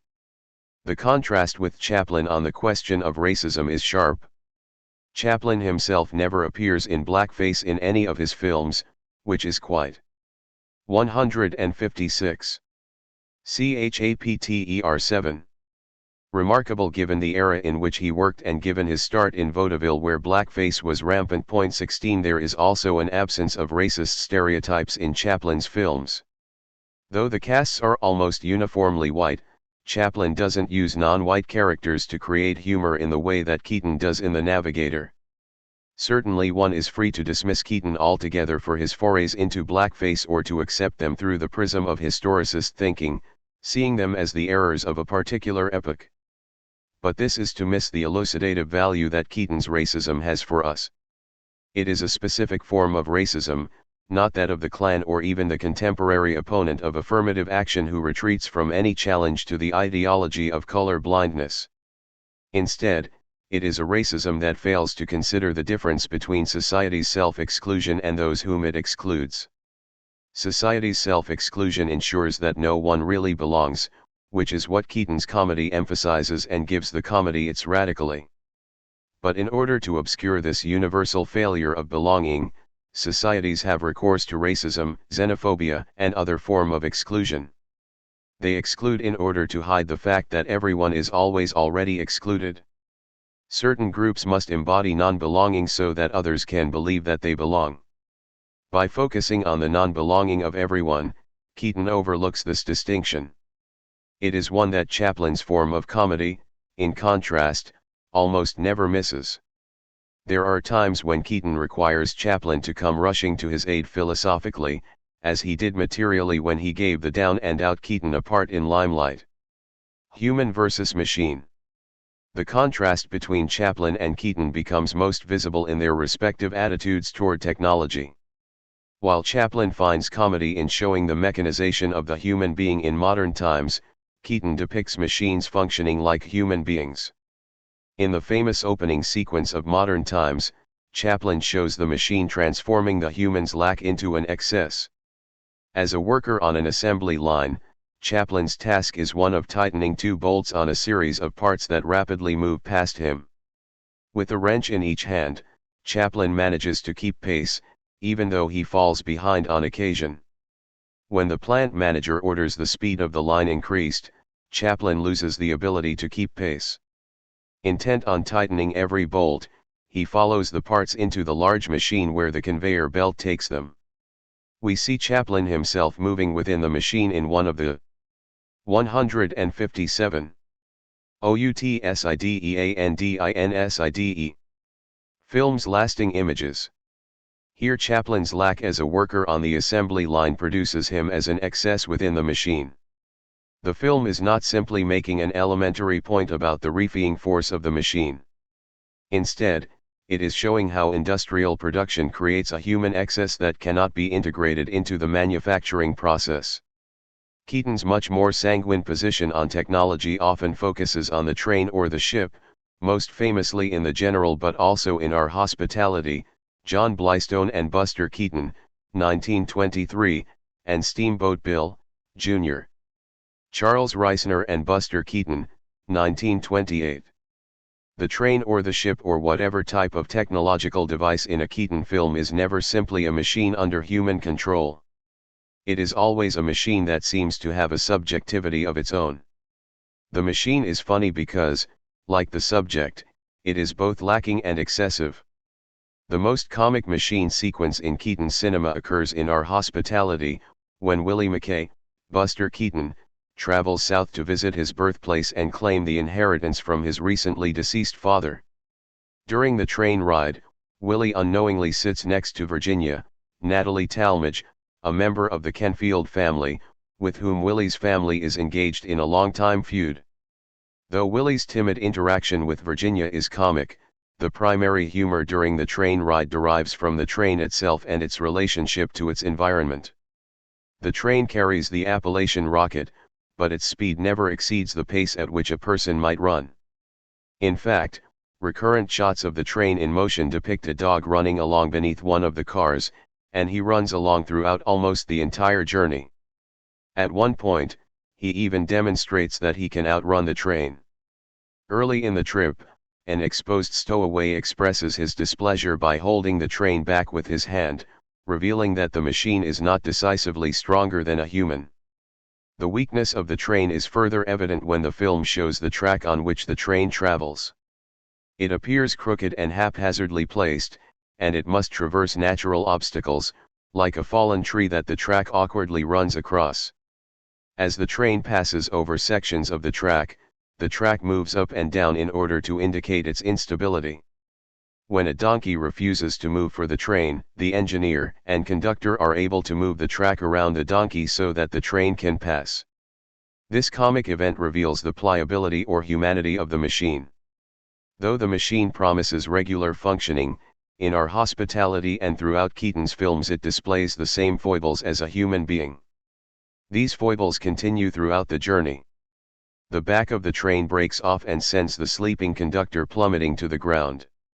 When it goes through a tunnel, the absence of any exhaust mechanism leaves all the passengers covered in soot. But the primary 158 CHAPTER 7 comedy comes at the end of the journey.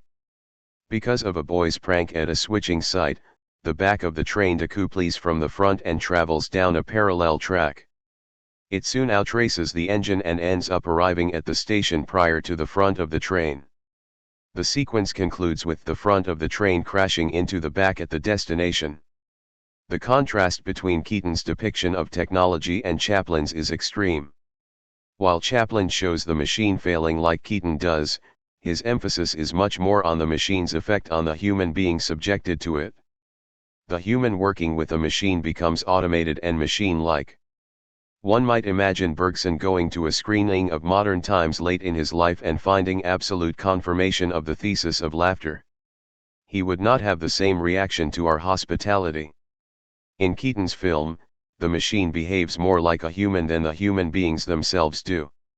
For Keaton, the train itself is a lacking subject. 17.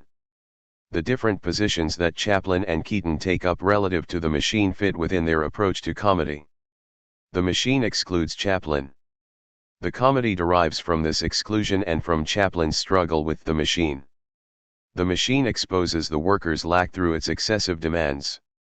In the case of Keaton, the machine is one of us, and we aren't at war with it. Like any subject, its own lack creates an excess, in the way that the instability of the train track enables two people to move it around a recalcitrant donkey. One could say that Keaton is more sanguine about technology, but this is only because he sees its failures more clearly. It is around their relationship to the machine that Gilles Deleuze locates a central difference between Chaplin and Keaton in his Cinema 1.18.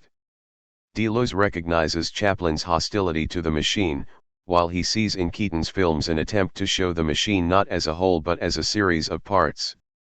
In other words, the machine in Keaton's vision is one of us.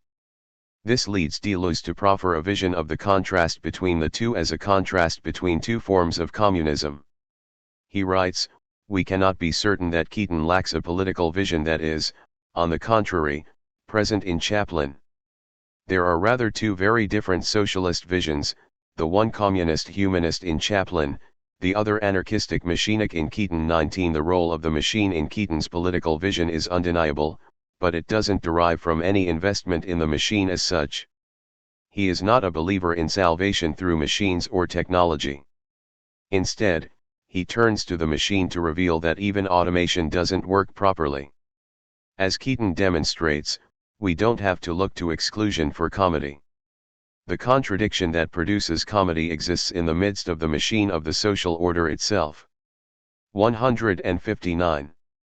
Outsideinside. Necessity versus contingency. The relationship that Chaplin and Keaton have to the machine seems to belie that relationship that they have to necessity and contingency. We typically associate the machine with necessity. Unless it breaks down, it operates according to necessary rules and has no room for contingency. But in addition to his investment in the machine, Keaton is also a filmmaker of contingency. This emphasis reveals the contingency at work in the apparent necessity of the machine. The role of necessity and contingency in the films of Chaplin and Keaton speaks to where they locate their comedy. Chaplin is the necessary excess that the social order must expel in order to create the appearance of functioning smoothly. The necessity associated with Chaplin is the necessity of exclusion. He can repeat the same character in multiple films, The Little Tramp, because the character is socially necessary. Chaplin's comedy calls for us to change our relationship to what is excluded, but it grasps the necessity of exclusion itself. Keaton is the contingent excess that internally troubles every social order. His comedy reveals that social success depends on contingency. In this way he destroys all myths of proper social hierarchy, whether earned through birth, through merit, or through hard work. Keaton succeeds in his films not because he is nobler, more skilled, or more hard-working, but because he benefits from contingency. 20. It is the central role of contingency in all of his triumphs that lies at the heart of Keaton's comedy. Despite his status as a lacking subject, he can perform incredible feats through the aid of pure contingency. In every one of Keaton's films, contingency is the vehicle for his success. It allows him to rescue his family from financial ruin in The Saphead, Herbert Black and Winchell Smith, 1920, to resolve the family feud in Our Hospitality, and to corral the stampeding cattle in Go West, Buster Keaton, 1925. Success never simply occurs in a Keaton film. Contingency always plays a decisive role in it, and this reveals the tenuousness of all success. Lack makes success possible.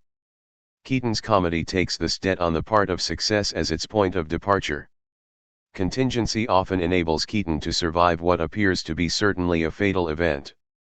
This is what occurs during the horrible storm at the end of Steamboat Bill, Jr. A building collapses just before Keaton enters it, and subsequently he survives a house falling on top of him because he happens to be standing at the precise point where an open window on the house hits the ground. 21 After a series of other close encounters with death, finally a tree that he is holding becomes uprooted and delivers him to safety. Contingency is the excess that rescues the endangered. 160. Chapter 7. Subject. All of Keaton's films show that society could not go on without contingency playing a central part. Necessity and contingency can both play a role in comedy, but they occur at opposite ends of the comic spectrum. Necessity produces the comedy of exclusion. Contingency creates the comic disruption within the social order. Chaplin's failures are comic because they are necessary, while Keaton's successes are comic because they are contingent. But in each case, a lack leads to an excess, or an excess leads to a lack. And this comic intersection is what both Chaplin and Keaton have in common. Chaplin shows that failure can be a mode of success. In this way, he provides a direction for how to comport ourselves as subjects. We must identify with the excluded excess. Keaton, on the other hand, shows that success always fails. This doesn't so much tell us how to act but how to structure the social order. Society must foreground the inevitability of failure even in the midst of the greatest triumphs. It must begin with the failure of anyone to belong.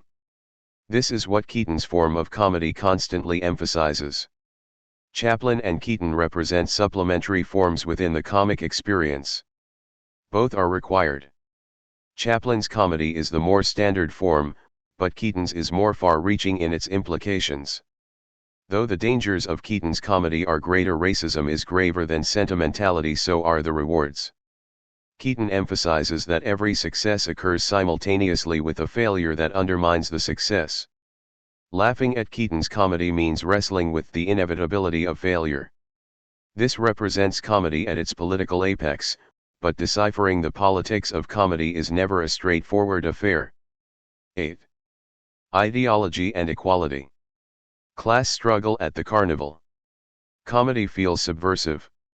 It disrupts the flow of everyday life and often calls social authority into question. If comedy didn't upset our usual way of thinking, it would fail to be funny. When I tell an unfunny joke, the lack of humor coincides perfectly with the degree to which it fits within accepted conceptions of the world.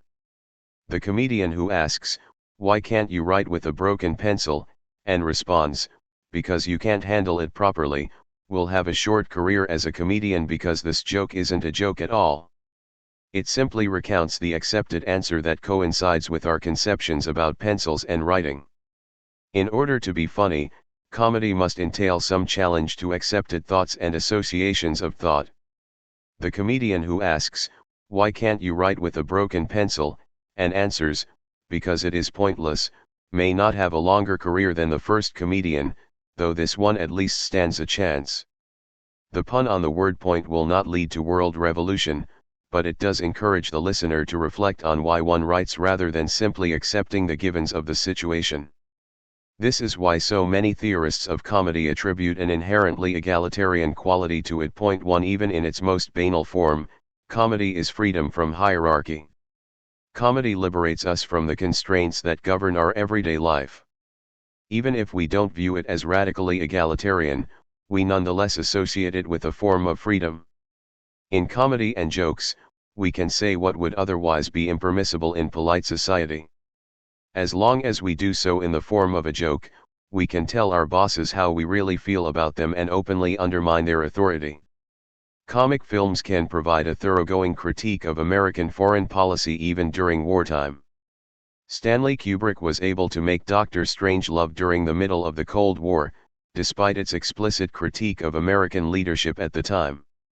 Stand-up comedy routines can offer a scathing political commentary that otherwise exists only in extremely marginalized venues.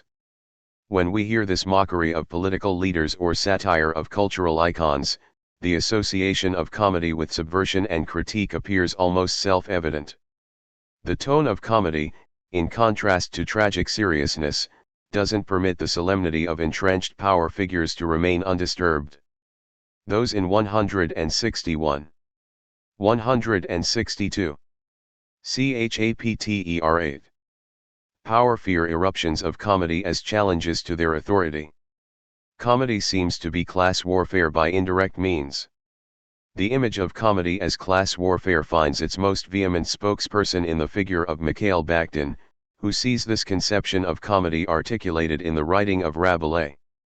In his works, Rabelais focuses on the carnival, a time of comedy in which festival and laughter displace everyday life.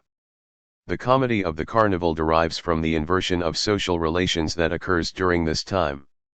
Those in power become the equals of the lowest members of society as a temporary suspension of social hierarchy ensues. Usual life transpires through firm distinctions between different classes and rules that sustain these distinctions. But comedy reveals these distinctions to be illusory and permeable. Bakhtin understands that carnival is only a temporary suspension of societal hierarchy and that this hierarchy returns after the carnival, but nonetheless the comedy that takes place during the carnival has an inherent radicality to it. Bakhtin goes so far as to claim that the forces of oppression can never mobilize comedy and laughter on their side. Laughing creates a sense of equality between those who are laughing and those who are being laughed at. Bakhtin writes, laughter could never become an instrument to oppress and blind the people. It always remained a free weapon in their hands. According to this conception of the comic and its effect, authority requires seriousness and is actually identified with seriousness. When authorities engage in comedy, they are implicitly undermining their own authority and taking the side of the people, even if they aren't aware of this. Authority operates through fear, but comedy liberates us from fear. When we see the comic underside of authority figures and experience them being mocked, we cease to fear them. Whatever the terror that authorities would inflict on us, if we respond with laughter, we undermine its power to oppress. The problem with Bakhtin and his conception of laughter is that he never had the chance to see Carrie, Brian De Palma, 1976.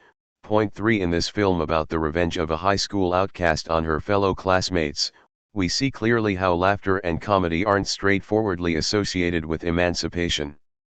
Carrie, Sissy Spacek, is the subject of mockery throughout the film.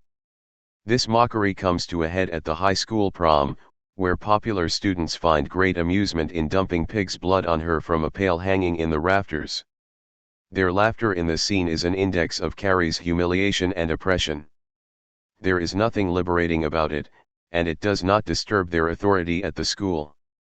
Even the unpopular students join in the mockery of Carrie.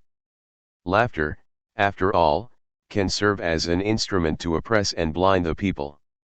Carrie soon avenges herself on them, but the comedy that they 163. Ideologyandequality find in the act of dumping blood on her stands apart from this vengeance, which is itself not at all comic. The treatment that Carrie receives in De Palma's film is familiar to anyone who has witnessed racist, sexist, homophobic, or anti-Semitic jokes.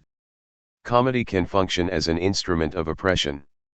Oppressive jokes emanate from a position of social authority and work to enhance the authority embodied by those at the top of the social hierarchy. They offer the enjoyment that comes from the act of excluding rather than the mockery of authority. When we see figures of authority derisively mocking and laughing at the downtrodden or the excluded, we can have no doubt that the valence of laughter and comedy is not as clear-cut as Bakhtin imagines it to be. Even when authorities mock themselves or allow themselves to be mocked, it is not always evident that this mockery subverts their authority. Pretensions of comic subversion often fail to subvert at all. Comedy can assist the authorities in cementing their authority just as easily as it can undermine that authority. There is, in short, no inherent political valence to the comic act. Sometimes comedy can function in an egalitarian way, but it can just as easily function ideologically. The question is how we can determine what makes particular forms of comedy egalitarian and what makes other forms ideological. Our tendency is to look for the political valence of comedy in either who creates the comedy or who is its object. If the source of the comedy is a figure of authority, we assume that the comedy functions ideologically because authorities don't intentionally undermine themselves and remain authorities. Jokes constructed by social outcasts, on the other hand, seems ipso facto egalitarian. On the side of the comic object, the political situation is reversed. If the object of the comedy is someone already excluded from the social order, we believe that the comedy is ideological insofar as it preserves the exclusions that constitute the social order as it is constituted. No one believes, for instance, that the racist joke or the comic sketch about the homeless challenges existing social relations. And when a joke targets a political or economic leader, it seems inherently egalitarian. Oftentimes, the type of subject and the type of object coincide. Either the figure of authority finds comedy in mockery of the excluded, or one of the excluded tells a joke undermining symbolic authority. One can easily imagine a business leader recounting a racist or a sexist joke or laughing at satirical depictions of the excluded, just as one can also imagine a group of servants laughing at the foibles of the upper-class families that they serve. In both cases, the political bearing of the subject and object of comedy line up exactly. 164. Chapter 8. But this method for evaluating the politics of comedy doesn't hold up under close scrutiny. Complications quickly ensue. The marginalized can tell jokes at their own expense, as we see with many Jewish jokes. The joke which says that the definition of genius is a C student with a Jewish mother has a Jewish source and a Jewish target. Equally, authority figures can tell jokes that genuinely challenge their own authority. This occurred when President Obama, asked why he had stopped smoking, joked that he was afraid of his spouse.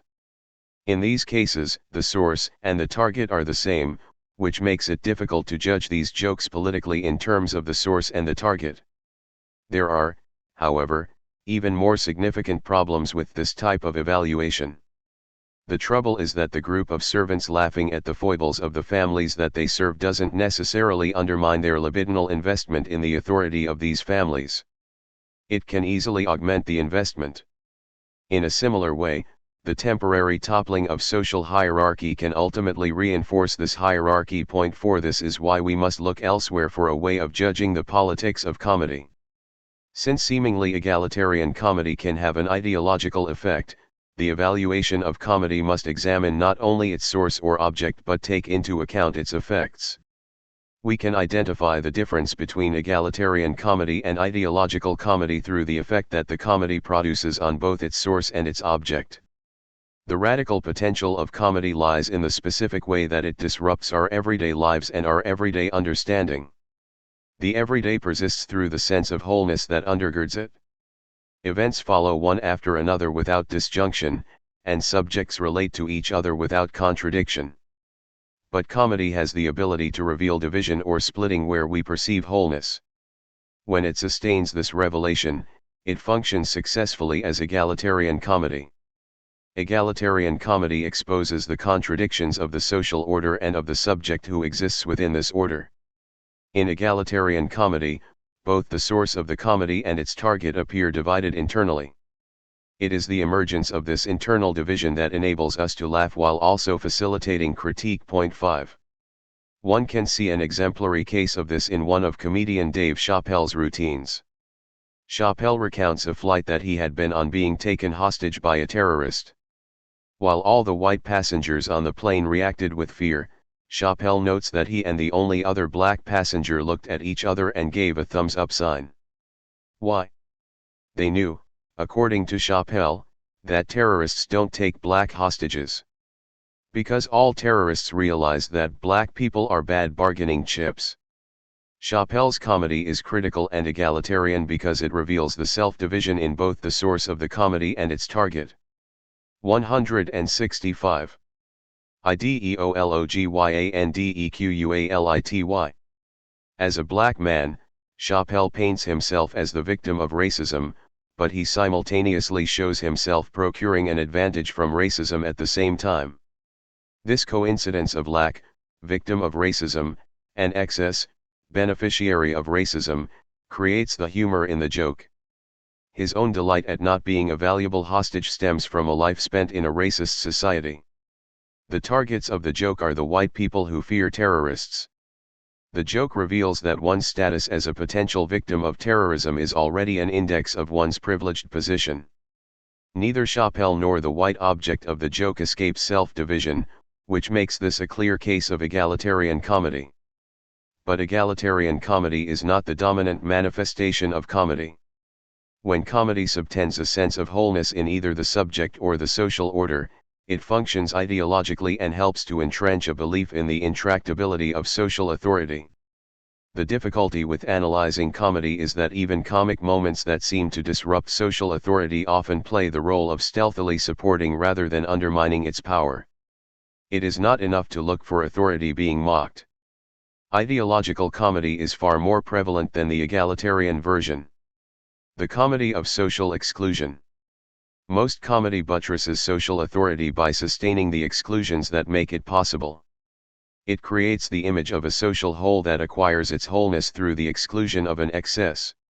Wholeness is not inimical to exclusion but depends on it because the exclusion provides the external point of reference that enables the structure to define itself as a whole.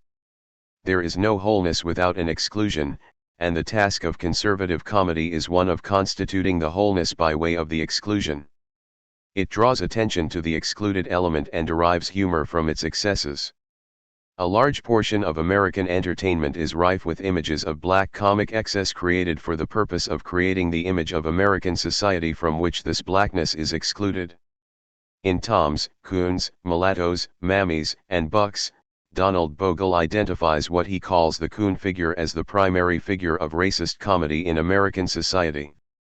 Though there is just as much racism in Uncle Tom's or Mammies, two other figures that he identifies, it is the coon figure who exists for the sake of laughter and who, for that reason, proliferates more than the other racist figures. 6 According to Bogle's description, before its death, the coon developed into the most blatantly degrading of all black stereotypes.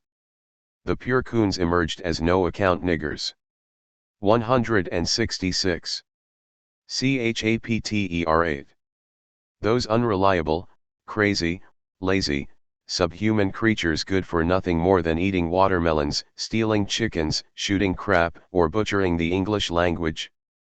7 Bogle's description implies a sanguine view of this figure's demise, but an examination of the history of recent Hollywood films reveals that he spoke too soon, that the comedy of the coon figure lives on, even if its manifestation is not so blatant as the depiction of a lazy buffoon in the silent film How Erastus Gets His Turkey, Theodore Wharton, 1910. In early films such as this one, the coon figure is the sole focus, and this is what has changed in more contemporary appearances of this figure. The coon figure is often now the sidekick to a white hero and provides comic relief from the central drama. This is the case in a series of action films from the 1980s onward. For instance, in John McTiernan's Die Hard, 1988, New York police officer John McClane, Bruce Willis, finds himself isolated in a Los Angeles skyscraper battling criminals who have taken hostages and are robbing the building. The overweight local officer Al Powell, Reginald VelJohnson, receives the call to investigate. When we see him receive the dispatcher's call, he is in the process of buying multiple packages of Twinkies at a convenience store. Instead of eating watermelon like the traditional coon figure, he eats Twinkies, but the effect is the same. The film mocks Powell for his excessive weight and eating habits. After he arrives at the skyscraper, his status as a coon figure becomes even more evident. McClane drops the body of one of the criminals from a high floor in order to alert the unknowing Powell to the criminal presence in the building. When the body strikes Powell's car, the criminals begin shooting at Powell as well, and he drives his car wildly in reverse while screaming until he ends up in a ditch. This image of Powell in the careening car confirms the coon figure status that the introduction to him buying Twinkies first suggests. The Lethal Weapon series of films often places Roger Murtaugh, Danny Glover, in the coon role, though it also gives him a serious role in the drama as well. The comic focus on the coon figure reaches its apex in the opening scene from Lethal Weapon 4, Richard Donner, 1998, in which Martin Riggs, Mel Gibson, and Murtaugh face a heavily armed shooter in the middle of a city street. Riggs convinces Murtaugh to strip down to his underwear and flap his arms like a chicken in order to distract the criminal while Riggs shoots him. Murtaugh doesn't steal chickens like classic coon figures but instead acts like a chicken. And after Murtaugh engages in the comic display, Riggs informs him that he had Murtaugh do this only for his own amusement, and that of the spectator, rather than for the stated intention of distracting the criminal.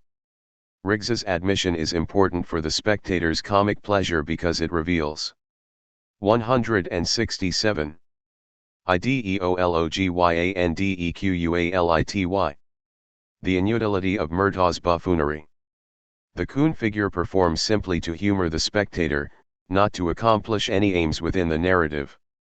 This type of comedy doesn't die out by the 1990s but continues in the 2000s and 2010s with Rush Hour 3, Brett Ratner, 2007, and Ride Along, Tim Story, 2014. In all of these films, the coon figure is a police officer, which is not coincidental though it seems contradictory. If the coon figure marks social exclusion, the cop is, in contrast, an insider. But the coon figure as police officer is humorous because it shows that even when this figure is fully ensconced in the social structure, he never really belongs, and his exclusion constitutes the social structure as a whole. Laughing at the excluded outsider in order to produce a sense of wholeness is the primal form of comedy. It persists not due to a lack of knowledge or progress but because it enables spectators to believe in society as a substantial entity without any cracks. The excluded coon figure obscures the social order's dramatic incompleteness.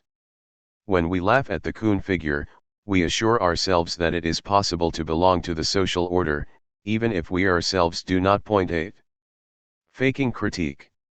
While it is easy to identify the conservative function of the coon figure and comedy that targets the excluded, it is more difficult to see the same process at work in comedy that targets the authorities. Nonetheless, the comedy of the carnival falls directly into the same category. Forcing the king to walk naked down the street while wearing a clown mask during the carnival seems to undermine the king's authority by showing a lack of authority within the appearance of authority. But this performance can easily buttress the king's authority. This type of comedy renders the king comic, but it does so by demonstrating to spectators that even this comic spectacle cannot disrupt the authority of the king. The king shows that he has the ability to appear as a lacking subject in order to prove that he isn't. In this sense, there is no political difference between laughing at the king in the carnival and laughing at the coon figure on the screen. Egalitarian comedy might arise if the scene goes too far and begins to slip beyond what the king had authorized. But medieval carnival, for the most part, sustains the wholeness of the figure of authority, and this gives it an ideological function. One modern equivalent of the ideological comedy of the medieval carnival is the White House Correspondents' Dinner, a banquet where authority openly mocks itself. This annual event requires the president to 168. Chapter 8. Speak before the White House correspondents and other invited guests, and the speech always involves a series of jokes at the president's own expense. The comic object is authority itself and its failures. For instance, after the invasion of Iraq on the pretext that Iraq had weapons of mass destruction, George W. Bush feigned a search for the never-discovered weapons in front of the audience, looking under the podium and all around him. This joke undercut the very basis for the Iraq War and used comedy to confirm critiques that he had launched the war under false pretenses. It was a genuinely funny joke. We can't simply dismiss it as failing to achieve the status of comedy. And yet, this self-mockery did not undermine Bush's authority because it positioned him, as the teller of the joke, as a substantial authority. The White House Correspondents' Dinner is an authorized space, like the medieval carnival. The jokes that emerge from it remain within that space unless they manage to disturb its fabric by violating the conventions that sustain the space. One laughs at the excessive war fought over what didn't exist, but while laughing, one remains within the symbolic structure that justified the war and made it possible. Laughing at Bush's self-mockery is just an extension of writing columns defending the decision to go to war in the first place. But even when the comedy doesn't come from the president himself, it can still serve the very authority that it mocks. In addition to toppling the power of authority, comedy can provide a side for this necessary disobedience without threatening the structure of authority. It suffices to look at Robert Altman's classic film MASH, 1970, to see how comic subversion actually enables a social structure to function more effectively than seriousness.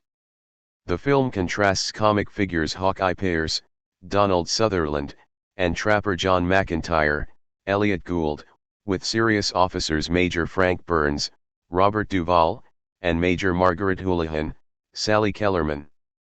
Burns and Houlihan exhibit devotion to the army and its authority, while Pierce and McIntyre use comic acts and statements to undermine this authority.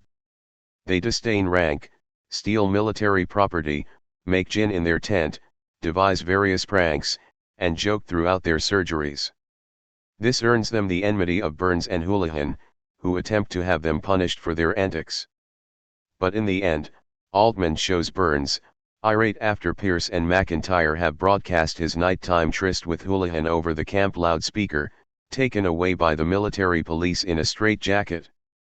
In the film, the comedy of Pierce and McIntyre triumphs over the seriousness of Burns and Houlihan. Altman clearly intends his film as a critique of military authority and a celebration of the subversiveness that Pierce and McIntyre exhibit. Their comedy challenges military authority as it manifests itself in Burns, Houlihan, and other high-ranking officers. In addition to their comic 169 ideologyandequality struggle with this authority, Altman shows the banality and ineptness of this authority. The commander of the hospital, Colonel Henry Blake, Roger Bowen, shows more interest in fishing than in the war. General Hammond, George Wood, is concerned about organizing and wagering on a football game, not about furthering the war effort. 9 As Altman reveals throughout the film, military authority does not operate as a serious source of disciplinary power but consistently proves ineffectual and distracted. The problem with this attack on military authority lies in the relationship between the comic subversion and the war itself. The humor that Pierce and McIntyre generate does not hasten the end of the war or spur broader challenges to the war's objectives. Pierce and McIntyre actually help their unit to work efficiently. The strict obedience of Burns actually disrupts the functioning of the military hospital far more than the antics of Pierce and McIntyre. The latter enable the other members of the hospital staff to work amid horrible conditions and inconceivable trauma while still maintaining a psychic equilibrium, which is why the authorities tolerate their behavior. Just as a sports coach tolerates and even tacitly encourages locker room hazing, the military leaders turn a blind but knowing eye to the comic subversion perpetuated by Pierce and McIntyre. The seriousness of Burns would thwart the hospital's functioning, while the comedy of Pierce and McIntyre make this functioning possible. Pierce and McIntyre do not align themselves with military authority, and the film also eschews any such alignment for the spectator. But at the same time, we see that the effect of their comedy does not change attitudes toward the war or hinder the ability of anyone to serve in the military. They evince a dislike for the war and the carnage that it entails, but their comedy provides but an interlude that creates a coping mechanism for the carnage. In this sense, Pierce and McIntyre exhibit precisely the defects of Bakhtin's carnival as a political strategy. Their humor, even when it targets military authority, does not disturb that authority. By publicly broadcasting the tryst of Houlihan and Burns that they listen to via a hidden microphone, they create a situation that results in Burns being sent away and Houlihan losing her hard edge, but in the end, they play along with authority and organize a football game with General Hammond's team. Though they recruit a former professional player who helps them to upset the general's team, this defeat doesn't create any realignment of the authority structure, nor does it interrupt the war effort. The film counts among Altman's failures because its comedy never successfully hits the target at which it aims. Point 10 But this type of comic failure is not unusual. It is even more common than the blatant ideological comedy that employs the Kuhn figure. 170. Chapter 8. Egalitarian comedy. It is tempting to claim that conservative comedy is not really comedy, that the failure of comedy to challenge the ruling order indicates an absence of authentic comedy. This is the position of Alain Badiou, among others. Point 11 He insists that comedy tells of the other side of signification, it inflicts wounds for which there is no cure. In light of this definition, Badiou concludes, what is clear is that for the moment there exists no modern comedy, though he does not rule out the existence of the occasional funny play. 12 By differentiating comedy from the mere funny play and thereby preserving the inherent critical status of comedy, Badiou effectively lets comedy off the hook. The act of defining ideological comedy as an absence of comedy doesn't solve the problem of comedy's political bearing. It merely transposes this question into a different domain and requires that we pose it in a new form.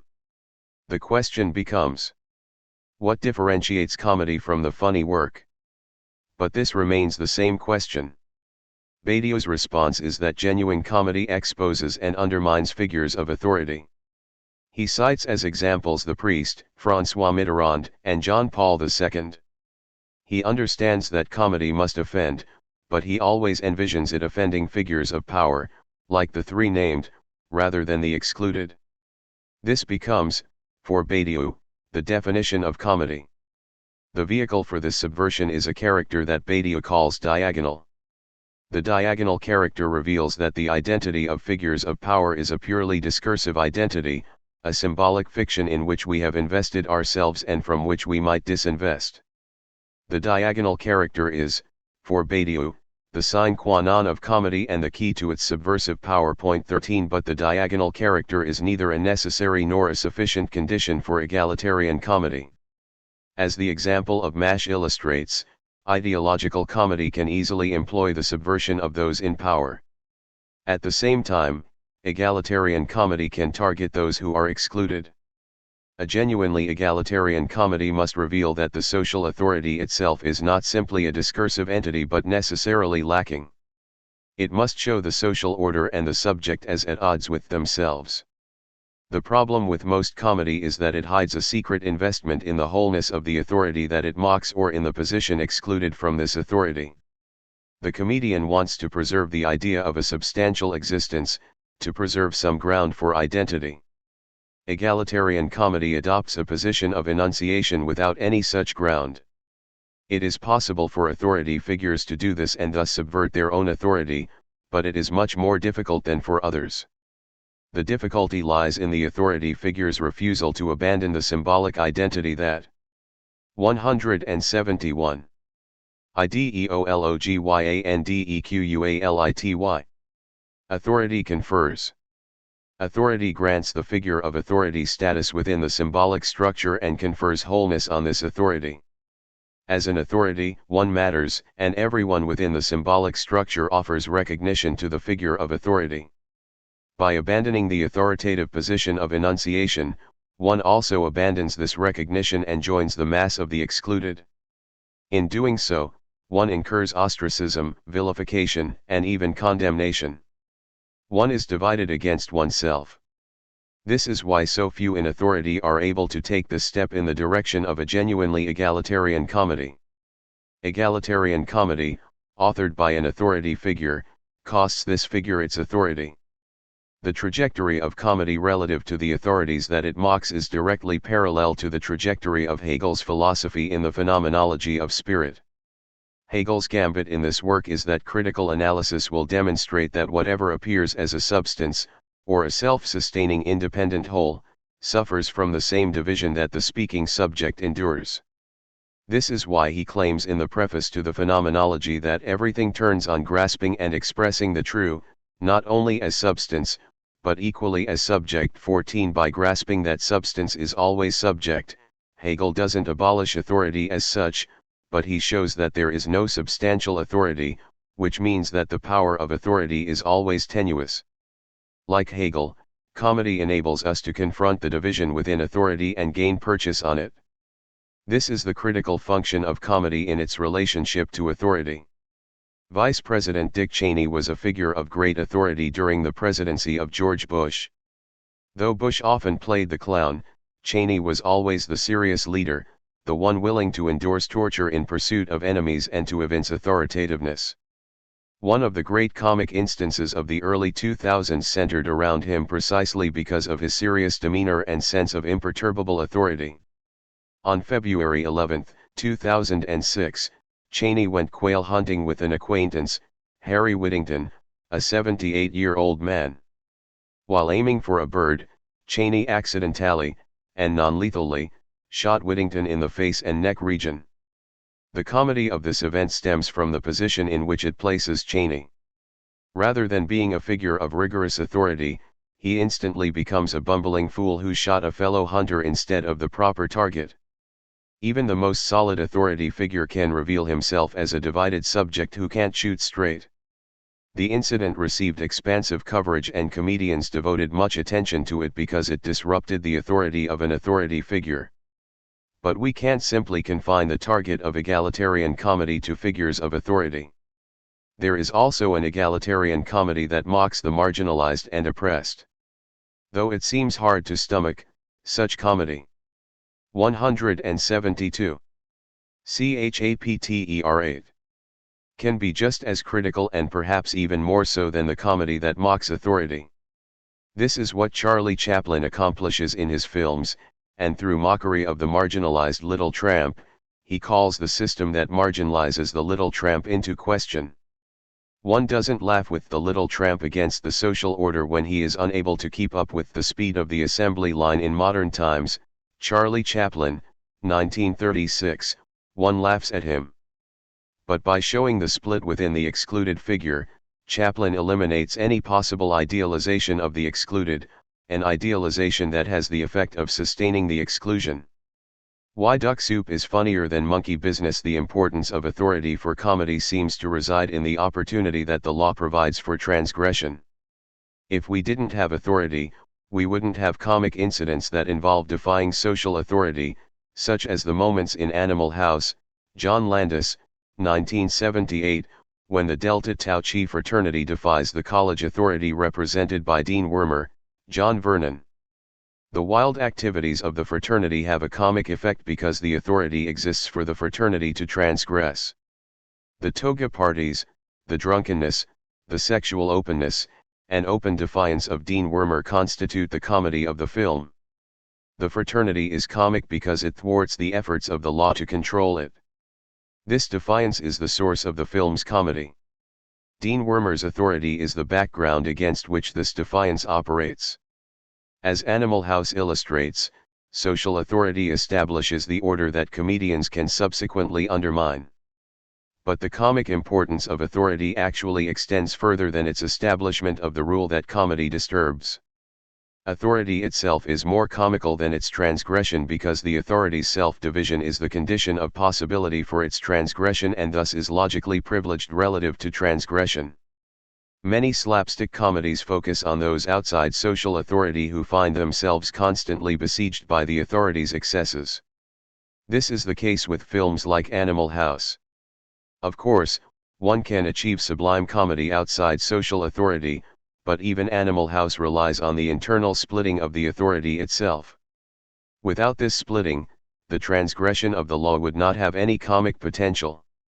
The comic priority of social authority relative to its transgression becomes evident if we contrast two of the early Marx Brothers comedies made at Paramount, before the departure of Zeppo from the group and before the move of the other three brothers to MGM.15. 173. IDEOLOGYANDEQUALITY. Monkey Business, Norman MacLeod, 1931, is the third Marx Brothers film and the first to be made directly for the screen, that is, not transformed from a stage version. Point 16. Most of the film takes place on a ship where the brothers are stowaways. In an opening sequence, they sing in the barrels where they are hiding in the cargo hold. Much of the film's running time involves them hiding from the ship's authorities and subverting the ship's captain. Like the Delta Tau Chi fraternity in Animal House, the brothers occupy a position outside social authority during the entire film. They generate comedy in the film through their defiance of this authority, which begins with them hiding in barrels and continues with them running throughout the ship, creating havoc while avoiding the crew members chasing them. One of the highlights of the film involves the brothers trying to pass through customs. Because they are stowaways on the ship, they lack the proper documentation for entering the United States. Each brother tries to use the passport of Maurice Chevalier, but the customs officer, as one might expect, refuses to accept this false identification. This refusal occasions a physical defiance of this authority figure, and he ends up with customs stamps on his bald head. At every point in the film, the brothers are on the outside of the law, and their victims are the legal authorities who try to rein them in. Their defiance shows that the authority doesn't have authority over them. While there are funny moments in Monkey Business, the film as a whole fails to sustain its comedy in the way that the other films of the Marx Brothers do. There are only a limited number of ways to flout authority on board a ship. Because all the comedy lies in authority's transgression, the film never exploits the potential comedy of the authority itself. The captain and the customs officer are simply foils for the jokes of the brothers. They never themselves become humorous. The comedy of disobedience that Monkey Business employs leads to the repetition of the same types of gags. This repetition renders the film the weakest of the Paramount films. The position of the Marx Brothers in Monkey Business is atypical. In each of their other Paramount films, at least one of the brothers himself occupies a position of authority. In The Coconuts, Robert Florey, 1929, Mr. Hammer, Groucho Marx, is a hotel owner, and Jameson, Zeppo Marx, works as his assistant, while in Animal Crackers, Victor Heerman, 1930, all four brothers occupy established social positions, with Groucho playing the famous explorer Captain Spaulding. Horse Feathers, Norman MacLeod, 1932, follows this dynamic, as Groucho plays a newly appointed college president, Professor Quincy Adams Wagstaff. In Animal Crackers and Horse Feathers, the figure of authority reveals. 174. Chapter 8. Its self-division. The former depicts Captain Spaulding, Groucho Marx, insulting the wealthy Mrs. Rittenhouse, Margaret Dumont, in almost every one of his interactions with her, despite the attention and hospitality that she lavishes on him. At one point, he tells her, "Why, you're one of the most beautiful women I've ever seen, and that's not saying much for you." Minutes later, he offers her an insurance policy that will provide for her, he says, in her old age, which will be here in a couple of weeks now, if I'm any judge of horseflesh.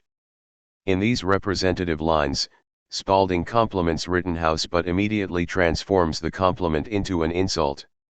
Despite her wealth and status, Rittenhouse endures these types of insults throughout the film. They have the effect of revealing authority, in the figures of Spaulding and Rittenhouse, at odds with itself. Horse Feathers begins with Quincy Adams Wagstaff being named the new president of Huxley University.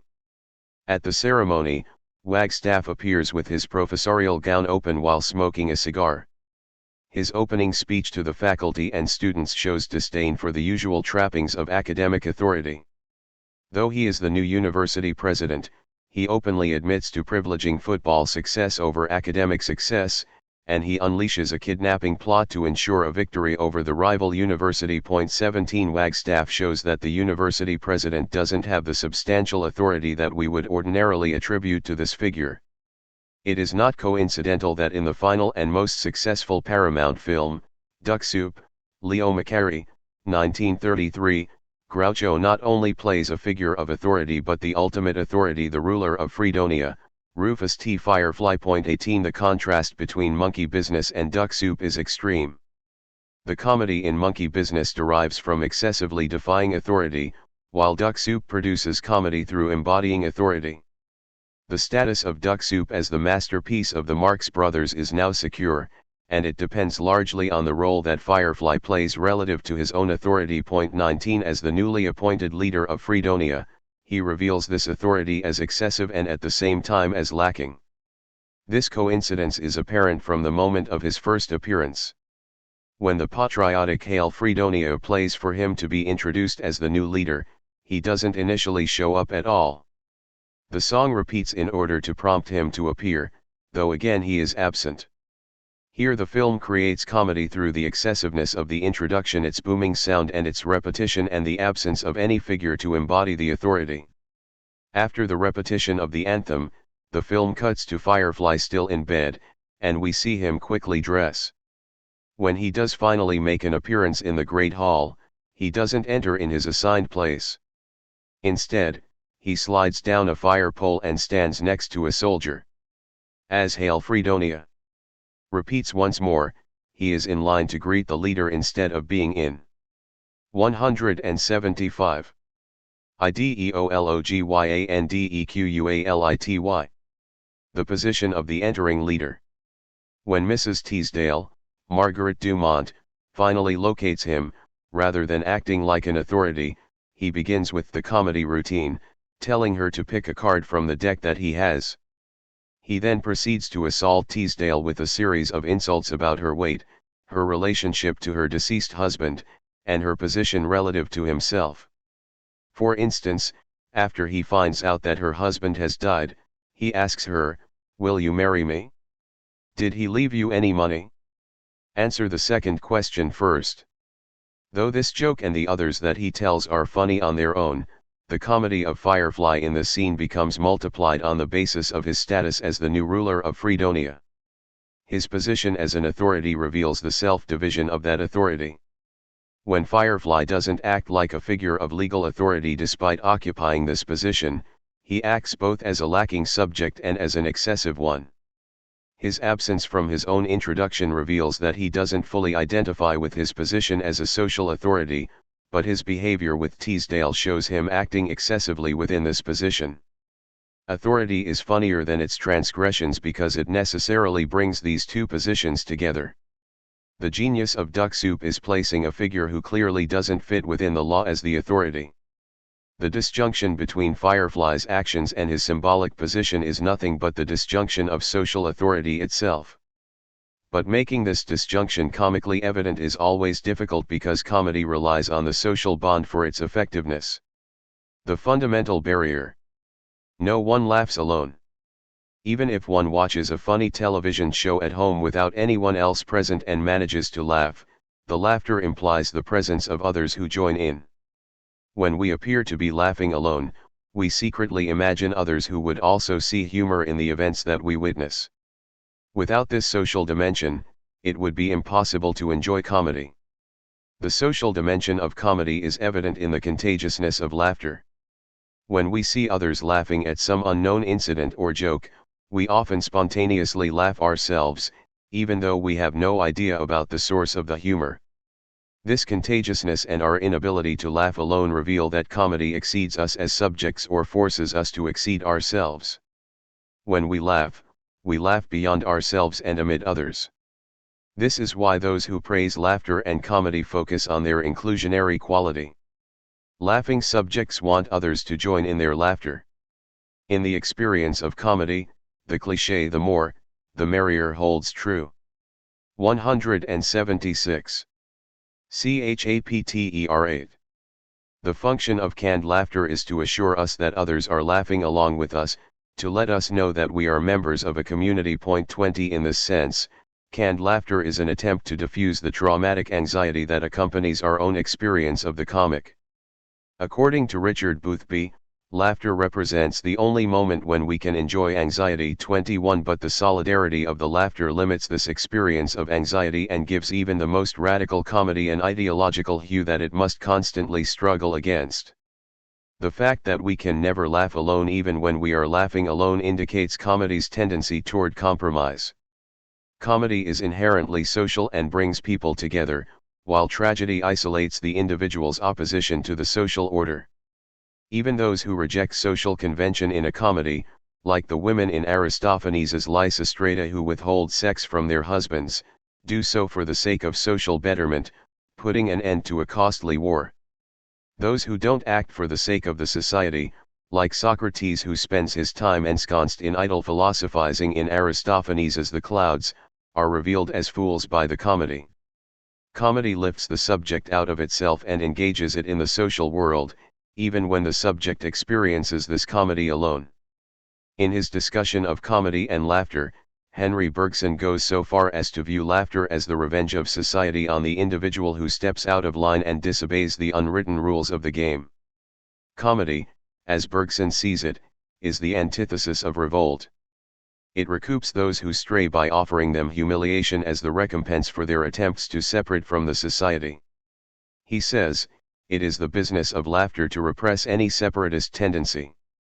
Its function is to convert rigidity into plasticity, to readapt the individual to the whole, in short, to round off the corners wherever they are met with. 22 Bergson adopts a relatively sanguine attitude toward this social repression of separatism, but he does characterize laughter as a process in which society avenges itself for the liberties taken with it. 23 The social dimension of comedy leads to inclusion, but this inclusion has, as Bergson's description suggests, a superegoic quality to it. A laughing group puts an intense pressure on others to join in with the laughter. 24 It is precisely this tendency that aligns comedy with the power of the social order as such and the image of its total authority. We laugh together because comedy punishes individual transgressions. The inherently social nature of comedy blunts its critical edge.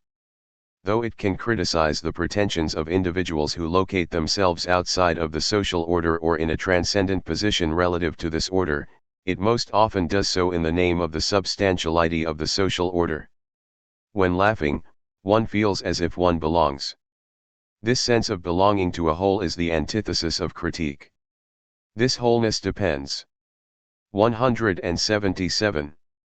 Ideologyandequality. On exclusion, and this exclusion manifests itself just as much as the sociability of the comic. If no one truly laughs alone, then it is also the case that there is no joke at which everyone can laugh. Comedy demands not only inclusion but also exclusion. Though comedy can include the object of the joke within the comic sphere, there must be someone excluded from that sphere, someone who doesn't get the joke or whom the joke necessarily marginalizes. If the joke did not exclude anyone, it would not be funny. This is the fate that all attempts to create an inoffensive humor necessarily suffer. Comedy that doesn't offend someone ceases to be comedy. But the fundamental stumbling block to egalitarian comedy is not that it must exclude. It is instead the illusion of wholeness that derives from comedy's specific amalgam of inclusion and exclusion. Egalitarian comedy cannot allow any entity to escape unscathed. Neither the source of the comedy nor its target nor a third party can retain the illusion of wholeness. Comedy brings together the disparate, but if it is to be genuinely egalitarian, it must do so in order to show that all wholeness finds itself constantly beset by the disparate. If we laugh together, we must at the same time recognize that we are already apart. Conclusion. Speculation and levity. The chief danger associated with comedy is not that we will use it to make fun of outsiders and thereby entrench ourselves more firmly within our social order while cementing the exclusion of the outsiders. Though this relationship to comedy is common, it is not the predominant one. There is another danger that is far more prevalent. Most of the time, we view comedy as a kind of moral holiday, a time out that releases us from the seriousness that governs everyday life. It has a palliative role that enables us to overlook or at least tolerate the contradictions of everyday life. The failure to take comedy seriously is the most damaging attitude to take toward it, and yet this attitude is almost ubiquitous. Though Aristotle associates catharsis with tragedy rather than comedy, we tend to see comedy in similar terms. It provides an arena where we can permit ourselves to hear what we ordinarily wouldn't dare hear and think. After a bout with comedy, we return to our everyday life, refreshed and prepared for what's really important. Because comedy is not serious, What we hear and think during the experience of comedy has no bearing on the rest of our lives. If we adopt this dismissive attitude toward comedy, it marks a failure to see that the experience of comedy is not an interlude between moments of everyday life. Rather, everyday life is an interlude between moments of comedy. Whether it is conservative or egalitarian comedy, experiencing comedy is always an existential act that forces us to confront the basic structure of our subjectivity. Comedy is not always radical, but it is always speculative. Most of us do not have the leisure time necessary for philosophy. Even if we had the time, we might not have the inclination to philosophize. It seems to be a mode of being for a few rather than for everyone. At the same time, almost no one, probably not even Martin Heidegger, though we have no documentation, goes through life without either telling a joke or laughing at one. Our widespread engagement with comedy bespeaks our desire to philosophize without actually becoming philosophers. Comedy embarks on the same project as philosophy, but it does so in a way that almost everyone eagerly partakes in. Each comic experience necessarily excludes, but no one is excluded from comedy as such. Whereas philosophy requires some degree of learning, one need not even be literate to participate in the speculative enterprise of comedy. Though 179. 180. Conclusion. Philosophy speculates more directly, comedy offers a more accessible version of speculative thought. Comedy is speculative because it forces us to confront the finitude and the transcendence of our subjectivity. In every comic experience, the subject must navigate the variegations of subjectivity itself. In this way, comedy's project is not at all light or unserious. Instead, it undermines our pretensions of escaping the body and finitude, while rendering it impossible to view ourselves solely through the lens of finite concerns like well-being and survival. In the comic experience, the subject is both transcendent and finite at the same time. When we understand it properly, comedy places us directly within the central contradiction of subjectivity. It is not a release from our burdens but a doubling down on them. Nonetheless, subjects heed the call of comics, rush to view film and television comedies, and enthusiastically tell each other jokes. If comedy forces subjects to experience the trauma of subjectivity, they don't put up much resistance to this experience. It is not just that comedy gives us some pleasure to enable us to tolerate the trauma. Instead, the trauma of comedy is at the same time the source of our enjoyment. In no other form of experience does the status of trauma as enjoyable come to the fore as it does in comedy. Comedy makes clear that enjoyment is inherently traumatic. It enjoins us to think of enjoyment and trauma as indissolubly linked.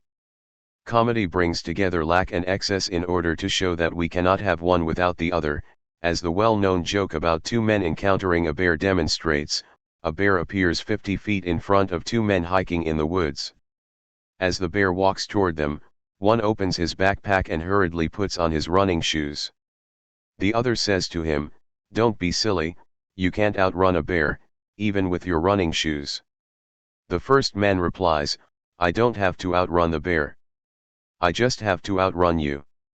The danger of the bear creates a clear lack in the two men. They are on the precipice of death, and the running shoes function as an excessive response to this lack that produces a comic moment.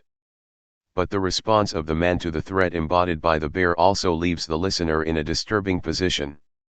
Rather than responding communally to the shared threat, he highlights the divide between the other man and himself. While one might cheer his ingenuity and be relieved that at least he survives, one also registers that his survival depends on the death of the other man, which complicates one's enjoyment. The man survives excessively, but the listener cannot avoid the the partner's death that haunts this excess. This bear joke embodies the philosophical achievement of comedy. Even more than the greatest work of philosophy, the simplest experience of comedy reveals that our most 181. Speculationandlevity. Excessive enjoyment is existentially connected to our most traumatic lack. Comedy shows that we cannot opt for one without the other. In this sense, the experience of comedy offers a counterargument to theories that attempt to separate enjoyment from trauma or transcendence from finitude. We are infinite subjects in comedy, but we are simultaneously tied to our finitude. No one escapes the comic destiny. Because everyday life demands that we consider lack and excess as opposites that do not overlap, comedy, properly understood, challenges the reign of the everyday. It enables us to see the connection between insiders and outsiders. If we recognize comedy's marriage of lack and excess, we also recognize our inability to escape either one. The comic moment is the only moment in which we are able to enjoy our anxiety, which gives comedy its fundamental ethical and political importance. A sense of humor is not democratically distributed. The possession of a sense of humor does not bespeak any existential superiority.